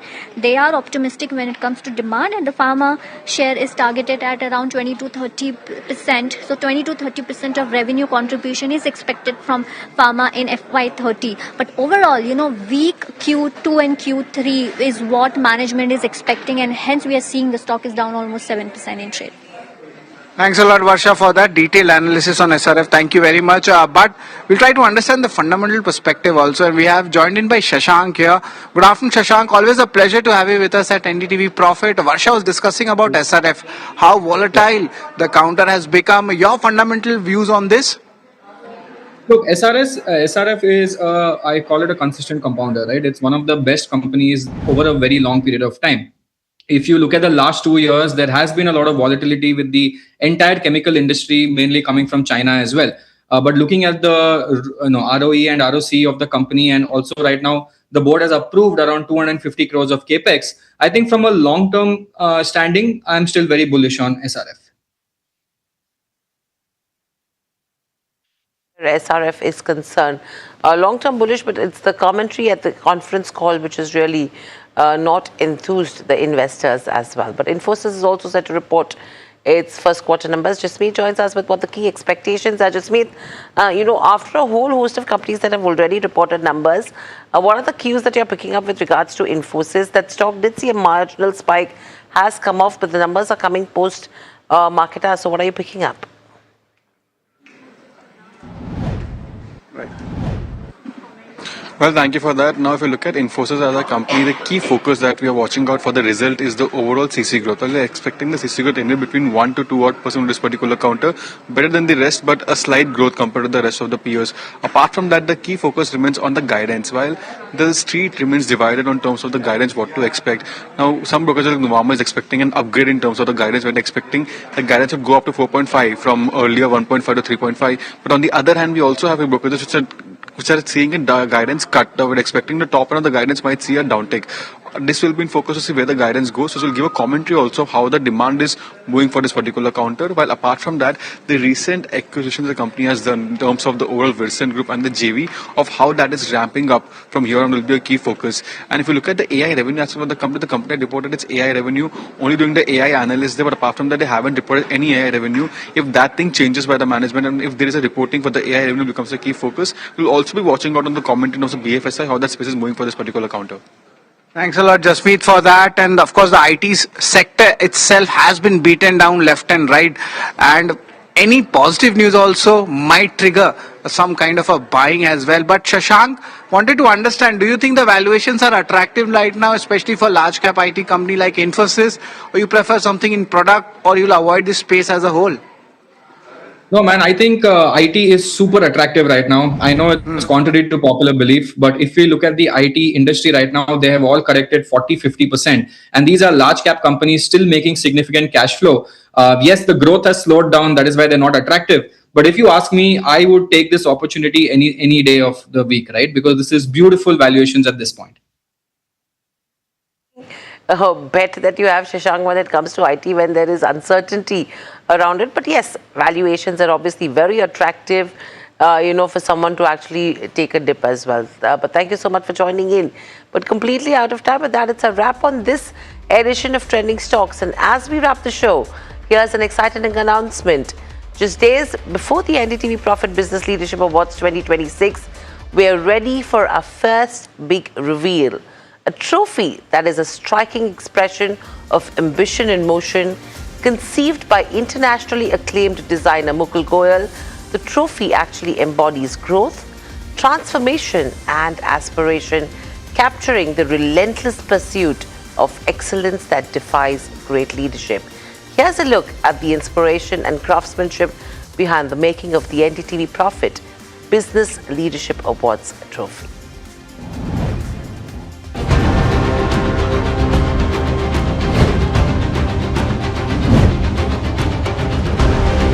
As a country, the way we are growing, the way we're going forward, I think We have made great strides in the last many couple of decades. Thanks to a lot of these business leaders who have achieved a lot of in their own domains, we as a country and their contributions have to be recognized. The challenge in any such process always remains is how do you distill down these varieties of thoughts into a simple idea.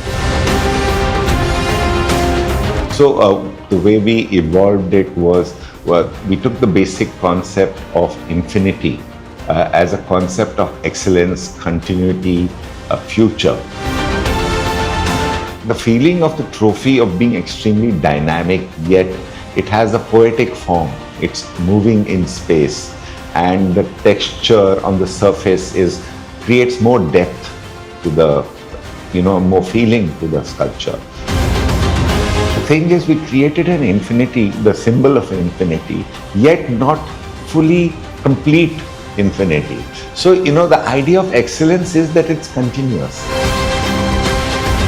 Infinity is a mathematical concept which is going towards the extreme level of achievement. And I think what is very important and what I hope always happens is that the trophy outlives its time and becomes an icon into itself.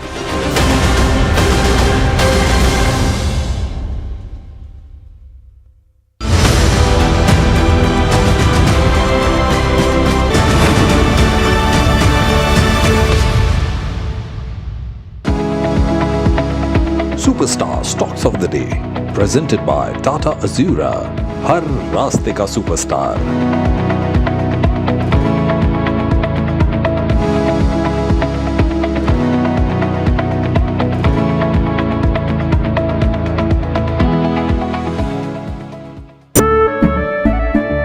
केसरिया से मन जोगी हुआ रे, दिल झूमे देखो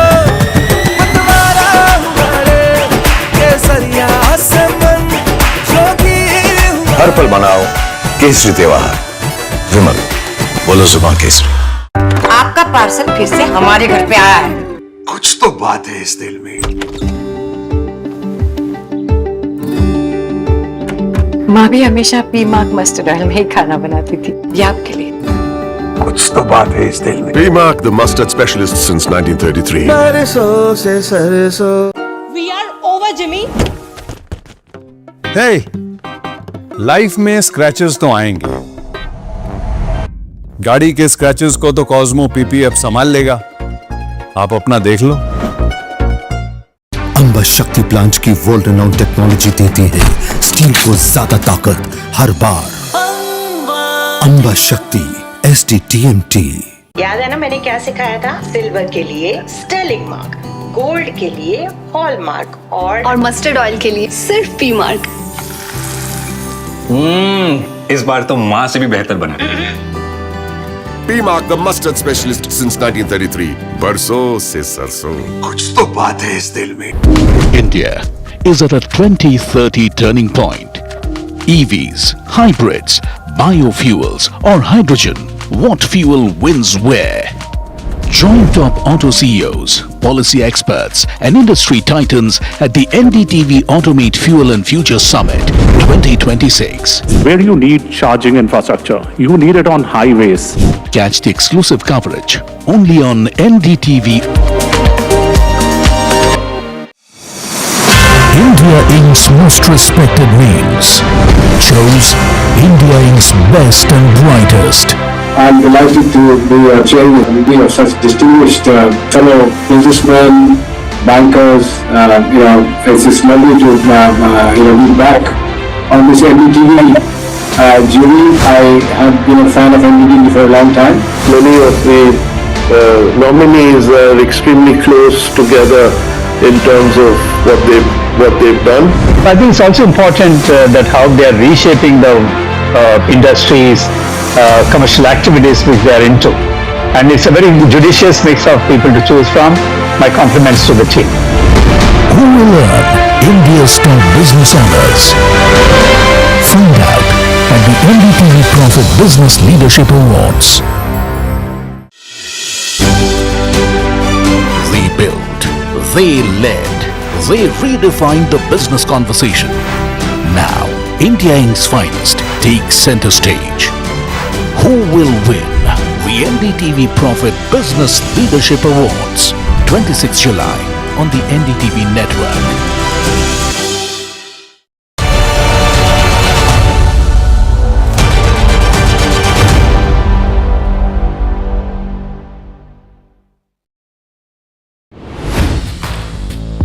Hi, I'm Tamanna Inamdar. Watch me on NDTV Profit, where I break down the day's biggest business stories. What happened, why it matters, and what it means for your money. Hi, I'm Neeraj Shah. Watch me on NDTV Profit for the most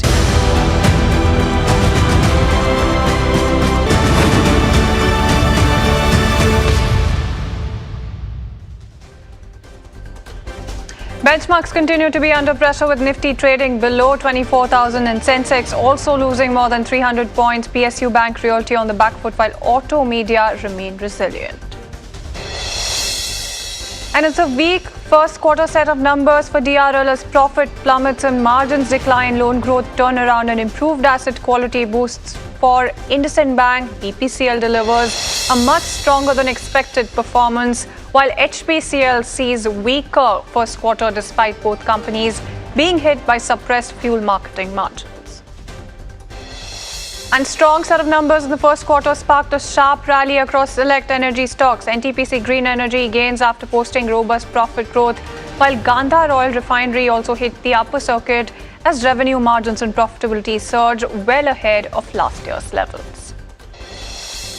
HEG shares gain after the graphite electrode maker reports healthy June quarter earnings backed by stronger revenue and a sharp improvement in operating margins. Investors will now watch management commentary on the proposed restructuring and future growth strategy. And crude oil Brent in fact passed $96 per barrel as tensions between Iran and US continue to escalate. Attack on ships en route Hormuz and Trump's warning of an Iranian infrastructure destruction also add to some of those supply concerns. Very, very close to $97 a barrel. That's Brent for you right now.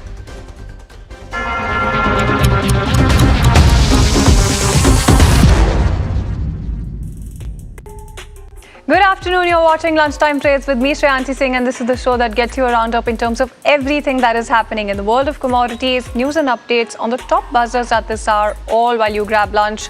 But before we do that, let's take a very quick look at the markets right now. And when you talk about the Nifty 50, it's actually very, very close to the day's low, just about at the day's low as well. And when you talk about Sensex as well, you're looking at Sensex as well, also losing about 460 odd points.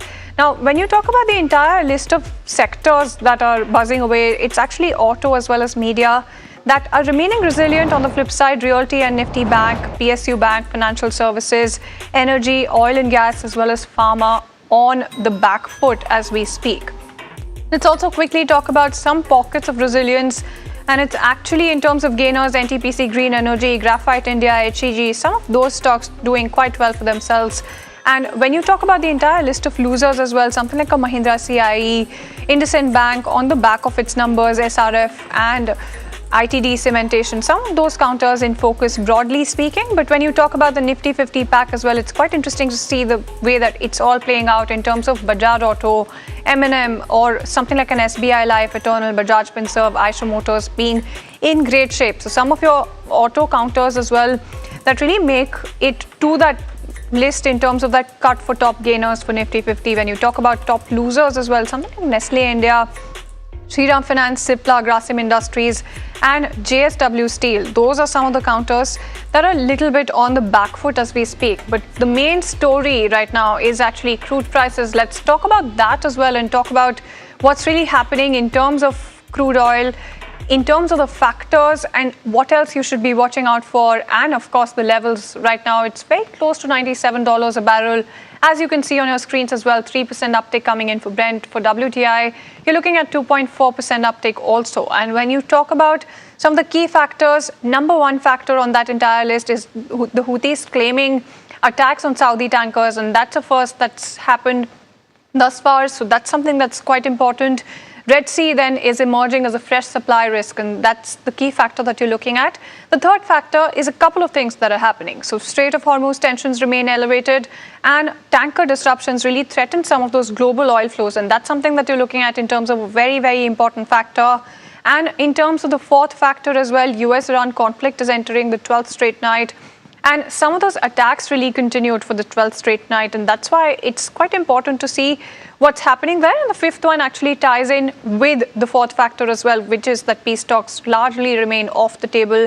And even in terms of the kind of commentary that is coming in, it's quite interesting to see that the de-escalation bit is not at all reflecting. So new fronts really emerging when it comes to the crisis, and the $100 question is something to talk about. In fact, Ajay Kedia, Director, Kedia Advisory, joining us on the show right now.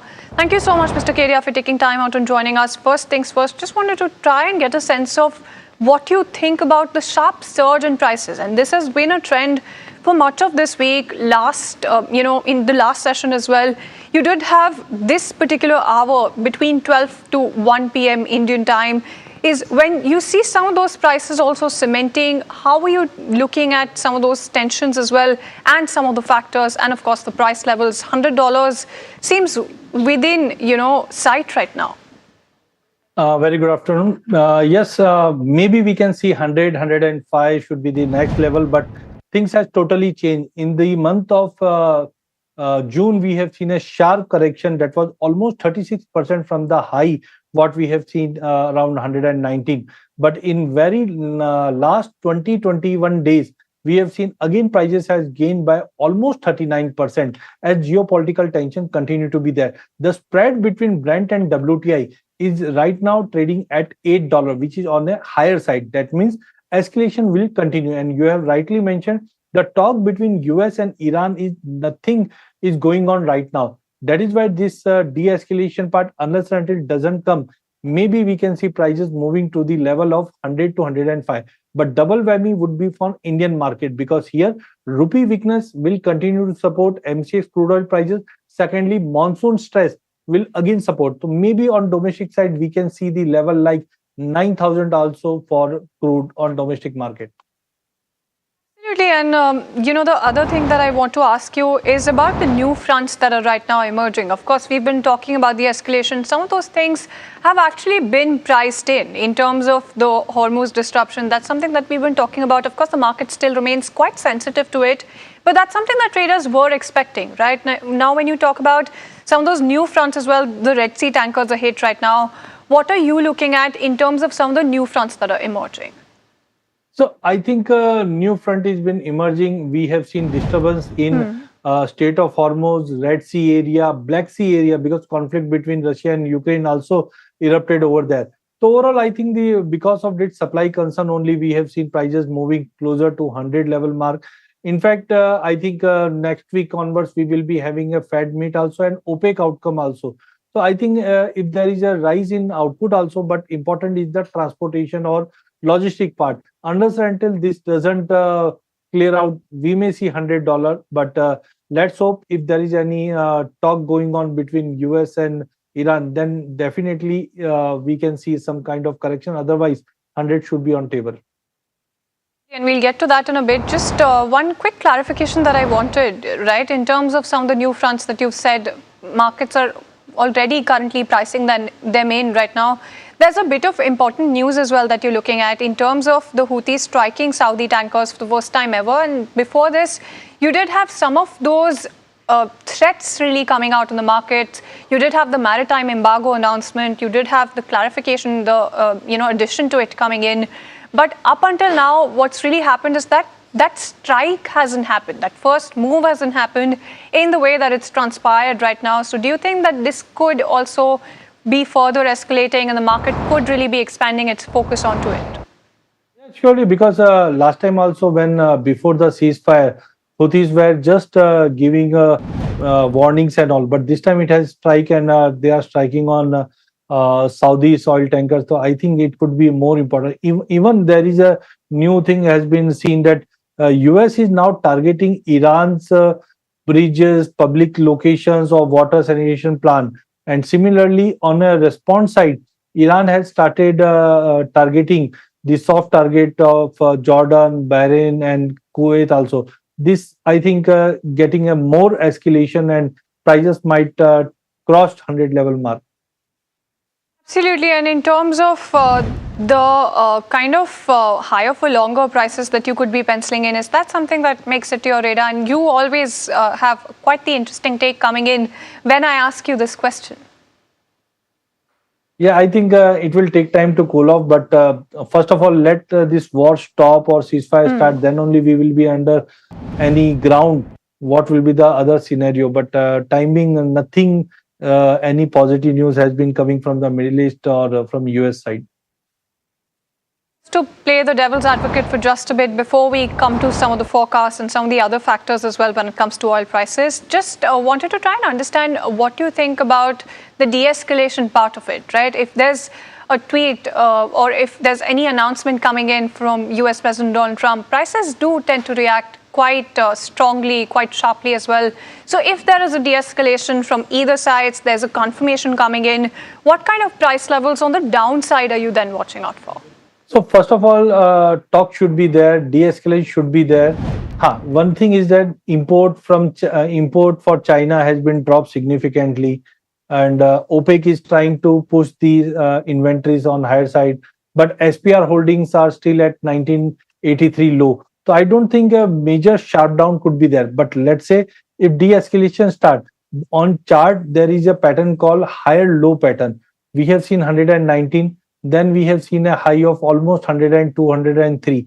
So maybe if this is a possibility that higher low pattern is there, we may see prices moving back to the level of maybe around 74, 75 as of now.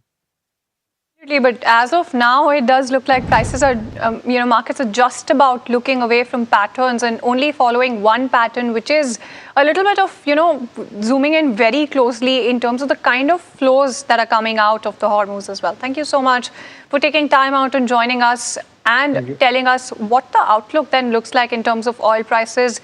But let's also get you another perspective as well. Take a deeper look at the crisis that we've got at hand as well. In fact, Narendra Taneja, energy expert, joins us on the show right now. Thank you so much, Mr. Taneja, for taking time out and joining us this afternoon. First things first, just wanted to try and understand what you think about the kind of numbers that we're seeing on our screens right now in terms of oil prices. You're just about looking at $97, which is very much within sight. The triple-digit mark as well for oil prices is also very much in sight as well. So against this entire backdrop, how are you looking at the situation that is currently playing out? Well, first thing first, you see the prices, crude oil prices are moving in the direction of $100 per barrel. In fact, the market response has been very mature, if I may use this term. Otherwise, in such kind of geopolitical situation, had we been, let's say, 2 years ago, the prices would have already touched $150 per barrel. But they have not, because the market is still hopeful that there would be some kind of breakthrough in terms of negotiations between Iran and the United States. But if you look at the latest message, which came just 30 minutes ago, that Iran has said that they have now mined the southern route, that is the route from the state of southern part of the state of Hormuz. And in fact, one tanker has just gone up in flames. So in such a situation, the market's response is still not panicky, but they are very, very alarmed. And my own sense is that in the absence of any serious negotiations, making any progress between the United States and Iran, what they are exchanging are basically threats, and in some cases very serious threats. So markets are anxious, and in such a geopolitical situation and market situation, the prices only move in one direction, that's north, and that's what's precisely happening. Absolutely, and precisely what we also see happening is that the rally has actually topped 30% so far just this month as well, and we're not even very close to the end of the month, not even like 1 or 2 days away from that as well. This is very, unforeseen, unpredictable, and it's as unpredictable as it can be in the current situation, given the kind of escalation that you've seen. Do you also expect that the market at some point, at some price level, could just really tire out of, the kind of rally, the kind of surge that we've seen? Or do you think that given the kind of escalation that we have, the prices are going to continue to rise? Well, it depends on the supply. As we all know by now that 20%, crude oil supplies comes from that region that we are talking about. And right now what we are seeing in there was things have, got better and rather eased. And we saw that oil prices started moving in the direction of $70 per barrel, and there was discussions or talks that probably they might even touch $60 per barrel from there to where they are now.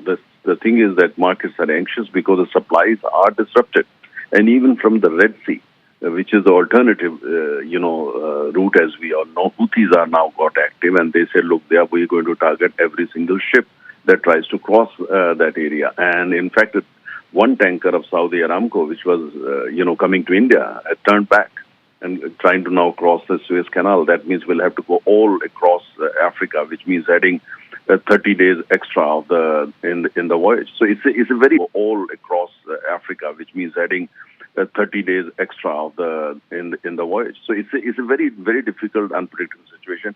As I said, we have to focus on what happens in terms of talks between Iran and the United States. Right now, my sense is that Iran is Iran regime is not united on this. There seems to be division. How should they be negotiating with the United States? And one section which seems to be how should they be negotiating with the United States? And one section which seems to be powerful is against any kind of negotiation with the U.S. And the U.S. at the same time is frustrated because they want the end of it as soon as possible because the elections are coming. Holiday season has started when, people want to have cheap oil because they travel. And so in such a situation, President Trump is threatening. He says, all right, if I can't get what I want, I'm going to bomb you, to ashes. So in such a situation, markets have no option but to respond the way they're responding. However, the market's response so far is very, very mature. They're still hopeful there might be some kind of breakthrough, but there are no mediators. Who are the mediators? Country like Pakistan with no political weight. Qatar is actually bombed by Iran. So in such a situation, I think we might see this continue for some time, not forever. But my sense is that probably there will be some sense will prevail because they all know what they're going to lose. The entire world will lose in terms of, setback to the economy and global oil prices and so on and so forth. But President Trump is in a hurry. He wants the end as soon as possible because the elections are looming and coming for parliament and he needs cheap oil. He needs the economy to be doing well in order to win the elections, which are due in November. Iran seems to be not in a hurry. They know, desperation of Trump. And Iran is also, first, internal differences. Second, they're also very good at negotiations and testing the patience of President Trump. So oil is suffering in the process. When we say oil is suffering, that means the entire world, and more particularly countries like India.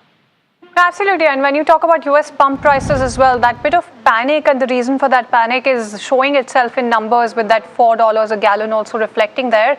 In terms of higher for longer oil prices, is that something that you're penciling in? Because what's really happened is that the lower limit of oil prices has also been shifted upwards ever since the war kicked in.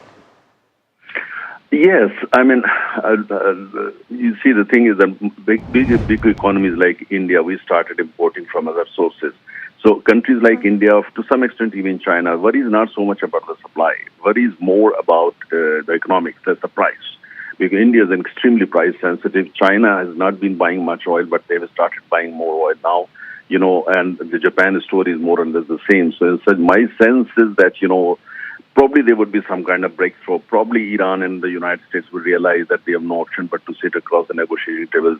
Iran is under pressure from China, from Russia, and America is also putting a lot of pressure, on other countries. You have seen that America and Saudi Arabia are now talking in terms of signing a nuclear deal, which is basically against as a kind of response to what Iran is trying to do in terms of acquiring nuclear weapon capability. So there's a lot happening. So I think I'm hopeful there would be some kind of breakthrough because there are people who are basically trying to put together some kind of channels. So I think I'm still hopeful, and if my sense in market is still hopeful, otherwise the price today would have been $115, $120 per barrel, which has not happened. That means the markets are still optimistic. Let's wait and watch. It's energy, don't forget, and oil is 90% politics. So this is for people like me who track this practically on a daily basis. I mean, there is no surprise. This in oil, in the world of oil, this happens. Nothing new. Absolutely, and that's one great comment to really end on that note. Thank you so much, Mr. Taneja, for joining us on the show. So oil is 90% politics. That's the commentary coming in there. And that's something that you've been seeing in the kind of reaction. What he does say, though, is that the reaction is a bit mature right now. It could have been $115.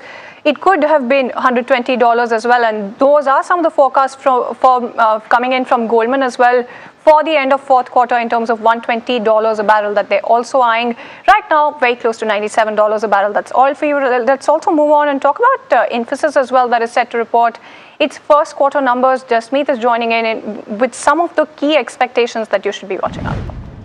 Well, thank you for that. In terms of the key things to watch out, the first we have is the CC growth and the guidance. Before we get to both of those, let's quickly understand the key numbers. In terms of revenue, we're expecting an uptick of 3.9%, while the EBIT could see an uptick of 3.9% as well. In terms of margin, we're expecting a flattish margin in this quarter, same as the last quarter at 21%. If you look at the net profit, that could see a downtick about 9%. Now, in terms of the key commentary, which will be in focus, is the CC growth. Well, we are penciling in a CC growth between 1 to 2.5%, with 1% of it coming from the inorganic part of the business. So that's the range what we are looking for, the CC growth. When you look at the guidance, well, that becomes a key focus given the street is currently divided in terms of the guidance. We have some brokerages estimating the guidance could see an uptick, while the others are estimating the guidance could see a downtick in this particular quarter, given the Accenture had cut its guidance on the back of that slowing down of demand. So the guidance becomes a key focus. Apart from that, the focus remains on the overall AI part of the business, of how the AI revenue is flowing for the company. Given company had reported the AI revenue once and then they stopped reporting it for the quarterly wise, it will be a focus if this quarter they do give out the AI revenue or not. Then we look at the key commentary in terms of the Middle East issue and how the overall deal ramp-up is going on for the particular counter. When we look at the deal wins, we are estimating a deal win anywhere around $3 billion. That's what the City Note says. And lastly, the overall commentary in terms of the deflation that we are seeing from the AI becomes a key watch out. As of now, the crucial things to watch out will be the CC growth and guidance. Absolutely, and thank you so much, Jasmeet, for joining us with that update coming in terms of what the street is penciling in. But let's also move on and talk about Dr. Reddy's, and that stock is going to be in focus and is in focus after reporting a disappointing set of numbers. You're looking at a 1.7% downtick coming in on this particular counter. The profit has been hit by weak US sales, and in fact, we caught up with the management of the company who talks about the business and the roadmap going forward, continues to say double-digit growth, and that's across key markets, and remains confident about the recovery as well. Let's go across and listen in. We are confident in terms of how we are looking at growth. What you would have seen in terms of the numbers that were released. On the base business, there's a double-digit growth, and there's a double-digit growth across markets. How we are looking at growth. What you would have seen in terms of the numbers that were released. Whether it is US, whether it is Europe, whether it is emerging markets as well as India. And we have been focusing on growing the branded part of the business. And today, if you see India, emerging markets and NRT is more than 50% of the revenues, and all of them have had good growth in quarter one. And we believe that based on the current momentum and the new products that we're expected to launch over the next couple of quarters, followed by both the moves on the consumer health as well as innovative assets, will continue to grow. It is true that we have had an impact this quarter of the semaglutide write-offs, and also some impact because of the increase in the solvent prices because of the Middle East crisis. But overall, in terms of the base business growth, we're confident on how we expect to move forward in the rest of the year. Understood. And sir, so, considering you have taken a 240 crore hit, this is of course due to semaglutide API issue. Now, is the problem now fully behind, or is there still risk of further write-offs and supply disruptions? So when it comes to the write-offs, we have taken all of the write-offs in the quarter one. And when it comes to this particular product, we have understood the root cause on why we have had this issue, and the scientists are working together on the countermeasures. The way we would get to know is when we will take up the scale-up batches, and then we test the product again. Should all of this go in the right direction, then we should start having the product back in Q3. All right, then there you go. So that's the word coming in from Dr. Reddy's disappointing set of numbers, but the management is looking at some bit of recovery as well. But let's also talk about news that hits home and that affects you as well. Heavy monsoon showers have prompted the IMD to also issue an orange alert for Mumbai, Thane and Palghar, with Palghar under a red alert for the next 24 hours as well. The IMD has warned of heavy to very heavy rainfall, along with the risk of waterlogging, traffic disruptions and localized flooding. Anuj Raithe of NDTV brings us this report. I'm in Kurla right now, and it has been raining continuously since last night. The view that you're getting on your screen is that of Santa Cruz Chembur Link Road, an important road which also connects Mumbai-Bangalore Highway and Mumbai-Pune Highway as well. It has been raining, as I said earlier, incessantly since last night. The western suburbs of the city have received rainfall in excess of 70 millimeters, and other parts of the city are also still receiving rainfall in higher amounts. At the moment, an orange alert has been announced in Mumbai, and it has been suggested by the IMD that there will be grey clouds pretty much across the city. But as you can see, the rainfall has resulted in the traffic slowing down to a great extent. And although it hasn't rained anywhere close to what was the scenario earlier this month, we are already getting reports of waterlogging, and some of which you can already see on your screen right now. Situation is similar in other parts of MMR region, be it Raigad, Thane, Palghar. Especially in Tiger, things are becoming slightly tricky given the fact that a red alert has been issued, and the Raigad authorities and the Palghar authorities have already asked for the schools to be closed today. Now, it will be important to see whether the authorities take a close look at the developments, especially in the light of the rain-related tragedies which were experienced earlier this month in Mumbai. Absolutely, and thank you so much, Anuj, for getting us all of those details. With that, we're completely timed out on this edition of the show. But as we do that, after a pause of 13 years, one of the most prestigious honors in Indian business is back on July 26th. NDTV Profit brings back the Business Leadership Awards, celebrating the leaders, companies and entrepreneurs who've helped shape India's economic journey. And the nominees for Financial Powerhouse of Year in the PSU space are Punjab National Bank, a banking institution woven into India's economic fabric for more than a century. Indian Bank, combining a strong legacy with disciplined execution. And Union Bank of India, with a nationwide footprint and a growing digital presence.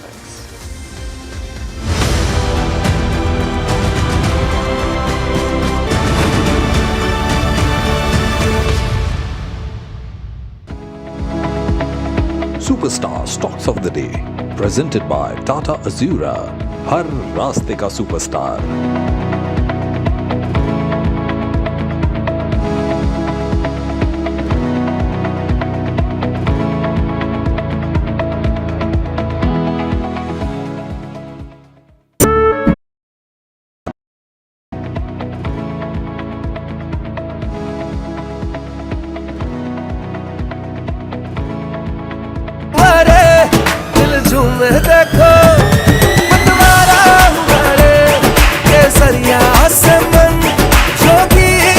हर पल मनाओ केसरी त्योहार.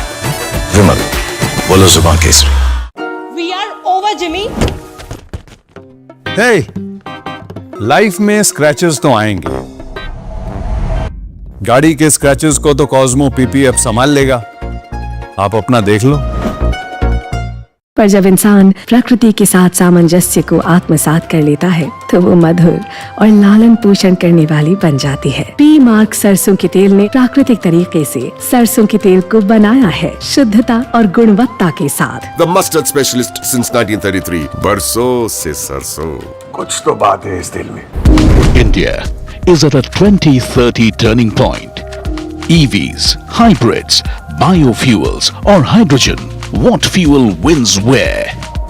Join top auto CEOs, policy experts and industry titans at the NDTV Automate Fuel and Future Summit 2026. Where you need charging infrastructure, you need it on highways. Catch the exclusive coverage only on NDTV. India Inc.'s most respected names chose India Inc.'s best and brightest. These kinds of awards and jury lineup you're truly giving it the right weightage. The eminent juries who are here, and that itself speaks for the commitment towards highlighting the advantage which India is having. What I'm looking for in this is that we should be awarding companies and individuals who have focused not only on growth but also on bringing good governance. Be part of jury and vote on the people, the men, the women, the companies in India who have the right stuff is a great opportunity for us. Who will earn India's top business honors? Find out at the NDTV Profit Business Leadership Awards. India Inc.'s most respected names chose India Inc.'s best and brightest. I'm delighted to be chairman of such distinguished fellow businessmen, bankers. It's just lovely to be back on this NDTV jury. I have been a fan of NDTV for a long time. Many of the nominees are extremely close together in terms of what they've done. Gender parity to be reflected while we choose leadership as well. It's also important that how they are reshaping the industries. We got a fantastic jury.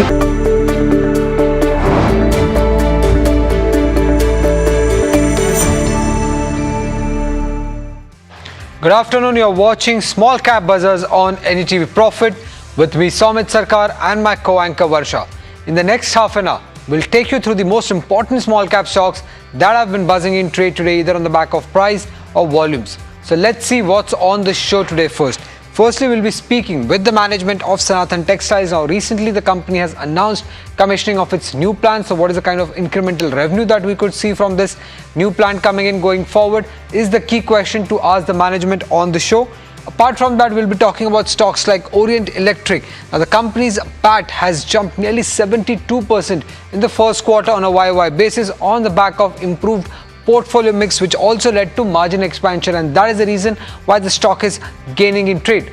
And then there is Route Mobile. Now, the stock has gained more than 9% on an intraday basis on the back of strong volumes. If you look at the volumes are nearly 9 times their 20-day average. Then there is Updata Services. The stock is up nearly 64% since March 2026, despite the weakness that we have seen in markets overall. And today the stock is up more than 8% on an intraday basis. What could be the potential reason behind this upsurge that we have been seeing in Updata Service is something that we'll try to decode on the show today with a fundamental guest. And lastly, we'll be also highlighting Asian Granito. The stock has snapped its 6-day losing streak. Any potential reason is something that we'll get to you on the show today. That is the small cap buzzers. Now, if you look at the market, the Nifty, it's been down for the 5th consecutive trading session, and now we are very close to our crucial support zone of 23,800. In fact, we are hovering around the 50 and the 100 DMA. That's the benchmark index I'm talking about. If you look at the sectoral indices, other than auto and pharma, most of the major sectoral indices are, in fact, auto and media, most of the sectoral indices, major ones are trading in red. Nifty Real Estate and Nifty Bank win the top sectoral loser, while on the gaining side, as I mentioned, just two, Nifty Media and the Nifty Auto Index. But when it comes to the small cap side, Varsha, which are the key stocks buzzing there? Well, stock of the day I would call when it comes to small cap is of course Gandhar Oil. It's up almost 20% on the back of strong Q1 numbers, a very good spike when it comes to PAT. The volumes are trading at 10 times of its 30-day average. You also have, Tips Films, which is up almost 20%. Volumes are trading at 28 times of its 30-day average. You have Orient Electric, as Somit was saying, on the back of strong Q1 numbers. Even Route Mobile and, Kothari Petrochemical is also one of the stock which is actually buzzing on the back of good volumes. There you go, stock is up almost 6%. Indo-Gulf Crop Science, if we can pull that chart up also, is up almost 7.7%, 2.3 times of its 30-day average. You have, Updata Services also in focus. On the loser side, let's see which are the stock which are on the losing trend. You have ICRA, which is down almost 5%. You have Asian Hotels is also down almost 5%. SAB Events is also down almost 5%. Not much stocks when it comes to the loser side, not much variance, but yes, Gandhar oil will be actually the stock of the day, I would understand. But one stock, which is in focus is Sanathan Textile, as company is expanding when it comes to their, technical textile. But to speak more about this and what's the opportunity lying ahead for the company, we are here joined by Mr. Samir Dattani, who is Executive Director of Sanathan Textile. Welcome at NDTV Profit, pleasure to have you, Samir. Just on the capex that you are expecting, you're almost doubling the capacity. Just wanted to understand when is the commissioning expected, and what utilization levels are you targeting when it comes to full year after commissioning? Hi, good afternoon, and thank you for having me. So we're a diversified yarn manufacturer, and yarns are the starting point of the entire textile chain. We make polyester filament yarns, we make 100% cotton yarns, and we also make yarns for technical textile. I think today the focus is a bit more on the expansion of our technical textile business.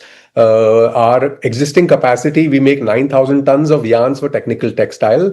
And in August, we are ready to double that capacity. The civil work is complete. The machinery erection and commissioning is going on at the moment. And sometime in the middle of August, we'll be starting commercial production of our new capacity for technical textiles. So from 9,000 tons, it'll double to 18,000 tons.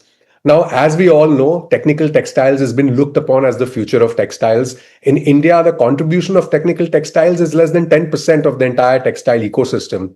In developed countries, this contribution is as high as 50%.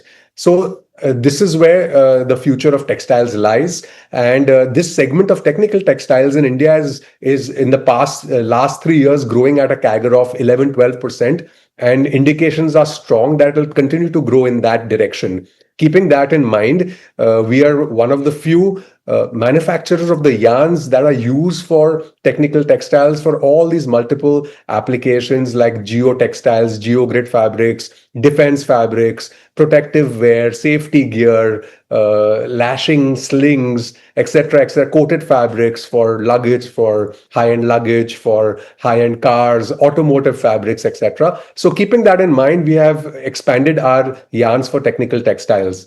And as we have shared earlier, our polyester filament yarn, which is the largest contributor of our revenue, we started our new facility in Punjab, where we have more than doubled our capacity. And the Punjab facility, phase 1, is fully up and running. And now we are optimizing efficiencies there.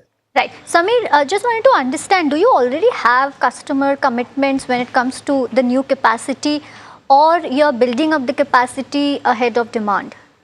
No, we already have customer commitments. We have customer requirements. Our customers are growing, I think, a bit more faster than us. So we see a lot of demand for the yarns in the coming months and quarters for technical textiles. Also, the applications in India are new. So a lot of new applications are sort of being discovered by the entire ecosystem, by us also and our customers also. And customers are expanding capacity in their existing application of technical textiles and adding new applications that can be used for technical textiles. So we're seeing that happening. The new capacity, we are pretty confident that within a month of commercial production, we will be able to utilize it fully. So in the second half of this year, we will start seeing that revenue addition to our total revenue.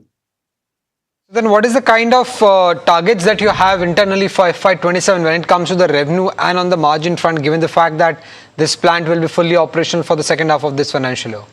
So our Punjab facility, which is fully up and running, will get further optimized in terms of production and efficiencies. Along with the technical textile, we are targeting and hopeful for a revenue of around 5,600-5,700 crores for FY27. And with an improved EBITDA margin and absolute EBITDA number of anything between 530 to 570 is our internal target that we are gunning for. Given the fact that there has been a lot of volatility in the raw material prices, specifically in the first quarter, anything that investors should worry about from the company's perspective? The first quarter, no doubt, has been quite challenging, not just for textiles, but for many industries because of the West Asia war. We had gas curtailment also in different parts of the country, which further troubled operations. But I think the worst is behind us. And in spite of this tough 3 months, because of the West Asia war. We had gas curtailment also in different parts of the country, which further troubled operations. But we have improved our revenues in the first quarter and also improved our absolute EBITDA number because, like I mentioned earlier, our Punjab facility came fully online in March last year. So we continue to keep running that, improving our production efficiencies there, improving our contributions there. And we will continue to do that in Q2, Q3, and Q4, further improving our capacity utilization at the new facility. And Samir, for FY26, you saw around 27% of growth over FY25. What about FY27? Considering the Q1 impact that you might have, so I just don't want any number for Q1, but overall for FY27, what's the growth expectation when it comes to revenue? And of course, the 8% margin, EBITDA margin that you did for FY26, you confident on maintaining that kind of margin? So FY26, we did a total company revenue of around 3,800 crores. And factoring in the Q1 results and what we saw in terms of market and demand, we are very confident of achieving our revenue of 5,700 crores for FY27. And we are also confident of improving our margins for FY27, given the fact that we have the advantage of economy of scale for the polyester filament yarn business and also now for the technical textile, where we're doubling capacity and the commercial productions will start in August. And within a month, we should be fully utilizing this new capacity because it's relatively smaller in capacity versus the filament yarn business, of course. So we should be able to fully utilize it very quickly. And also, it's not a greenfield expansion like our Punjab facility was. This is a brownfield expansion. So it'll be far more easy to stabilize and fully utilize. So we will have that further addition of revenue. And as we know, technical textile is a higher growth and higher margin business. Typically, we see at least a 4,000 rupees a ton higher EBITDA in our technical textile yarn contribution versus our polyester filament yarn contribution. So keeping all this in mind, the growth that we're actually executing this year at Sanathan, I'm very confident that we should be in range to our expectations for FY27. Lastly, Samir, on UK FTA, just wanted to understand what incremental revenue you are expecting when it comes to UK FTA, and with that, what will be your international contribution to the overall business? So very, very exciting question because we're seeing a lot of inquiries and buzz after the FTA announcement for UK and Europe. A lot of customers have reached out. We have contacted a lot of customers. There's sampling that's happening. There is exchange of product availability, product range, etc. That has already started with customers. Our yarns for technical textiles, we export a decent amount to the US. Not much to UK and Europe at the moment, but we are seeing a huge opportunity there. And like I mentioned, in the developed economies, the contribution of technical textile to the entire textile ecosystem is as high as 40-50%. So there's a huge opportunity that lies ahead in the coming quarters once these FTAs start working in the favor.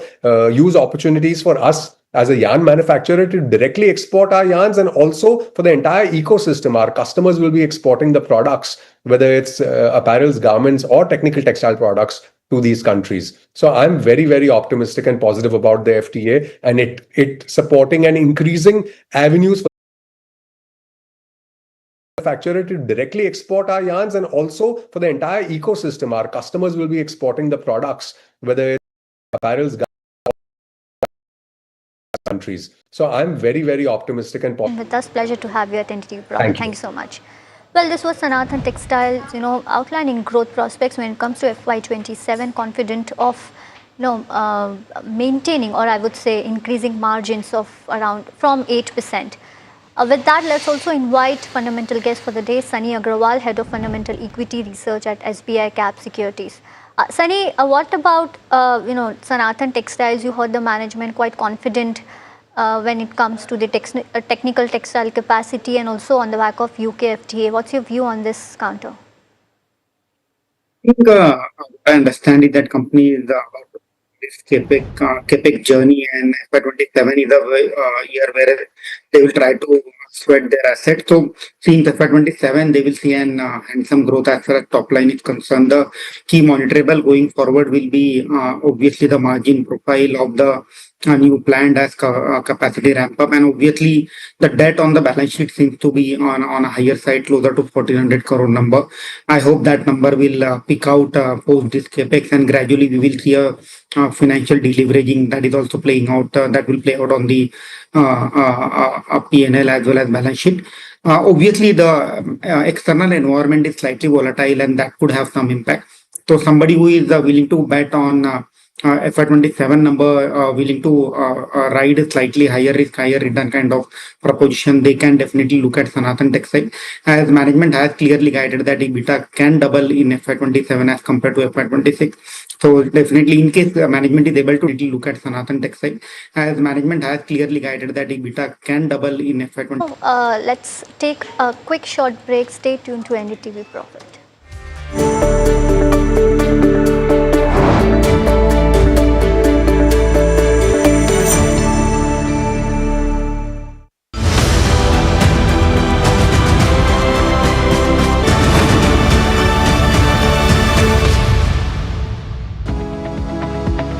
Superstar Stocks of the Day, presented by Tata Azura, हर रास्ते का superstar.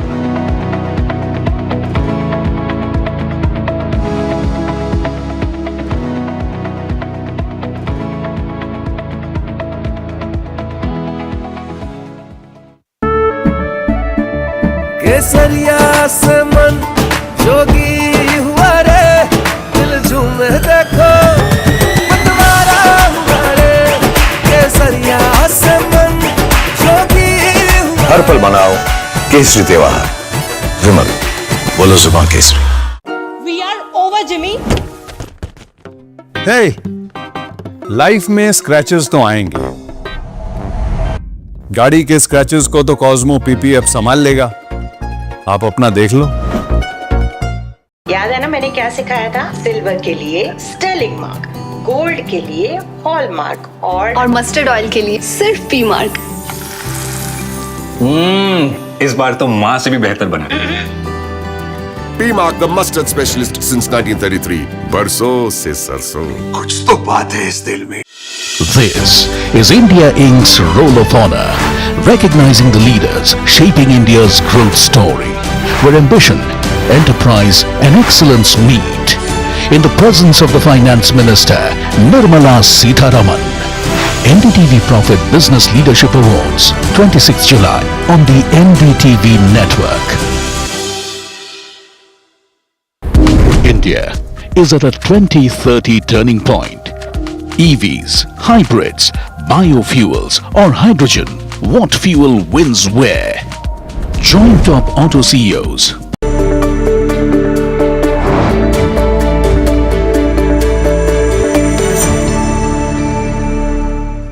Welcome back. You're watching Small Cap Buzzers, where let's pull up chart for Orient Electric. Let's see what that stock is doing, because stock is up almost 4%. It has come down, but strong Q1 numbers the company has seen. Let's see what drove the growth when it comes to Q1 for Orient Electric. You have cooling products, which continued to do well for the company. Fan business outperformed the industry. Even lighting, switchgear and wires saw strong traction, and emerging business contributed meaningfully, when it comes to the growth. Well, onto the premiumization, because higher share of premium products across categories have actually led to that margin expansion, or led to the increase in the EBITDA, I would say. New products contributed nearly 30% of fan revenue, and focus remain on the innovation-led growth. And a better product mix have aided profitability for the company, and hence you're seeing the profit surge almost 80% year on year. Onto the export story, well, e-commerce recorded high double-digit growth. Export also reported strong growth. Overall, a strong set of numbers for Orient Electric, and hence we're seeing stock is up almost 4%. Sunny, any view on Orient Electric? Yeah, I think a very strong set of number delivered by Orient Electric in the backdrop of kind of during FY26 and FY25. So seeing that since the fan, as you rightly pointed out, fans and luminaires that is growing at a faster clip, and that is aiding the margin also for the company. In case company is able to deliver on a double-digit kind of margin, I believe that the stock is due for re-rating. Trading at a reasonable valuation, price to sales multiple closer to 1 times.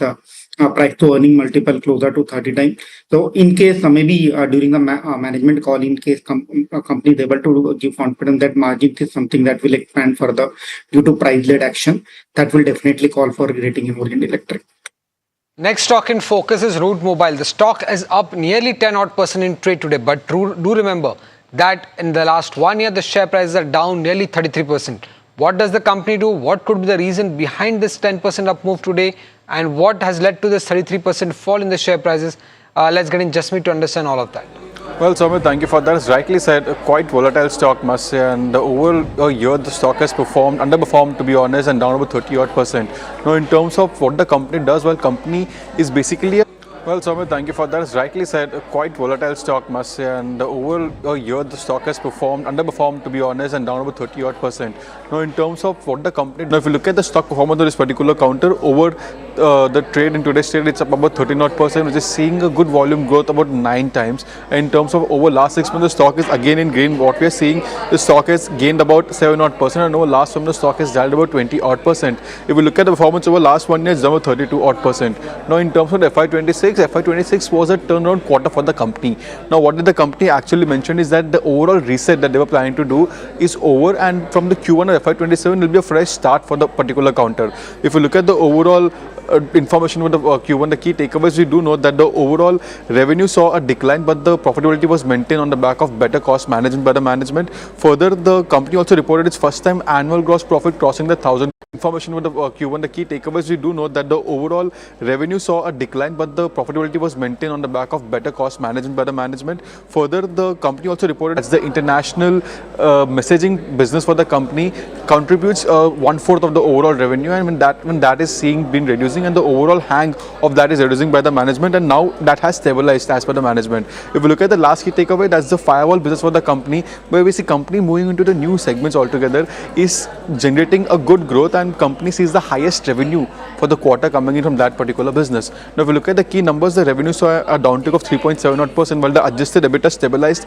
and was flattish on YY basis. If you look at the margins, those also saw a slight uptick of 40 BPS at 11.9%, but management does remain bullish on the overall outlook. If you look at the revenue outlook, they expect the growth to be anywhere between mid to high single digit going ahead, and in the FY26 it was a flattish growth, a slightly degrowth, must say. Now, in terms of the EBITDA margin target, the management is targeting roughly 12%, and that touched at 11.9% mark in the FY26, so that will be something to watch out of how does that goes out, and if the 11.9% mark can be stated and stayed at the particular level. Now, with the last thing, the dividend is something that management has raised by nearly 50%. Earlier it was 11 odd rupees per share, now they have made it 16.5 rupees odd share. So as of now, FY26 looked more of a stabilizing year for the company, but FY27 is something to watch out of how does the overall Q1 pans out going ahead. Ani, what are you expecting from Route Mobile?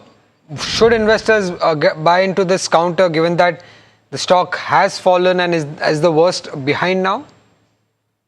Again, what I believe is that looking at the numbers of Tanla platform, which has some overlap in terms of business as compared to Route Mobile, I think stock has reacted positively today. As rightly pointed out, FY26 was a kind of year of reset, and now as guided by management, FY27 seems to be a year of growth again for Route Mobile. Again, in terms of valuation, I think the company has potential to deliver annual PAT of close to 400 crore number, and market cap is closer to 4,000 crore, trading at a reasonable valuation. In case post 1Q number, in case company is able to deliver on margin front, 12% kind of margin front, then probably investor can definitely consider this stock in their small cap portfolio. Right. Well, thank you so much, Sunny, for all the details and for joining in and having a conversation with us. Thank you so much. Well, moving on, let's also pick up updater services, because the stock has gained over 60% since April 2026. Today it's up almost 7%. Let's see what are the key triggers, and we have Parth with us to give more details on that. That's right. Updater Services has touched its highest level since November 2025. So huge momentum is what we are seeing in this counter. But if we talk about the company a little bit, and first, Updater Services is an integrated business services platform. They operate across two segments. Number one is IFM, which is basically integrated facilities management, and the second one is business support services. They serve across various industries like manufacturing, healthcare, BFSI, and aviation as well. Now, one interesting thing in this company is that SIS has been acquiring stake in the company. They held by the end of Q1 FY27, they held a stake of 4.88%, but on July 6th as well, they bought another 1.96 lakh shares. So the total holding of SIS in the company now stands at 5.17%. So it's pretty interesting that another listed company has been buying shares in Updater Services. Now, if you talk about their IFM vertical, it saw a growth of 10% in FY26 and now contributes to more than 2/3 of their overall revenue. The company has added around 30 new clients in this segment, and their healthcare businesses is also scaling, contributing to almost 7% of their overall revenue. Going forward, management is expecting healthy single-digit growth in this segment. Now, moving on to their other segment, which was the business support services, management has said that FY26 was a pause and reset for this vertical. Now they're focusing on restructuring, and they're deploying AI as well to reduce cost in this segment. Also, their Athena business has been showing turnaround signs. So the key things to watch going forward will be if IFM sustains that high single-digit growth as the management has guided, and also if there's any recovery in the revenue and profits in the BSS segment as well. Understood. Well, thank you so much, Parth, for all the details. Updater Services is up almost 7% in trade. But moving on, Asian Granito is one such stock which is in focus, is up almost on the back of volumes, is up almost 18%, but we have Shivam with us for more details. Yes, so Asian Granito has snapped 6 session losing streak, and it has been the biggest intraday advance since May 2025. In terms of volumes also, we have seen a spike of around 16 times the average volumes. However, there is no specific trigger that has for the stock, but if you look at the recent developments, the company has approved the conversion of loans for its US subsidiary Harmony Surfaces Marbles, and this loan will be converted to equity shares, which is worth around 3 crores. Now the stake of the company will also dilute to around 51% and from 100%, and the UAE subsidiary will cease to become a wholly subsidiary. In terms of Q4 results, the revenue growth 3 crores. Now the stake of the company will also dilute to around 51% and from 100%, and the UAE subsidiary will cease to be. Also due to the lower operating leverage, we have seen a company has made a net loss of around 33 crores. However, on FY26 basis, if we look at the overall performance, the revenue has gone up by around 4 to 5%, and net also in terms of profit, we have seen a strong growth, which was mainly driven by a domestic demand. In terms of EBITDA growth, we have seen a growth of around 15%, and overall the FY26 performance was supported by enhanced product mix and expansion. In terms of management outlook, the management is expecting around 6,000 crore in next 2 to 3 years for revenue. All right. Thank you so much, Shivam, for all the details. Well, you know, this Sunday something interesting is happening. This is after a pause of 13 years, which is one of the most prestigious honors in Indian businesses, is back on July 26th, which is coming Sunday. NDTV Profit brings back the Business Leadership Award, celebrating the leaders, companies and entrepreneurs who have helped shape India's economic journey. And the nominees for the financial powerhouse for this year in non-PSU category are Shriram Finance, which has built on deep customer understanding and an unmatched presence beyond India's metros. You have BSE, the institution that helped create India's equity culture. ICICI Bank, a pioneer in modern banking, combining innovation, digital leadership and financial performance to stay ahead of the curve. Axis Bank, which has strengthened its position as one of India's most dynamic and customer-focused financial institutions. Cholamandalam Investment and Finance, which has built one of India's most respected NBFC franchises. Bajaj Finance, which has redefined consumer finance through innovation, execution and scale. HDFC Bank, a benchmark for excellence in Indian banking. Well, this is all the time that we have on this edition of Small Cap Buzzer. Stay tuned to NDTV Profit.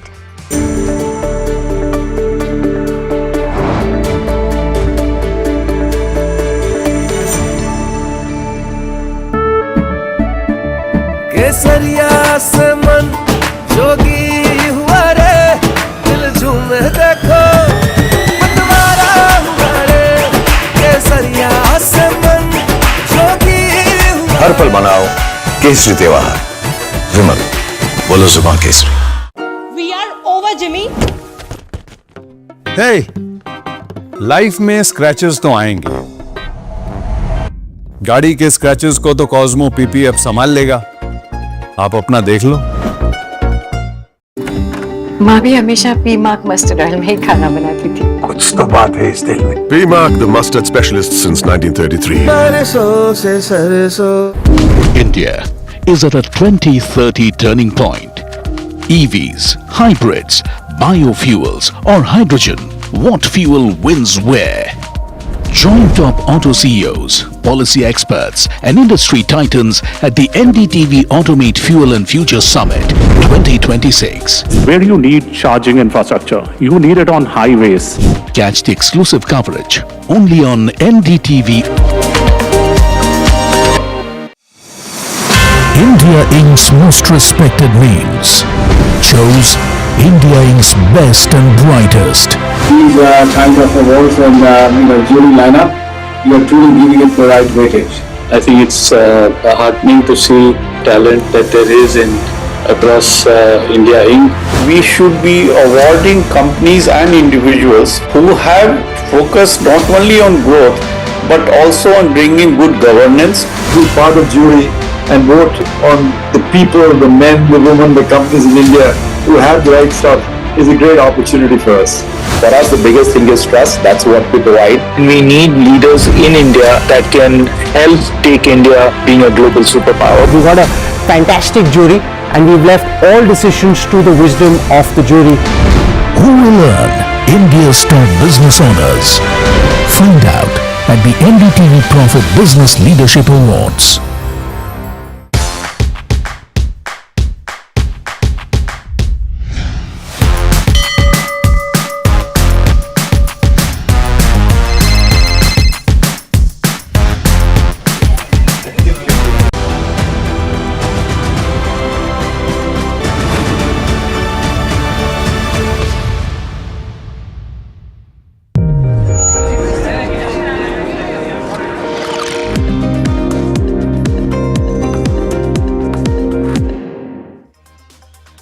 Good afternoon, you're watching the second edition of Ask Profit. Now if you look at the market, the Nifty is below one of the crucial levels of 23,900.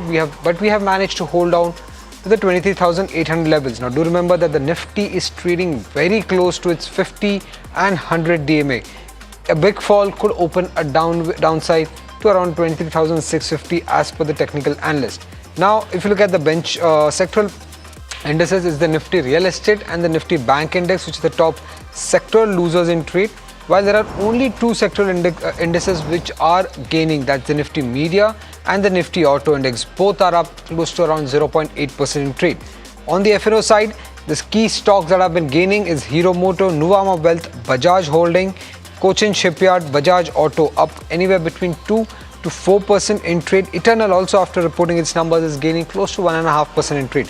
On the losing side, we have SRF down around 8%, IndusInd Bank down around 6% on the back of couple of downgrades that have come in from CLSA and Kotak. And then there is Nippon Life, Petronet LNG, G Vernova, Petronet LNG down anywhere between 3 to 4% in trade. But let's get on to our actual segment, that is the query segment. Firstly, let's welcome in our technical guest, Jatin Gedia, VP Technical Research, Teji Mandi and Mr. Chokhalingam, founder and MD of Economics Research. The first query is coming in from Shankar from Bangalore. It's on Jyoti Labs. He's planning to buy around 500 shares from 2 months perspective. Jatin, any view on Jyoti Labs?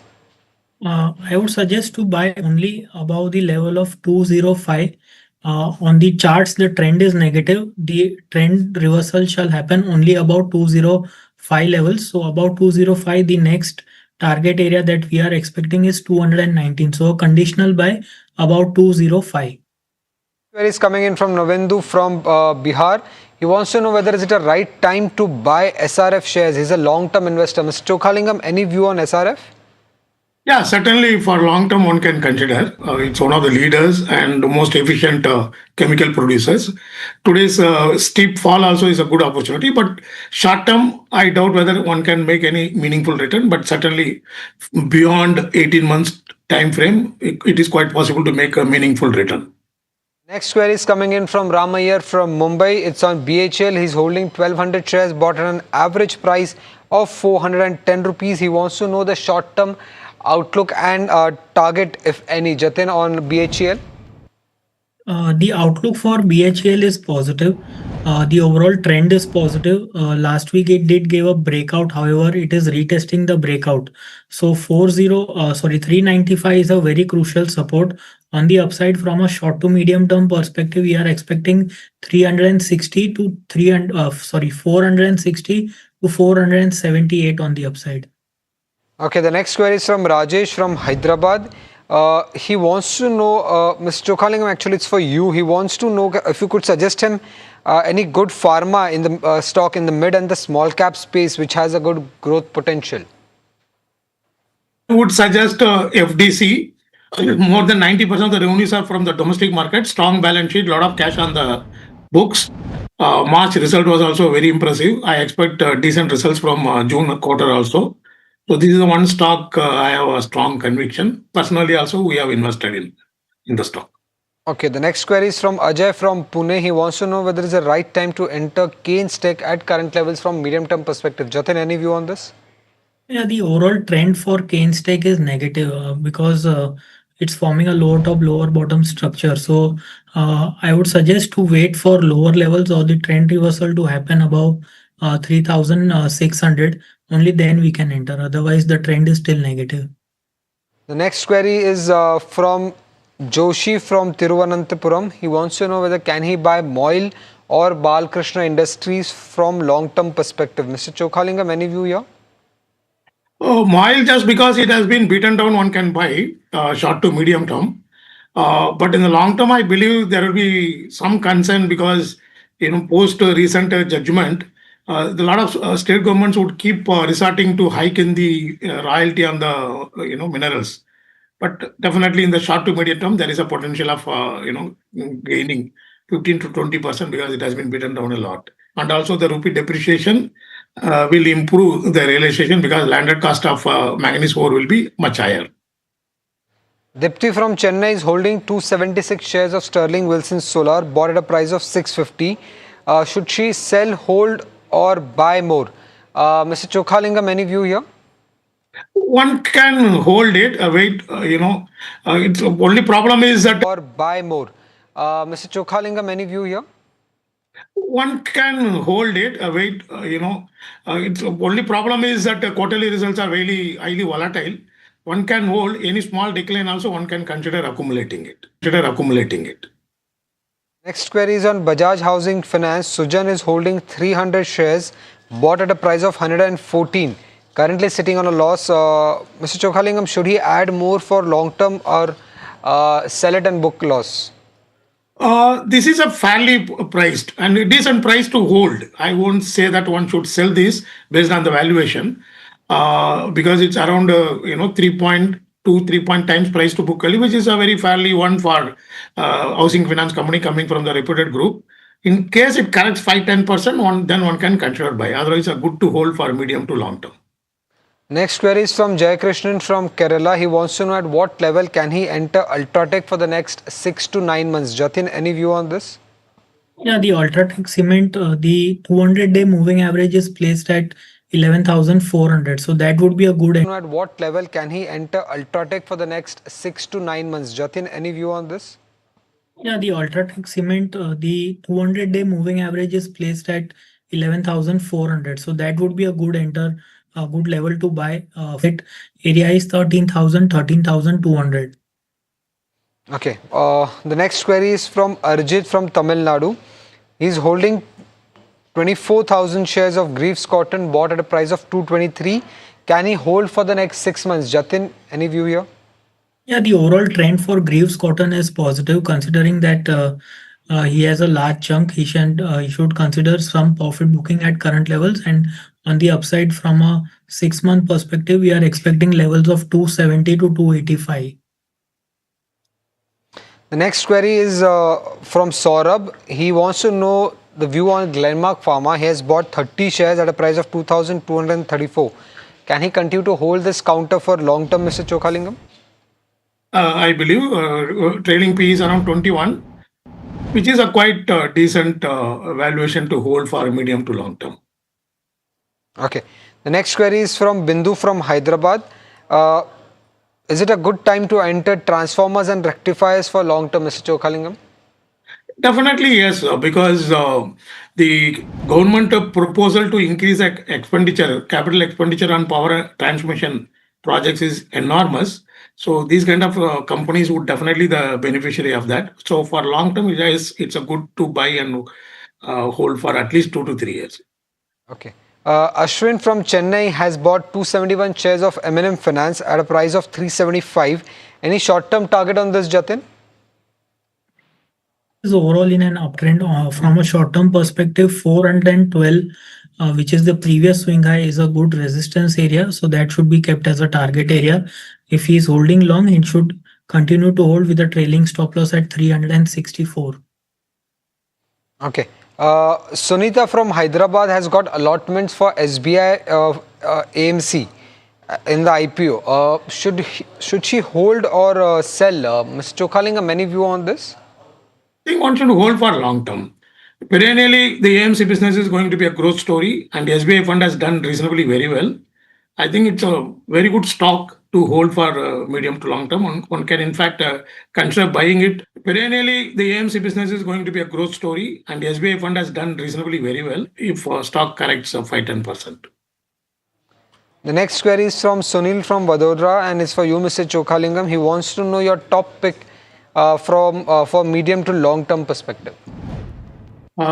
Medium to long term perspective, yes. One is Nesco, and second is FDC Limited, and then Bharati Hexacom, and fourth one CDSL. Among these 4 stocks, Nesco and FDC, we have invested in line with the compliance process. Okay. Tushar from Jaipur is holding 800 shares of DAM Capital, bought at a price of 172, currently sitting on a loss of 7%. Should he hold, average or exit? Jatin, any view? The trend is negative. My suggestion would be to exit. Okay. The next is a caller query coming of 7%. Should he hold, average or exit? Jatin, any view? The trend is negative. My suggestion would be to exit. Okay. The next is a caller query coming in from Kochi. Vinod, you can go ahead and ask a query. Good afternoon, sir. I hold 500 quantity of Cipla, which I used to do channel trading. So, but now my average is 1451, and I've been holding for some months now. Is it good to hold? Mine was a medium term. I do this channel trading. Okay. Jatin, any view on Cipla? Yeah, so Cipla is trading very close to its 200-day moving average, which is placed at 1348. So I suggest to continue to hold as of now for a medium-term target of 1500 to 1550 on the upside. Sriram from Pune is holding 400 shares of Wonderla Holidays, bought at a price of 700 rupees per share. Any outlook on this for the next 6 to 12 months, Jatin? Yeah, see, overall the stock is trading in a downtrend. My suggestion would be to exit because we are expecting levels of 420, 400 on the downside. Vijay from Chennai wants to know the short-term target on Hindalco here, Jatin. Jatin on Hindalco. Yes, for Hindalco, we are expecting a pullback towards the 200-day moving average, which is placed at 996 on the upside. So 4-5% of up move is likely from a short-term perspective. The next query is from Lakshmi. She is holding shares of HDFC, but given the bearish view that we are seeing currently, should she exit or continue to hold? Mr. Chokhalingam, any view on this? It has done pathetically on the stock market, but any analyst giving sell call at this price would be very risky, to be frank. Though it has failed miserably in the past, because valuations are appealing. It started improving the credit growth also. So I would not dare to give sell call. I would rather take a courage to say that you buy at this price for medium to long term. Okay, the next query is from Preeti from Raipur. Wants to know the short-term view on Sharda Chem. She's currently sitting on a loss for the next 12. She's sitting on a loss of 12.5% and can continue to hold this counter for the next 3 to 4 months. Jatin, any view? No, sorry, I can't get the code actually. Sharda Crop Chem. Yeah, see, the stock is in a downtrend and we are expecting levels of 800 on the downside. So exit would be the suggestion. Anil Nair from Abu Dhabi is holding 990 shares of Shipping Corporation of India, bought at a price of 348. He's holding it for the last 2 years. Should he continue to hold or sell? Mr. Chokhalingam, any view on Shipping Corp? Oh, one can hold it. I don't think in the short term one can make a big money, but then, in the recent rally in the metal prices, the replacement cost of replacement value of all the shipping companies have gone up substantially. So NAV is quite high these days for many shipping companies. So one can hold it. The next caller query is coming in from Hyderabad. Kiran, you can go ahead and ask a query. Good afternoon to all the panelists. This is Kiran Kumar. I bought J&K Bank shares of 1337 numbers. Okay. Okay. With a price of 183.65. Okay. The thing is, almost I lost 13,000. Like, what will be in a short term? Maybe another a week. It can be recovered, or what should I do? Let's suggest for this. Jatin, any view on J&K Bank? Do you think the stock could recover in the next 1 week or so? Yes, definitely, because it is trading currently exactly at its 20-day moving average, which is 171. So my suggestion would be to hold for 1 week. The trailing stop loss should be kept at 166. On the upside, we are expecting levels of 201 to 205. Okay, the next query is from Dilip from Kolkata. He is holding 100 shares of LG Electronic, bought at a price of 1,542. Should he hold for long term or exit? Mr. Chokhalingam, any view? I would dare to give sell call and buy ITC. Okay. That gives me more confidence than LG Electronics in terms of future growth and valuation comfort. Okay, the next caller query is coming in from Karnataka. Prasad, you can go ahead and ask your query. Yes. Good afternoon. Good afternoon. Yeah, I do have holding Vedanta oil and gas shares of 12,000 rupees shares with a 41 rupees of average. So what should I know? Okay, and you can hold for long term? Yeah, I'm not thinking for long term. I am thinking for short term, very short time. Okay, Jatin, any view on Vedanta oil and gas? See, in case of Vedanta oil and gas, the trend is still not confirmed. It is in a downtrend, and the near-term outlook is fall towards 30 rupees on the downside. So you can continue to hold, but below 30, there would be a free fall. Okay, the next query is from Lavanya from Iluru. She wants to enter Rubicon Research. Should she do that, Mr. Chokhalingam? Sorry, I haven't studied this stock. Not able to give. Jatin, any view on charts? And for Rubicon Research is positive. The support is placed at 1340 on the downside. Immediate resistance is around 1660, where we have the weekly upper Bollinger Band. So the view is positive on Rubicon. Okay, Ashwini from Chennai wants to know the long-term target for CAC. She's holding 1,000 shares, bought at a price of 197 rupees. Should she hold or book loss, Mr. Chokhalingam? Stock name? CESC. Okay. One can hold for long term.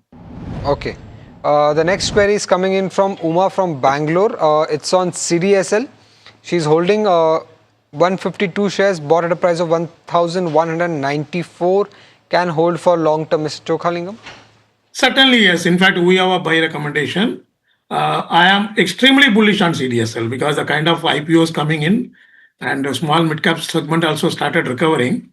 And this still has a 80% market share. And also large IPOs are coming, NSE and Geo. So the business prospects for CDSL look very robust both in the short term as well as for the long term. So I would maintain a strong buy on the stock. Well, with that, let's enter our rapid fire segment. Mr. Jatin, Mr. Chokhalingam would request your answers to be short for this segment, specifically starting off with Padma from Bangalore, currently holding Canara Bank 280 shares at a price of 126. Should she continue to hold this, Jatin? The trend is negative, exit. Pravin from Chennai wants to know whether it's the right time to accumulate Hitachi Energy. Mr. Chokhalingam, any view? No, valuation comfort is not there. Jake from Kochi wants to know whether it's a good time to enter India Mart from long-term perspective. Mr. Chokhalingam? Sorry, I have not studied it. Okay. Dipti from Chennai wants the view on Vari Energy. Should she enter this, Mr. Chokhalingam? At best, one can hold. I expect a lot of competition in the solar industry. The next viewer has a few shares of SG Mart. Should he sell or hold? Jatin, any view here? Stock name, please. SG Mart. Continue to hold. Overall trend is positive. 700 target. Stop loss 640. Ram from Mumbai is holding shares of Vedanta Iron and Steel around 4,000 at an average price of 31.5 rupees. What's the short-term outlook on this, Jatin? I can't get the code, sorry. Okay, Mr. Chokhalingam, any view? Yeah, one can hold. Iron and steel outlook looks good in the short term. Sunil from Bangalore wants to know whether should he continue to hold Netweb Tech. He has already few shares at an average price of 4,450. Mr. Chokhalingam? Only the risky investors can continue to hold at this price. Okay. Jhansi from Chennai is holding Ola Electric shares 200, bought at a price of 88. Can it recover in future, Mr. Chokhalingam? I doubt. Recovering to that level, maybe 10-15% very much possible tactically. Bharat from Andhra Pradesh wants to know whether it's the right time to enter Gandhara oil. The stock is up 20%. Mr. Chokhalingam, any view? I'm sorry, I have not studied it. Jatin, any view on this? Yeah, it's up 20%, but the risk reward is not favorable for entry at current levels. Okay, Christopher from Chandigarh is holding 1,530 shares of Fujiyama Limited, bought at a price of 329. Can he hold this counter for the next 5 years, Mr. Chokhalingam? Sorry, I have to study it. I haven't studied it. Okay, any view on this, Jatin? Sorry, the stock name? Fujiyama Power.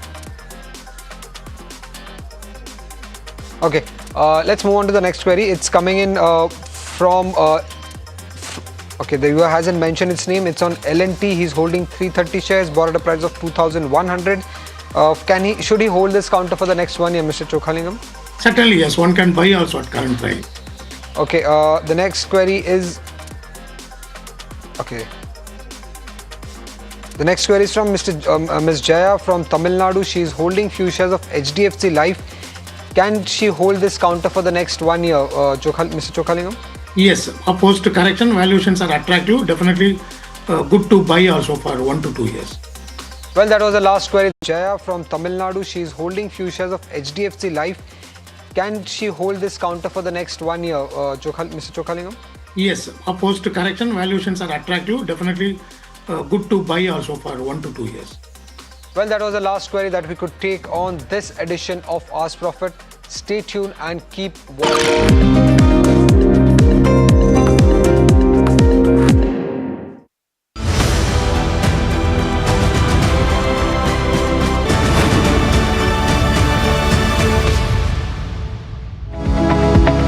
Superstar Stocks of the Day, presented by Tata Azura. हर रास्ते का superstar.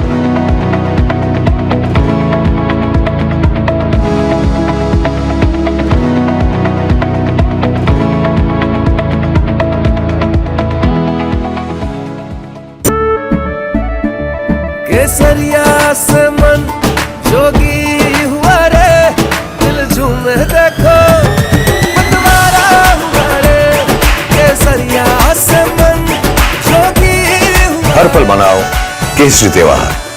विमल, बोलो जुबान Kesari. We are over, Jimmy. Hey, life में scratches तो आएंगे. गाड़ी के scratches को तो कॉस्मो पीपीएफ संभाल लेगा. आप अपना देख लो. पर जब इंसान प्रकृति के साथ सामंजस्य को आत्मसात कर लेता है तो वो मधुर और लालन पोषण करने वाली बन जाती है। पी मार्क सरसों के तेल ने प्राकृतिक तरीके से सरसों के तेल को बनाया है शुद्धता और गुणवत्ता के साथ। The mustard specialist since 1933. बरसों से सरसों। कुछ तो बात है इस दिल में। India is at a 2030 turning point. EVs, hybrids, biofuels or hydrogen, what fuel wins where? Join top auto CEOs, policy experts and industry titans at the NDTV Automate Fuel and Future Summit 2026. Where you need charging infrastructure, you need it on highways. Catch the exclusive coverage only on NDTV. India Inc.'s most respected names chose India Inc.'s best and brightest. I'm delighted to be chairing a committee of such distinguished fellow businessmen, bankers. It's lovely to be back on this NDTV jury. I have been a fan of NDTV for a long time. Many of the nominees are extremely close together in terms of what they've done.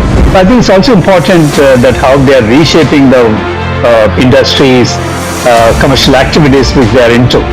And it's a very judicious mix of people to choose from. My compliments to the team. Who will earn India's top business honors? Find out at the NDTV Profit Business Leadership Awards. India Inc.'s most respected names chose India Inc.'s best and brightest. I'm delighted to be chairing a committee of such distinguished fellow businessmen, bankers. It's lovely to be back on this NDTV jury. I have been a fan of NDTV for a long time. Many of the nominees are extremely close together in terms of what they've done. Gender parity to be reflected while we choose leadership as well. It's also important that how they are reshaping the industries. We got a fantastic jury and we've left all decisions to the wisdom of the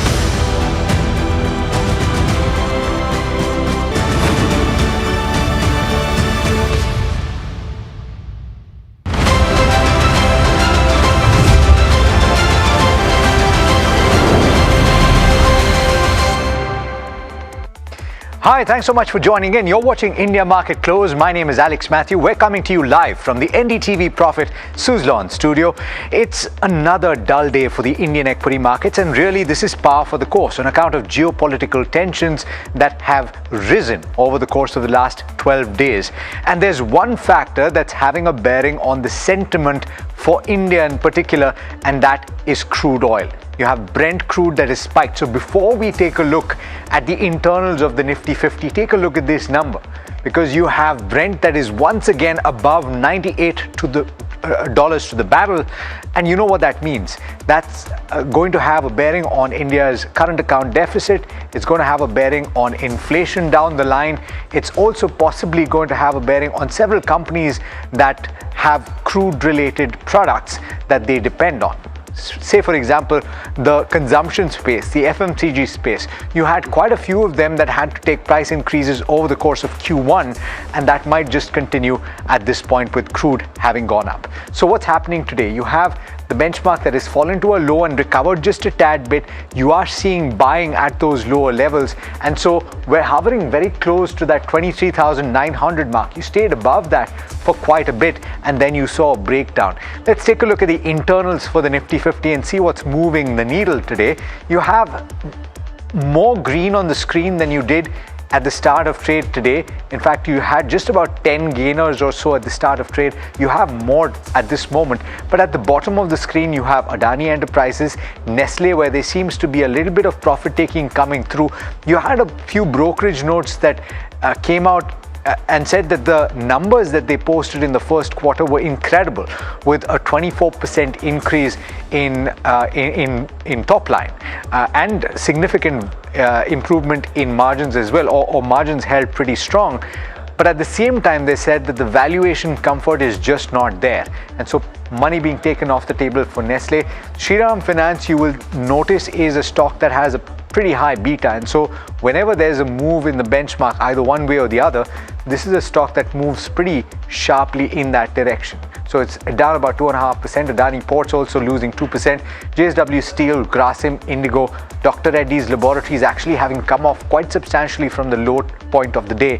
Quite a few earnings reactions as well, and a few reactions to oil having gone up as much as it has. Bajaj Auto continues to gain ground, and this is on the back of a pretty strong set of numbers. It was a belated move for Bajaj Auto yesterday. It gained 5%, but it's building on those gains. Eternal also reacting to numbers to a certain extent, and so therefore is one of the stocks to watch in trade today. SBI Life, M&M, TCS, Eicher Motors, and then you read down the list. Take a look at the contributors chart for the Nifty 50 just to see what's really contributing, and you will see similar names. HDFC Bank has made it to this list quite a bit over the course of the last week. It's lost even more ground today. Reliance Industries, ICICI Bank among the heavyweights that are posing a little bit of challenge for the benchmark Nifty 50. M&M, Eternal, TCS, Bajaj Auto among the top contributors on the upside. Take a look at the broader markets as well. The mid-cap index also having gone through its share of fluctuations through the day, now trading not too far away from the low point of the day. Remember, it had a pretty weak start, but it actually gained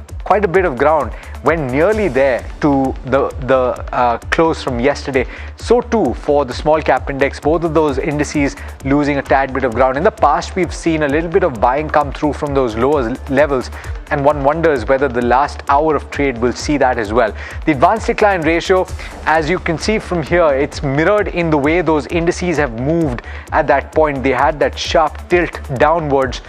The advanced decline ratio is simply telling you the same story. Pull up the sectoral heat map and you will see that most sectors are indeed in the red. Just media, and this is a sector with very few stocks, and those two have a significant bearing on that. Auto is doing okay, with Bajaj Auto and Eicher also doing reasonably well. IT is just about flat. Among the losers, you have Realty, which as a pack has done incredibly well, and then you have Energy, you have the Nifty Bank that is losing about 1% or so on account of those private sector banks losing ground. But let me go across to Kunal Rambia as well as Pankaj Pandey joining us this afternoon. Gentlemen, thanks so much as always for taking the time, and good afternoon to you. Quite a few stocks to talk to you about on the earnings, Pankaj, but first, before we do that, let me go across to Kunal on what he thinks the benchmark move will be, because Kunal, that 23,800 mark is proving to be a crucial support, and for now at least we seem to be holding above that. Absolutely, Alex. Good afternoon. Thanks for having me on the show. So as far as Nifty is concerned, as you mentioned correctly, 23,800, this mark is held on by Nifty 9 times since 8th April. And if you look at the 15th June till now, it's been 5 times Nifty has bounced from the same level itself. And I think it made the low near that level for the day also. So I think this bounce is likely to continue. Unless it breaks 23,800, this decline can be considered as a buying opportunity. Got it. I do want to go straight to my colleague, Shreyansi, who's joining in to put into perspective, Pankaj, what is happening on crude, because the first question I have for you is related to that. So right now, and you saw that headline, the fact that crude oil, Brent crude, has crossed the $98 per barrel mark. But what's the move over the last month or so been, and why is it going up as much as it is? Shreyansi. Absolutely, Alex, and it's a whopping 31% so far this month. And just when you talk about the last 10 days as well, you're looking at a 14.6% uptick coming in just the last 10 days itself. And when you talk about some of the street forecasts, the street in fact is quite surprised. It's been blinded by that escalation really coming in. When you talk about some of the forecasts as well, you do have most Q3 forecasts that have been breached thus far. When you talk about JP Morgan's $86, or if you talk about Morgan Stanley's $90 per barrel target as well, that's been very, very breached. And just in the last trading session as well, you did have a $5 surge coming in. So that should tell you everything that you need to know about how quick this sort of surge is. When you talk about Goldman lastly, their upside case is somewhere close to $120. So they're the ones that are still holding on. But do remember that this is their bull case. It's not their base case. It's not the case that they're going with. this is what they had suggested if the escalation persists. So right now, you do have the bears really that banked on that de-escalation, and that's really surprised them, at least on the forecasts. It sounds odd when you say bull case for something like crude, because from India's perspective, it's always negative. You're not a commodity trader, of course, you're a consumer of crude, and a buyer of crude will always be worried when the prices are going up. Particularly, and Mahima joining in. Mahima, say hi. Hi. But particularly for packs like, for example, the FMCG pack, where a bunch of these companies had to undertake price increases. HUL, we were seeing practically every other week. Even the paints companies, Asian Paints and the others, had to undertake price increases to keep up with that increase in crude. And once again, that is coming through. Yeah, that is. And, while we were talking about those price hikes, the overall impact is something that would have been recorded in second half. And now that will spill over probably in the first half of FY28, which could be concerning because of this rising prices. So paints, your consumption, because FMCG companies use around 25 to 30% in terms of their overall raw material pricing comes from crude. For paints, it's as high as 50 to 55% %. For tires also, it is pretty high, between that 40 to 50% So all of these, sectors get impacted because of rising crude prices. Pankaj, a very good afternoon to you. First of all, I'll come to you on the back of this. Sudden spike in the last 3-4 days we've seen, and this will have an overhang on a lot of crude based companies, and that will impact their margins and overall profitability. What do you make of this? Yeah, hi, good afternoon. Thanks for having me. I think crude obviously directly, indirectly will impact most of the sectors. And I think, just to sort of put one number, last year we imported somewhere about 11 lakh crore worth of crude oil, and first quarter our import bill was somewhere about 4.5 lakh crores. So in a way, it is going to exceed the overall capex what we are going to do.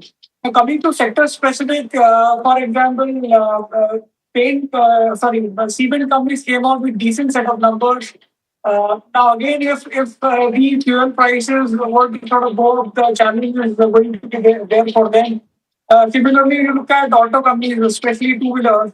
Companies like Bajaj Auto have taken a price hike and also have absorbed the cost of 4.5% and managed to still give a stable quarter-on-quarter margins. But further hike from here on is going to pose challenges for a lot of sectors.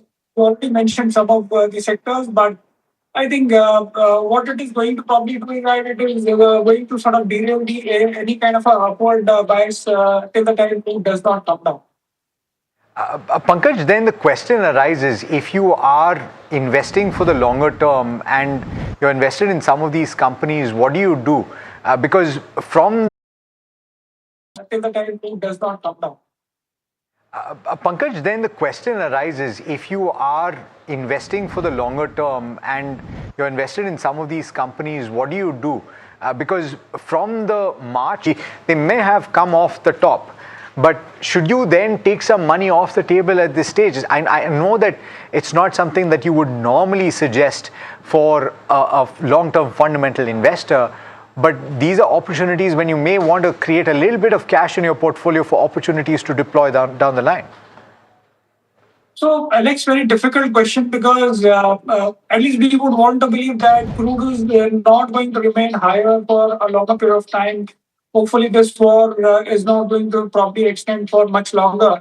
So, I think it is very difficult to time a lot of things with respect to the crude oil price movement.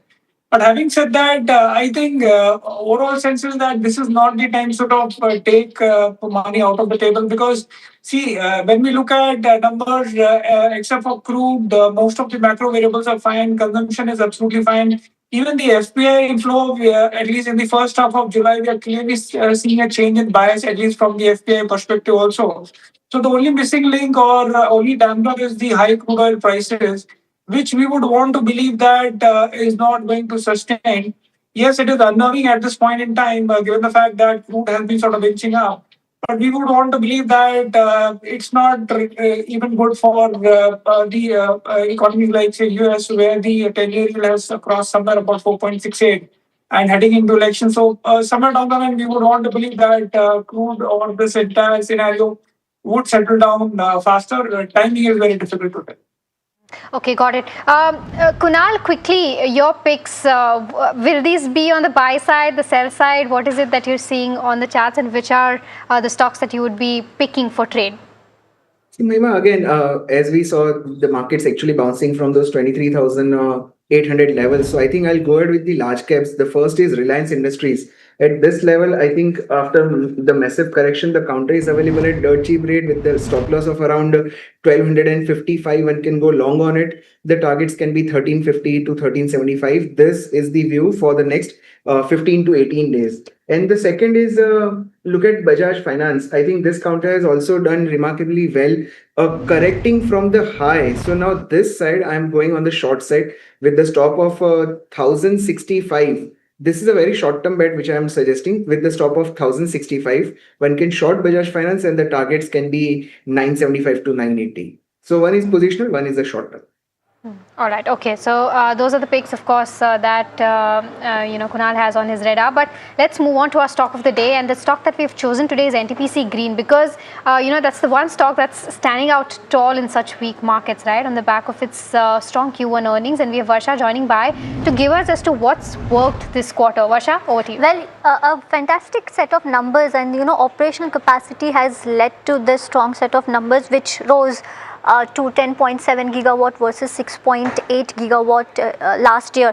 Also, if you see, the generation actually followed, the generation growth followed commissioning of new projects, and hence this is also on a positive side. The acquisition of Ayana, if you see, provided a major boost to scale for NTPC Green, and large order book and strong pipeline, if you see, remains a key highlight and also provide future growth visibility for the company. Talking about the four numbers, fantastic set of numbers. Revenue were up almost 62%. There was a strong uptick in EBITDA also, which was up almost 64%. EBITDA margin, if you see, was at around 89% versus 88.7% last year, and net profit also rose at a higher pace of around 38%. Talking about the capacity expansion, let's pull that also. The operational capacity reached almost 10,671 megawatt, and they've also added 595 megawatt in Q1 FY. The operational capacity reached almost 10,671 megawatt than last year. Onto the Ayana acquisition, which will add over 3.3 gigawatt of operational capacity, and which also adds 1.25 gigawatt of contracted capacity, and also strengthen company's presence across multiple states. Lastly, onto the order book, the contracted and awarded capacity stand at around 16.3 gigawatt, and if you see, pipeline projects are at 3.4 gigawatt, and total portfolio now exceeds almost 30 gigawatt. So overall, a strong set of numbers considering the operational capacity and of course the generation growth which has followed this capacity, and hence you're seeing a very good set of numbers when it comes to revenue and profitability for this company. All right, Varsha, thank you so much for getting us those details on NTPC Green. Pankaj, I'll quickly come to you. You heard what Varsha said, and this is one of the stocks that's really, has relative strength versus the market, right? What do you make of the earnings, and do you think this will be a top pick in the space? Actually, when you sort of look at from the IPO price, the stock has taken a good amount of beating, and at lower levels, a bit of a bounce is what we're seeing.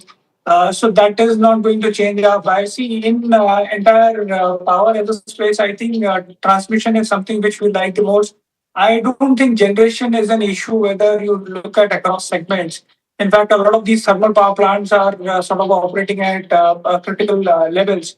So I think on the transmission side, power grid is our topic, and besides that, I think CG power is what we like. So transmission is something is a bigger bottleneck at this point in time, and that is where we feel the most of the opportunities will come from. Got it. Kunal, on the charts for this broader list of stocks, they've been through chop and churn recently and pretty volatile moves, right? So how do you trade them? See, again, Alex, to be very, very honest, because the markets are choppy, the stock specific moves are likely to continue. Just taking an example of NTPC Green. Now, this counter has just reversed from 91.92, but if you look at the behavior of the counter since listing, this counter has taken multiple times support near 85, 87. So, I will not be keen to buy at the elevated levels. Rather, I'll wait for the bargain buying opportunities in most of the counters. This counter, one of them being an example of it. Okay. One of the stocks of the day, actually, Gandhar Oil. Pull up the chart while we're talking about it, and it's at upper circuit as things stand right now, and for good reason. The numbers look particularly good. We're going to be talking with the management in just a bit, but before we do, let's head across to Parth. Parth, I want you to give us the top 3 or top 5 takeaways as you see it. That's right, Alex. Gandhar has reported a bumper set of numbers, and here are the top 5 key takeaways from them. The revenue has seen a growth of 92% year on year, while PAT has also jumped 7 times to reach a record level. The second takeaway is that EBITDA has also seen a growth of 6 times, while EBITDA margins have expanded to 16.2% versus just 5.1% year on year. The third takeaway, gross margin spread has increased 3.4 times year on year, which was led by better product mix and stronger realizations. PHPO remains the key growth engine for the company, growing at 18% year on year to reach 68,000 kiloliters of volume. And the last takeaway being that Gandhar still holds a 26.5% market share in India's white oil market and 9.6% market share globally, while they are continuing their expansion across Africa, Asia Pacific and South America as well. So these are the top takeaways which has led to the upper circuit in Gandhar Oil today. All right, thanks for that quick takeaway link. Let me head across now to the management. We've got Ashlesh Parekh, Joint Managing Director of Gandhar Oil Refinery India, joining us. First of all, Mr. Parekh, thanks so much for taking the time, and congratulations for what looks like a great set of numbers. 7x jump in PAT is certainly something that got the street to stand up and take notice. So first, how did that come to pass? What are the factors that led to it? Seemingly this PHPO volume uptick has helped in a big way. Yeah, thank you so much for inviting me on the call. Yes, we had reported a very strong set of numbers yesterday. The company had reported an overall increase in profitability, not only in the profitability but also on the revenue front. I mean, the main key driver is still our personal care, healthcare, performance oil business, which has grown more than 50%, in this quarter. We anticipate, this stream to continue even for the next 1 or 2 odd quarters. Plus, we have a good set of customers, in this matrix. We have various multinational FMCG customers and pharmaceutical customers where we are offering our products and services to. Okay, Mr. Parekh, hi, Mahima also joining this side. You've seen a sharp uptick in terms of your gross margin spread. Now, I understand that a lot of this is also because of, the commodity tailwinds that the quarter has witnessed. But just want to get a sense that, and this is translated to the EBITDA margins as well. So, how much of this is on account of the tailwinds that have come in from commodity prices versus how much of that has been structural, considering the product mix? And going forward, what is the guided range of margins that you expect by the end of FY27? Even if you can give us some perspective by the end of FY28 as well. Yeah, I mean, rightly said, obviously, because of the Middle East crisis and, the Hormuz closure, we had, if we planned efficient, planning of our key raw material, which is base oil. Because of our efficient planning of raw material, we could, ensure uninterrupted supplies of our finished product to our customers. Having said that, obviously these margins are uptake because of the increase in the crude oil and our finished product pricing across this quarter. But the realistic margin, obviously, we anticipate to be in the range of at least 12,000 to 13,000 rupees per kiloliter. 12,000 to 13,000. And just for perspective, in the quarter gone by, where did it stand at? 28. In the quarter gone by, it was roughly around 18,000. 8,000. It was last quarter. It was 8,000 rupees per kil. Sorry. So okay. So can you repeat those numbers for me? I just want to be absolutely clear, Mr. Parekh. Yeah. What you're saying is, what is the base case scenario for the margin that you're getting? So the last quarter we did 8,500 rupees per kiloliter. Yes. We anticipate, the margin, to improvise to at least 11,500 to 12,000 rupees per kiloliter for the quarters going forward. This was an exceptional quarter because of, the tailwinds we had in this specific businesses. Going forward, we anticipate the margins to be in the range of 12,000 rupees per kiloliter. Okay, got it. The other aspect, Mr. Parekh, is with regards to capacity expansion, because your Taloja plant is already at a very high utilizations. Do you have any capex plans in FY27? If yes, what is the plan going forward? What is the amount that is going to be deployed, and what is the funding requirement for that? I mean, if you can give us some sense on that. Yeah. So across the three facilities, our plants are around 97% utilized today, working on a 2-shift basis. We anticipate, for the increased requirement, we can work on 3rd shift. But having said that, we have, land at both our facilities for further expansion. We are still drawing, the amount of capex that will be required for the this upcoming year, which will be presented to the board for approval, and we'll have more clarity, in the quarter to come. But on a ballpark number, we will be planning a capacity expansion roughly in the range of 30 to 40 crores. Okay, capacity, that's this financial year, is it? Yeah. Okay. Just want to understand, now you've talked about PHPO volumes going up, and obviously those tailwinds, as you've pointed out, with regard to the pricing and the fact that you had inventories, right? So that's going to ease out, one would assume, over the course of the remainder of the financial year. But having said that, what is the kind of margin contribution that the PHPO segment has vis-a-vis the other segments that you play in? See, if you look at the margin metrics, we have the 3 categories, which is the PHPO, which is personal care, healthcare oil. We have the PIO, which is the process and the insulating oil segment, and then we have the lubricant segment. The PHPO, obviously, the margin contribution is 15 to 18% higher compared to the other categories. Okay, Mr. Parekh, in terms of your global expansion, because you've highlighted expansion into countries like Africa, Asia Pacific, even South America for that matter. Just want to get a sense as to what's the plan here, because do you expect this to be distribution led? Do you expect this to be in terms of partnership, local manufacturing, and in terms of the contribution that's coming in from international markets? How much will that rise by the end of FY27, and what will the mix look like? See, we have recently set up, we've just taken an approval from the board for setting up, an office in South Africa, which going to do it in this quarter. Having said that, there will be some local partnership in place where we anticipate, to manufacture certain finished products out there. The revenue numbers are still being worked out. Obviously, it's little too premature for me to give you the exact numbers on, what will be the revenue mix. But having said that, the board is quite optimistic and we are quite positive in terms of the outlook there. And we anticipate, the revenues will start kicking in, from within the next 2 to 2.5 years.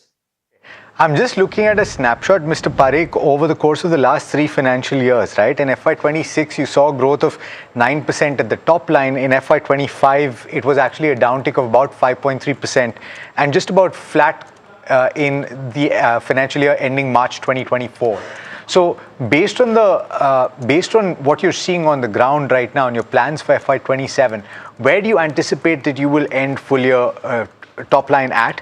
And what is the plan for the next couple of financial years? See, we anticipate to, close this year at least to 4,500 odd crores. Having said that, if you look at the product mix we have, revenue is a component of the volume, but normally we derive our performance based on the volume growth. Even historically, we have achieved, almost a double-digit volume growth across the years.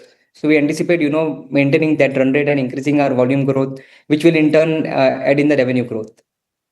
So therefore, and I see that your operating profit has jumped very significantly. So one would assume that FY26 as well, you undertook certain changes in the way that you sold your products.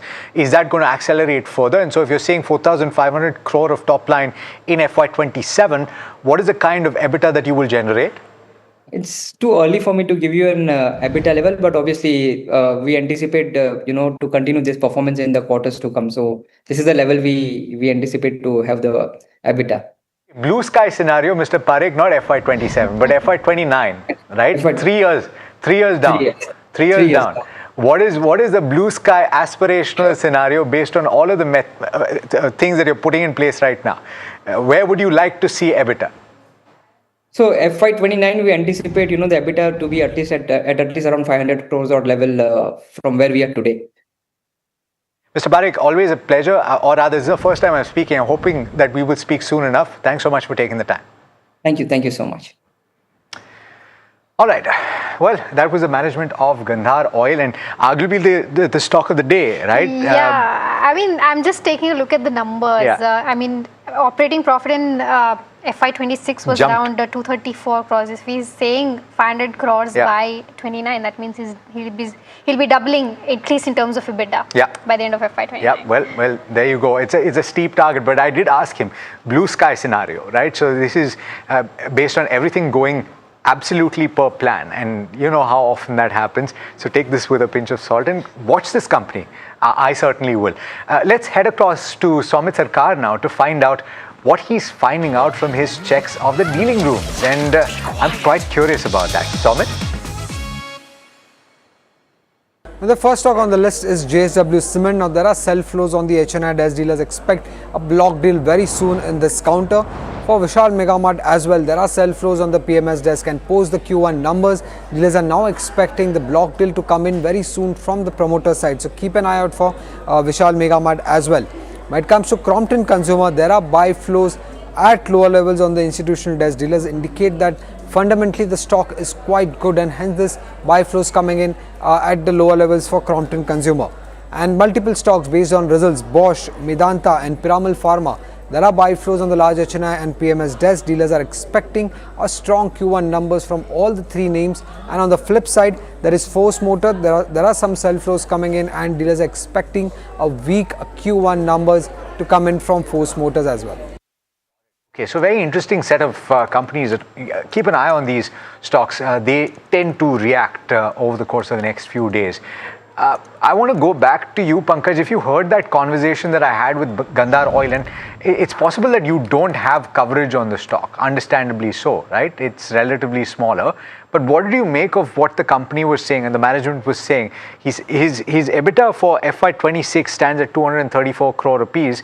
Over the next 3 years, he's planning to double it through efforts that he's undertaking to improve the mix of products that he sells. So difficult for me to comment, Alex, because see, in commodity we don't know whether the margin expansion is because of cyclical reasons or structural reasons, and that is where the challenge lies. And that is how the multiple re-rating or down-rating sort of happens.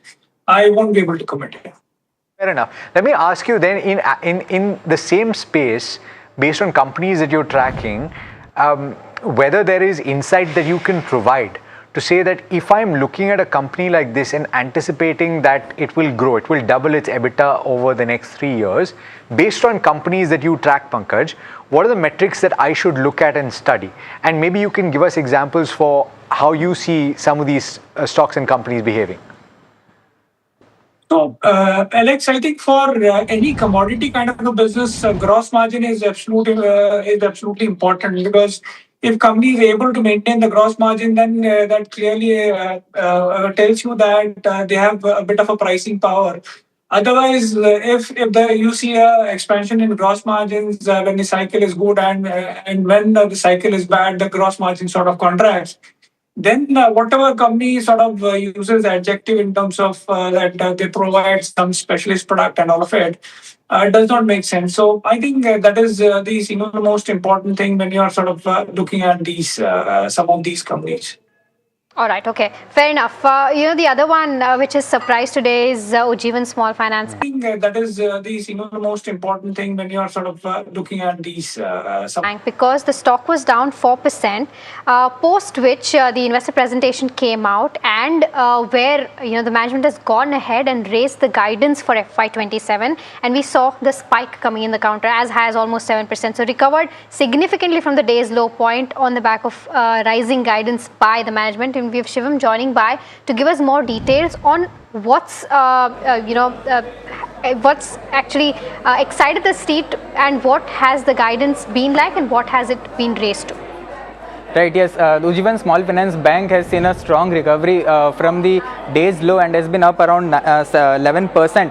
So there are multiple reasons that has led to this recovery, and starting with the first key reason, the management has upgraded the guidance on FY27 return on asset and has revised it upwards to 1.8% to 2%, and also in terms of credit cost guidance, that has also been upgraded to 0.9% to 1% of the average total assets, while it was earlier 1.4% to 1.5% of gross loan book. In terms of operating expenses too, the bank is investing in the AI technologies and also the analytics capabilities, and has stated that they will spread these expenses in FY27 overall. So in FY27 to operating expenses can reduce to 6.4% of the average assets. In terms of the results highlights also, we have seen that the net interest income stood at quarterly highest levels, and the loan disbursement has also gone up by around 40%, and which was led by gold loans. In terms of operating profit too, we have seen those operating profit at quarterly highest levels, and in terms of profit growth, that was mainly supported by the stable credit cost and also lower OPEX. In terms of return on asset, we have seen a slight improvement of around 1 basis point, and in margins have also been stable sequentially. In terms of asset quality, we have seen a substantial improvement, and that was due to lower slippages, and also the credit scores have declined so much. So that was the key reasons the Ujjivan Small Finance Bank have recovered this much. Got it. Okay, Kunal, you're used to this, so I'm gonna do this with you. You've done this on different shows. We're gonna do a rapid fire. 3 stocks for me, 3 stocks for Mahima. I'm picking the top gainers. So let me throw this at you. Are you ready? Yes. Okay. NTPC Green. We've already talked about this. Would you buy, sell, or hold at this moment? I'll hold. Okay. Yes. CI Automotive is the other one, which is down almost 11% in trade today. Do you think it's found its bottom? No, I think the bottom can be near 400, 395 to 400 to watch out as a support. I'm going to cheat and add a pair. Graphite and HEG generally move in tandem. So both of them, out of them, would you pick both or one? I'll pick Graphite. Looks positive to me with the stop loss of 640. Okay, PSV Projects is the other one, which is down 6% Buy on dips should be the strategy or no? No, I'll avoid this counter for now. Hero MotoCorp up 3.7% and looking good. Would you buy into it right now, Kunal? Absolutely. Very strong counter with the stop loss of yesterday's low. One can definitely go long. Okay, Triveni Engineering is the last one, which is down by about 5%, but Balrampur is the other one, which is shown relative strength. Which one of these would you like, Kunal? Out of 2, I'll go with Balrampur. All right, okay. So that brings us to the end of this rapid fire, and I love to say that because I keep doing that on Ask Profit. But with that, viewers, time to slip into a very, very short break, but we'll get you top buy today, sir, tomorrow, although vice versa maybe. No, and we should say thank you so much to Pankaj and Kunal for joining in and for helping us through that. It's been an absolute pleasure. I enjoyed our conversation. Thanks so much. All right, and now before we slip into the break, just want to remind you something that we've been telling you about all week. At the end of the week, on Sunday, we have something very special lined up. In fact, it's so special that it's the first time it's taking place in 13 years. This is the return of the NDTV Business Leadership Awards 2026. And this is, of course, a trophy that is going to go to the who's who of corporate India. It is, and that trophy, by the way, is a beautiful trophy. It is the very definition of ambition in motion. It was conceived by internationally acclaimed designer Mukul Goyal, and that trophy embodies growth, transformation, and aspiration, capturing the endless and relentless pursuit of excellence that defines great leadership. You can actually find out what that trophy looks like on our social media platforms, and of course you can tune in live on Sunday. I'll be there, and so will Mahima, and a lot of other people will be there as well, so stay tuned for that. In the meanwhile, we're slipping in a very quick break. On the other side, we'll come back with markets and a lot more. Stay tuned.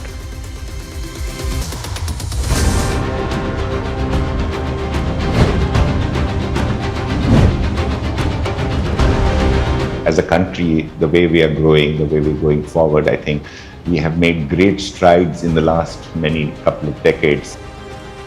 Thanks to a lot of these business leaders who have achieved a lot of in their own domains, we as a country and their contributions have to be recognized. The challenge in any such process always remains is how do you distill down these varieties of thoughts into a simple idea.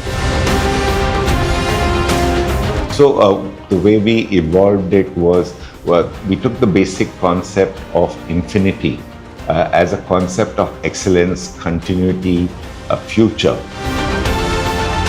The feeling of the trophy of being extremely dynamic, yet it has a poetic form. It's moving in space, and the texture on the surface creates more depth to the, more feeling to the sculpture. The thing is, we created an infinity, the symbol of infinity, yet not fully complete infinity. So, the idea of excellence is that it's continuous. Infinity is a mathematical concept which is going towards the extreme level of achievement. And I think what is very important and what I hope always happens is that the trophy outlives its time and becomes an icon into itself.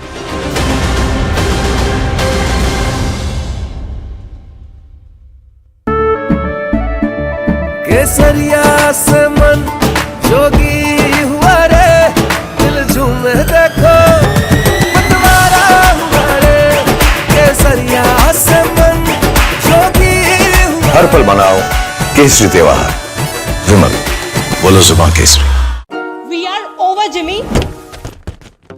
Hey life में scratches तो आएंगे। गाड़ी के scratches को तो Cosmo PP अब संभाल लेगा। आप अपना देख लो। याद है ना मैंने क्या सिखाया था? सिल्वर के लिए स्टर्लिंग मार्क, गोल्ड के लिए हॉलमार्क और मस्टर्ड ऑयल के लिए सिर्फ पी मार्क। इस बार तो माँ से भी बेहतर बना। P Mark, the mustard specialist since 1933. बरसों से सरसों। कुछ तो बात है इस दिल में। India is at a 2030 turning point.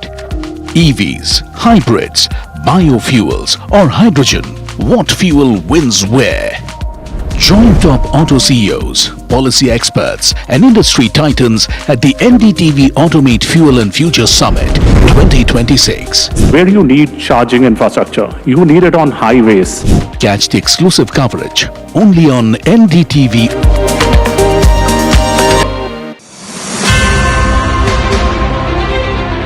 From a PwC standpoint, we actually set up criterion for each of the categories that we discussed with NDTV. A criterion was set up. Different KPIs were adopted for different categories. These are of course discussed, internally. We challenged ourselves, etc., and we made sure that the data sources were all very robust, so that the trust could be built in. So I think that's what defined, and of course, we eventually went through the jury, challenged ourselves, etc., and we made sure that the data sources were all very robust, so that the trust could be built in. So I think that's what defined, and of course, the process. And I'm glad the KPIs, if I may call it so, for the winners were ratified by the jury. In some ways, that's a ratification of the choice that we made.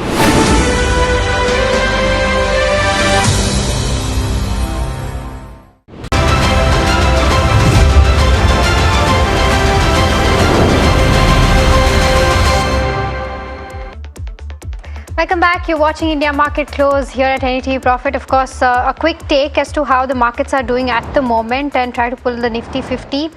We're trading below the crucial levels of course, 23,900 levels also now. So below the 23,900 levels, it will be important to see as to how the day ends today, because we're down by about 0.6 odd percent. The Bank Nifty also down by about 1%, and the broader end of spectrum continues to underperform the benchmarks. Both the mid cap 150 and the small cap 250 is down by about 1%. And now on this side of the show, we're now joined by Nagaraj Shetty, who joins us from HDFC Security, and Maresh Joshi, Head of Research of MarketSmith India, joins us now. Welcome to both of you gentlemen, and a very good afternoon to you. Seeing the markets, I know it's not a good afternoon, but I'll quickly come to you, Nagaraj, first in terms of what you make of the indices now. Considering that we've breached the crucial levels, now it's important to understand as to where the next support and resistance lies. Hi Mahima, good afternoon. Yes, market has been showing selling pressure from the higher levels due to geopolitical tension, depreciation of INR against rupee, and rising international crude oil prices. I'm expecting some more consolidation, some more dip in the Nifty, down to around 23,650 to 700 levels. Is going to be a strong support for the market, for the Nifty especially, and a sizable upside bounce I'm expecting from the lower levels. Okay, Nagaraj, what about individual stocks? What do you like right now? I have two stocks from a long side. One is from automobiles side, Bajaj Auto. Chartically, this stock has been in a sharp up move, outperforming the benchmark Nifty over the last few sessions, and currently moved above the previous swing highs. The overall chart pattern is looking positive. Currently trading around 11275. One can look to buy at this point of time. 11,800 is going to be the immediate target, and one can place a stop loss at 11,000. Second one is from a mid-cap specialty chemical front, the Apigral Limited. Apigral has been in a consolidation phase, recently witnessed a sharp upside bounce back from the lower levels, seems to have formed an important bottom reversal somewhere around 960, 970 levels. Currently showing consolidation. I'm expecting a further upside continuation pattern in this. The volume and RSI patterns are looking positive indication. Currently trading around 1145, one can look to buy at this point of time. The immediate target would be around 1210, one can place a stop loss at 1110. 1110. Okay, that's Epigral and Bajaj Auto. In fact, quite a couple of these automotive companies are actually reacting to numbers from Bajaj Auto, certainly, and Hero MotoCorp is up and about as well. I do want to go across to Pankaj Srivastav, who's Senior Vice President, Commodity Markets at Oil at Ristad Energy. Pankaj, thanks so much for taking the time. Just to give us perspective on what you see happening with the crude oil prices right now. First of all, at $98 to the barrel, how much is on account of the risk premium coming through, and how much is because there are genuine worries about supplies getting disrupted? Okay, so the supply issue is big. On account of the risk premium coming through, and how much is because I think one of the major constraint as far as the flows are concerned, because we observed that the flow through Red Sea is getting reduced on the 7 days average. It is now coming close to the 1 VLCC, which is basically 2.5 million barrels, which earlier used to be close to 7 million barrels. So if you are talking about the risk premium, we are seeing close to $10 to $15 a barrel risk premium in this price. And if these situations persist and we don't see any flow from Strait of Hormuz, and the Houthis are also able to control the Red Sea, the prices are going to be close to $110, $115 by end of the month, and then the our August forecast is it might go up to $140, $145 per barrel, and it's still if the issue persists, both the routes are blocked. The December prices will be in the range of 130 to 125. So that is the scenario when both the choke points are basically flow routes are choked, and we will see close to almost 15 million barrels of the stoppage of the crude oil flow. And I do want to ask you to explain this a little bit more so that my viewers understand exactly what you're talking about, right? So if you were just talking about the Strait of Hormuz, it's roughly 20% of global supply, and just when we saw crude oil prices go all the way down to about $72, $73 to the barrel, I'm talking about Brent here, that was when there was a considerable flow through the Strait of Hormuz. Yes. Now put this alongside what goes through the Red Sea route. What percentage of global supply do these two account for? Yeah, so if you're talking about, we have to talk in terms of what is currently happening. Yes, the 20% flow was happening through the Strait of Hormuz. Red Sea route was not being very particular. There we used to see maybe 3 to 4 million barrels of the flow. But because of the Strait of Hormuz choking, we have seen close to 7 million barrel, almost half. Almost 10% of the flow started happening from the Red Sea. And now if both are stopped, so obviously the overall flow was close to 20%. It will be in the range of 20 to 25% flow will be stopped through both the choke points.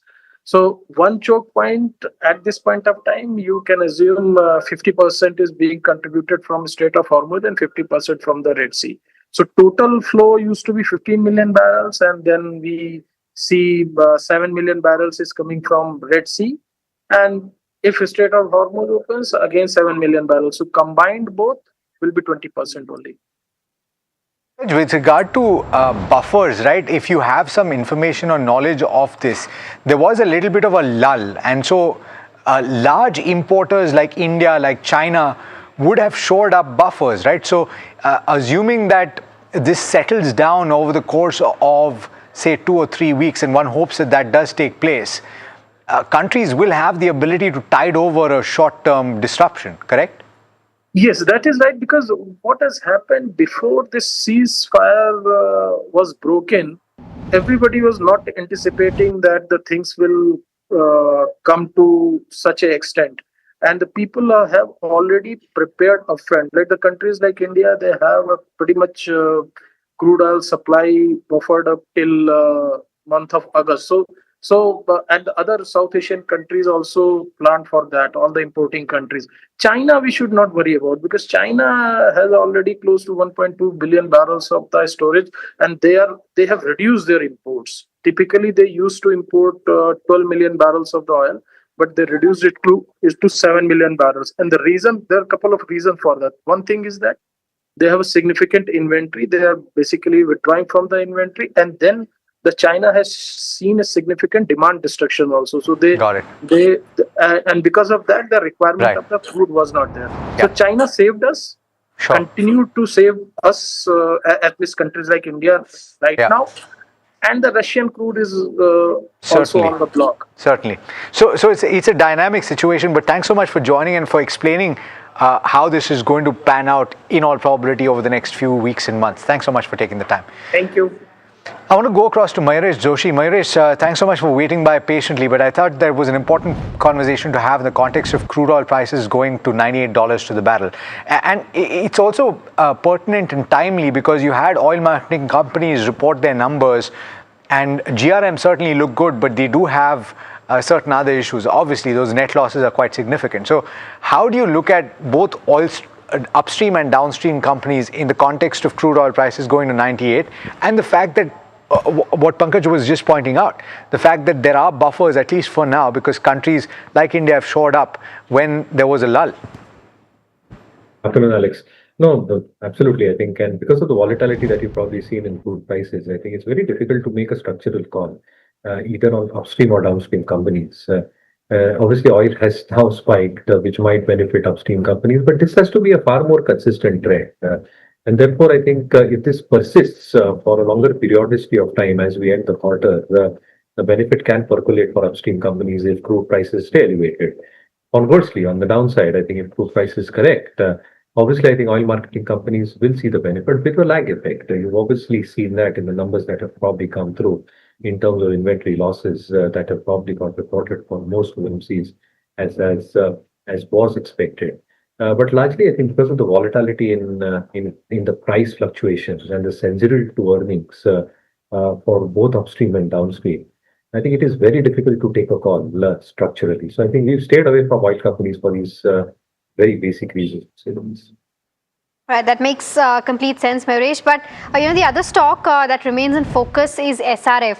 Good set of numbers for sure, but I think guidance is where the real problem was in the con call today, and that's why we've seen that downtick coming in on the counter. Let's take a quick look as to how the bull versus bear case stacks up for something like an SRF. In terms of Q1 earnings, like I mentioned, EBITDA was up almost 61%, PAT up 76%, so stellar set of numbers. But what the management has told in the con call today is that Q2 and Q3 could be weaker than Q1, and that's something that spooked the street, and that's why we're seeing pressure on the counter. The second aspect is with regards to the chemical business that saw a growth of almost 26% this quarter, but chemical business is expected to grow anywhere between 15 to 20% only going forward. So it's not going to be in that range of over 25 or 26 odd percent, and that's something that probably the street is also not like. The third aspect is with regards to the performance films segment that saw highest ever quarterly numbers and results this quarter,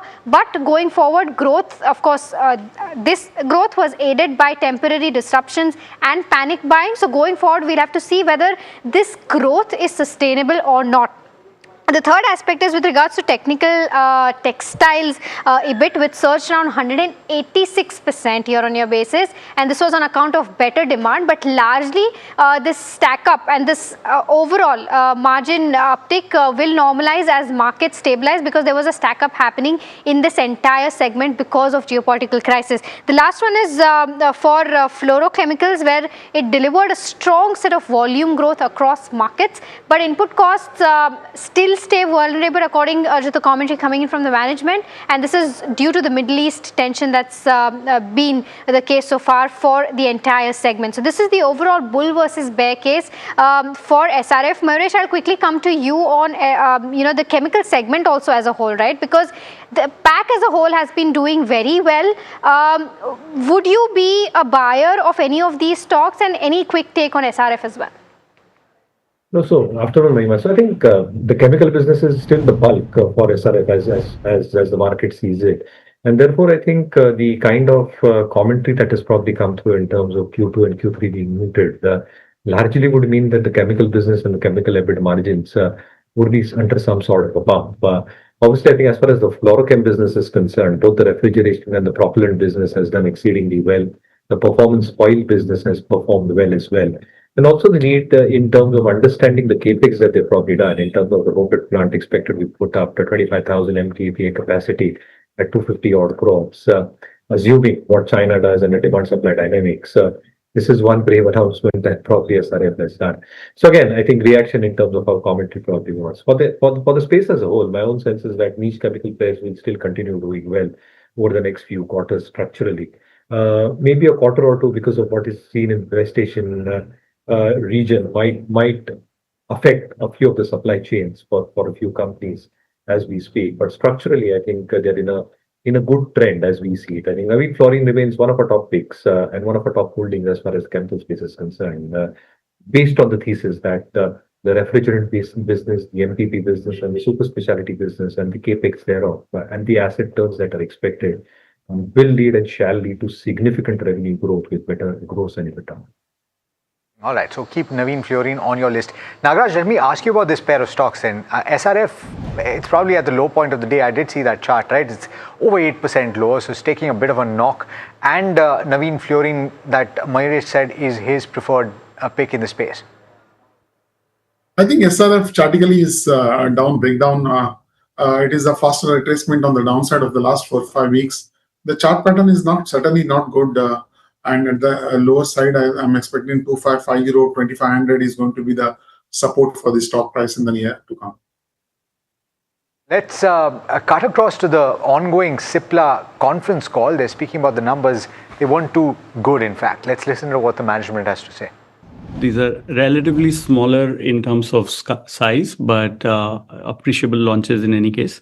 We are expecting, other than Ventolin, we are expecting 3 launches on respiratory this year. And there is one big peptide that we're also expecting. So those are large opportunities that we are quite hopeful about. But in terms of supplementing this, we continue to beef up our R&D so that we can file almost 45 to 50 products in the next 3 years. So that's something that we've not taken our eyes off, because in the US, for that matter, in any of our markets, pipeline is the core to grow. So we continue to keep our foot on the pedal in terms of investing there. Thank you. Thank you, Rishika. We now have Vishwanath Pilla from Money Control. Vishwanath, you can go ahead. Yeah. Hi, Achin. Can you hear me? Yeah. Hi, Vishwanath. Hi, sir. All right. So that's the management of Cipla. By the way, just in case you were wondering, pull up the numbers for Cipla. You had margins that came in at 16.7%. and significantly below the comparative period, 25.6%. It was expected to be a weak quarter, but this is weaker than anticipated. The EBITDA coming in 33% lower at 1,192 crore rupees, and that's had a bearing on the PAT as well. The PAT number coming in 39% lower at 789 crore rupees. You're probably wondering why the margins have fallen as much. There are a couple of factors at play. Of course, raw material costs have gone up quite significantly. There's also been an increase in employee costs, and there's R&D investments that have continued to rise, and the US revenue decline has hurt profitability mix as well. Very quickly, I want to go across to Mayuresh Joshi just to make out what has happened with Cipla on the one hand and Dr. Reddy's Laboratories as well. Both of those stocks actually reporting numbers over the course of the last 24 hours or so, and both disappointing quite significantly. In fact, they were expected, Mayuresh, to disappoint, and they've done worse than that. That's precisely the point, Alex. I think the expectation was worse, and they're worse than that. So, Dr. Reddy specifically, I think what's happened in terms of the expectations as far as the development phase also are concerned has obviously started playing out. The semaglutide related costs and the expectations in terms of new key launches is something that the street will probably look out for. Weak numbers expected. Dr. Reddy's probably had a weaker set that came through. For Cipla, I think what you raised is absolutely correct. I think if you probably look at the P&L, I think the input costs have now become almost 37-38% of the top line. On a comparable basis, this was close to 30 to 31%. So you've almost seen a 6 to 7% jump as far as input costs are concerned for Cipla in the quarter gone by. And therefore, I think the stark difference that you're probably seeing in terms of reported numbers, 16% versus 23%, along with the rise in employee costs, which are marginal on a year-on-year basis, but yet still a significant one, and R&D still being elevated at 6.8%. With the fall in US revenues, the management is very hopeful in terms of new launches expected to come through. They've done quite a number of pictorial presentations in terms of their PPT as well, in terms of what they've probably launched, and 48 launches expected. Now, how does this all play out in the coming few quarters in terms of recoupment of margins is something to be watched out for. I think all these factors probably contributed in terms of the underperformance that Cipla probably for. All right, okay. Of course, so that's the view coming in on Cipla. But, let's get in Parth now to take a look at some of the stocks that are buzzing in trade today, either on the back of news flow or on the back of volumes. Parth, what's there on your list today? Yeah, so there are three companies that are buzzing right now. The first one is Tanla Platforms, which has reported a good set of Q1 numbers with revenue growing 18% and PAT seeing a growth of 20% year on year as well. The stock has snapped a 4-day losing streak, gaining over 10% today. It has touched the highest level since October 2025, and volumes today are 14 times the 20-day average as well. The next one is Root Mobile, which has gained over 5% today, touching the highest level since February 2026. Volumes today are 17 times the 20-day average, and this is the biggest intraday gain for the stock since June 2024. So almost 2 years since we have seen this kind of a move in Root Mobiles. And lastly, CIE Automotive, which has reported inline Q1 numbers. Revenue saw a growth of 10%, PAT saw a growth of 16%. But the negative news was the CEO resignation. The CEO of the iron casting division has resigned, and this is why the stock has lost over 10% today. It is on a 3-day losing streak, and this is the lowest level the stock has seen since February 2026. And volumes today are 12 times the 20-day average as well. So these are the three stocks that are buzzing right now on the back of news flow and volumes. All right. Thanks so much, Parth, for that. Let me go across to Nagaraj for a check on these stocks. These are all volume buzzers. Tanla Platforms, Root Mobile, and CIE Automotive. Nagaraj, can you hear me? Yes, I can hear you. Yes, Alex. Tanla is the one which has broken out of the range recently, looking positive at this point of time. It has moved up indeed from the lower levels, and the overall chart structure is looking positive. High tops and bottoms on the charts, and I'm expecting Tanla is likely to move further in the near term. Okay, Nagaraj, the auto pack as a whole has been very resilient despite of the way markets have moved today, right? So it's showing that relative strength in the counter, and even if you look at the charts, it's forming that higher highs progression, right? In the space, if you're liking anything and you think that this could be the right counter to make an entry into right now, what would that be? I think whole host of the stocks in the auto sector is moving up, and I think the Bajaj Auto is the one which is looking very attractive at this point of time. broken out decisively, outperforming in the space in the pack. I'm betting on this as I discussed about the levels recently, and one can look to buy at this point of time, currently around 11288. And I'm sticking with the immediate upside target of around 11,800 levels with the stop loss of 11,000, 11 in a stop loss of 11,000. Okay, I do want to draw your attention to PVR Inox. The numbers came through not too long back, and a pretty good set of numbers. The net profit coming in at over 56 crore rupees compared with a loss in the comparable quarter. Revenue uptick of about 12% or so, and the EBITDA has actually risen quite substantially. The margins have expanded on a year-on-year basis as well. Remember, this was likely on account of Dhurandhar 2, as Mahima is reminding me. But it's not just that. It's also this quarter that's going to look pretty good, because if you look at the first 6 days collection of Odyssey, which is the latest Nolan movie, it's coming at over 80 crore rupees. And if you assume a share of about 60% for PVR Inox, then those numbers, at least in this quarter, look particularly good. And of course, Spider-Man also looked forward to. Mayuresh, a quick view on PVR Inox based on what you're seeing? So I can say a line of Dhurandhar for PVR Inox. Hausla Indian Baro Badla Do. So I think that's clearly what PVR Inox is doing at this juncture. Yes, I think the rub-off of Dhurandhar 2 Odyssey is a fantastic movie. I think if you've not seen it, you go and see it. It is probably creating the numbers that and the margin performance at the box office. Mayuresh, so I'll leave it at that, but let me get a check with Nagraj on PVR Inox. It's up about 1.3%. Would you buy into it right now? Right now, I'm not that excited with this, not as like as Dhurandhar. PVR is showing consolidation sideways range, though it has moved up today, bounced back, but erased its gains. The 200-day EMA is acting a strong resistance. Previously also, we have seen whenever the stock has moved just above the 200-day EMA, failed to sustain after that and declined. I'm not in the favor of buying at this point of time. Right, more excited to watch the movies, I'm sure. Nagraj and Mayuresh, thanks so much for taking the time. Pleasure speaking with you as always. Have a good evening. All right, let's take a look at the markets and see how we're closing. We're likely going to be closing very close to that 23,900 mark. In fact, we've made a bit of a comeback towards the end of trade. Pull up the intraday chart and you will see likely a bit of a pop towards the end of trade, and you will take that. I mean, at least we're not closer to that 23,800 mark where the significant support has come through. Yeah, I think there is an expiry also at its place, so that also needs to be kept in mind. But if you take a look at the Nifty 50 heat map, it will be interesting to watch out for as to what are those counters that have probably contributed to that slight uptick coming in. Green. SBI Life more green, yes, almost slightly more than 50-50, but SBI Life topping that chart, followed by second day in a row. Bajaj Auto has done very well. M&M also doing fairly well, and TCS, Tata Consumer, ahead of earnings, doing very well. But I think on the flip side, you have Nestle, where this profit booking coming in. The Nestle South Africa has really fallen today. On the back of that, we're seeing pressure coming in on this one. Shriram Finance, Bajaj Finance, Adani Ports are some of the other names that continue to be under pressure. So that's the Nifty 50 heat map. The auto pack as a whole has done incredibly well today, yes. right? So it's Hero MotoCorp also doing reasonably well.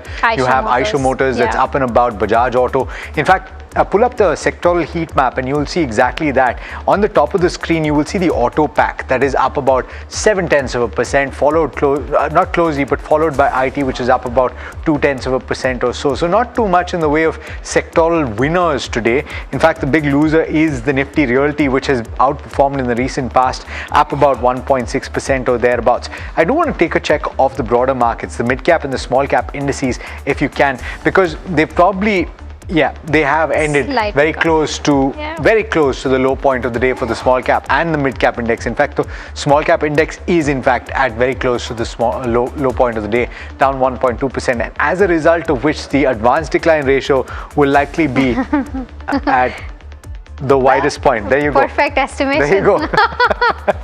Not here or there, perfect estimation. I think the BSE 500 will be an interesting one to watch out for, because yet another day where it is going to be very news specific that we've seen, because Tanla platform on the back of strong earnings coming in, closing almost 10% higher, followed by something like a Chemplast, Truth Mobile, Graphite India and HEG both doing fairly well from that basket. But on the flip side, you have SRF now down almost 8.6%, where management of course did not give a very good guidance. IndusInd down 6% as well. well. You also have Westlife, HFCL.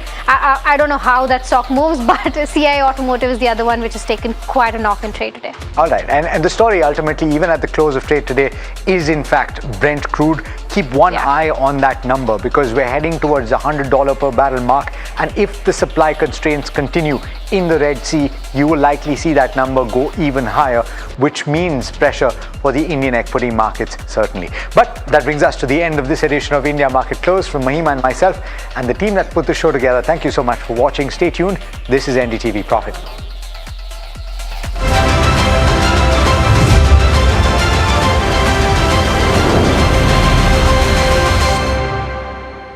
Co-powered by CoinSwitch.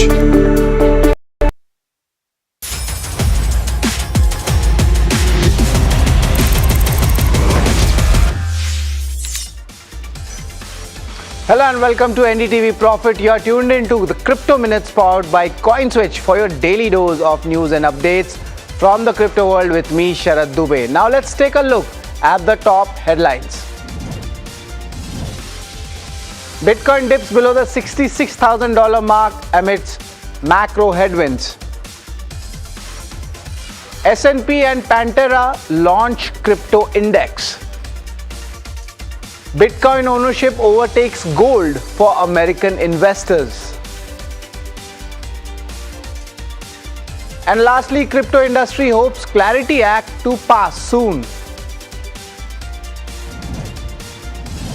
Now there's an interesting crypto basics for you. Now, have you ever received a message?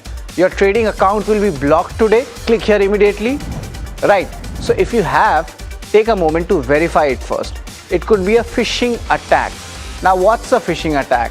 A phishing attack is one of the most common online scams across crypto, equities, banking, and other financial platforms. The fraudsters pretend to be trusted companies which may trick people into revealing their passwords, login details, or their secret recovery phrase. Now, if that information falls into the wrong hands, your account or assets could be compromised. In many cases, especially in crypto, recovering the transferred assets can be very difficult. Now, here are a few common examples. First, the fake SMS alert. You receive a message claiming your account will be blocked unless your complete KYC is done immediately. Now, what happens? The link takes you to a website that almost looks identical to the real one. Now, if you enter the details there, they could be captured by scammers. Second, the free airdrop scam. You come across a post on Telegram or X claiming you have won free giveaways. Now, to claim this award, you're asked to connect your wallet or approve a transaction. Now, instead of receiving an award, you may end up granting the permissions that can be misused. And lastly, the third one, the look-alike website. Now, the scammers are creating web addresses that closely resemble the genuine platforms, and this will actually change by just one letter or a character.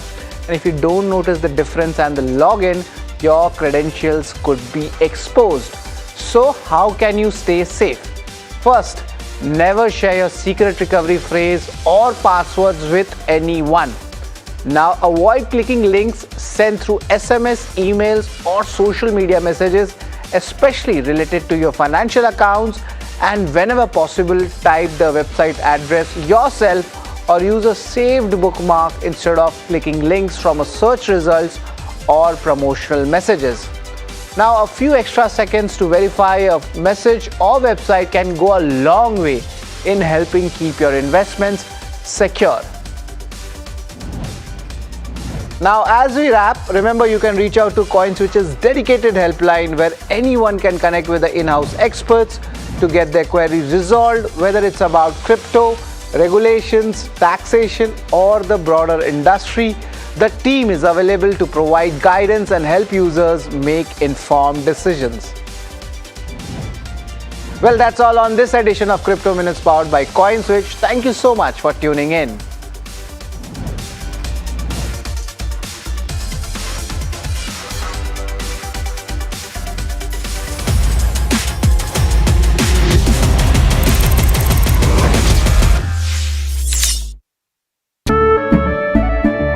केसरिया से मन जोगी हुआ रे दिल झूमे देखो मतवारा हुआ रे केसरिया से मन जोगी हुआ हर पल मनाओ केसरी त्योहार विमल बोलो जुबान Kesari We are over, Jimmy.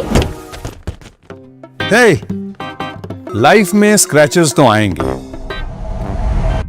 गाड़ी के स्क्रैचेस को तो कॉस्मो पीपी अब संभाल लेगा, आप अपना देख लो। पर जब इंसान प्रकृति के साथ सामंजस्य को आत्मसात कर लेता है तो वो मधुर और लालन पोषण करने वाली बन जाती है। पी मार्क सरसों के तेल ने प्राकृतिक तरीके से सरसों के तेल को बनाया है शुद्धता और गुणवत्ता के साथ। द मस्टर्ड स्पेशलिस्ट सिंस 1933 बरसों से सरसों। कुछ तो बात है इस दिल में। ये युग तुम्हारा, ये रण तुम्हारा, हर चुनौती तुम्हारी, हर शिखर तुम्हारा, तुम ही हो भारत का स्वाभिमान। हर सेक्टर, हर स्टेट, हर रीजन, हर उम्र के इनोवेटर्स ने दिया जबरदस्त प्रतिसाद, तभी तो वंदे भारतम में एप्लीकेशंस पहुँचे 25,000 के पार और रजिस्ट्रेशन डेडलाइन बढ़कर हुई है 30 जुलाई। आप भी भारत के सबसे बड़े ग्रास रूट इनोवेशन मूवमेंट से जुड़े। vandeBharatam.org पर रजिस्टर करें। India is at a 2030 turning point. EVs, hybrids, biofuels or hydrogen, what fuel wins where? Join top auto CEOs, policy experts and industry titans at the NDTV Automate Fuel and Future Summit 2026. Where you need charging infrastructure, you need it on highways. Catch the exclusive coverage only on NDTV.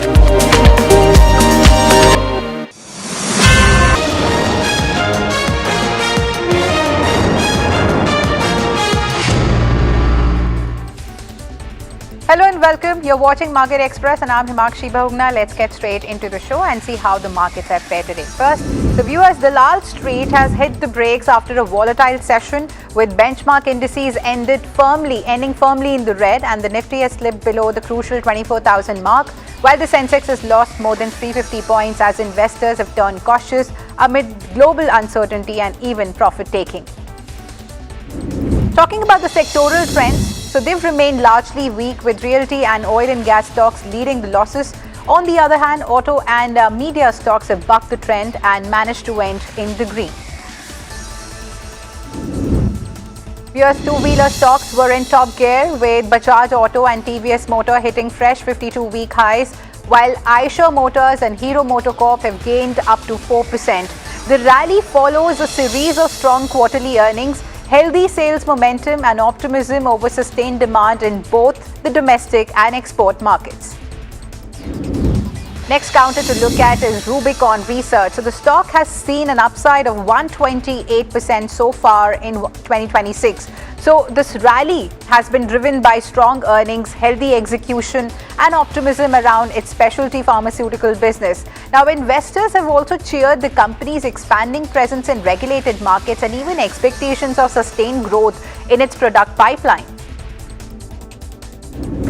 Next counter to look at is SpiceJet. So the shares have zoomed 10% to hit the upper circuit after several media reports have suggested that the company has inducted 3 Airbus A320 aircraft into its fleet under a damp lease agreement. So following this report, SpiceJet's share has they've really spiked 10% to hit the upper price band of 12.32 rupees on the BSE, and the aircraft has already arrived in India and they are expected to begin commercial operations later this week, strengthening the airline's fleet and capacity. Next counter to look at is IndusInd Bank. The shares have slipped as much as 6% despite reporting a sharp improvement in its first quarter earnings. The private lender has posted a 72% jump in consolidated net profit to 1,037 crore rupees, and this has been held by a 21% decline in the provisions and contingencies. So even as the bank has guided for stronger profitability ahead, investors remain cautious, sending the stock lower in trade. So the reaction suggests the street is looking beyond the headline earnings and even focusing on the bank's near-term operating outlook. Viewers, HPCL shares have declined after the company has reported a loss in the first quarter as soaring crude oil prices have hit the earnings. The sharp rise in crude has been triggered by the West Asia conflict and increased input costs and even weighed on the refining margins during the April to June quarter. So investors have reacted negatively to the weak performance, sending the stock lower in trade. Next counter that was buzzing away in trade was Dr. Reddy's Laboratories. So the shares have tumbled as much as 9%, hitting a 52-week low after the drug maker has reported a weaker than expected first quarter performance. So the disappointing results have triggered a sharp sell-off, with several brokerages cutting their earnings estimates and even the target prices. And PVR Inox is back in the black this quarter, helped by a strong movie slate and even robust theatre footfalls. And the company says that the blockbuster titles like The Odyssey have reinforced the big screen experience, with premium formats seeing the strongest demand. Management remains upbeat, pointing to a packed content pipeline and even healthy advance interest in the upcoming releases. So setting the stage for a stronger second quarter. Here's Chennai Petroleum Corporation shares have slumped nearly 10% after the company has reported a weaker June quarter performance on a sequential basis. So while revenue has surged 43% to 27,370 crore rupees, net profit has fallen 27%, reflecting pressure on the operating performance. Now, the decline in earnings have disappointed the investors, triggering the stock's sharpest fall in almost a year. Next counter to look at is Vishal Mega Mart, which has reported a strong first quarter performance with consolidated net profit rising 26% year on year. So revenue grew nearly 19% to 3,727 crore rupees, and this has been driven by healthy consumer demand and even store expansion. EBITDA also increased while the EBITDA margin remained steady, reflecting stable operating performance. Cipla has reported a weak first quarter performance, with earnings missing the street estimates on profit, operating profit and even the margins. The consolidated net profit has fallen 39% annually to 789 crore rupees, while the revenue rose just over 2%, broadly in line with the expectations. So the weaker profitability has disappointed the investors, sending stock lower in trade. Now on to an NDTV Profit exclusive. Viewers, your channel has learned that Manipal Health Enterprises is preparing to launch its IPO as early as next week. Sources tell us that the offering is expected to comprise a sizable fresh issue along with an offer for sale by existing shareholders. The fresh issue proceeds are likely to be used to reduce the debt and even strengthen the company's balance sheet, while also funding the acquisition of a minority stake in subsidiary Sahyadri Hospitals. And on the offer for sale side, several existing investors are expected to pair their holdings, with promoter Temasek likely to be the largest selling shareholder. So the Manipal Group, TPG and a number of financial investors are also expected to participate. Manipal Health has declined to comment on the proposed listing, and if launched as planned, the IPO could be one of the most closely watched healthcare offerings of the year.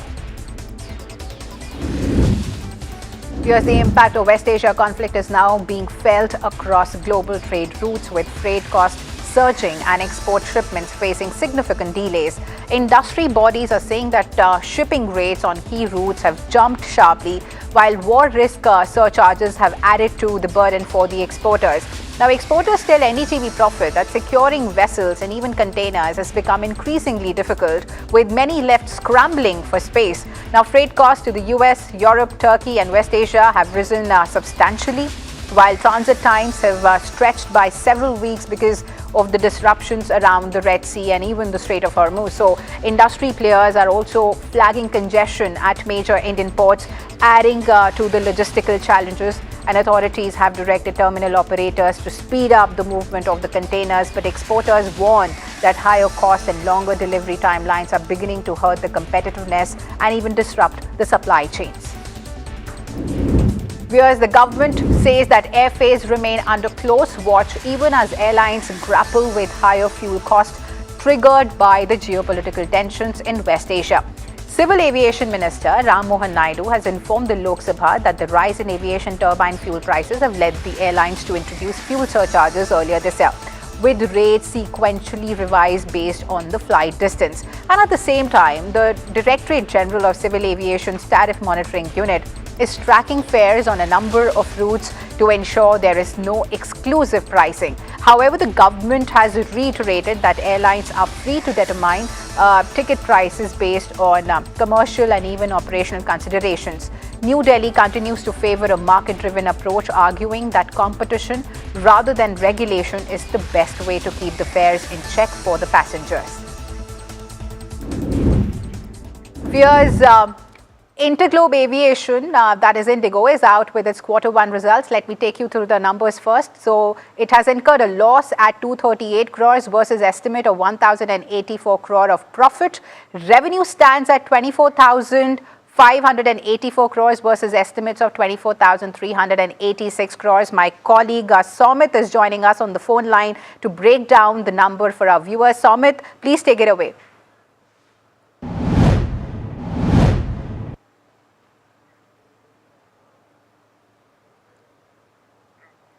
Somit, he'll be back shortly, viewers, but let me take you through the numbers once again. So, Indigo has incurred a loss at 238 crores versus estimate of 1,084 crores of profit.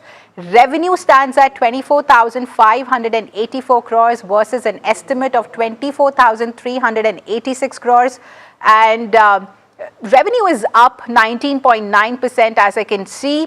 As compared to last year, and if I can get more numbers on my screen, EBITDA margin stands at 15.8% versus 28.6% annually. And viewers, we'll be back with more on the Indigo earnings shortly, but moving on with Market Express. We have Mercedes-Benz, which is stepping up its performance car portfolio in India with the launch of the new AMG E53 hybrid. And the luxury car maker is bringing back the E53 badge, and this time as a plug-in hybrid that combines performance with electric driving capability. So the sedan delivers sports car-like acceleration while also offering an electric-only range of up to around 100 kilometers. And the AMG E53 comes loaded with performance-focused features including all-wheel drive, rear axle steering and air suspension and even upgraded braking system. So inside, buyers get a premium cabin packed with digital displays, connected car technology and even advanced safety features. So Mercedes is saying the model is aimed at enthusiasts looking for performance without compromising on efficiency and with no direct rival in the Indian market.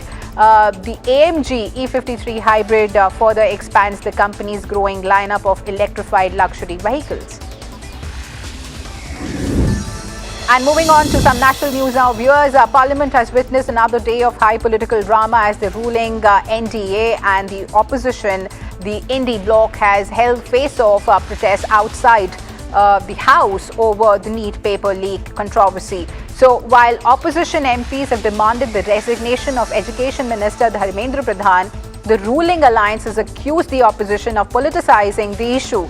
With slogans, banners and counter-protests dominating the Parliament complex, the standoff has raised the likelihood of yet another disrupted day in both the houses. And viewers, the Corporate Janata Party's protest at Delhi's Jantar Mantar has entered another day with supporters refusing to back down. Protesters are demanding accountability over alleged irregularities in the competitive examinations, including NEET UG 2026, broader reforms in the education system and the resignation of Union Education Minister Dharmendra Pradhan. The agitation continues to gather attention as pressure mounts on the centre to respond to the protesters' demands. And viewers, in a major announcement amid the ongoing NEET UG controversy, Prime Minister Narendra Modi has said that the government will set up fast-track courts to deal with paper leak cases, calling for swift and stringent punishment for those involved. The Prime Minister has said that the move is aimed at ensuring faster justice and also restoring confidence in the examination system. The announcement comes as protests over alleged exam irregularities continue across India. And viewers, rescue teams have recovered 22 bodies from the collapsed NHPC tunnel in Sikkim. While the search continues for 3 missing workers, authorities say that a suspected methane gas explosion inside the under-construction tunnel has triggered the collapse, releasing toxic fumes that have made rescue operations extremely challenging. The state government has ordered a detailed probe into the incident. The centre has appointed Anurag Jain as the new Chief Executive Officer of Niti Aayog for a 2-year term. A 1989 batch IAS officer from the Madhya Pradesh cadre, Jain is currently serving as the state's Chief Secretary. So he takes charge of the government's top policy think tank after a vacancy in the CEO's post. So Anurag Jain has previously held key positions in the Prime Minister's office and even the Department of Promotion of Industry and Internal Trade. The Supreme Court has come down heavily on the Rajasthan government over the worsening pollution in the Jojari River, calling it shameful if the state wants to poison its own citizens. So the court has dismissed the SIT probe as a mere eyewash after an expert panel found highly acidic water still flowing through the river. So the bench has warned that decades of regulatory failure and administrative apathy have put the lives and livelihoods of lakhs of people across the region at risk. Meanwhile, viewers, heavy rain continues to lash Western India, with the IMD issuing an orange alert for Mumbai, warning of very heavy rainfall and gusty winds of up to 70 kilometers per hour. The weather agency has upgraded neighbouring Thane and Palghar to a red alert, signalling the risk of extremely heavy rain. Meanwhile, Gujarat, Madhya Pradesh, Maharashtra and parts of Konkan region are also bracing for another intense spell of rainfall after torrential showers over the past 24 hours. The Middle East conflict has entered another dangerous phase. President Donald Trump has warned that United States will destroy an Iranian bridge of power plant for every fresh attack on shipping in the Strait of Hormuz at the same time. Now, Yemen's Iran-backed Houthi rebels claim that they have attacked 2 oil tankers in the Red Sea, raising fears of disruption across another key global trade route. So, with US strikes on Iran continuing for a 12th consecutive night, energy markets remain firmly on edge. US Secretary of State Marco Rubio has struck a cautious but confident tone on the prospects of fresh agreement with Iran. Rubio is saying that Iranian officials are reaching out regularly and are keen to restart the discussions. However, he has also accused Tehran of repeatedly changing positions after agreements are reached, making negotiations pretty difficult. So according to Rubio, Iran may not yet be ready to finalize a deal, but he believes that could change in the near future. And his comments come at a time when tensions in the region remain elevated and global markets continue to closely track the developments around Iran. Diplomacy and regional stability for now, Washington appears to be keeping the door open for talks, even as it questions Tehran's commitment to any future agreement. And viewers, IPO-led Manipal Hospital is controlled and promoted by Temasek. The Singapore-based investor is saying that it will stay invested for a long term in Manipal Hospital, and also clarifies that it is a board-run company and also listing is just an event. So here's an excerpt of that conversation with NDTV Profit's Nisha Podar with Temasek's India head Ravi Lamba. As an investor, we are being cautious. At the same time, the shocks that are being felt by the Indian economy have not been created by the Indian economy. So these are shocks from outside. And our view is that these are here for now, and they will go away at some point in time. So given we are a very long-term focused investor, we are able to ride out these shorter, volatile sort of parts of the cycle. So we are happy to stay invested. We're looking for opportunity. We are being cautious because uncertainty requires you to be a little bit more cautious. From our perspective, there are there's a cost element to the economy, right? There's a FX element where there's some volatility in the Indian rupee as well, and then there's of course the fact that you got to be careful about deploying capital in industries that could be affected for a longer period of time. Yes, and therefore you just have to decide how you want to deploy capital. From our perspective, if I look back in the last 3 years and some years back, I think when you and I had spoken, we had said that we would like to try to deploy $9 to $10 billion in India over the next 3 to 5 years. And as of last year, we have deployed about $9 billion in the last 3 years.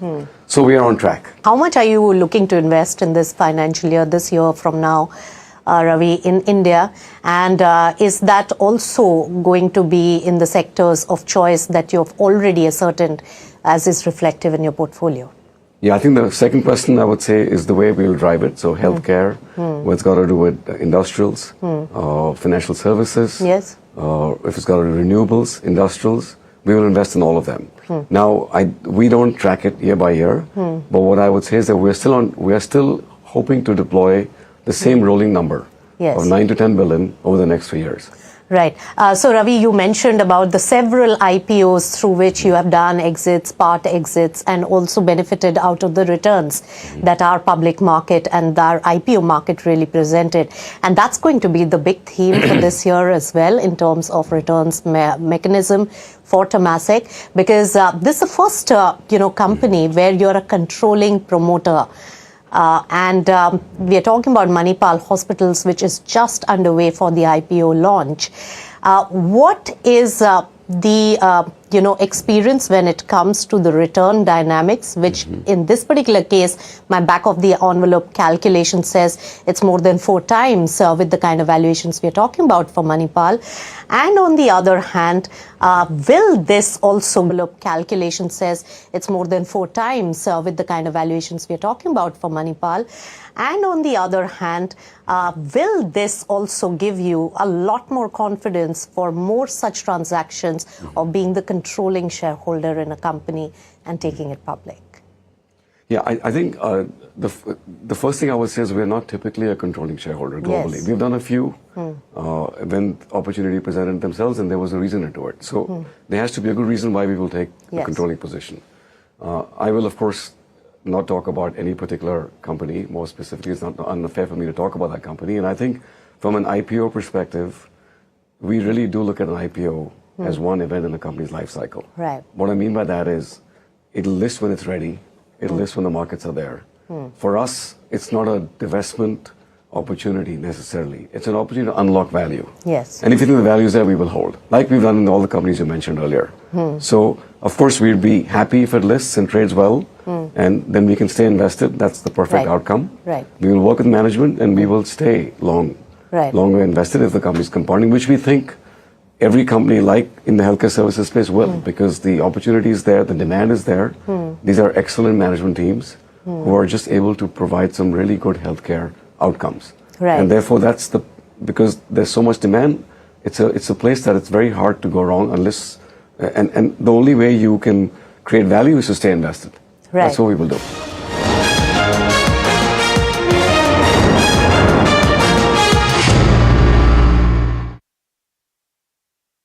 We are over, Jimmy. Hey, life में scratches तो आएंगे। गाड़ी के scratches को तो Cosmo PPF संभाल लेगा। आप अपना देख लो। याद है ना मैंने क्या सिखाया था? सिल्वर के लिए स्टर्लिंग मार्क, गोल्ड के लिए हॉलमार्क और मस्टर्ड ऑयल के लिए सिर्फ पी मार्क। इस बार तो माँ से भी बेहतर बना। P Mark, the mustard specialist since 1933. बरसों से सरसों। कुछ तो बात है इस दिल में। India is at a 2030 turning point. EVs, hybrids, biofuels, or hydrogen. What fuel wins where? Join top auto CEOs, policy experts, and industry titans at the NDTV Automate Fuel and Future Summit 2026. Where you need charging infrastructure, you need it on highways. Catch the exclusive coverage only on NDTV. This is India Inc.'s Roll of Honor, recognizing the leaders shaping India's growth story, where ambition, enterprise, and excellence meet. In the presence of the Finance Minister, Nirmala Sitharaman. NDTV Profit Business Leadership Awards, 26 July on the NDTV network.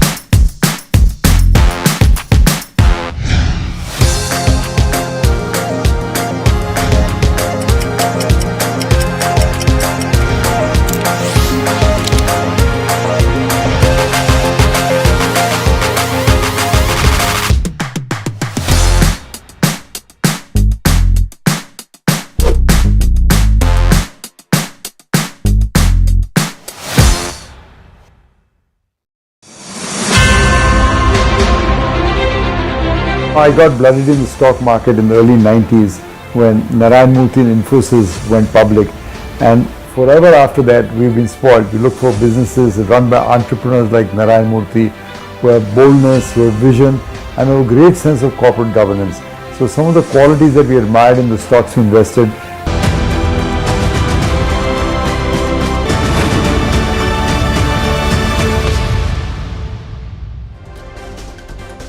Market ends lower for the fourth session as Nifty breaches 23,900 mark. Elevated crude prices weighed on the sentiment, while Nestle and Shriram Finance lost over 3%. Broader markets have lagged benchmarks, extending the risk of mood.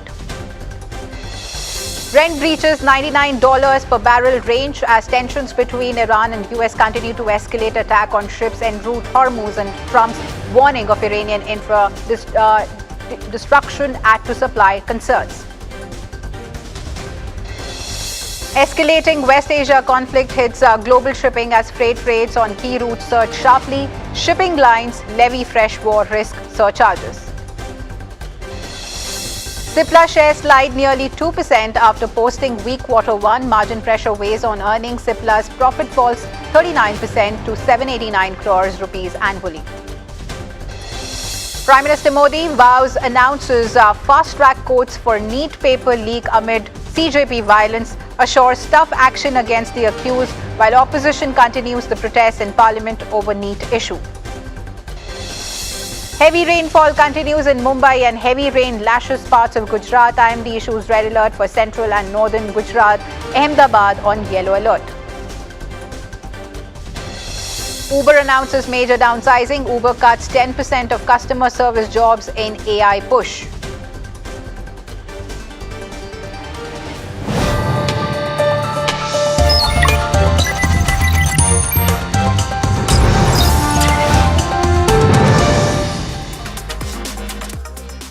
Hello and welcome. This is Profit 360 on NDTV Profit, and I'm Himakshi Bahugna. Along the next half an hour, we'll bring you the latest from the markets as well as national and international news. Viewers, first up, let's look at how the markets have really fared today. So Dalal Street has hit the brakes after a volatile session with benchmark indices ending firmly in the red. The Nifty has slipped below the crucial 24,000 mark, while the Sensex has lost more than 350 points as investors have turned cautious amid global uncertainty and even profit-taking. Let's go over to Parth for a complete market roundup. Nifty has closed in red, down almost 0.5% today. Nestle and Shriram Finance were the top losers of the index, both seeing a downtick of over 3% today. The broader markets have underperformed the benchmark, with Nifty Midcap 150 close of over 3% today. The broader markets have underperformed the benchmark, with Nifty Midcap 150 closing in red, seeing a downtick of 1%. This was led by SRF and IndusInd Bank. Both SRF was down over 8% today, while IndusInd Bank also saw a downtick of over 6%. On the other side as well, Nifty Small Cap 250 has closed in red as well, down over 1%, led by GSPL and HFCL. GSPL seeing a downtick of over 7%, while HFCL also closed at a lower circuit of 5% today. Sectoral side, all of the sectors have closed in red except two names, which are auto and IT. Nifty Realty was the top losing sector of the day, down over 1.7%, led by Anantraj and Sobha. Anantraj was down over 4.5%, while Sobha also saw a downtick of over 3.5% today. Moving on to the top gaining sector, it was Nifty Auto, seeing an uptick of over 0.5%. This was led by Hero MotoCorp and Bajaj Auto, both of which were the top gainers of the index. Hero MotoCorp seeing an uptick of 3.5%, while Bajaj Auto also closed above 2.5%. Now moving on to the sectoral trends, Nifty Auto has closed in green for the third consecutive day, while Nifty Financial Services and Nifty Bank have closed in red for the fourth day in a row. Also, Nifty Pharma, Nifty Metal and Nifty Realty have closed in red for the second consecutive day, while Nifty PSU Bank and Nifty Oil and Gas have closed in red for the third day in a row. Thank you so much, Parth, for that market roundup. And viewers, earlier today, my colleague Nisha Podar spoke to Emmer Capital Partners CEO Manishi Rai Chaudhary, who said that oil prices will remain a key trigger for the markets. And he believes that if crude surges above $120 per barrel mark, investors should be prepared for the Nifty to retest the 23,000 levels. Let's listen into a snippet of that conversation. As I said, I mean, it's very difficult to quantify the downside. But I think the previous bottom, which is around 23,000 for the Nifty, is something that investors should brace for in the near term.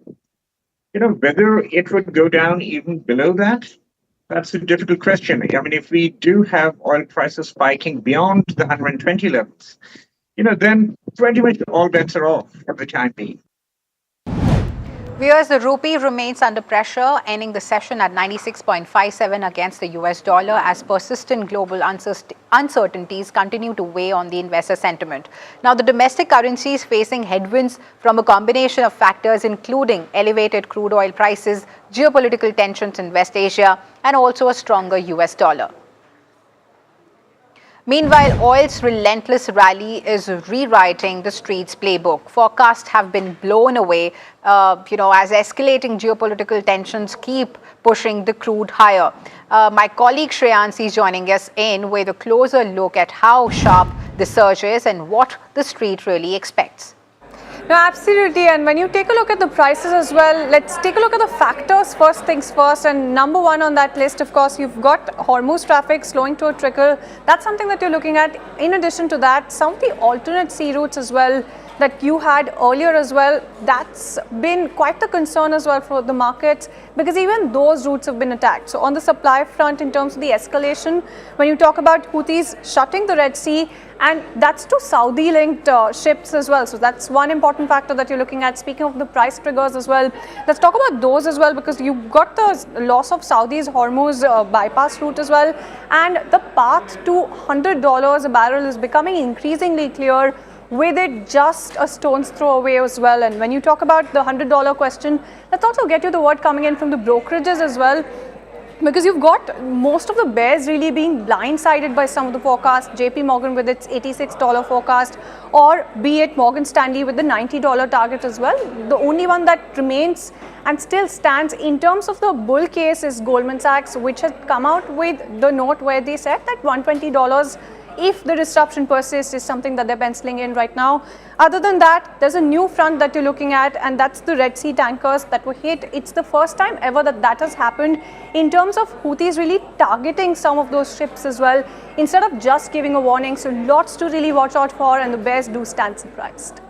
Thank you so much, Shreyansi, for that. And in fact, US-Iran conflict is escalating further. The United States has carried out a 12th straight night of strikes on Iran. Meanwhile, US Secretary of State Marco Rubio is saying that Washington remains ready to play a constructive role in ending what he called a senseless war. However, Rubio has struck a tough tone, claiming Iran had planned to double its missile stockpile and is also still not ready for a deal. And he said that Tehran is begging for negotiations. Let's listen in to what Marco Rubio exactly said. These people who are calling us every day begging, let's do a deal, they send us messages through other countries, third countries. I mean, they're running out of countries to send. Even I had countries here coming up to me, I just spoke to the Iranians, they want to do a deal. The problem is, every time these people do a deal, they either break it or after they make it, they want to change the deal. So they're probably not ready to do a deal yet, but they will be soon because the price they're paying is very high despite their tough talk and their flowery language and their stupid Lego videos they put out. I've never seen them, but they put these things out on social media. Despite all that bravado, they are suffering tremendously, and they're going to suffer more until they come to their senses. They're not there yet, unfortunately. Viewers, India's exporters are bearing the brunt of the escalating West Asia conflict as freight rates on key routes have surged sharply and container shortages are disrupting the shipments. Let's go across to my colleague Rishabh, who has more details on this development.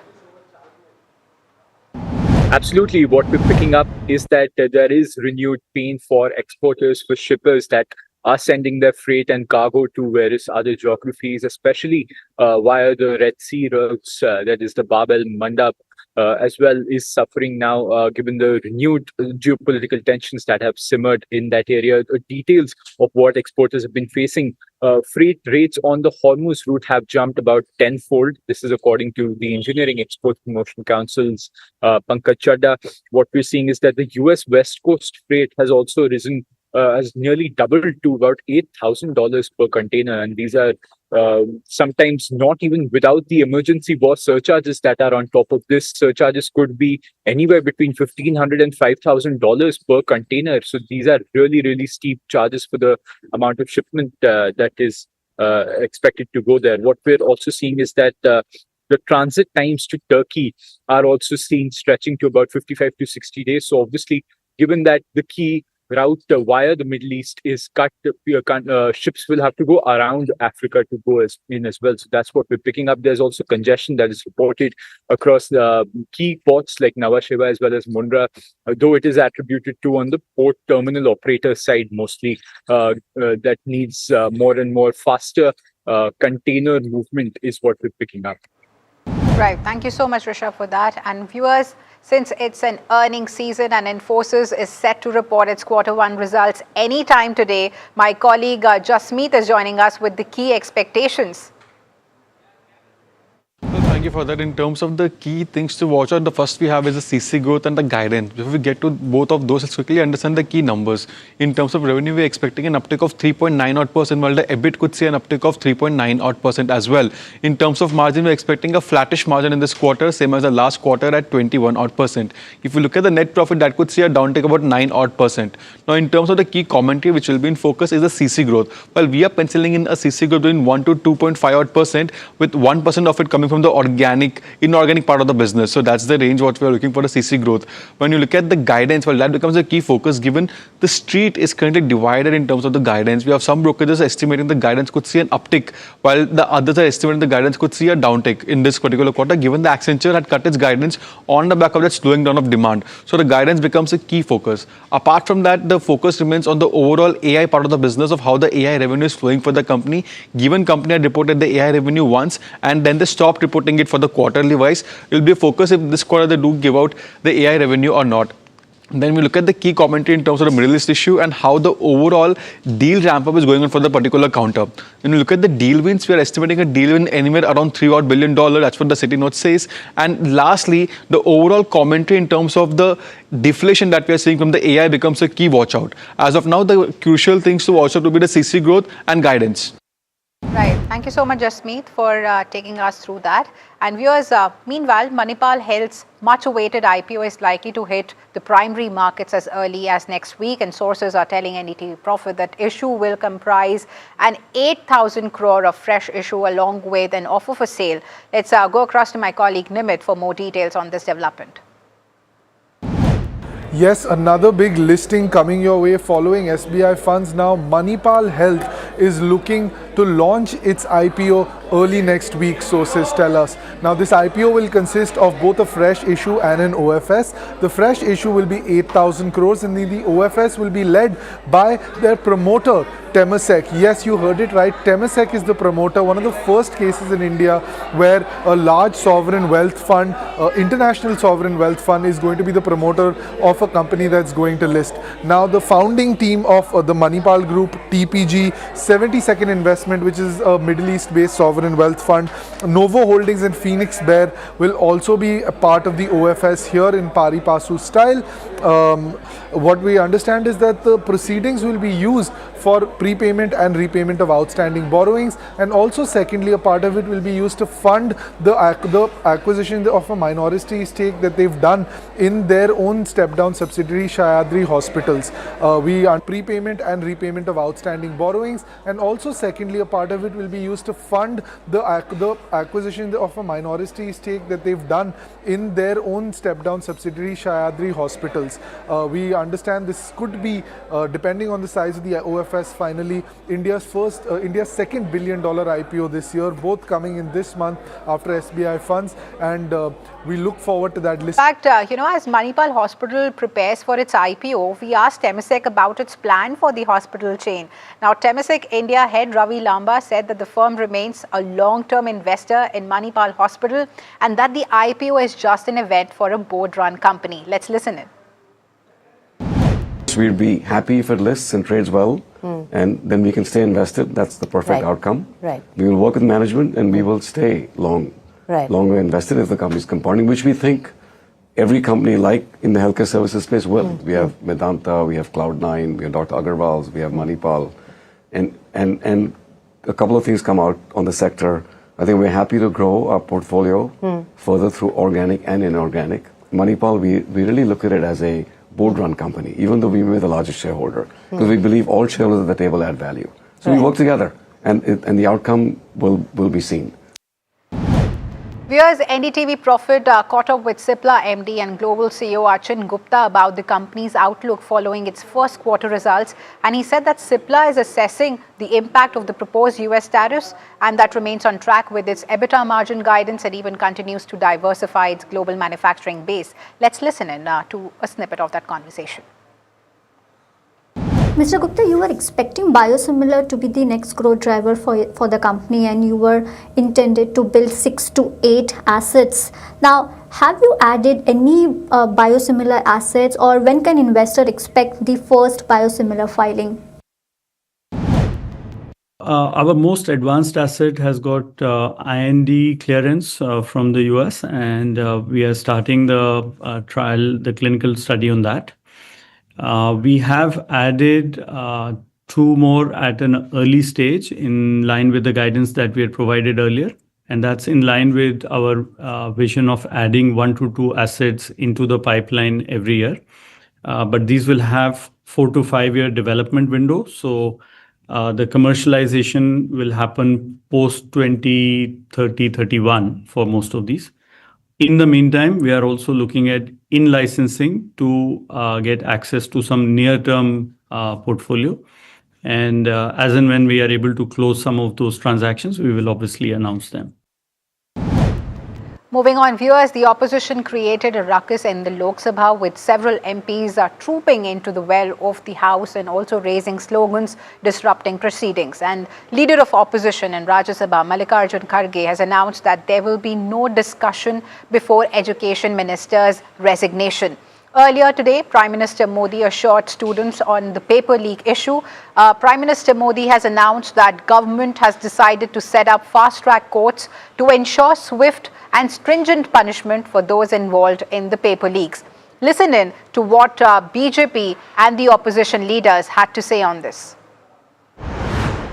आज आदरणीय प्रधानमंत्री जी ने बहुत साफ शब्दों में कहा है कि छात्रों का, युवाओं का जिंदगी के लिए और उनका सिक्योरिटी के लिए पूरा कदम उठा रहे हैं और उसमें कोई ढील नहीं होगा और कॉम्प्रोमाइज टॉलरेट नहीं करेंगे। प्रधानमंत्री जी ने बहुत साफ कहा है। और आज अगर हम चर्चा करते हैं तो देश भर में जितना जो पेपर लीक्स हुए हैं एग्जाम के, वो किसी एक राज्य का सवाल नहीं है। कितने राज्यों में पेपर लीक हुए हैं और केंद्र का जो एग्जाम एजेंसी का वहां से भी जो लीक हुआ है, सब मिलकर के चर्चा करेंगे। ये बात हमने सदन में बताया, दोनों सदन में बताया। प्राइम मिनिस्टर का बयान हुआ है, ये इन्वेस्टिगेटिव बयान है, ये और दूसरा जो है एजुकेशन मिनिस्टर का इस्तीफा होना चाहिए। हम चर्चा करने के लिए थे। In fact, viewers, we also have my colleague Aishwarya giving us details from the Parliament in New Delhi. Aishwarya, what is the latest update that you're picking up? Well, it was the day 4 of monsoon session of Parliament, which washed out because of the heated arguments that went between the opposition and the Treasury benches over the NEET paper leak issue. Today as well, there were several legislative business that was on the cards as far as the list of business issued by the Parliamentarian Secretariat, both in the Lok Sabha and Rajya Sabha. Of course, the bill for Supreme Court number of judges amendment, Bill 2026 was listed for consideration and passing in the Lok Sabha, and in the Rajya Sabha, the prevention of insults for the national honour 2026 bill was supposed to be tabled in Rajya Sabha by Home Minister Amit Shah, but it was interruptions that was witnessed both in the Lok Sabha and Rajya Sabha for multiple times when the opposition leaders came into the well of the house and demanded resignation of Dharmendra Pradhan over the NEET paper issue. It was confrontation that was witnessed outside the parliament as well when the protests simultaneously took place by the NDA and the India Bloc MPs.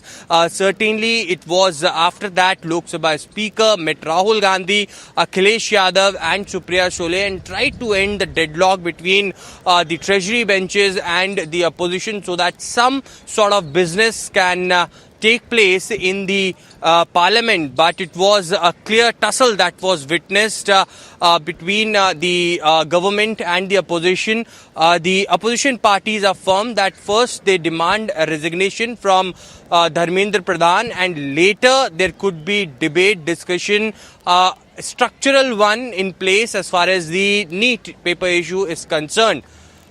When will this stalemate end is something that remains to be seen. Thank you so much, Aishwarya, for getting us those details from the ground. And viewers, moving on, heavy monsoon activity continues to batter large parts of the country. The IMD has forecast heavy to very heavy rainfall over parts of Maharashtra, Gujarat and the northeast, while warning of possible flash floods and even landslides in vulnerable regions. Mumbai remains under an orange alert with heavy rain expected across the city and even the neighbouring districts including Thane, Palghar, Raigad and Ratnagiri, raising the risk of waterlogging and traffic disruptions. And meanwhile, viewers, the flood situation in Assam continues to remain grim with death toll rising to 41 and over 6.5 lakh people been affected across 11 districts. Several major rivers remain above the danger mark while the Army, Air Force and other agencies have stepped up the relief and rescue operations, including drone-based delivery of essential supplies to stranded residents. For more on the situation, my colleague Ratnadeep Chaudhary is joining us with the latest updates. We are reporting from the ground zero of the devastation in Assam flood. Now we are in one of the worst hit Charaideo district. This is a village.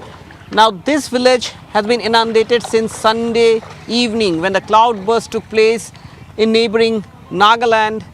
Flash floods started happening in this village and people actually could not get any time to take out anything from their house. All the houses inside the village are inundated and therefore, while this has been the situation for the past couple of days, the people of this village are left to live on the highway. There you can see the people of this village are living, eating and sleeping. Assam has battled many floods, but this one is a very challenging one. Since there was a cloudburst in Nagaland and these areas are not flood prone areas. They have not seen flood for a very long time. 5 दिन पहले तो नागालैंड में आपका बादल फटा था तो उसी वजह से अचानक से आपका ये देखो जो नदी है हम लोगों का इधर से आपका लगभग 14 किलोमीटर दूरी में है तो उसका मोटारी के ऊपर से पानी आ गया पानी आके पूरा फ्लड हो गया जवान लोग जितना है सब हाईवे में रहता है जो लेडीज़ लोग होता है ना वो हमारा पास में नज़दीक में एक चाय बागान का फैक्ट्री है उसी में चला जाता है सुबह फिर आ जाता है इसी में और जो चाय की खेती कर रहे हैं चाय के गार्डन को भी बहुत इफेक्ट हुआ है हाँ चाय बागान जो निचले स्तर में जो बागान है वो टोटल आपका इफेक्ट हो गया Here you can see perhaps this is what can be described as a tragedy. They have their houses which are completely submerged in flood waters. They have lost their cropland, they have lost their livelihood and here young and old, everybody are having their meal under the open sky.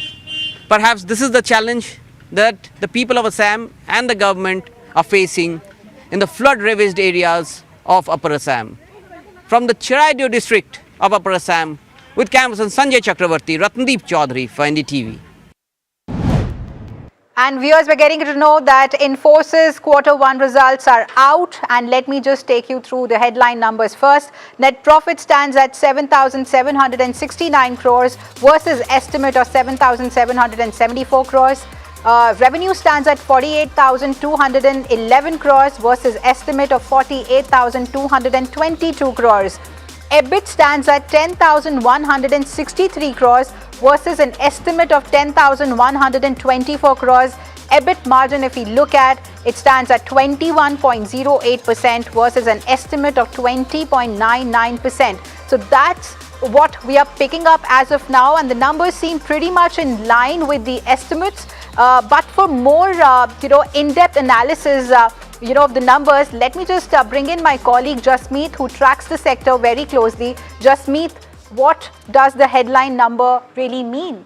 Well, Himanshu, thank you for that. Now, if you look at the key numbers, the numbers have come in line with the estimate. While you were expecting the overall revenues to see an uptick of 3% well, that is in line. While the EBIT saw an uptick of 4.3%, we were estimating an uptick of roughly 4%, even that has come in line. While we were estimating the margins to be flat in this quarter on the back of that ramp-up cost and the other key expenses for the company, when that has come in line with the estimates. While the net profit is down 8.6%, which is again in line. What the interesting aspect, the key takeaway from this particular result, what we are seeing is the numbers have come in line, but the guidance is the big question, given that the management has seen cutting the upper end of the guidance in this particular quarter. While we are getting more details that the company has also appointed a new CEO altogether, by the overall discussion around the CEO have been for a while with Infosys. Even the last quarter we were discussing the similar things, but now we see there's a new CEO that the company has appointed, so the focus remains on that. They've appointed Ashish Kumar Das, who will be the new CEO. So commentary around what will be his plan going ahead, how he would like to take the overall journey of Infosys becomes a key crucial. So we'll be joining the presser soon and getting more details on that. But so far the numbers are in line with the estimates. Right, and Jasmeet, we're being joined by Sameer Dalal, Natwar Lal and Sons Stock Brokers on the phone line to decode the numbers for our viewers there. Sameer, what do you make of the headline numbers? What are the key monitorables that you're picking up? No, so I'm just looking at the basic numbers which have been delivered so far. It seems okay. I haven't really been able to go through the numbers in greater detail to give you. But look, the profit number is more or less around expected lines, flattish, 2.2% growth. I think it is in the consolidated, the constant currency. So that's a little bit subdued. But then we were expecting a bit of subdued numbers. What would be important to see is what is the guidance they've given. Unfortunately, I haven't heard of that so far, and I haven't seen been able to go through the entire docket that they've sent out so far. New guidance is revised to 1.5% to 3.0%. So that's the revised estimate, and we were looking at the guidance very closely there. So now, what do you make sense of it? How does it really affect the growth? So obviously growth has been a question, right? So if you remember all our past discussions as well, we kept saying that the near-term growth is going to be a bit of a challenge. So the downward revision of growth, I think that they've given then does come in as a bit of a inline kind of thing, and then the stock has kind of adjusted for that, right? What I think has disappointed, I think a little bit we thought maybe the margins could have been a little better, what I'm looking at the numbers, but beyond that, like I said, the numbers are okay.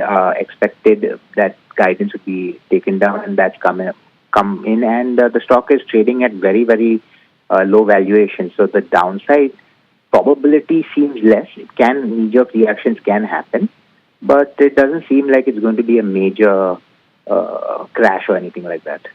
Hello, Mr. Sameer, Jasmeet Singh joining in here, and got your point on the overall guidance aspect of the company. But if you see, the street was divided in terms of guidance. We had some brokers estimating that they could see an upgrade on the guidance, given they have done recent acquisitions as well. Hello, Mr. Sameer, Jasmeet Singh joining in here, and got your point on the overall guidance aspect of the company. But if you see, the street was divided in terms of guidance. We had some brokers estimating that they were estimating the overall CC growth to come in between anywhere around 2% given a 1% add-on coming in from the inorganic side as well. Now, given the CC growth is at 1% and the overall add-on from the inorganic is not seen much, and the management also cut the guidance. So don't you think this would create further overhang for the company, given that we have seen TCS and other companies reporting their numbers mostly in line with the estimates? No, so again, what I'm trying to say is very simply that the numbers that they've guided for, we had expected it to be lower. So the stock, you got to realize, has corrected in the last 2 years by almost about 40-45%, right? So a lot of the negativity is priced in. So can it be an overhang? Yes, it can. But is the worst in the price? A lot of the worst is already in the price. So my point, what I'm making is, yes, numbers have been downgraded, but we expected that, and which is why the stock is trading at the PE multiples that it is.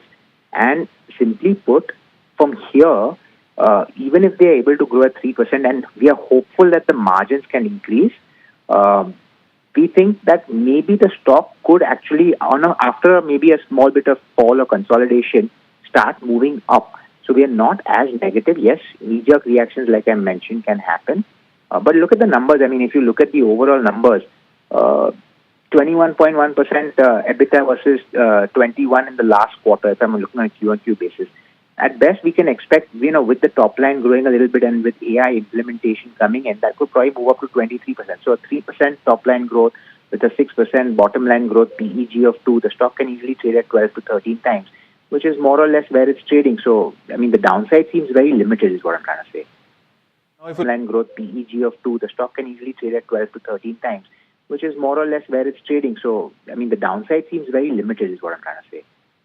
Now, if you look at the overall AI revenue aspect as well, Mr. Sameer, now we do know that the company has reported its AI revenue again. They had reported it earlier 2 quarters ago, and now they have given their AI aspect for this particular quarter. For the Q1, the AI revenue for the company stands at 8.2%, which is mostly in line with what we see with TCS at 8.5%, and even with HCL Tech around 4.6%. So, what are your views on the overall AI aspect of the company, given Infosys was among the overall large pack IT to come and disclose its AI revenue, and then they stopped, and now they're disclosing it again. So what do you think is the strategy behind the management to disclose the AI revenue? So it's simply put, the strategy behind disclosing the AI revenue is that they want to show that they do have AI work, right? So the whole thesis right now going on in the market is the set. Anyone who's not doing too much of AI or not being able to grow the AI, that is a bit of a concern. Valuations are getting hit because all the money is moving towards that. So by giving this information, they're basically telling the market that, look, we are in that space, we are focusing on it, we are implementing it, and that is the benefits that will come over a period of time. So it's more or less to do with sentimental thing than just delivering the number out there. It's to ensure that the sentiment doesn't get hit too much. And look, the basic point I want to make, and I keep reiterating this, a lot of the negatives are in the price. Today, 90% of all the broking houses, sell-side houses, have underweight on the IT space, which leaves very little room for downgrades from here, right?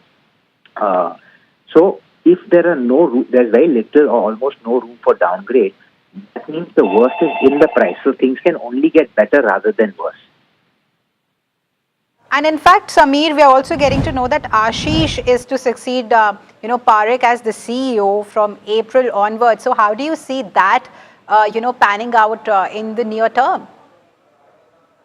So I don't have a view on that, unfortunately, because I don't know much about him at this point of time, and it'll be wrong for me to comment on something where I don't have proper information. Okay, let me just address the net profit numbers once again, Sameer. It's down 8.6% sequentially. So should investors be really worried, or should they be, waiting for a brief period of time to, make, the tension that is surrounding the numbers that should subside in the near term? So what should the investors be really looking at? So, like I said, we were expecting results to be poor. Yes, there has been a downtick, and that is because growth has hit and margins have been hit a marginal bit on it. And that is one of the reasons. The second reason also, if I look at it, the profit before tax and exceptional items on a year-on-year basis is up. So obviously there is some impact of a little bit of a negative tax. So we need to study the numbers. Like I said, I haven't gone through the full detailed numbers as of right now to pass a judgment, but I'm not so disappointed on the numbers. The 8% degrowth in profitability, I want to study where it's coming from before I make any judgment calls. But like I said, the worst is in the price. So much, Sameer, for breaking down those numbers for our viewers there. And now Infosys management, is holding a press conference to address the earnings. Let's quickly cut across to that. Every part of Infosys, be it in delivery, be it in sales, be it in account management, starting a new DC in Bhubaneswar, everything. And he's someone who I think everybody likes, respects. He's an uncomplicated guy who focuses on what needs to be done. His name is Ashish Dash.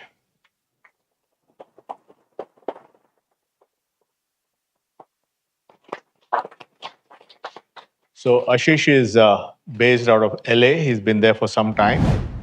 He will move back to India, and he will in the next 2-3 months he will do some CEO coaching or whatever, and then from October 1st, Salil will take him on as his mentee and prepare him for the role so that he can take on this role of managing a complex $20 billion company in a very transformational time.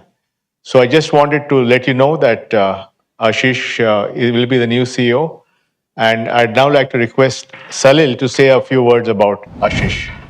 Thanks, Nandan. So first, welcome everyone. This is an incredible time for us. As Nandan shared, I've known Dash for a very long time, working closely with him. A huge congratulations to him and in making sure everything he does works well into the future. He's had an amazing portfolio, the way he's built it, the way he's crafted it in terms of the clients he's worked with, in terms of the people he's worked with. And there's a tremendous set of opportunities from that onto the overall company, the learnings from that as we apply to the overall company. Ashish Dash, also a very collaborative individual, working well with all of the various components within Infosys, and having been here for a long time, has made sure he's learned everything and also understood how all different parts of the company work. So huge congratulations to him, and looking forward to working with him as we do the transition over the next few months.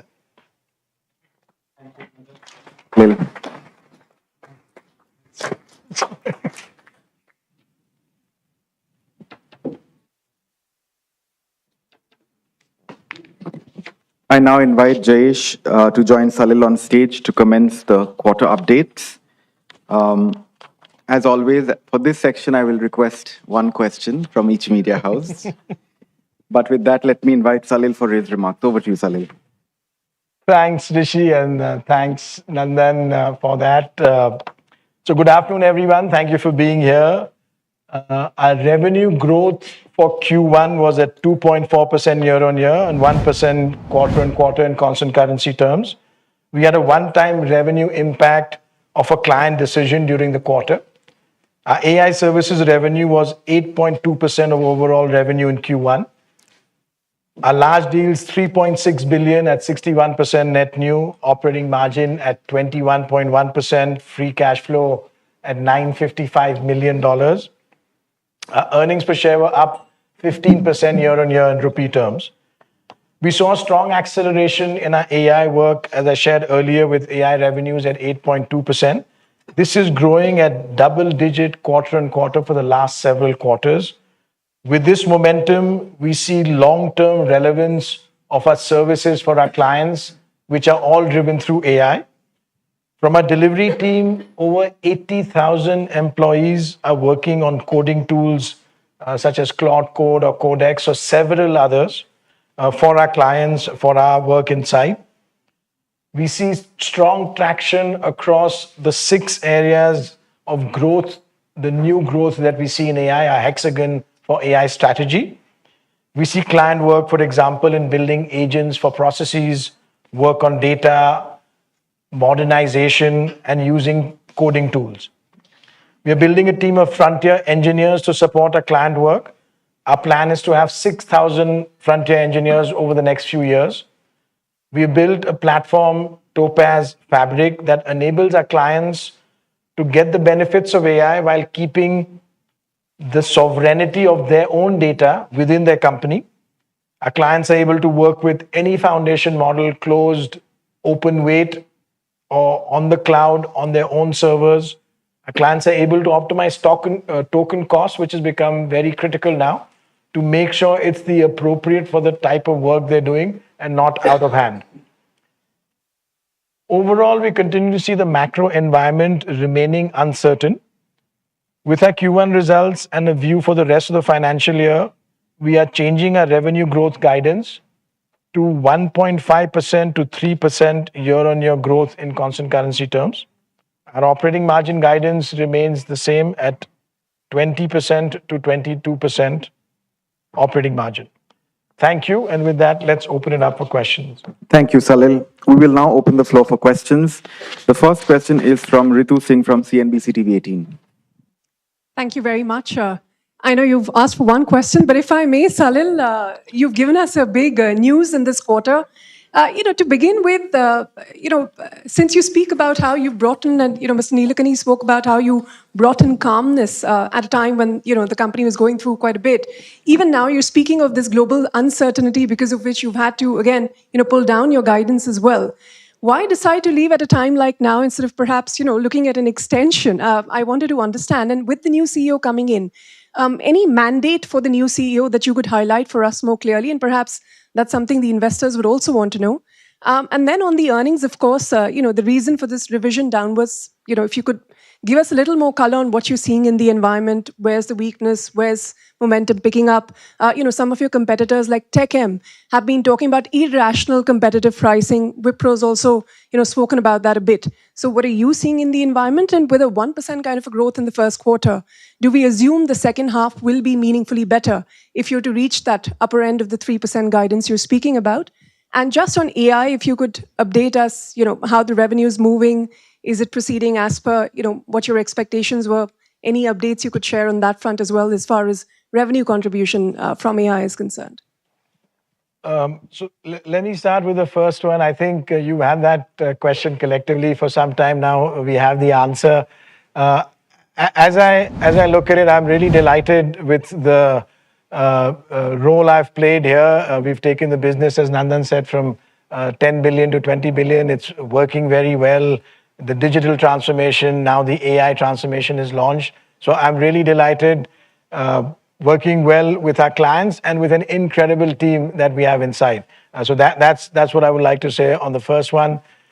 On the second, I think what we are seeing is an environment where a little bit sort of combining the third piece as well.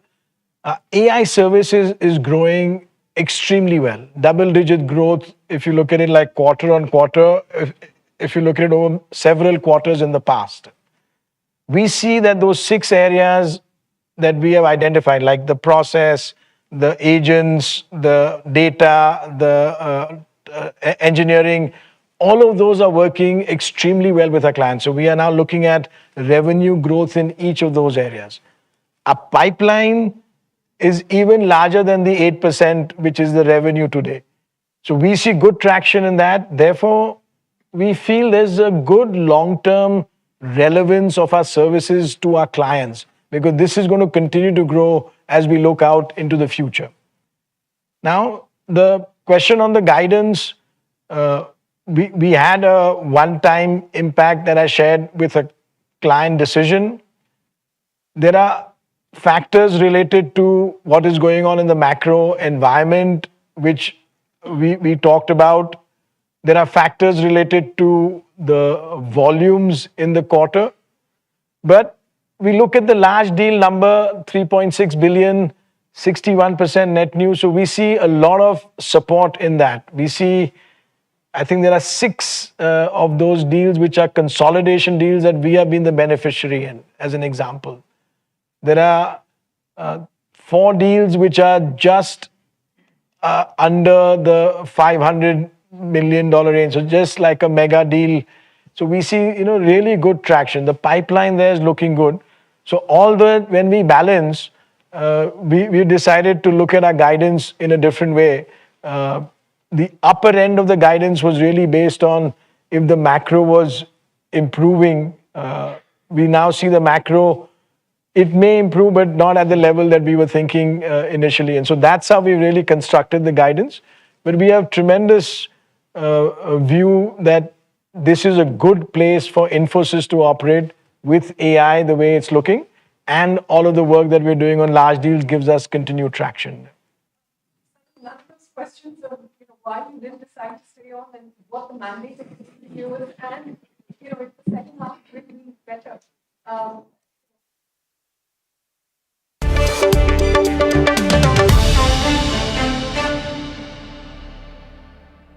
याद है ना मैंने क्या सिखाया था? Silver के लिए Stirling mark, gold के लिए हॉलमार्क और मस्टर्ड ऑयल के लिए सिर्फ P mark.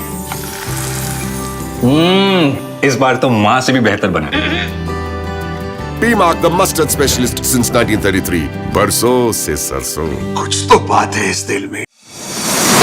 India Inc.'s most respected names chose India Inc.'s best and brightest. I'm delighted to be chairing a committee of such distinguished fellow businessmen, bankers. It's lovely to be back on this NDTV jury. I have been a fan of NDTV for a long time. Many of the nominees are extremely close together in terms of what they've done. I think it's also important that how they are reshaping the industries, commercial activities which they are into. And it's a very judicious mix of people to choose from. My compliments to the team. Who will earn India's top business honors? Find out at the NDTV Profit Business Leadership Awards. India is at a 2030 turning point. Business honors. Find out at the NDTV Profit Business Leadership Awards. India is at a 2030 turning point. EVs, hybrids, biofuels or hydrogen. What fuel wins where? Join top auto CEOs, policy experts and industry titans at the NDTV Automate Experts and industry titans at the NDTV Automate Fuel and Future Summit 2026. Where you need charging infrastructure, you need it on highways. Catch the exclusive coverage only on NDTV.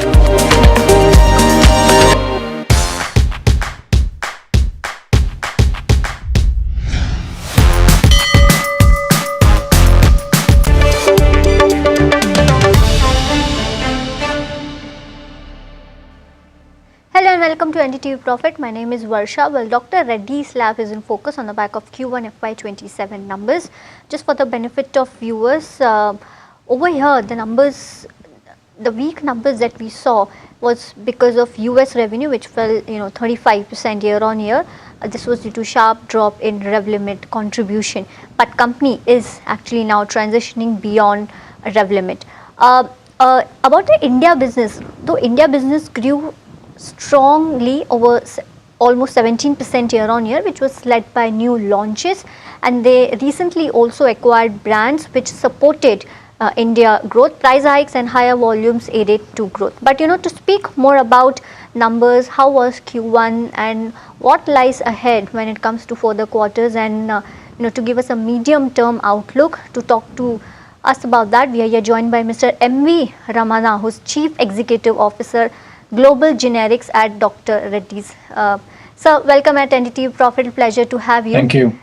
So, we all know the reason why US revenue was down 35%. Even, there was a 240 crore hit due to semaglutide API issues as well. Now, considering all this, for FY27, you were expecting almost 20% plus EBITDA margin. Are you still on track, considering the issues that we had in Q1? So, yes, so we are confident in terms of how we are looking at growth. What you would have seen in terms of the numbers that were released.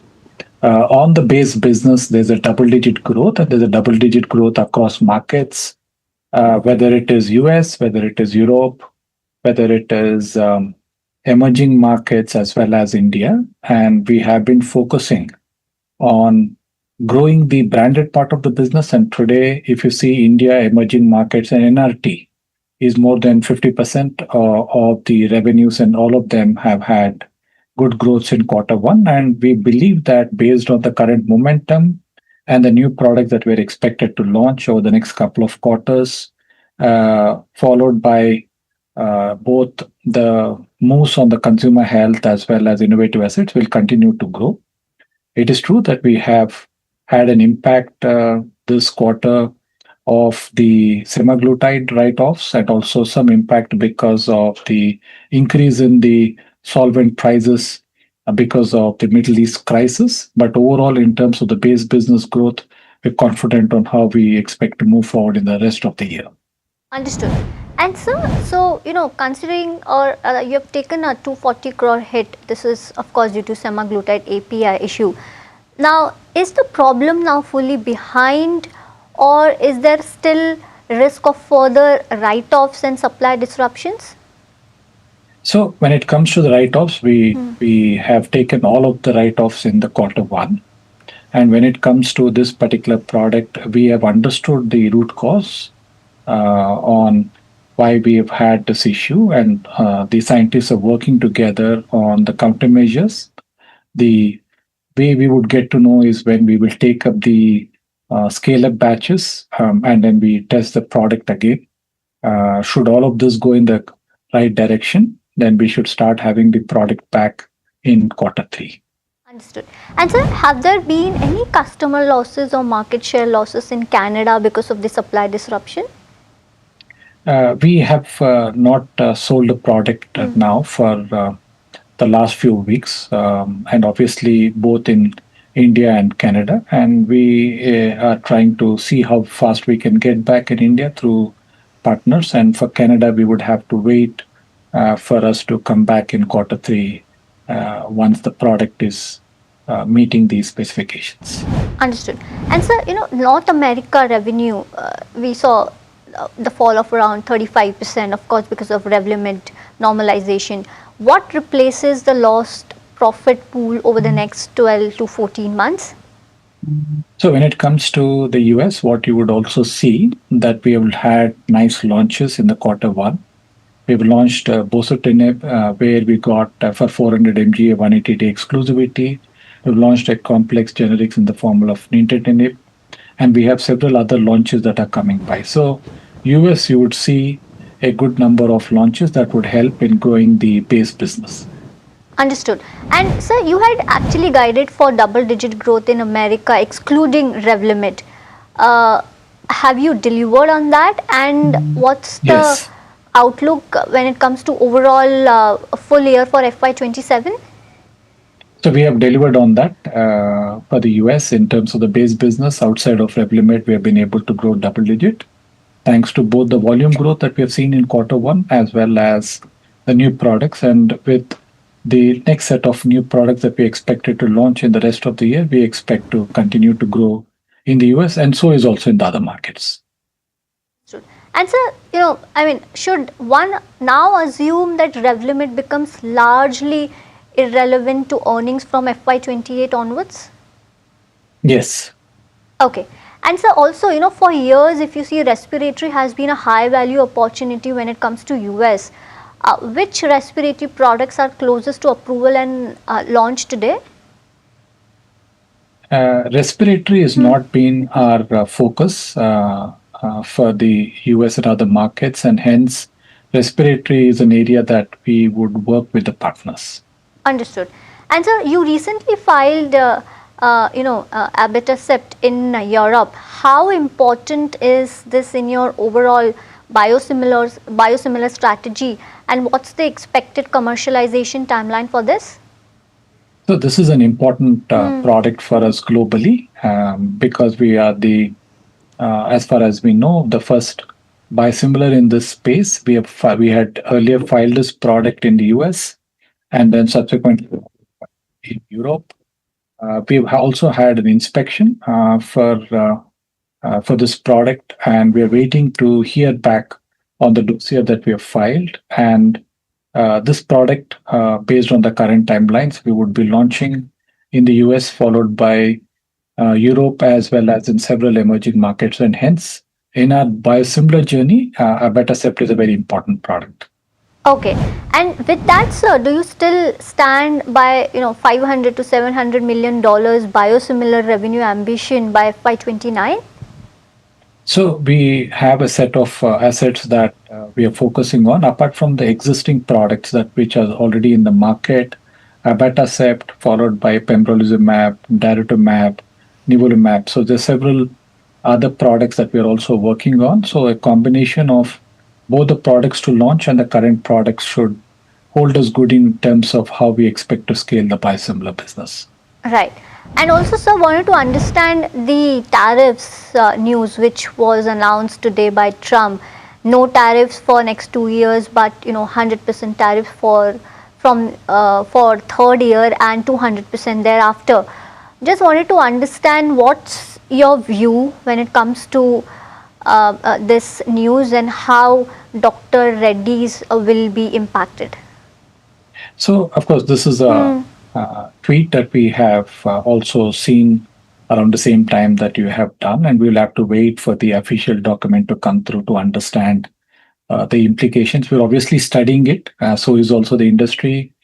Industry also has a good amount of footprint today in the US. But at the same time, we should also see the timeline, see what would be the right ways to address this issue, and we plan to do the same. So we are waiting for the official document to come so that it would help us to then formalize our response. Right. And so lastly, Brazil, you said that Brazil was expected to be delayed by a few months. Has that approval come through, and what's the latest status on that? So what the good part is that we had gone back to Anvisa, and Anvisa was able to agree to our appeal and has started to review the dossier, and as and when we either receive the queries or we will get an approval, we would let you know. But otherwise, that's been a positive development that our appeal to Anvisa got accepted and the dossier review is happening as we speak. Understood. And also, sir, the biologics facility received 7 Form 483 observations. How serious are these observations, and should investors expect any impact on approval timelines? These are all addressable, and we did address within the stipulated time to the US FDA. And so lastly, last from my side, Toripalimab crossed 100 crore revenue in less than 2 years. Can oncology become the next large branded growth pillar for a company? It is, and if you take today for Dr. Reddy's, oncology is the largest therapy, not just in India, globally as well. And what we do see when it comes to oncology, there is an opportunity not only to play in the current standard of care, but also to bring in products that potentially can be the future standard of care. That was the case with Toripalimab, especially in the nasopharyngeal carcinoma, where the product was able to give a significantly better outcome than the current standard of care. So we will continue to work, continue to reach out to the innovators so that we could partner with them and bring in the future standard of care in oncology. Having said that, we do have a strong pipeline of products also as generic, so that it would be a basket of offering, and oncology is an important space for us and will continue to be so in the future. All right, got that view. Well, thank you so much, sir, for joining in and having a conversation with us. Pleasure to have you at NDTV Profit. Thank you so much. Thank you for having me. पर जब इंसान प्रकृति के साथ सामंजस्य को आत्मसात कर लेता है तो वो मधुर और लालन पोषण करने वाली बन जाती है। पी मार्क सरसों के तेल ने प्राकृतिक तरीके से सरसों के तेल को बनाया है शुद्धता और गुणवत्ता के साथ। The mustard specialist since 1933. बरसों से सरसों। कुछ तो बात है इस दिल में। India Inc.'s most respected names chose India Inc.'s best and brightest.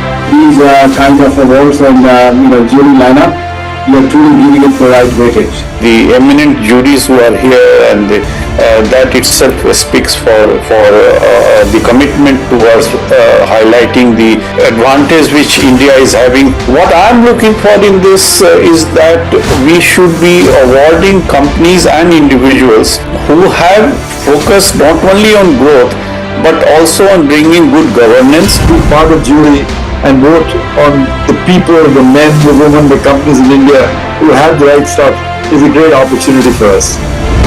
Who will earn India's top business honors? Find out at the NDTV Profit Business Leadership Awards. India is at a 2030 turning point. EVs, hybrids, biofuels or hydrogen. What fuel wins where? Join top auto CEOs, policy experts and industry titans at the NDTV Automate Fuel and Future Summit 2026. Where you need charging infrastructure, you need it on highways. Catch the exclusive coverage only on NDTV.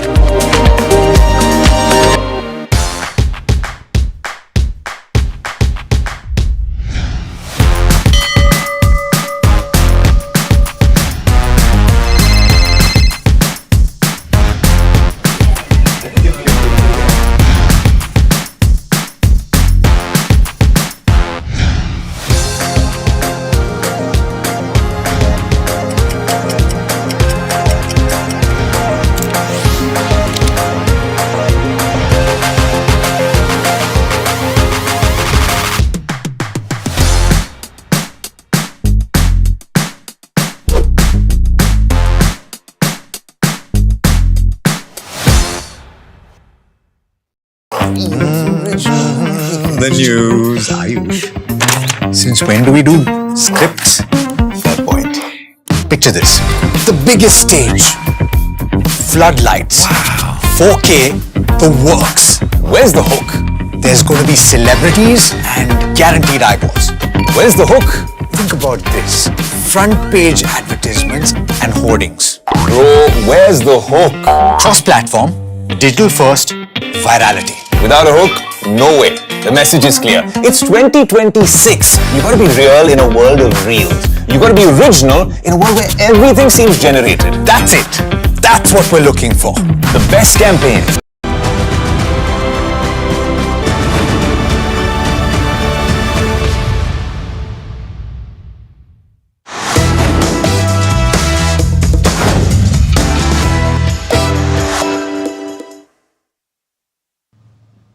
Hello and welcome. You're watching Your Money Matters here at NDTV Profit. I'm Mahima Vachrajani, and this is a show that talks about personal finance, talks about why your money matters and the way you can grow your money to multifolds. And in today's show, we're going to take up two very, very interesting topics. The first one that we're going to talk about is how AI is shaping up things for personal finance. How is it going to be different going forward? And the other topic that we're going to talk about is going to be more focused towards Gen Zs, because we're going to talk about how there is shift happening in terms of investment, in terms of strategy, in terms of mindset that Gen Zs are adopting, and how is it different from the way our parents have already done. So that's something that we're going to take up in the next segment, of course. But the first one that we're going to talk about is the future of personal finance, whether that will be managed by AI or not. And to take this conversation ahead, we're now joined by Vishal Dhawan, who's the founder and CEO of Plan Ahead Wealth Advisors, joining us now. Vishal, thank you so much for taking out the time. Always a pleasure speaking with you.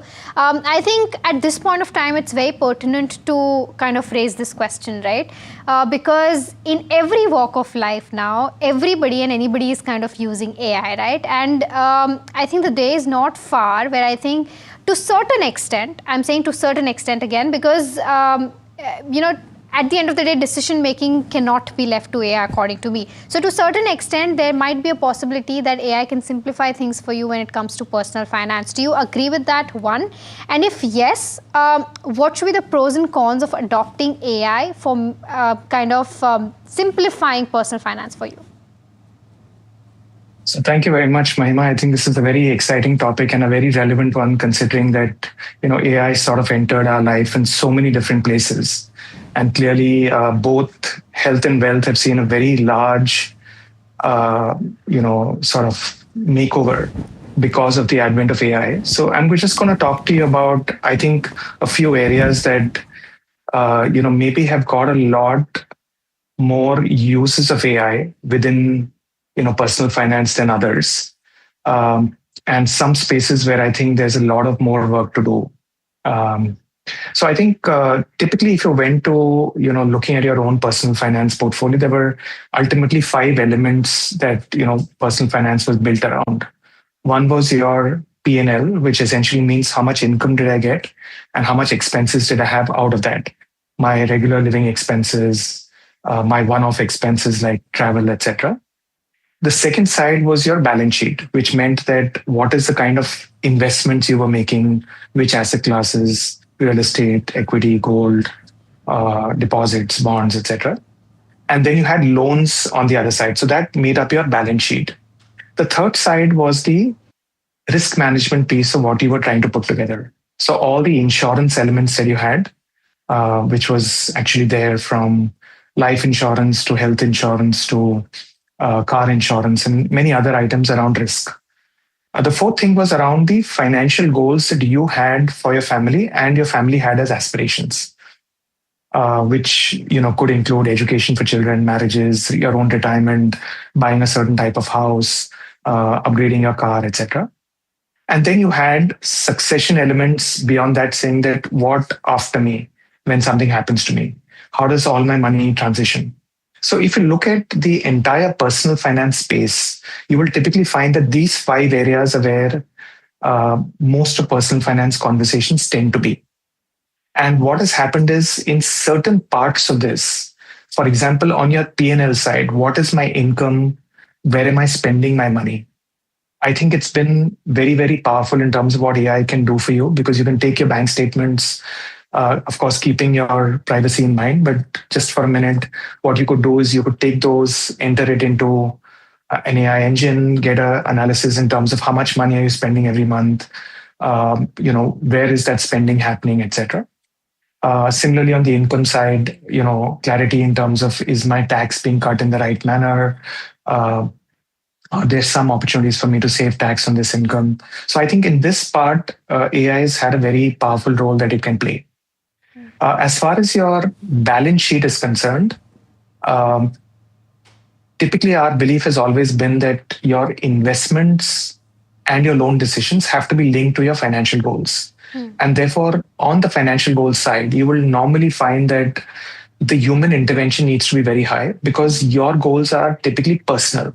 Which place you want to live in, what size of a house you want, what should that signal to the outside world, etc., is your choice and your family's choice, not typically what an AI engine will throw out to you. Or, where should my child study? Should it be the US, UK, India, Singapore? I mean, wherever that has to be. These are all conversations that happen within families and with financial advisors. So what you will typically find is that the investment strategy then flows out of that decision. So there could be some help saying, okay, which is a good index fund, for example, for me to pick, etc. But ultimately, the alignment needs to happen through the intervention from the financial advisor or the family. So what you can find is that there is clearly some linkages between the two. So some things become more efficient with data analysis, etc. But the behavioral part and the contextual part is where the human advisor typically comes in and plays a role. Got it. So then, from everything that you said, I think my understanding is that ideally, for decision making, or at the end of the day, for deciding what best suits you, I think that decision making should not be left to AI, because that depends on various factors, like you mentioned, right? There's risk, there's appetite, there's behavioral changes, there's goals, there's life circumstances, etc. So is that reading correct? Absolutely. I think what we need to keep in mind is that, decision making is a fairly complex activity. So one of the things that happens with decision making is that if you don't have confidence or you don't have trust in the answer that you receive or where the answer is coming from, is that if you don't have confidence or you don't have trust in the answer that you receive or where the answer is coming from, very often you don't make decisions at all, or you make decisions very half-heartedly. So let's say if you don't feel confident about something, if you don't feel confident about something, when you wanted to deploy an X amount of money, you may put only 10% of X because you don't have that confidence, you don't have that trust. At the same point, because behavioral risks are very high, and there are obviously Nobel Prizes that have got won on how our brain works in terms of biases and fallacies. Right. Typically, you will find that what AI can't probably do today is help you get over a lot of that, because the AI is really good at data crunching. And what you want at that point is maybe just someone to listen to you and say that this is what I'm facing. And you want that individual on the other side to respond back to you saying that it's okay, this has happened before also. Yeah. It's not the first time, and let's go through it. Remember, your financial goals are 10 years away. So even though there is some market issue that is there today, we may not have to worry about it from an immediate perspective.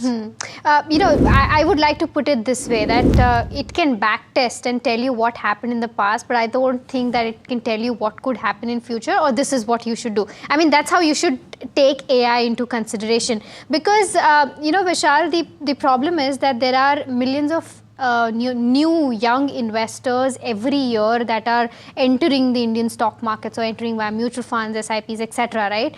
Do you think that using AI, at least the financial literacy gap that we've seen in India, can be narrowed? And if yes, what is the most effective way to kind of use AI to make sure that your financial literacy levels at least are to those levels that you know as to where you're investing, what you're investing into, and you have some knowledge around that? So I think it certainly helps to bridge the gap to a certain extent. What I would typically end up saying is that there is no evidence that financial literacy itself goes up because people read something which comes to them. So a newspaper, television, etc. have always been there. They've been talking about personal finance. AI engines talk about it. Everyone's been talking about solutions, but essentially what we've seen happen is that for a lot of people who may be hesitant to take the first step because they don't know where to start, I think what AI does is it just makes it a little easier because it gives you some answers that I think you're looking for from a where to start perspective.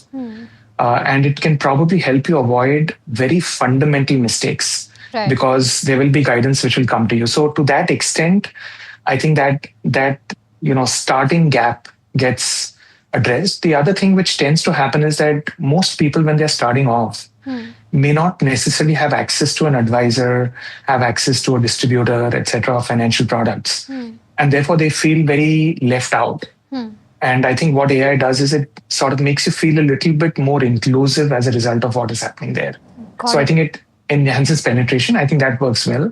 But I think if you try to use it for, complex investing, trying to make decisions on trade-offs between one asset class and another, etc., you might find that it's limitation because what may end up happening is your response may be framed on the type of question that you're asking. Correct. And normally, if you're not very literate, the biggest challenge for anyone in any space is to ask the right question. Correct. So that's sort of where I think the benefits of AI come in terms of penetration, but also the limitations. Absolutely. And when Vishal says literate, it means, AI has its own way of understanding things, right? Like he said, the prompt you give, according to that, your output is being decided. So it's also very important to know as to what prompt needs to be given and what are the details that are required to be given in order to get the right answer or outcome. Thank you so much for taking out the time and helping us decode this entire aspect of how AI can change the financial world, or at least for personal finance. Thank you so much. Thank you so much. My pleasure. All right, with that, viewers, it's time to slip into a very, very short break. But like I mentioned, don't go anywhere. We'll be discussing the new Gen Z way of investing on the other side of the break. So do stay tuned in.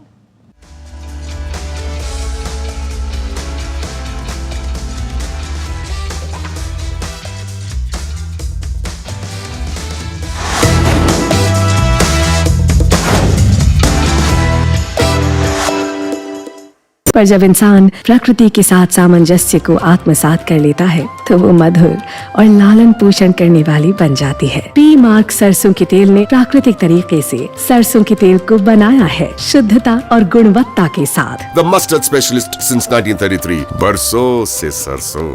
कुछ तो बात है इस दिल में। जानते हैं मैं एलीट मैट्रिमोनी क्यों रिकमेंड करता हूँ? 17 years of experience, largest database of elite profiles, or 100% confidentiality. Elite Matrimony, India's most successful matchmaking service for the elite. They built, they led, they redefined the business conversation. Now, India Inc.'s finest takes center stage. Who will win the NDTV Profit Business Leadership Awards, 26 July on the NDTV network. India is at a 2030 turning point. EVs, hybrids, biofuels or hydrogen, what fuel wins where? Join top auto CEOs, policy experts and industry titans at the NDTV Automate Fuel and Future Summit 2026.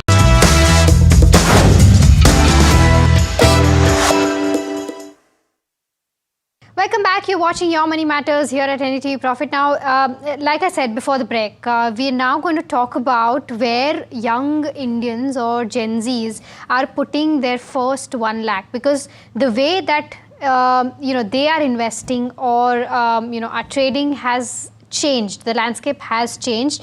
So we're going to talk about the Gen Z way of investing, and to take this conversation ahead, we're now joined by Suresh Sadagopan, who is the Managing Director and Principal Officer of Ladder 7 Wealth Planners, joining us now. Suresh, thank you so much for taking out the time. My first question to you is that the fact that today's Gen Z generation or younger generation is entering the markets at a much early stage than we were, right? So that gives them an advantage. Have you seen any difference in terms of way these young investors are investing or trading? And if yes, what are the changes that you've observed in terms of the landscape or strategy in which they adopt investing? There certainly are changes over a period of time. It is a factor of how they are thinking about investing, and it's also a factor of what is really available as tools to them today. So let me talk about the tools first. I mean, the tools which are available to them are today online tools. I mean, this is the most of the young people today who are investing are the internet natives, or the people who after they have been born, they have been using the internet from, a very, very young age. So to these people, these platforms or apps or whatever is available today has also made it very, very easy for them to invest in various products. Now, there is also a fundamental change in the way they are looking at it. Once upon a time, people from a previous generation used to look at FDs or gold or other kind of investments as the safe option. And even when they are young, when they can potentially take a fair amount of risk, they used to gravitate towards those kind of assets as opposed to, say, equity or any of the other assets which can be termed as growth assets. Now, the predominant amount of investments which are happening from the young investors side, which includes Gen Z, is primarily in the form of mutual funds and equity. I think there is a slight preponderance of mutual funds, more of mutual funds rather than equity. The only thing which I'm also finding is that many of them are also into kind of day trading. So they're also into very, very short-term trading, which is a problematic trend. Otherwise, the young investors of today are on to the right things. About 65%, I would say, is in equity and mutual fund oriented, which are again predominantly in equity oriented assets. And you're right about that, Suresh, because I mean, trading for once could not be that problematic, but FNO trading definitely is problematic, and that's where the young generation is moving towards, and they want to make quick money, and that's where the intrigueness or the excitement about FNO rises, unfortunately. But when you say that a young investor is saving his or her first 1 lakh rupees, how should ideally they be forming their portfolio? What should be the right way of allocating money into emergency fund, mutual funds, fixed interest income, etc.? What should be the strategy? So Mahima, regarding the first 1 lakh, I would not really use the term investment at all, because there are some 3 or 4 things which people need to do. So you need to first build the basic bedrock. So you need liquidity. And if somebody is spending, let us say, 30,000 rupees, you need a liquidity of something like 3 months expenses. That is the first thing that you need to build before even thinking about investments.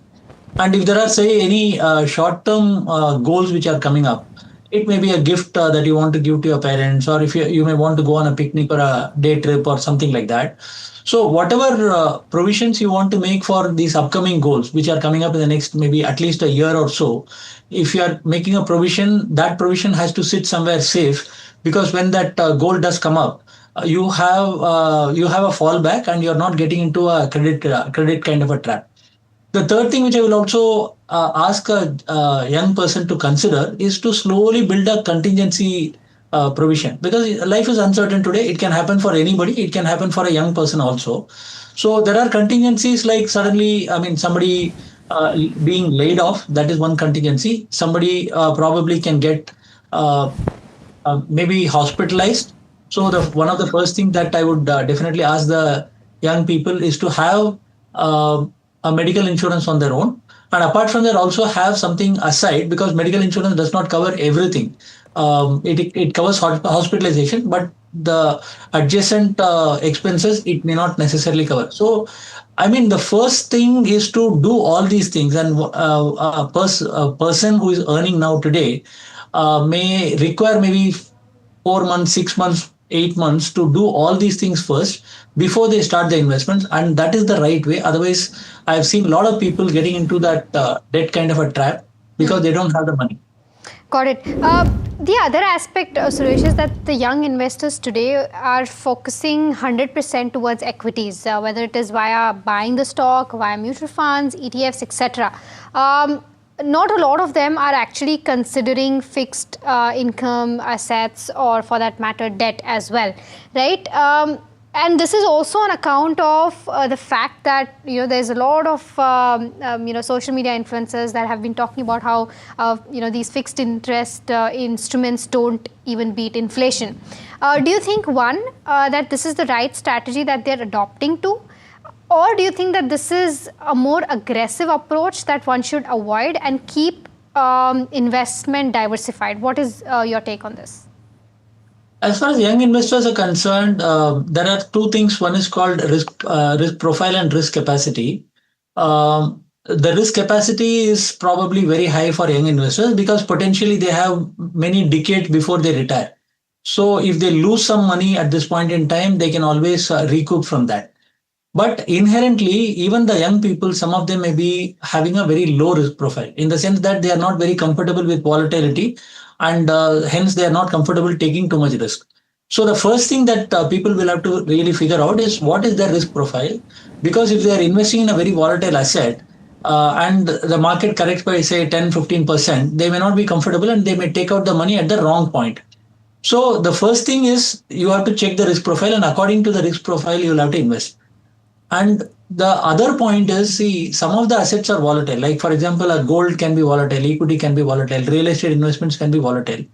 But in your life, you will also require certain assets where the capital values are protected, like a fixed deposit or what is there in a debt fund. These things, the capital values are protected and they are important as well. So it's like if you have in a plate, I mean, you have sweet, you have something sour, you have something in some other taste. You cannot have only sweet, right? It has to be a balanced kind of a thali that we want. Exactly the same way, I mean, your portfolio also has to have multiple components. The debt components will actually come in handy when you require the money now and without the capital values being affected. So if you have, say, some goal coming up and you have put some money for that goal, debt-oriented portions are what is going to come in handy. So the point is, it has to be a judicious mix of debt, equity, and other components in your portfolio, not just randomly going into only the volatile assets, thinking that they will give the best returns. What, Suresh, because I was talking about social media, right? We've seen,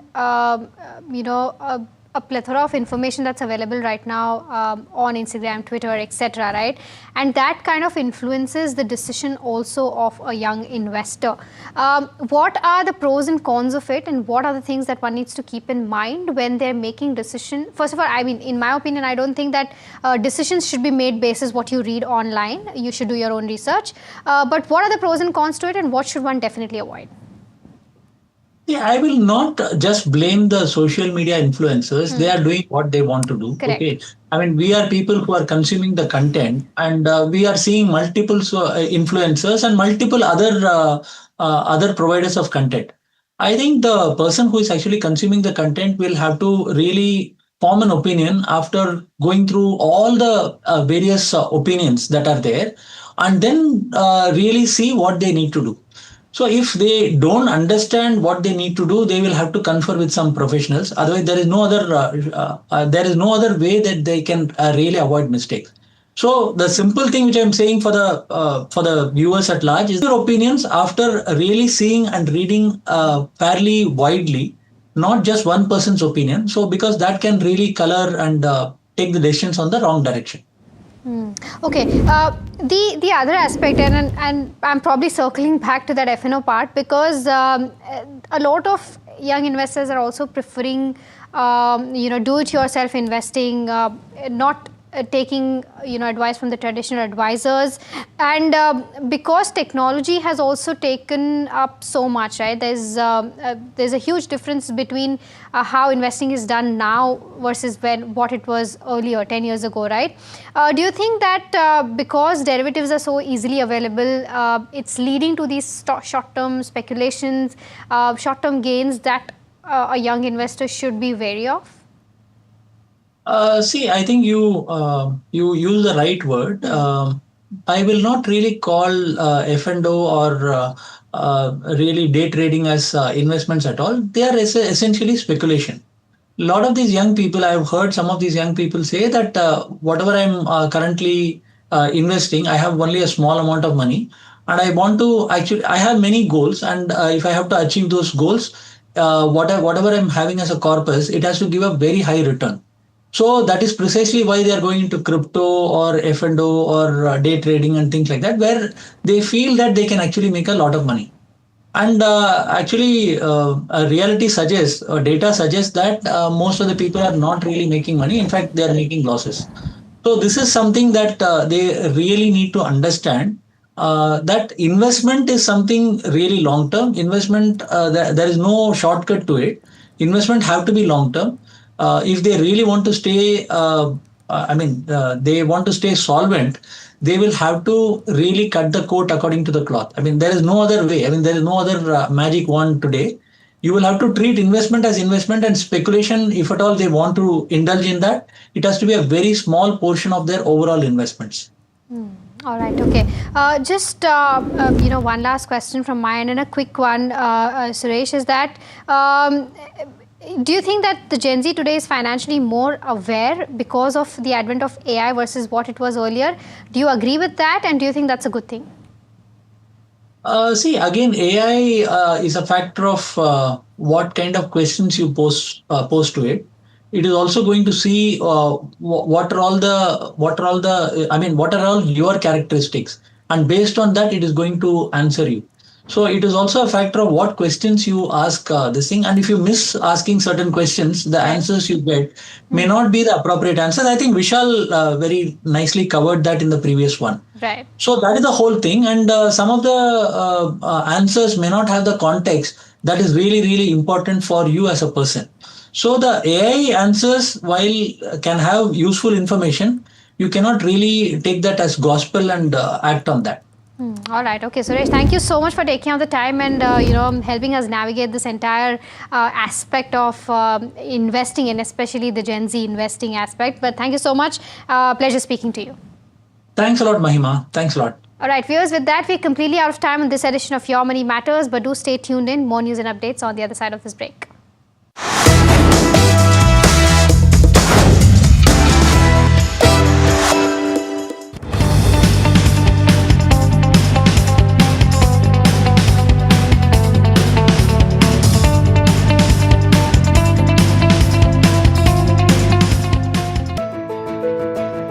जानते हैं मैं elite matrimony क्यों recommend करता हूं? 17 years of experience, largest database of elite profiles, or 100% confidentiality. Elite Matrimony, India's most successful matchmaking service for the elite.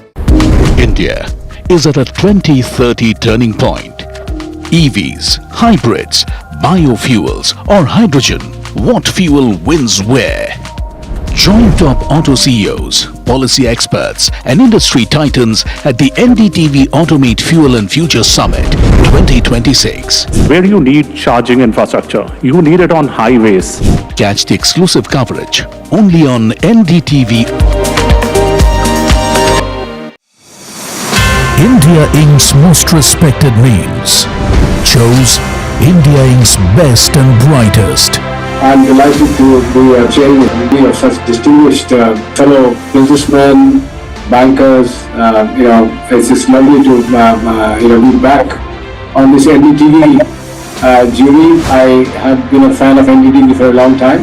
Many of the nominees are extremely close together in terms of what they've done. Gender parity to be reflected while we choose leadership as well. It's also important that how they are reshaping the industries. We've got a fantastic jury, and we've left all decisions to the wisdom of the jury. Who will earn India's top business honors? Find out at the NDTV Profit Business Leadership Awards. Hi, I'm Tamanna Inamdar. Watch me on NDTV Profit, where I break down the day's biggest business stories. What happened, why it matters, and what it means for your money. Hi, I'm Neeraj Shah. Watch me on NDTV Profit, for the most incisive market intelligence and meaningful corporate conversation. And I'm Alex Matthew. Markets, mutual funds, insurance, personal finance. I help you cut through the noise and make smarter financial choices. And here's where you can watch us.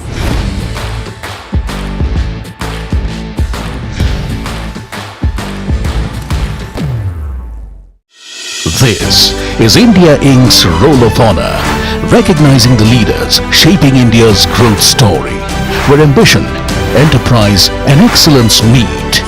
In the presence of the Finance Minister, Nirmala Sitharaman. NDTV Profit Business Leadership Awards, 26 July.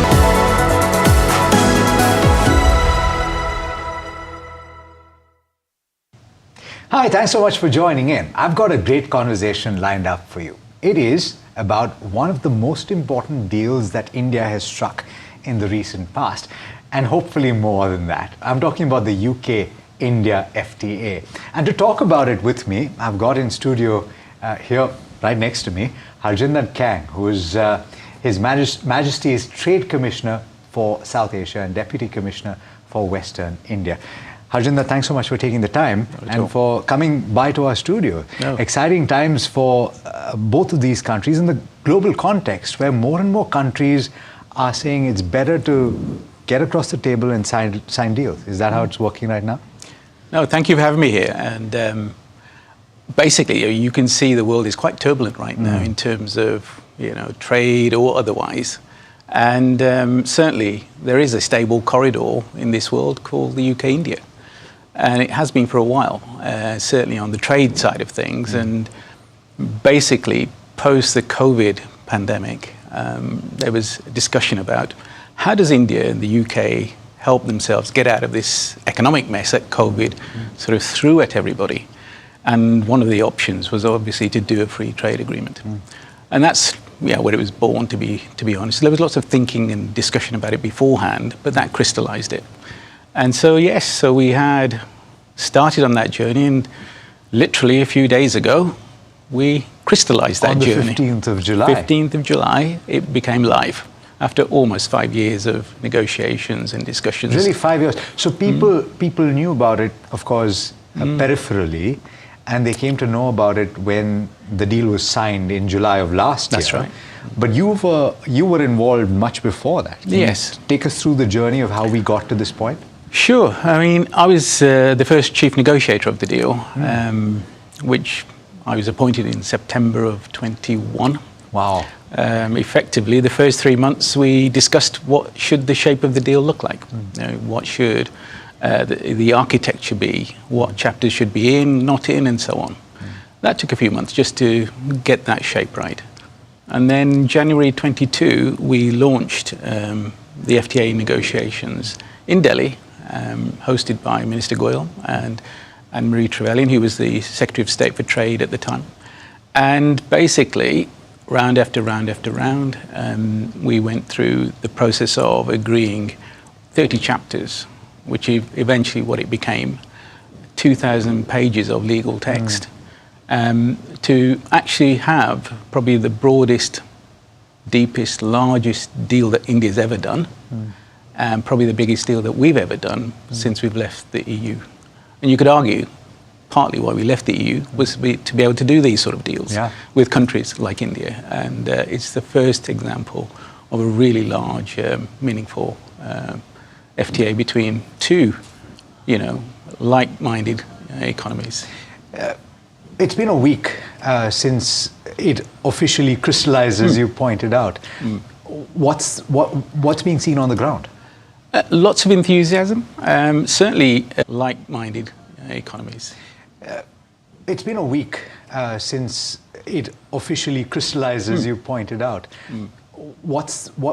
Just before it went live, I was in the UK, basically visiting the large cities of the UK to tell people this is about to happen and promote the deal. I've never seen so much excitement. We went around all the large cities, Birmingham, Manchester, Edinburgh, Cardiff, Belfast, etc., and of course London, and huge enthusiasm.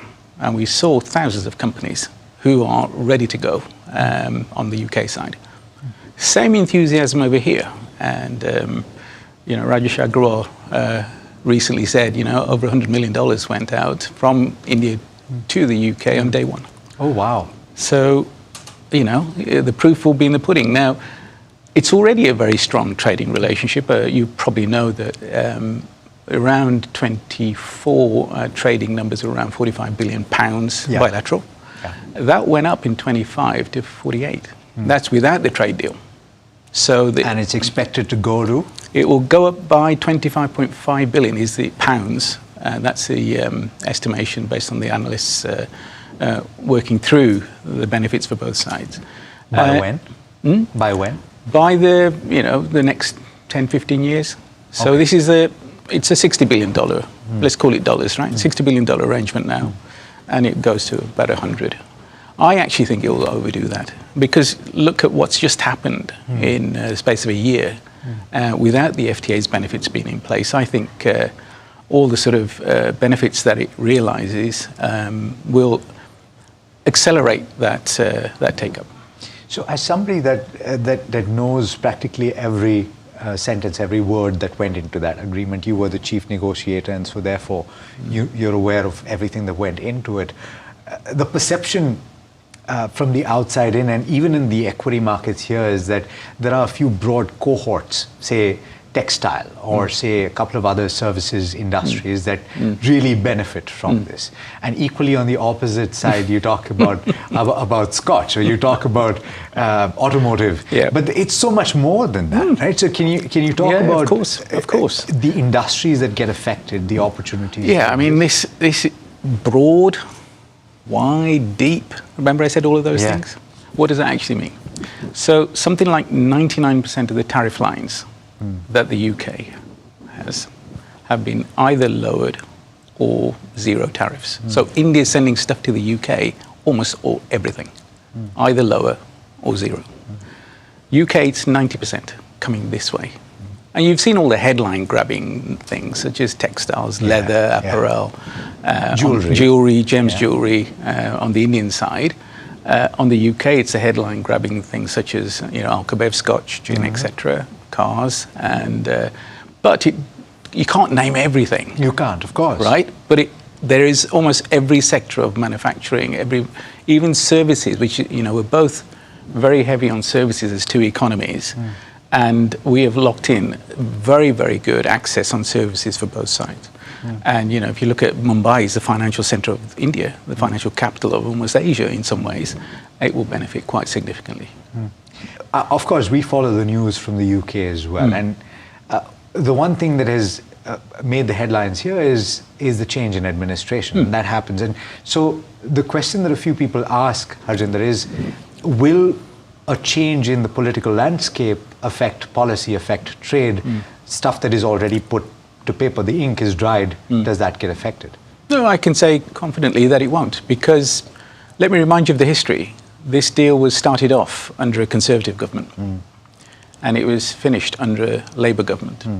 And both sides, and this is a cross-party sort of consensus, believe it's a good thing that we have a trading relationship with under a Conservative government. And it was finished under a Labour government. And both sides, and this is a cross-party sort of consensus, the third economy of the world, why would we not want to do that? So I think the incoming new PM, Andy Burnham, is a fan of India from everything I've seen and heard. I think he'll be a very positive supporter of what we've been doing. Okay. With regard to a few of the sticking points, right? You have the carbon border tax, which Europe levies. This is not something that is eased out when it comes to the agreement with the UK, right? Is that going to be something that is spoken about in the future? How does that work? Yeah, it's not part of the FTA. Yeah, it's not. It was always agreed from day one. It would never be part of that. And what will happen is we will then get into discussions if and when we do have a CBAM arrangement coming into force. And that will be a separate discussion. Okay.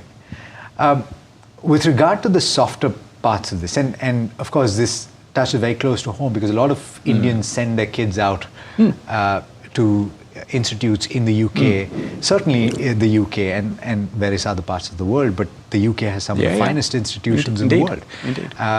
But the number of students going there has reduced. Is there an effort on both sides to talk about this, to facilitate more students going there? It's a great point. And we are a provider of sort of university level education like no one else. We have 4 of the top 10 universities of the world in the UK and many of the sort of top 20 and so on. India still is one of the largest, if not the largest, of international student cohorts going to the UK. It's about 150,000 right now. It's about a fifth of the total number of international students that come to the UK. So it's a big component. I think if you look at what the universities are doing, they're still trying to attract that cohort of students to come in, but they're also coming here to see what can they do actually on the ground in India. Something like 9 universities have already declared their intention to put some sort of footprint in India itself, and 3 of those in Mumbai. And the first one was Southampton, who's actually sort of got the ball rolling completely. And I would say they're probably same again, the number of universities looking who have not declared their intention to be in India in some way or other. So that, I don't know if you know, but you know when we agreed the FTA, we agreed something else. It's a UK-India Vision 2035, a long-term strategic partnership aim, of which one of the big pillars of, there's 5 pillars, one of the big ones is education. So how do we play together to keep the education linkages alive, which is a very strong one right now, and it should continue to be. It's not just universities, schools are doing it. I had the privilege of opening Shrewsbury School here in Madhya Pradesh. Super, brand new campus, state-of-the-art school of a 500-year-old school institution in the UK setting up in India. Exciting times. To draw to a close now, the template that the UK and India have gotten into with regard to this bilateral agreement, we began by talking about the global uncertainty and headwinds. That seems to be the new normal, particularly when there's one large economy that has started dealing in a very different way than it has in the past. And so the anti-globalization taking place. Do you see that accelerating over the next couple of years? In what form? What form do you think? I'm sure that you spend a little time thinking about this on an ongoing basis. Yeah, I mean the UK is partners and friends with as many countries in the world that want to be partners and friends with us, and so it's not for me to decide on the merits of another country's approach. But the essence for us is that we have FTAs now with many countries. And India is the latest addition to that. There will be others that we will do. And obviously that's not to negate the role of the WTO. You know, the World Trade Organization still exists, still functions, still needs to do what it does to make sure there's a level playing field across the world. But certainly there's more and more drive towards bilateral trade agreements between nations, and India is doing quite a few of them, as you can see. The UK have already done many, they're going to do more. I wonder what the economic implications of that will be down the road with regard to currency and everything else, especially if you get into digital currency and all of that. But conversation for another day. Yes, Thank you so much for taking the time and for speaking to me. Lovely. Thank you. Nice to have met you again.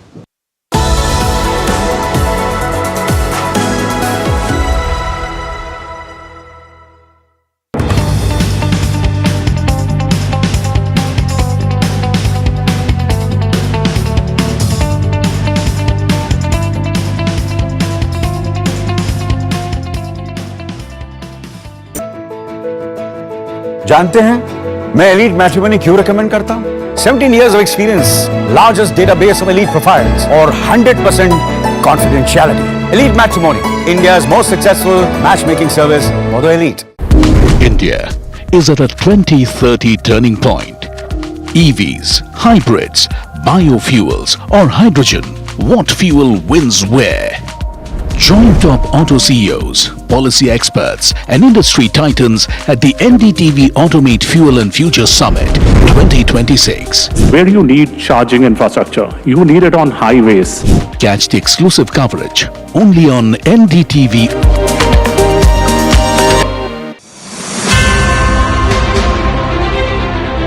Now Civic came out with BRSR, Business Responsibility and Sustainability Report. The important thing to notice there is that these are quantifiable numbers which can be compared. So these are comparable, these are quantifiable. So that is the more important thing. So an investor now can know how a company is doing, and he can make comparison between one company and the other, and also over a period of time. So far as the other players are concerned, the proxy advisory firms, they are also helping the investors in evaluating the companies, how they are doing. And in doing this, India has reached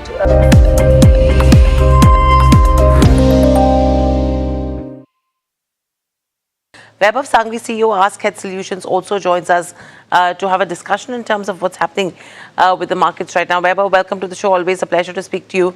You know, before we talk something broad-based, let's pick it up from an IndusInd Bank, from where Somit left it.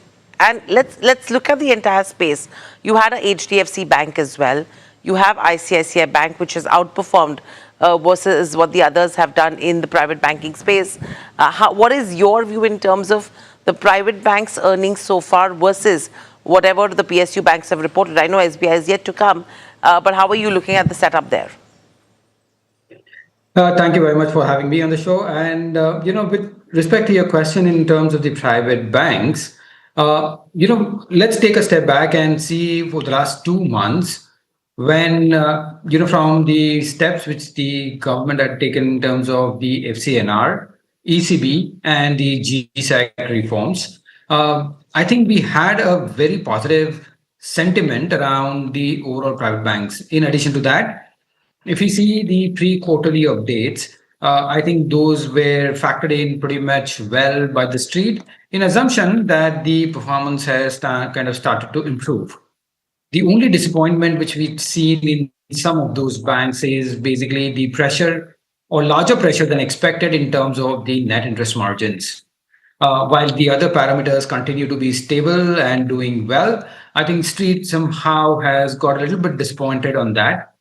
And to add to it is basically the Middle East concerns which are coming about in terms of the oil prices back again, which is kind of, getting into an environment where it is slightly risk off, and because of which we are seeing some amount of pressure on all those names as well. Vaibhav, hi, Alex here. So I just want to take that forward. So pressure NIMs in the first quarter, okay, understandable. A couple have actually performed better than anticipated, and I guess those are the ones that are getting rewarded. But going forward as well, even if I look at an IndusInd Bank, if I look at an Axis Bank, if I look at maybe even a Kotak to a certain extent, the corporate lending has gone up, and that's understandable because from the perspective or the lens of the corporate, if they're looking at the bond market where they were raising funds, yields have gone up. So comparatively, bank funding is cheaper.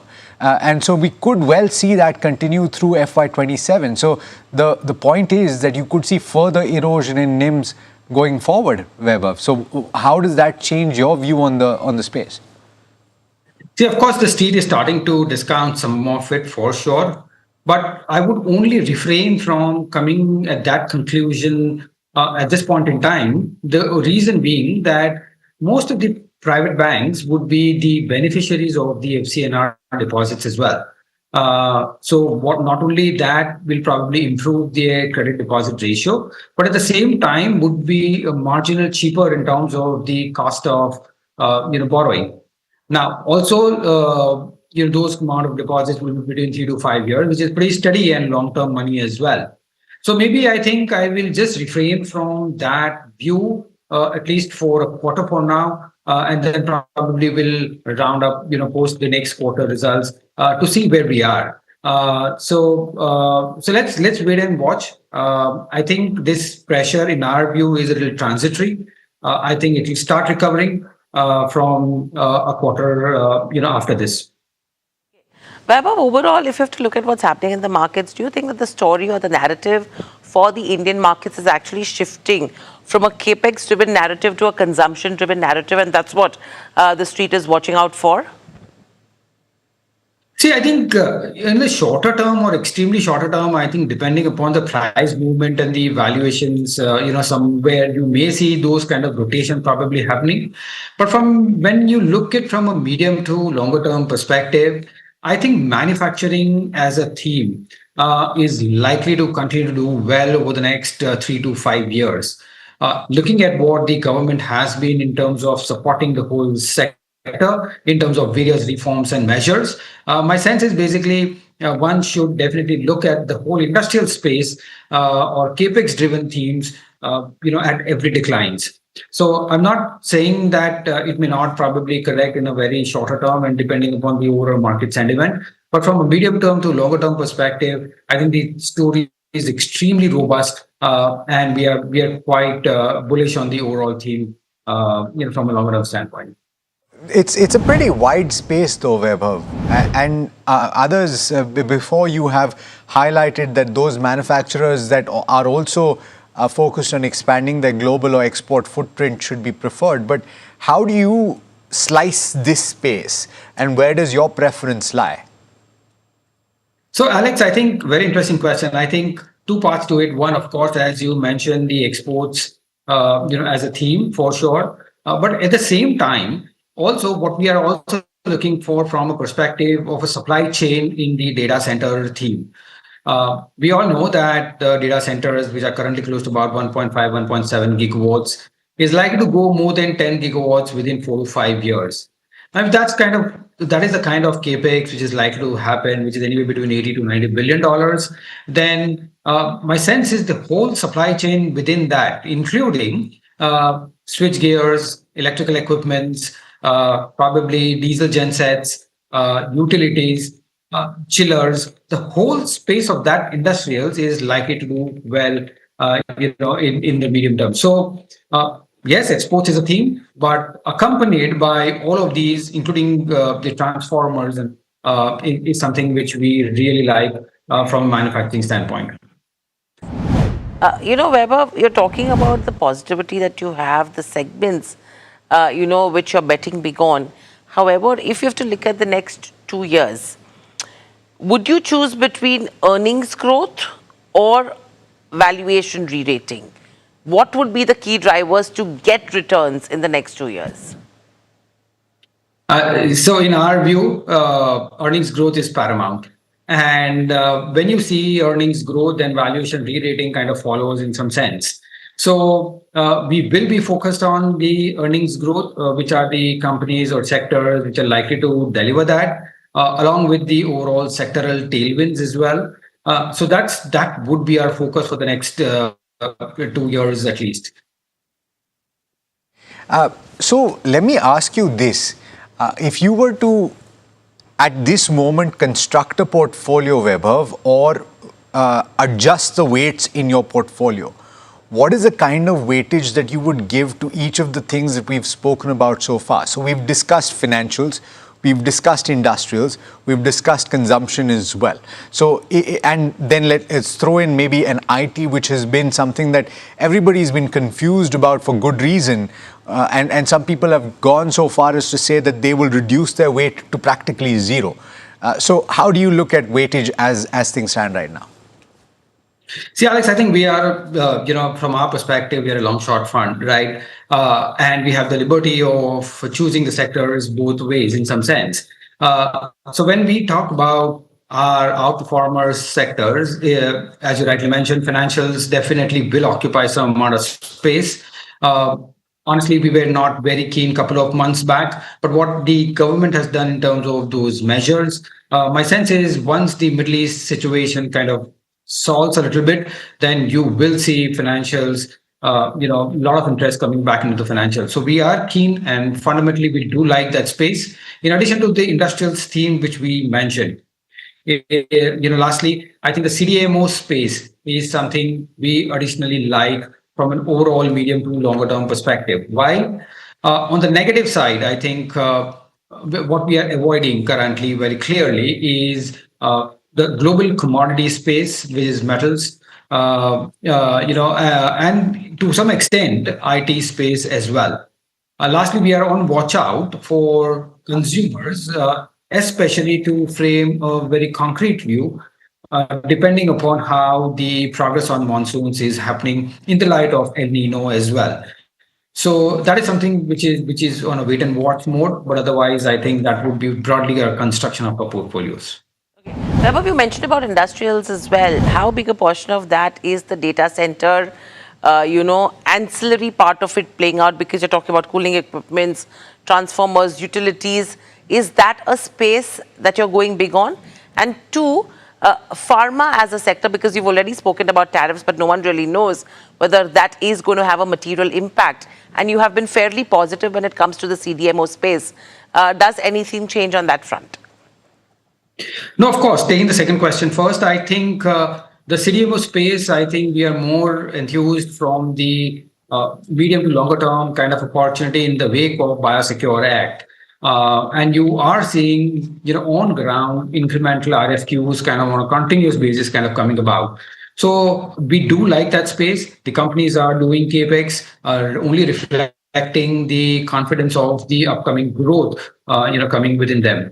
So that's something which we like. And when we talk about the industrials and the data center theme, I think a large part of my industrial exposures is within this data center theme, right from switchgear equipment, electrical equipments, diesel gensets, utilities, and so on and so forth. While we always keep on looking at the right time of entry within these sub themes, but overall, I think we are fairly positive on the overall fundamentals.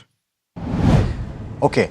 How much of your view, Vaibhav, will change based on macro at this moment? And I know that for a bottom-up stock investor, peripheral knowledge of macro, and some people even scoff at it. How much are you talking about macro? But let's face it, ultimately, if crude oil is at $95 to the barrel, that is ultimately going to bleed through into inflation, and then consumption has a bearing on consumption. So how much of your direction or your decision making will depend on macro? Of course, I think a lot of importance is something which we give or weightage we will give to the overall macros as well. Now, over the last 2 years, in some way and fashion, while the companies have continued to deliver, because of what's happening from a macro standpoint, especially from the geopolitical standpoint, we've not seen much of interest coming to India as compared to the other global economies, especially on the AI team. So what we do focus heavily is on the relative positioning of India within the global markets, and especially within the emerging markets. And that is how we do take a call on our active long and short or our net exposures on an overall basis. So yes, that forms a very critical and an important part of our portfolio decision-making approach.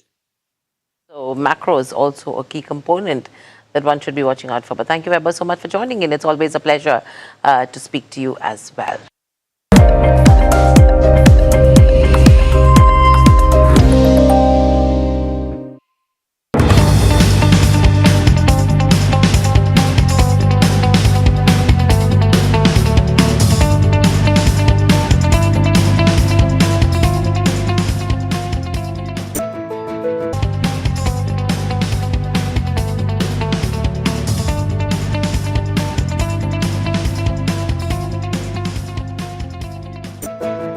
जानते हैं मैं elite matrimony क्यों recommend करता हूं? 17 years of experience, largest database of elite profiles, or 100% confidentiality. Elite Matrimony, India's most successful matchmaking service for the elite. India is at a 2030 turning point. EVs, hybrids, biofuels, or hydrogen. What fuel wins where? Join top auto CEOs, policy experts, and industry titans at the NDTV Automate Fuel and Future Summit 2026. Where you need charging infrastructure, you need it on highways. Catch the exclusive coverage only on NDTV.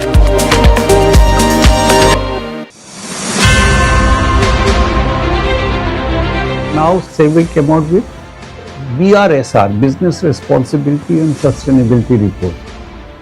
The important thing to notice there is that these are quantifiable numbers which can be compared. So these are comparable, these are quantifiable.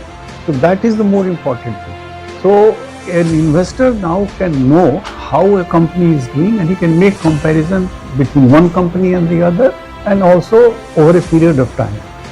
So far as the other players are concerned, the proxy advisory firms, they are also helping the investors in evaluating the companies, how they are doing. And in doing this, India has reached at a level today where we can claim that we are one of the best in the world.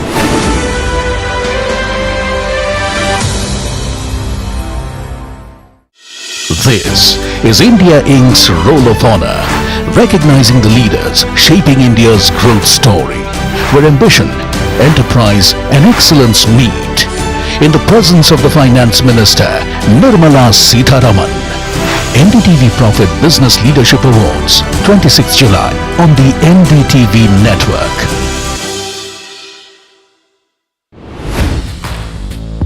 Hi, I'm Tamanna Inamdar. Watch me on NDTV Profit, where I break down the day's biggest business stories. What happened, why it matters, and what it means for your money. Hi, I'm Neeraj Shah. Watch me on NDTV Profit for the most incisive market intelligence and meaningful corporate conversation. And I'm Alex Matthew. Markets, mutual funds, insurance, personal finance. I help you cut through the noise and make smarter financial choices. And here's where you can watch us.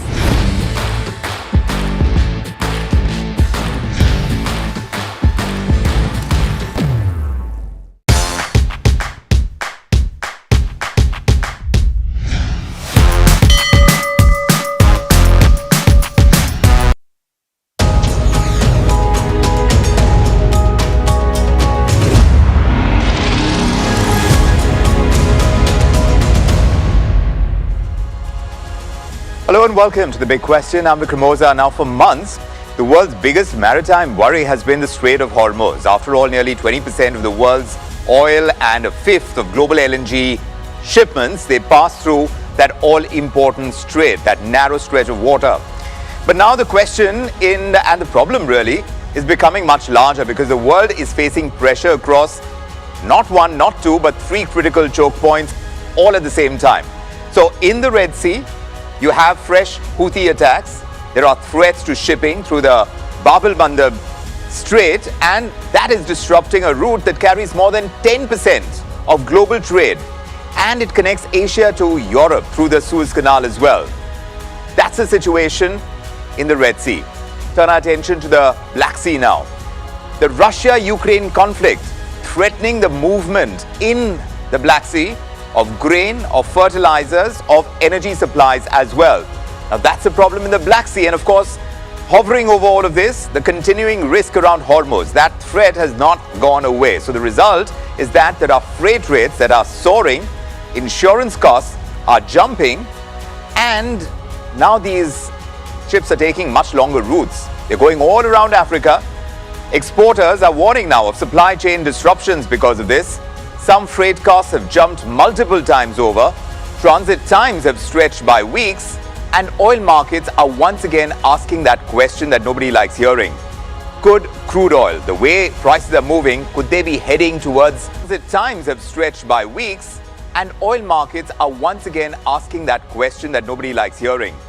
Could crude oil, the way prices are moving, could they be heading towards $100 a barrel and even beyond? For India, which imports most of its crude and depends heavily on global trade routes, the stakes are enormous. The question is, are we prepared again? Do we need bigger strategic reserves than the ones that we were talking about when the Hormuz crisis was at its peak? Because now we have trouble that is 3 times over. Do we need stronger maritime partnerships? Do we need greater energy security? Which is why we have the big question today. There it is, Red Sea, Hormuz and Black Sea. It is a problem that is threefold. Now, yes, we have global trade under siege. It's probably a given right now. But what can we do better? What have we learned from the Hormuz crisis? Now, where does the world stand when it comes to the global trade routes? Let's ask our panel. And joining us this evening is Shekhar Sinha. He is former Commander-in-Chief of the Western Naval Command. He's the former Chief of Integrated Defense Staff. Great to have you with us. With him, Amit Bhandari. He's a Senior Fellow for Energy Investments and Connectivity at Gateway House. Also on the panel this evening, Pramit Pal Chaudhary, South Asia Practice Head at the Eurasia Group. With Pankaj Chadha, the Chairman of EEPC India, the Engineering Export Promotion Council. And Sunil Vaswani also joining us, Executive Director at Container Shipping Association. Thank you so much, gentlemen, for making the time for the big question. Shekhar Sinha, you know, we've been very focused on how the world's biggest maritime vulnerability, the Strait of Hormuz. Now, that has been a choke point, but we have more in the mix. Is this a far more serious three-front trade route security challenge that involves not just the Hormuz, the Red Sea and the Black Sea as well, and all at once? Well, thank you, Vikram, for getting me on your show. We haven't spoken about the Straits of Malacca yet. Yes. There are large number of your trade which moves from there. You have a large number of energy lines to the Pacific and to the South China Sea, which actually traverses through Malacca. Yes. So I think even historically, these choke points have been used or rather misused, by the local people on and off. But it has never been closed fully. So that is one saving grace. Yes, it will go up. The prices are going up, as you see. You mentioned $100. Vikram, it actually used, by the local people on and off. But it has never been closed fully. So that is one saving grace. Yes, it will go up. The prices are going up, as you see. You mentioned $100.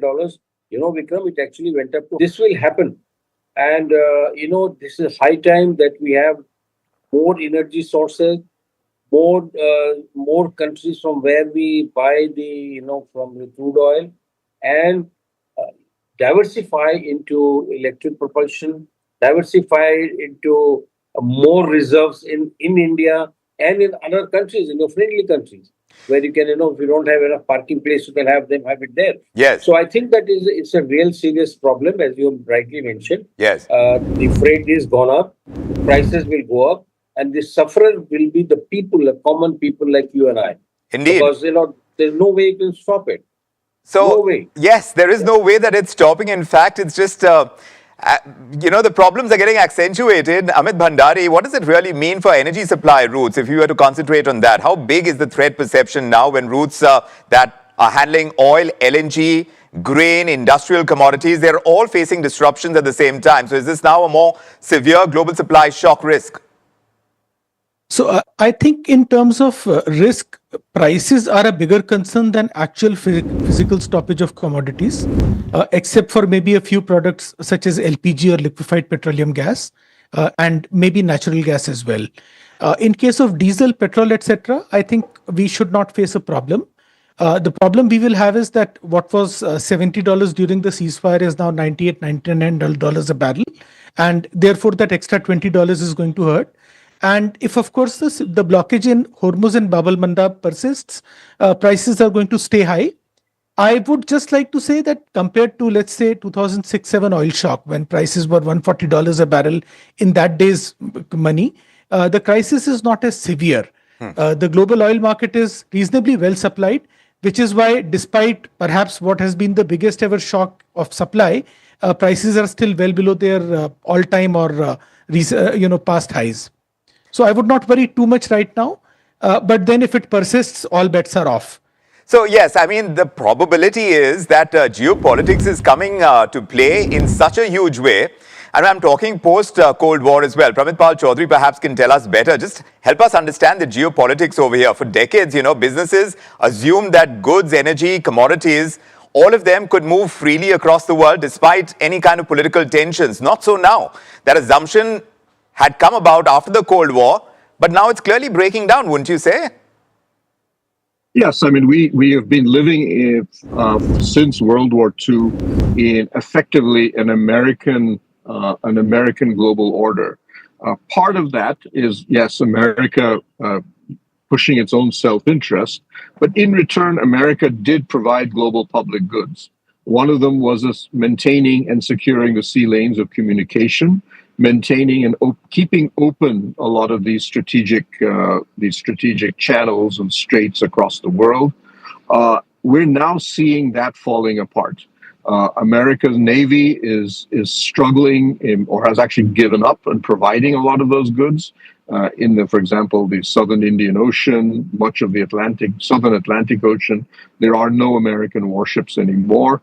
And then what you're seeing, especially under the Trump administration, is a unilateral, should we say, falling apart of a lot of the strategic promises that America ran undergirded American power. In his case, he's giving up on the Carter Doctrine, which that America would use all of its power, military, economic, and diplomatic, to ensure that the Straits of Hormuz would remain open. And he's now basically giving up on that. He's saying, no, I'm not going to bother. Or America's no longer in that business. Yes. So yes, he's been fighting, but he's not actually been fighting enough to stop Iran from trying to stop this. So when you're in that situation, or globally, you're seeing more and more countries prepared to play into that question. Say that, okay, we can allow Russia can invade Ukraine because it feels it can get away with it. Yes. You can have Iran try to block Bab el-Mandeb as well as the Hormuz, to basically say that we will now have, or we will reassert sovereignty over this, because we know America does not, we don't believe America has the credibility or capability to stop us from doing so. Correct. And we will see other such examples, I suspect, over the next 2 or 3 decades. So the question is about persistence and whether the geopolitical problems, if they are going to persist, then trade routes getting choked is going to be an ongoing phenomenon. Pankaj Chadda, tell us about the impact playing out and how well India is trying to fortify itself, because exporters are talking about freight rates jumping several fold. Now, we heard from Mr. Bhandari, and he believes that it's the prices of energy that are a bigger concern right now, more than freight rates. But even then, they're jumping. Container shortages are there. There are longer transit times. How much pain is Indian trade currently feeling on the ground? Because now you have 3 choke points. How does it compare? How do we compare with our Asian peers, and how we are able to fight off the kind of threat that is being posed here? I think trade-wise, I think we are at a very great disadvantage at this point of time. See, because the fact is that we first lost in the war the 6 countries in the West Asia, which were blocked out because of the Gulf of Hormuz. So we couldn't sell to, Abu Dhabi and Dubai and Jebel Ali and Kuwait and Bahrain and Qatar. And if we did do it later on, it was via a route where we had to sell to ship to Khorfakan and then truck it down. So what was a $50 or $100 freight to Jebel Ali became something like $3,000, and what was a $500 freight to Bahrain and Qatar became now $5,000. Yes. So definitely that section was involved a hell of a lot of pain already. So now, even with that pain in mind, we now have got stuck on the Red Sea route. And the Red Sea is far more greater, valuable for us on the trade front than the other routes, because of the fact that the Red Sea is the window to Europe. Correct. As also to Turkey and also to Egypt. Yes. So where we have a substantial, as you know, we're just about to sign an India-EU deal. We have a substantial exposure to EU. Indeed. And if we have to go around the Cape of Good Hope, we are talking of a 20-day shipment going to 55 days. And we are also talking of a freight rate which was $1,600, now sitting at about $4,500 or $5,000. Correct. That is a huge challenge, and I can't see a solution to this at this point of time, because we have to. It's something that we can't do much about. So and then, on top of it, nobody is talking about another problem that we faced recently, which our exporters faced, was that because the IEPA tariff was expiring on 24th of July. Nobody has talked about the fact that for 1 month, none of the Indians to west coast of USA or west coast of South America got any container, because all the containers were blocked by China. They controlled the entire, for 1 month, we couldn't get shipment or containers to the west coast because everything goes via Shanghai. Correct. So we lost a lot of business, and definitely the freight is now some monstrous $8,000, $9,000, $10,000. Right. So there are going to be fallouts of we this. have an item of $15,000 going, and there's a $10,000 freight. Right. Where is the economics in the business? Correct. And you're seeing no way out. Mr. Vaswani, from the shipping context, how are shipping companies seeing this right now? Is this primarily a cost problem? Is it a security problem? Because we've seen how lives have been lost at sea as well. Or you think it's a capacity problem like we're hearing right now?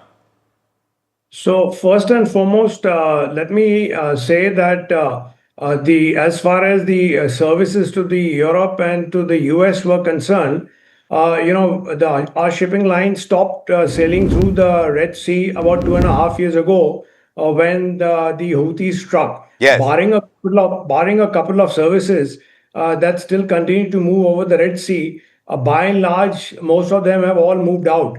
So I don't think this threat of the Houthis that is there currently is going to impact the container shipping line because we're already moving over the Cape of Good Hope. Point number two is as far as the services to the Persian Gulf are concerned, since the 28th of February, the container ships have stopped calling inside the Persian Gulf and they call on the outside, that is east of Hormuz. And those services will continue as they are as of now unless something drastic happens. But the situation, of course, is that the vessel schedules definitely get impacted with all this kind of stuff that happens. Yes. And of course, we try to bring in as many containers as possible. But right now, there's also heavy demand for containers and space because also this is the Christmas season shipments that move out at this point in time. And this is regular. Every year this happens. It's not only now. This got nothing to do with the Babel Mandap or the Red Sea or whatever. Right. Yes. Every year during this time of the year, you have that peak season, what we call, happening. And that's also happening at this point of time. So that's also putting pressure on the equipment and the space on the ships. So you're saying that, the problems are not just about cost and security, it's a capacity problem. But we were talking about the Houthis, Mr. Sinha. They've threatened one of the world's most critical shipping corridors. We are speaking about Bab el-Mandab. Just how strategically important is this trade from a naval perspective, from a global trade perspective? Well, it is very important because the exit of Red Sea comes through that strait right into the Arabian Sea. And if you see that the traffic which is coming out of Suez Canal, the ships can actually be blocked. They can be contained inside that very restricted space. If you remember, the entire US Navy and the NATO forces were operating from that area when the first time when the Houthis reacted to the Israeli attack on Hamas. So this is, if you see the picture, if you see the diagram, it's a very restricted area where maneuvering of bigger ships is very, very limited. And similarly, the warships. The bigger warships cannot, smaller warships can go. So I would say that any area which prevents movement of ships very freely, that area is very dangerous for, chances of it getting blocked and not able to respond is very high. So I would say that all the choke points, Vikram, that is why they are called choke points, because it actually chokes the traffic. Indeed. You had two India-bound ships. They reportedly turned back amid the tensions in the Red Sea, Shekhar Sinha. Does that tell us that commercial shipping is now factoring in worst-case scenarios rather than waiting for incidents to happen, which they have? No, you're right. Mr. Vaswani just mentioned that, we have stopped taking that route. We have been taking this for the last 2.5 years, going around the Cape of Good Hope. So that's a good thing. Probably people have already anticipated this to happen. And second thing is the traffic will not stop. The requirement of people in the Christmas, that will continue. And as far as the eastern side is concerned, for the time being, it is all right. But let's not get, carried away that it will never happen in Malacca Strait. Even that side, we have fair amount of traffic, almost in trillions, both ways. So I think that, we are in a very, very tough situation and alternates are being thought, alternates are being put in place. The costs are going to go high. None of them will close forever, but whatever time they are closed for, the cost of transit is going to be very, very high. Exactly. So we are going to face the brunt. Our economies are going to face the kind of fallout of these choke points. But Mr. Chaudhary, since we are talking about governments and how well they're trying to estimate the possible implications, at least geopolitically, have we underestimated the conflict-linked pressure points are there? They stretch from Eastern Europe to Western Asia. Is this becoming a connected crisis rather than three separate ones right now. Do you see a connection? Well, there are connections. I mean, people, while we're talking about Bab al-Mandeb, let's about our exports not being affected. Our imports are affected. 40% of the traffic through the Bab al-Mandeb is Russian oil coming to India. So when Bab al-Mandeb shuts down, our Russian oil supply gets cut off. The Russian oil now has to find another route, we assume around the Cape of Good Hope.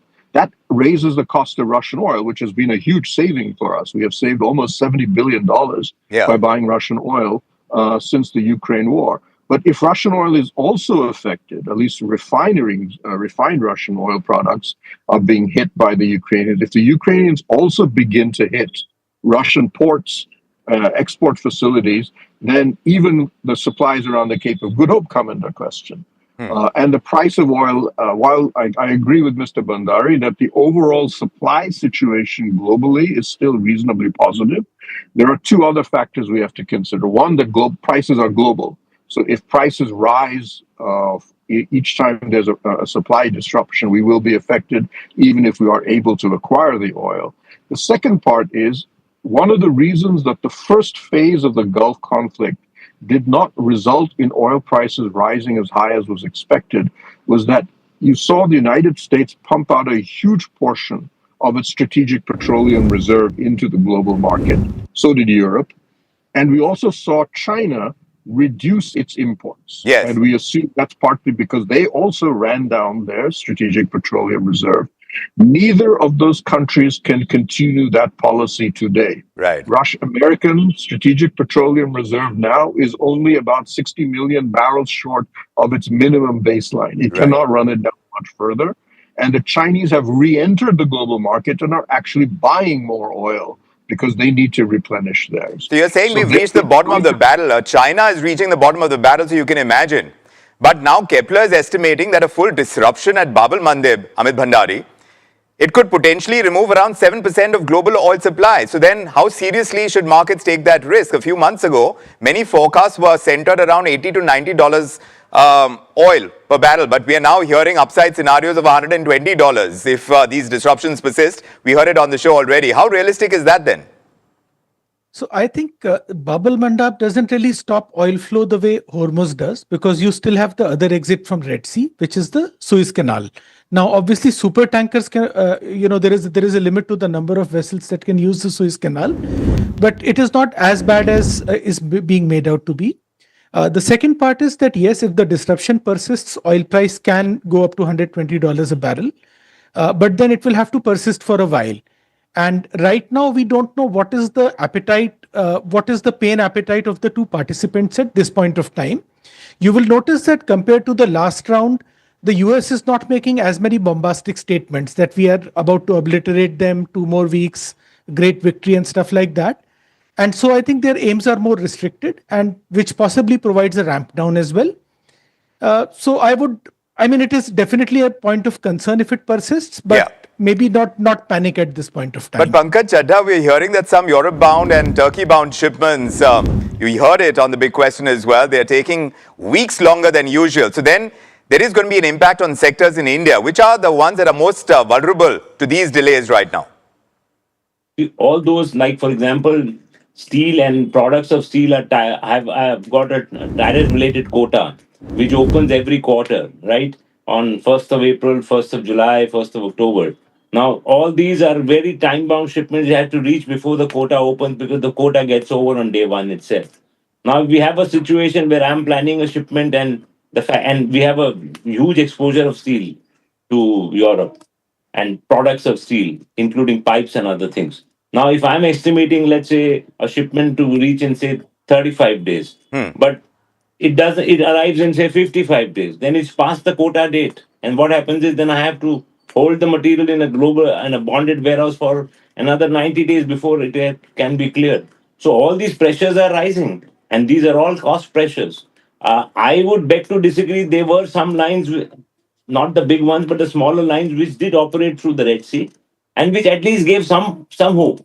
It will not be the big lines, but at least it gave some hope, at least to Turkey and Egypt and some parts of Europe, Italy and all. But Italians had their own sort of Massima line, which they ran it through the the Suez. But So if these in that vessels, respect, they increasingly avoid the Red Sea and sail around the Cape of Good Hope, does it simply make trade that much more expensive, or does it create a genuine shortage of available shipping capacity as well? Does that happen? it happens both. First is the fact is that if you were to turn around a vessel in you arriving in 25 days and you have a vessel turning around arriving in 55 days, naturally you for that same amount of time you need double the amount of containers. Right. Because it's taking twice the amount of time. Right. Plus the freight. And the fact is that whether we like it or not, I mean, everything is cost sensitive. It's not like you don't have a problem if the freight goes up from, say, $600 a 20-foot container to 4,400, which is what it is at this point of time to Europe. It is cost sensitive. And some commodities then just doesn't survive this sort of freight. So they get dropped out. So it is a challenge. And as I said, steel, sensitive commodity because this tariff-related quota, which opens every quarter, we have to be sure that our material is in time before the quota opens. Otherwise, we have to stock it for another 90 days in a bonded warehouse with huge cost involved. So, Sunil Vaswani, are Indian exporters now treating this as a temporary disruption, or you think businesses are beginning to redesign supply chains? And this is going to be on the assumption that there are higher shipping costs involved, and that could be elevated for some time to come.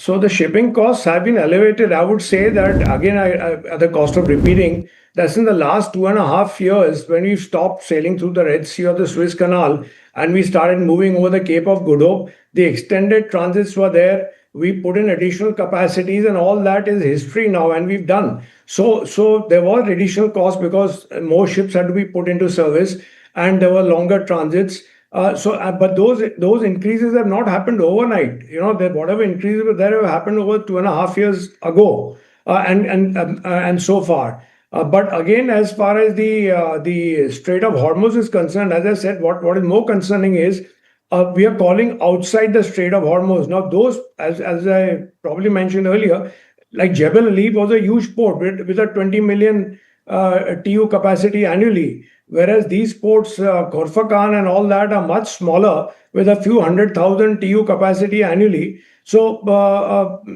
definitely these ports do get congested when suddenly they have an influx of ships calling them, and that is what impacts these schedules of the vessels. Yes. So schedule reliability gets impacted, and of course, when we provide containers to the trade out here, that gets impacted to an extent.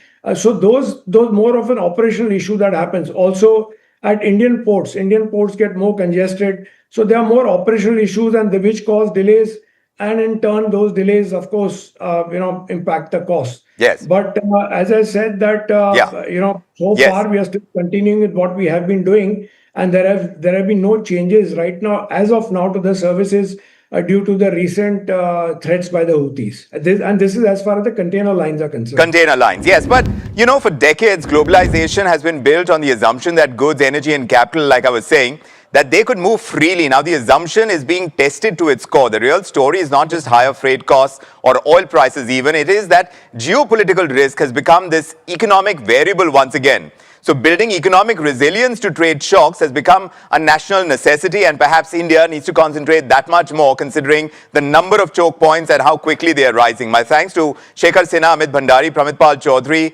Pankaj Chadda, Sunil Vaswani. Thank you for joining us with your perspectives and insights here on The Big Question. And that's about all we could pack into this edition of The Big Question. But it is true, in a world where there are increasing choke points when it comes to those trade routes, it's about building economic resilience. How much of that is India doing? That's a question that we'll keep pursuing. But for the moment, from me, Vikram and the entire team, thank you so much for joining us.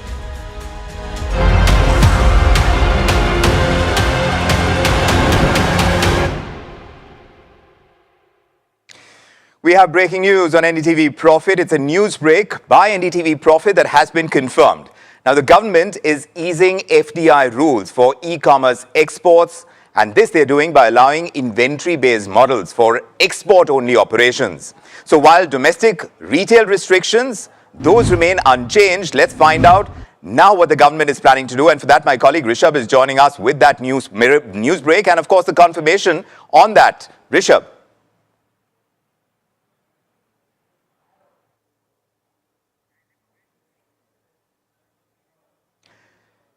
All right, so this is the news break. Rishabh is joining us in a moment. It's a news break by NDTV Profit. We have confirmation on this. Now the government is going ahead and easing those FDI rules for e-commerce exports.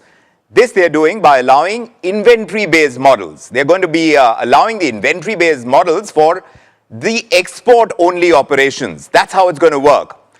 Let's find out exactly what they're planning to do with domestic retail restrictions. I understand that those remain unchanged, but Rishabh is here with the confirmation on that news break. Rishabh, what are you picking up? Absolutely, a very good story that we're picking up. It's something that we've been tracking since last September.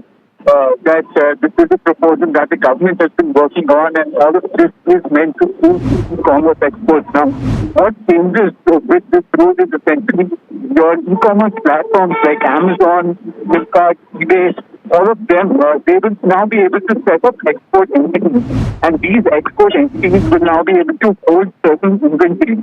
Now, when it comes to holding this inventory, that is something new that the government has come up with. Earlier, these platforms were not allowed to hold any inventory and were only allowed to function for marketing. So they could not really own any inventory. We seem to have a bad connection, Rishabh. We're not able to catch what you're saying, so we'll try and repatch that. But this is the news break that has been confirmed. I'm just going to repeat that because here we are waiting for more information to come through from Rishabh. It's a news break that NDTV Profit had come out with, and now there is confirmation that the government has eased those FDI rules for e-commerce. Here we are waiting for more information to come through from Rishabh. It's a news break that NDTV Profit had come out with, and now there is confirmation that the government has eased those FDI rules for e-commerce exports, and this they're doing by allowing inventory-based models for the export-only operations. The domestic retail restrictions, as I understand, my colleague has been tracking this very closely, and he is back with us to be able to answer that. More on this right after that. Do stay with us.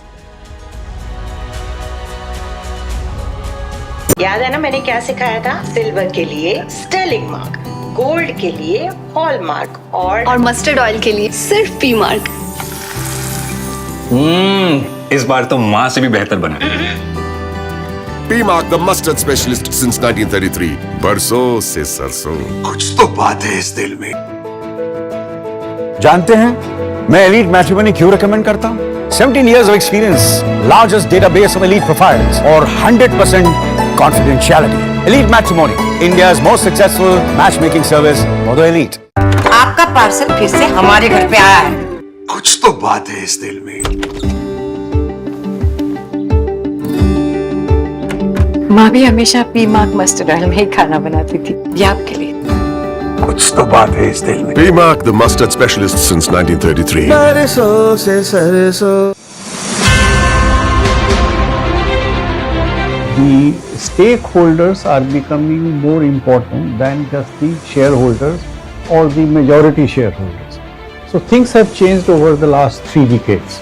In that background, corporates in India who are more focused on stakeholders, who are more focused on sustainable business growth, that has been the focus of the jury. We are looking at people or organizations where the focus is on long-term sustainable growth rather than doing something by cutting the corners and making a one-off improvement and one-off wealth creation. The jury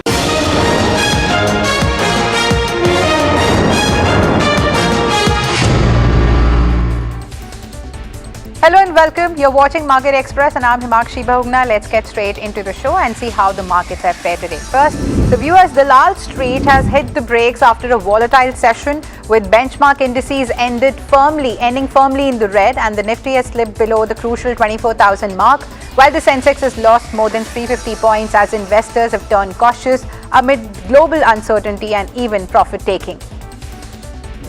Talking about the sectoral trends, so they've remained largely weak with realty and oil and gas stocks leading the losses. On the other hand, auto and media stocks have bucked the trend and managed to end in the green. Here's two-wheeler stocks weak with realty and oil and gas stocks leading the losses. On the other hand, auto and media stocks have bucked the trend and managed to end in the green. Stocks were in top gear with Bajaj Auto and TVS Motor hitting fresh 52-week highs, while Eicher Motors and Hero MotoCorp have gained up to 4%. The rally follows a series of strong quarterly earnings, healthy sales momentum and optimism over sustained demand in both the domestic and export markets. Next counter to look at is Rubicon Research. So the stock has seen an upside of 128% so far in 2026. So this rally has been driven by strong earnings, healthy execution and optimism around its specialty pharmaceutical business. Now investors have also cheered the company's expanding presence in regulated markets and even expectations of sustained growth in its product pipeline.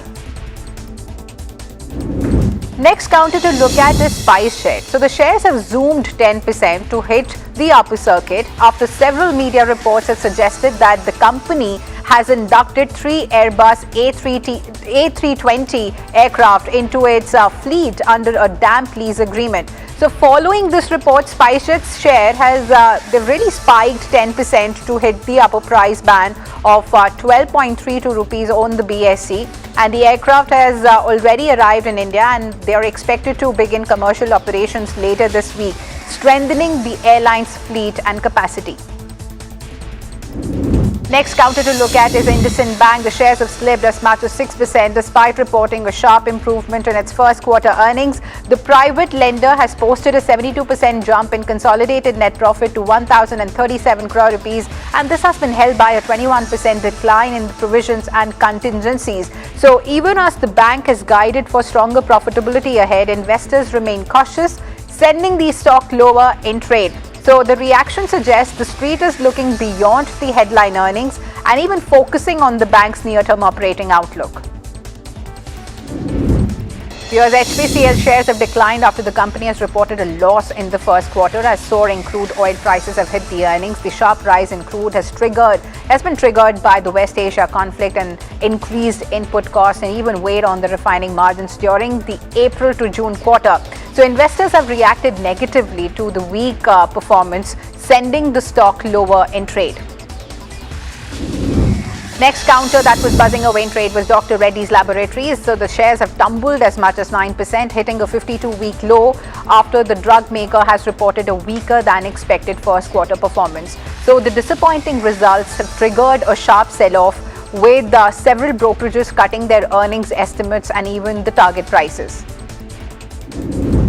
And PVR Inox is back in the black this quarter, helped by a strong movie slate and even robust theatre footfalls. And the company says that the blockbuster titles like The Odyssey have reinforced the big screen experience, with premium formats seeing the strongest demand. Management remains upbeat, pointing to a packed content pipeline and even healthy advance interest in the upcoming releases. So setting the stage for a stronger second quarter. Here's Chennai Petroleum Corporation shares have slumped nearly 10% after the company has reported a weaker June quarter performance on a sequential basis. So while revenue has surged 43% to 27,370 crore rupees, net profit has fallen 27%, reflecting pressure on the operating performance. Now the decline in earnings have disappointed the investors, triggering the stock's sharpest fall in almost a year.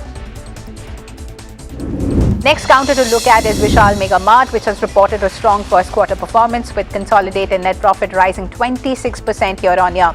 So revenue grew nearly 19% to 3,727 crore rupees, and this has been driven by healthy consumer demand and even store expansion.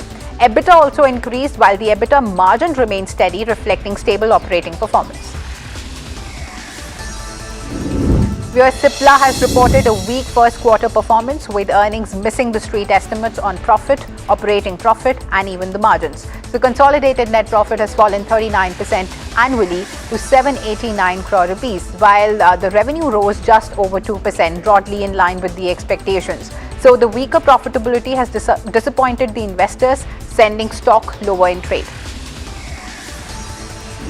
Now on to an NDTV Profit exclusive. Viewers, your channel has learned that Manipal Health Enterprises is preparing to launch its IPO as early as next week. Sources tell us that the offering is expected to comprise a sizable fresh issue along with an offer for sale by existing shareholders. The fresh issue proceeds are likely to be used to reduce the debt and even strengthen the company's balance sheet, while also funding the acquisition of a minority stake in subsidiary Sayadri Hospitals. And on the offer for sale side, several existing investors are expected to pair their holdings, with promoter Temasek likely to be the largest selling shareholder. So the Manipal Group, TPG and a number of financial investors are also expected to participate. Manipal Health has declined to comment on the proposed listing, and if launched as planned, the IPO could be one of the most closely watched healthcare offerings of the year. Here's the impact of West Asia conflict is now being felt across global trade routes, with freight costs surging and export shipments facing significant delays. Industry bodies are saying that shipping rates on key routes have jumped sharply, while war risk surcharges have added to the burden for the exporters. Now, exporters tell NDTV Profit that securing vessels and even containers has become increasingly difficult, with many left scrambling for space. Now, freight costs to the US, Europe, Turkey and West Asia have risen substantially, while transit times have stretched by several weeks because of the disruptions around the Red Sea and even the Strait of Hormuz. So industry players are also flagging congestion at major Indian ports, adding to the logistical challenges. And authorities have directed terminal operators to speed up the movement of the containers, but exporters warn that higher costs and longer delivery timelines are beginning to hurt the competitiveness and even disrupt the supply chains. Whereas the government says that airfares remain under close watch even as airlines grapple with higher fuel costs triggered by the geopolitical tensions in West Asia. Civil Aviation Minister Ram Mohan Naidu has informed the Lok Sabha that the rise in aviation turbine fuel prices have led the airlines to introduce fuel surcharges earlier this year, with rates sequentially revised based on the flight distance. And at the same time, the Directorate General of Civil Aviation's Tariff Monitoring Unit is tracking fares on a number of routes to ensure there is no exclusive pricing. However, the government has reiterated that airlines are free to determine ticket prices based on commercial and even operational considerations. New Delhi continues to favor a market-driven approach, arguing that competition rather than regulation is the best way to keep the fares in check for the passengers. We have Mercedes-Benz, which is stepping up its performance car portfolio in India with the launch of the new AMG E53 hybrid, and the luxury car maker is bringing back the E53 badge, and this time as a plug-in hybrid that combines performance with electric driving capability. So the sedan delivers sports car-like acceleration while also offering an electric-only range of up to around 100 kilometers. And the AMG E53 comes loaded with performance-focused features, including all-wheel drive, rear axle steering, and air suspension, and even upgraded braking system. So inside, buyers get a premium cabin packed with digital displays, connected car technology, and even advanced safety features. So Mercedes is saying the model is aimed at enthusiasts looking for performance without compromising on efficiency, and with no direct rival in the Indian market. The AMG E53 hybrid further expands the company's growing lineup of electrified luxury vehicles. And moving on to some national news now, viewers, Parliament has witnessed another day of high political drama as the ruling NDA and the opposition, the Indie bloc, has held face-off protests outside the House over the NEET paper leak controversy. So while opposition MPs have demanded the resignation of Education Minister Dharmendra Pradhan, the ruling alliance has accused the opposition of politicizing the issue. With slogans, banners and counter-protests dominating the Parliament complex, the standoff has raised the likelihood of yet another disrupted day in both the houses.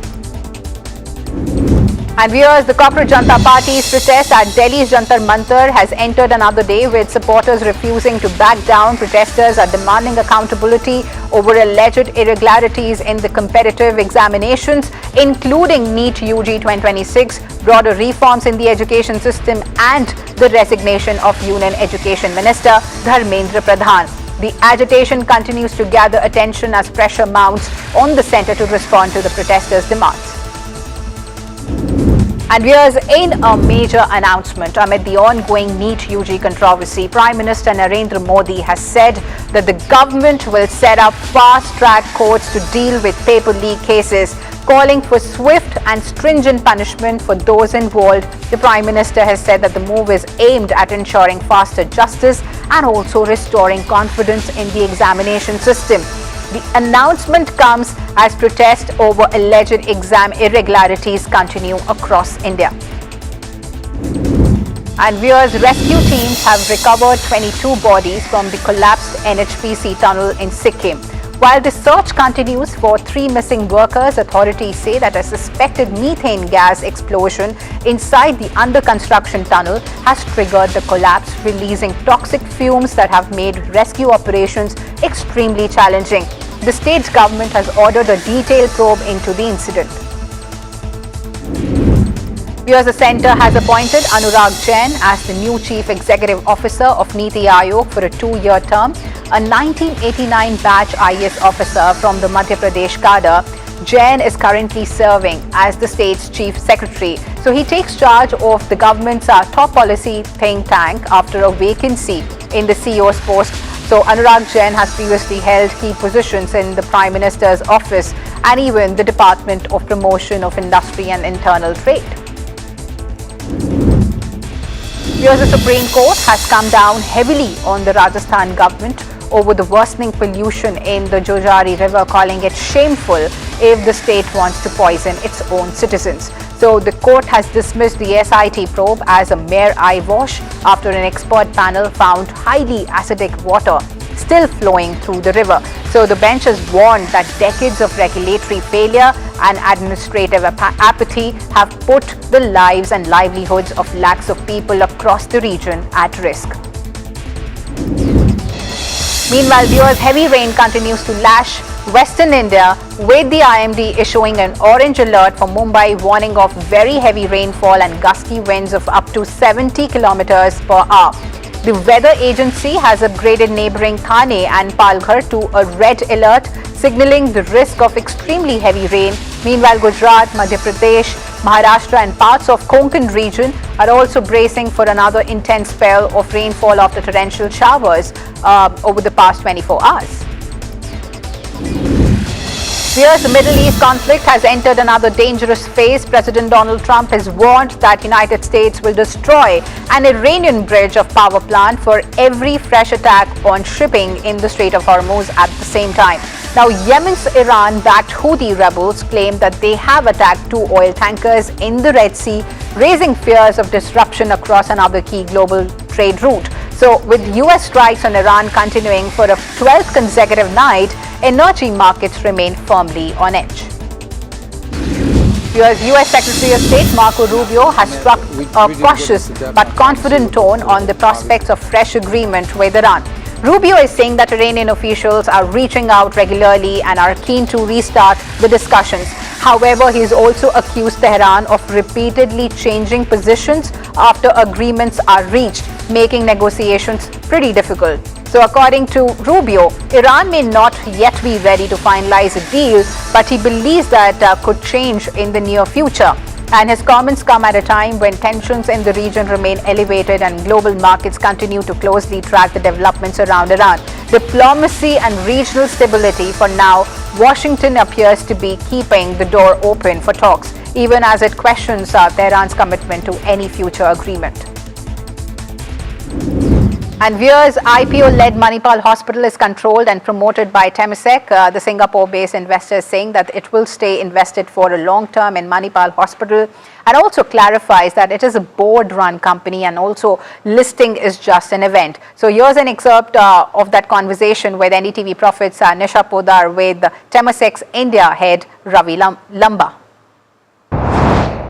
As an investor, we are being cautious. At the same time, the shocks that are being felt by the Indian economy have not been created by the Indian economy. So these are shocks from outside. And our view is that these are here for now, and they will go away at some point in time. So given we are a very long-term focused investor, we are able to ride out these shorter, volatile sort of parts of the cycle. So we are happy to stay invested. Right. We're looking for opportunity. We are being cautious because uncertainty requires you to be a little bit more cautious. From our perspective, there are, there's a cost element to the economy, right? There's a FX element where there's some volatility in the Indian rupee as well. And then there's, of course, the fact that you got to be careful about deploying capital in industries that could be affected for a longer period of time. Yes. And therefore, you just have to decide how you want to deploy capital. From our perspective, if I look back in the last 3 years and some years back, I think when you and I had spoken, we had said that we would like to try to deploy $9 to $10 billion in India over the next 3 to 5 years. And as of last year, we have deployed about $9 billion in the last 3 years. So we are on track. How much are you looking to invest in this financial year, this year from now, Ravi, in India? And is that also going to be in the sectors of choice that you have already ascertained as is reflective in your portfolio? Yeah, I think the second question I would say is the way we will drive it. So healthcare, what's got to do with industrials, financial services. Yes. If it's got to do with renewables, industrials, we will invest in all of them. Now, we don't track it year by year, but what I would say is that we're still hoping to deploy the same rolling number of 9 to 10 billion over the next 3 years. Right. So, Ravi, you mentioned about the several IPOs through which you have done exits, part exits, and also benefited out of the returns that our public market and our IPO market really presented. And that's going to be the big theme for this year as well in terms of returns mechanism for Temasek, because this is the first, company where you're a controlling promoter. And we are talking about Manipal Hospitals, which is just underway for the IPO launch. What is the experience when it comes to the return dynamics, which in this particular case, my back of the envelope calculation says it's more than 4 times with the kind of valuations we're talking about for Manipal. And on the other hand, will this also give you a lot more confidence for more such transactions of being the controlling shareholder in a company and taking it public? Yeah, I think... and on the other hand, will this also give you a lot more confidence for more such transactions of being the controlling shareholder in a company and taking it public? Yeah, I think the first thing I was, when opportunity presented themselves and there was a reason to it. So there has to be a good reason why we will take the controlling position. I will, of course, not talk about any particular company more specifically. It's not unfair for me to talk about that company. And I think from an IPO perspective, we really do look at an IPO as one event in the company's life cycle. Right. What I mean by that is it'll list when it's ready. It'll list when the markets are there. For us, it's not a divestment opportunity necessarily. It's an opportunity to unlock value. Yes. And if you think the value is there, we will hold, like we've done in all the companies you mentioned earlier. So, of course, we'd be happy if it lists and trades well, and then we can stay invested. That's the perfect outcome. Right. We will work with management and we will stay long way invested if the company is compounding, which we think every company like in the healthcare services space will, because the opportunity is there, the demand is there.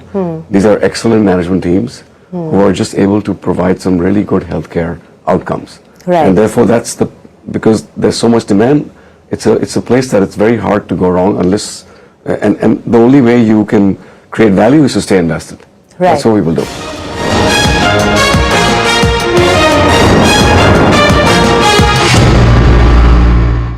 पर जब इंसान प्रकृति के साथ सामंजस्य को आत्मसात कर लेता है तो वो मधुर और लालन पोषण करने वाली बन जाती है। पी मार्क सरसों के तेल ने प्राकृतिक तरीके से सरसों के तेल को बनाया है शुद्धता और गुणवत्ता के साथ। The mustard specialist since 1933. बरसों से सरसों। कुछ तो बात है इस दिल में। जानते हैं मैं एलीट मैट्रिमोनी क्यों रेकमेंड करता हूँ? 17 years of experience, largest database of elite profiles, और 100% confidentiality. Elite Matrimony, India's most successful matchmaking service for the elite. माँ भी हमेशा पी मार्क मस्टर्ड ऑयल में ही खाना बनाती थी। कुछ तो बात है इस दिल में। P Mark, the mustard specialist since 1933. सरसों से सरसों। India Inc.'s most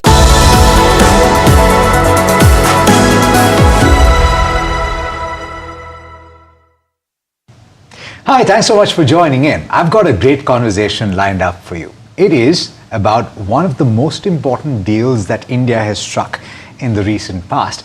and hopefully more than that. I'm talking about the UK-India FTA. And to talk about it with me, I've got in studio here, right next to me, Harjinder Kang, who is His Majesty's Trade Commissioner for South Asia and Deputy Commissioner for Western India. Harjinder, thanks so much for taking the time and for coming by to our studio. Exciting times for both of these countries in the global context, where more and more countries are saying it's better to get across the table and sign deals. Is that how it's working right now? No, thank you for having me here. And basically, you can see the world is quite turbulent right now in terms of trade or otherwise. And certainly there is a stable corridor in this world called the UK-India. And it has been for a while, certainly on the trade side of things. And basically, post the COVID pandemic, there was a discussion about how does India and the UK help themselves get out of this economic mess that COVID sort of threw at everybody. And one of the options was obviously to do a free trade agreement. And that's where it was born, to be honest. There was lots of thinking and discussion about it beforehand, but that crystallized it. And so, yes, so we had started on that journey, and literally a few days ago, we crystallized that journey. On the 15th of July. 15th of July, it became live after almost 5 years of negotiations and discussions. Really 5 years. So people knew about it, of course, peripherally, and they came to know about it when the deal was signed in July of last year. That's right. But you were involved much before that. Yes. Take us through the journey of how we got to this point. Sure. I mean, I was the first chief negotiator of the deal, which I was appointed in September of 21. Wow. Effectively, the first 3 months we discussed what should the shape of the deal look like. What should the architecture be, what chapters should be in, not in, and so on. That took a few months just to get that shape right. And then January 22, we launched the FTA negotiations in Delhi, hosted by Minister Goyal and Marie Trevelyan, who was the Secretary of State for Trade at the time. And basically, round after round after round, we went through the process of agreeing 30 chapters, which eventually what it became, 2,000 pages of legal text, to actually have probably the broadest, deepest, largest deal that India's ever done, and probably the biggest deal that we've ever done since we've left the EU. And you could argue partly why we left the EU was to be able to do these sort of deals with countries like India. And it's the first example of a really large, meaningful FTA between two, like-minded economies. It's been a week since it officially crystallized, as you pointed out. What's being seen on the ground? Lots of enthusiasm. Certainly, just before it went live, I was in the UK, basically visiting the large cities of the UK to tell people this was about to happen and promote the deal. I've never seen so much excitement. We went around all the large cities, Birmingham, Manchester, Edinburgh, Cardiff, Belfast, etc., and of course London, and huge enthusiasm. And we saw thousands of companies who are ready to go on the UK side. Same enthusiasm over here. And, Rajesh Agrawal recently said, over $100 million went out from India to the UK on day one. Oh, wow. So, the proof will be in the pudding. Now, it's already a very strong trading relationship. You probably know that around 24 trading numbers are around £45 billion bilateral. That went up in 25 to 48. That's without the trade deal. So and it's expected to go to? It will go up by 25.5 billion is the pounds. That's the estimation based on the analysts working through the benefits for both sides. By when? By when? By the next 10, 15 years. So this is it's a $60 billion, let's call it dollars, right? $60 billion arrangement now. And it goes to about 100. I actually think it will overdo that, because look at what's just happened in the space of a year without the FTA's benefits being in place. I think all the sort of benefits that it realizes will accelerate that take-up.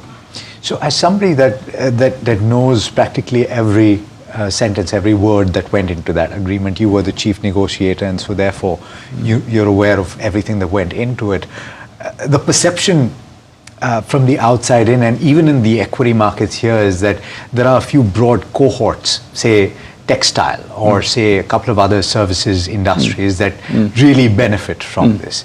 And equally on the opposite side, you talk about Scotch, or you talk about automotive. Yeah. But it's so much more than that, right? So can you talk about of course the industries that get affected, the opportunities? Yeah, I mean this broad, wide, deep. Remember I said all of those things?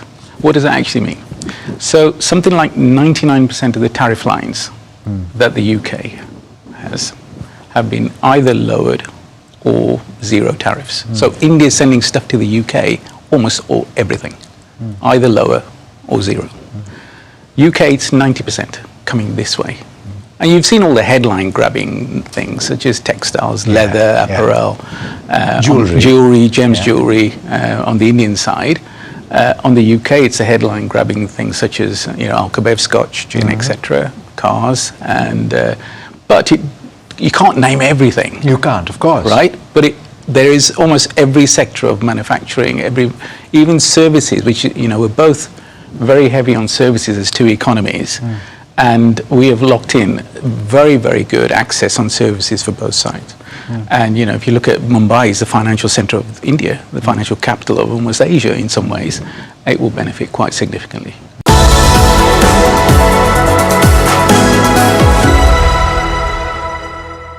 याद है ना मैंने क्या सिखाया था? Silver के लिए Stirling mark, gold के लिए हॉलमार्क और मस्टर्ड ऑयल के लिए सिर्फ पी मार्क। इस बार तो माँ से भी बेहतर बना। P Mark, the mustard specialist since 1933. बरसों से सरसों। कुछ तो बात है इस दिल में।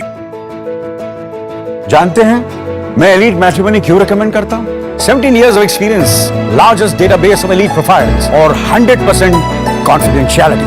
Elite Matrimony, India's most successful matchmaking service for the elite.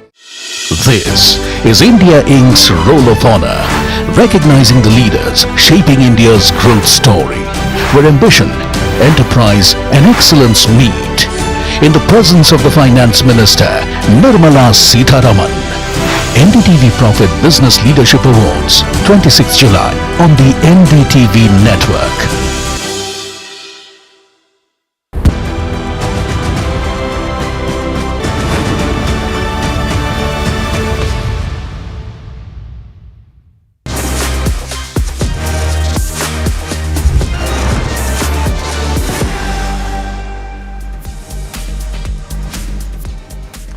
Good evening. Welcome to The Bottom Line. I'm Vikram Moza with a show that takes you right through the headlines and down to the bottom line. Here are the lead news stories that we are tracking on the show this evening. Infosys naming Ashish Kumar Dash as the CEO designate. He is set to succeed Salil Parekh. The company's first quarter earnings, meanwhile, in line with estimates, even as it trims the upper end of its FY27 revenue growth. Interglobe Aviation, the parent company of Indigo, has slipped into a net loss, even as revenue has climbed 20%. But despite the losses, the management remains upbeat, saying the airline plans to restore full capacity during peak season, subject to demand-supply dynamics. Market ends lower for the fourth session as the Nifty breaches 23,900, elevated crude prices weighing on sentiment, while Nestle and Shriram Finance have lost more than 3%. Broader markets lag behind the benchmarks, extending that risk-off mood. Brent breaches $100 a barrel after reports of attacks on tankers off the coast of Saudi Arabia and those renewed threats by the US to escalate strikes against Iran. NDTV Profit's news break has been confirmed. The government has opened export doors for e-commerce giants by easing FDI norms and allowing inventory-led models. Amazon, Flipkart and eBay get a boost while domestic retail restrictions remain firmly in place. Prime Minister Modi vows fast-track courts for the NEET paper leak issue and the Cockroach Janata Party protests, assuring tough action against the accused. This even as the opposition continues to protest in Parliament over the NEET issue. Uber announces major downsizing, cutting 10% of its customer service jobs in an AI push.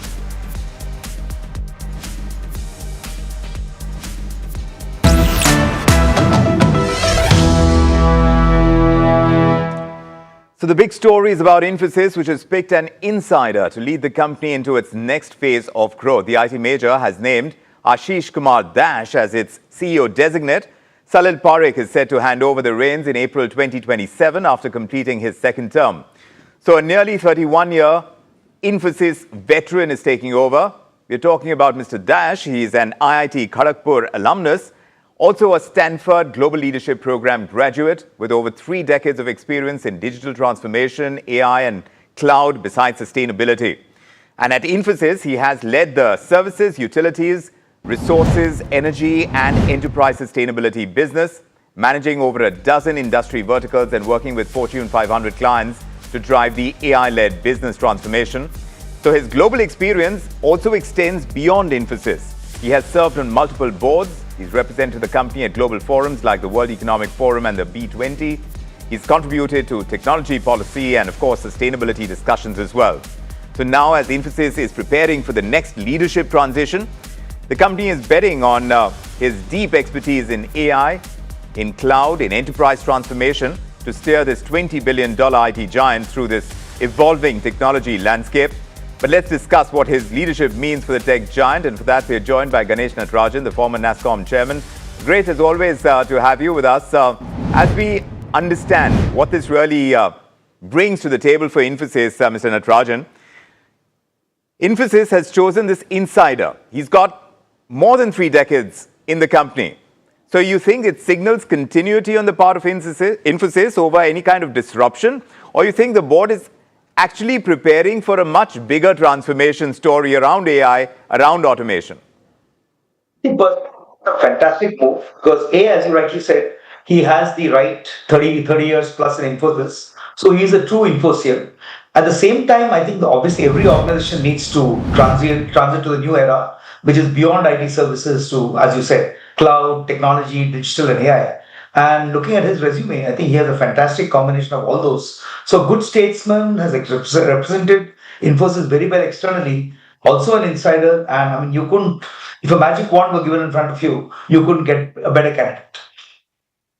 So now you've seen these multiple generations of technology leaders, Mr. Natarajan. From what you know of Mr. Ashish Dash, what kind of CEO do you expect him to be? Would he be more of a technology evangelist? Do you think he could be more of an operator, a deal maker? What do you think? What's the hat he's going to wear? See, if you look at the history of Infosys, I mean, they made a leap of faith once with a brand new CEO who was very good in technology, but wasn't clearly an insider, so didn't quite fit in.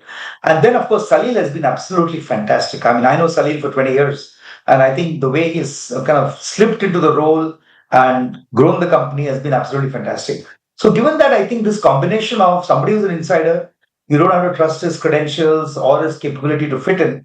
At the same time, somebody who brings in a new wave of ideas, for instance, and he's obviously done that within the company. So I'm very sure that this is absolutely the right fit, and he will lead the company very well in the next 5 years and probably beyond. When you look at his background as well, there is AI, cloud, energy, sustainability, there's large-scale enterprise transformation. What do you think was the single biggest factor that would have convinced the board that he's the right man for the job to succeed Salil Parekh? I think credentials in digital, cloud and AI are absolutely number one, because there cannot be any CEO in this industry who is not very, very good at that. And I think all of us are learning AI and trying to master it. And somebody who's kind of cut his teeth on AI and digital, I think is very right. You cannot get an old generation person to lead a new generation company. Neither can you get a brand new outsider to come in. That's why I said this combination is, absolutely optimal for Infosys. But every IT company today is talking about AI. The challenge is monetization. I said this combination is, absolutely optimal for Infosys. But every IT company today is talking about AI. The challenge is monetization. So then, in that real brief going, to Mr. Dash, do you think it is going to be proving that AI can become a meaningful revenue engine rather than just a productivity tool? You mentioned the answer in your previous question when you talked about experience in large enterprise transformation. Correct. AI is no longer a gizmo. I mean, if AI has to be applied, and organizations have to reimagine their entire company, re-engineer processes, invest in AI technology at every touch point of the process. And I think that's obviously something that he has done well. And in that, I mean, when you talk about the multi-billion-dollar deals that are expected in the future, he is one absolutely right person to lead it for Infosys. But you know, the classic outsourcing model under pressure from AI-led automation. So the next Infosys CEO, he would have to fundamentally redefine what an IT services company is going to look like over the next decade. So do you have that belief and faith that he's going to be the man for that job? I also have the belief and faith that you don't have to turn the entire industry on a dime. I think you'll find over the next 2 years that experience with organizations, experience with processes, verticals, etc., is equally important. And to that, you must add the right touch of absolute expertise in technology.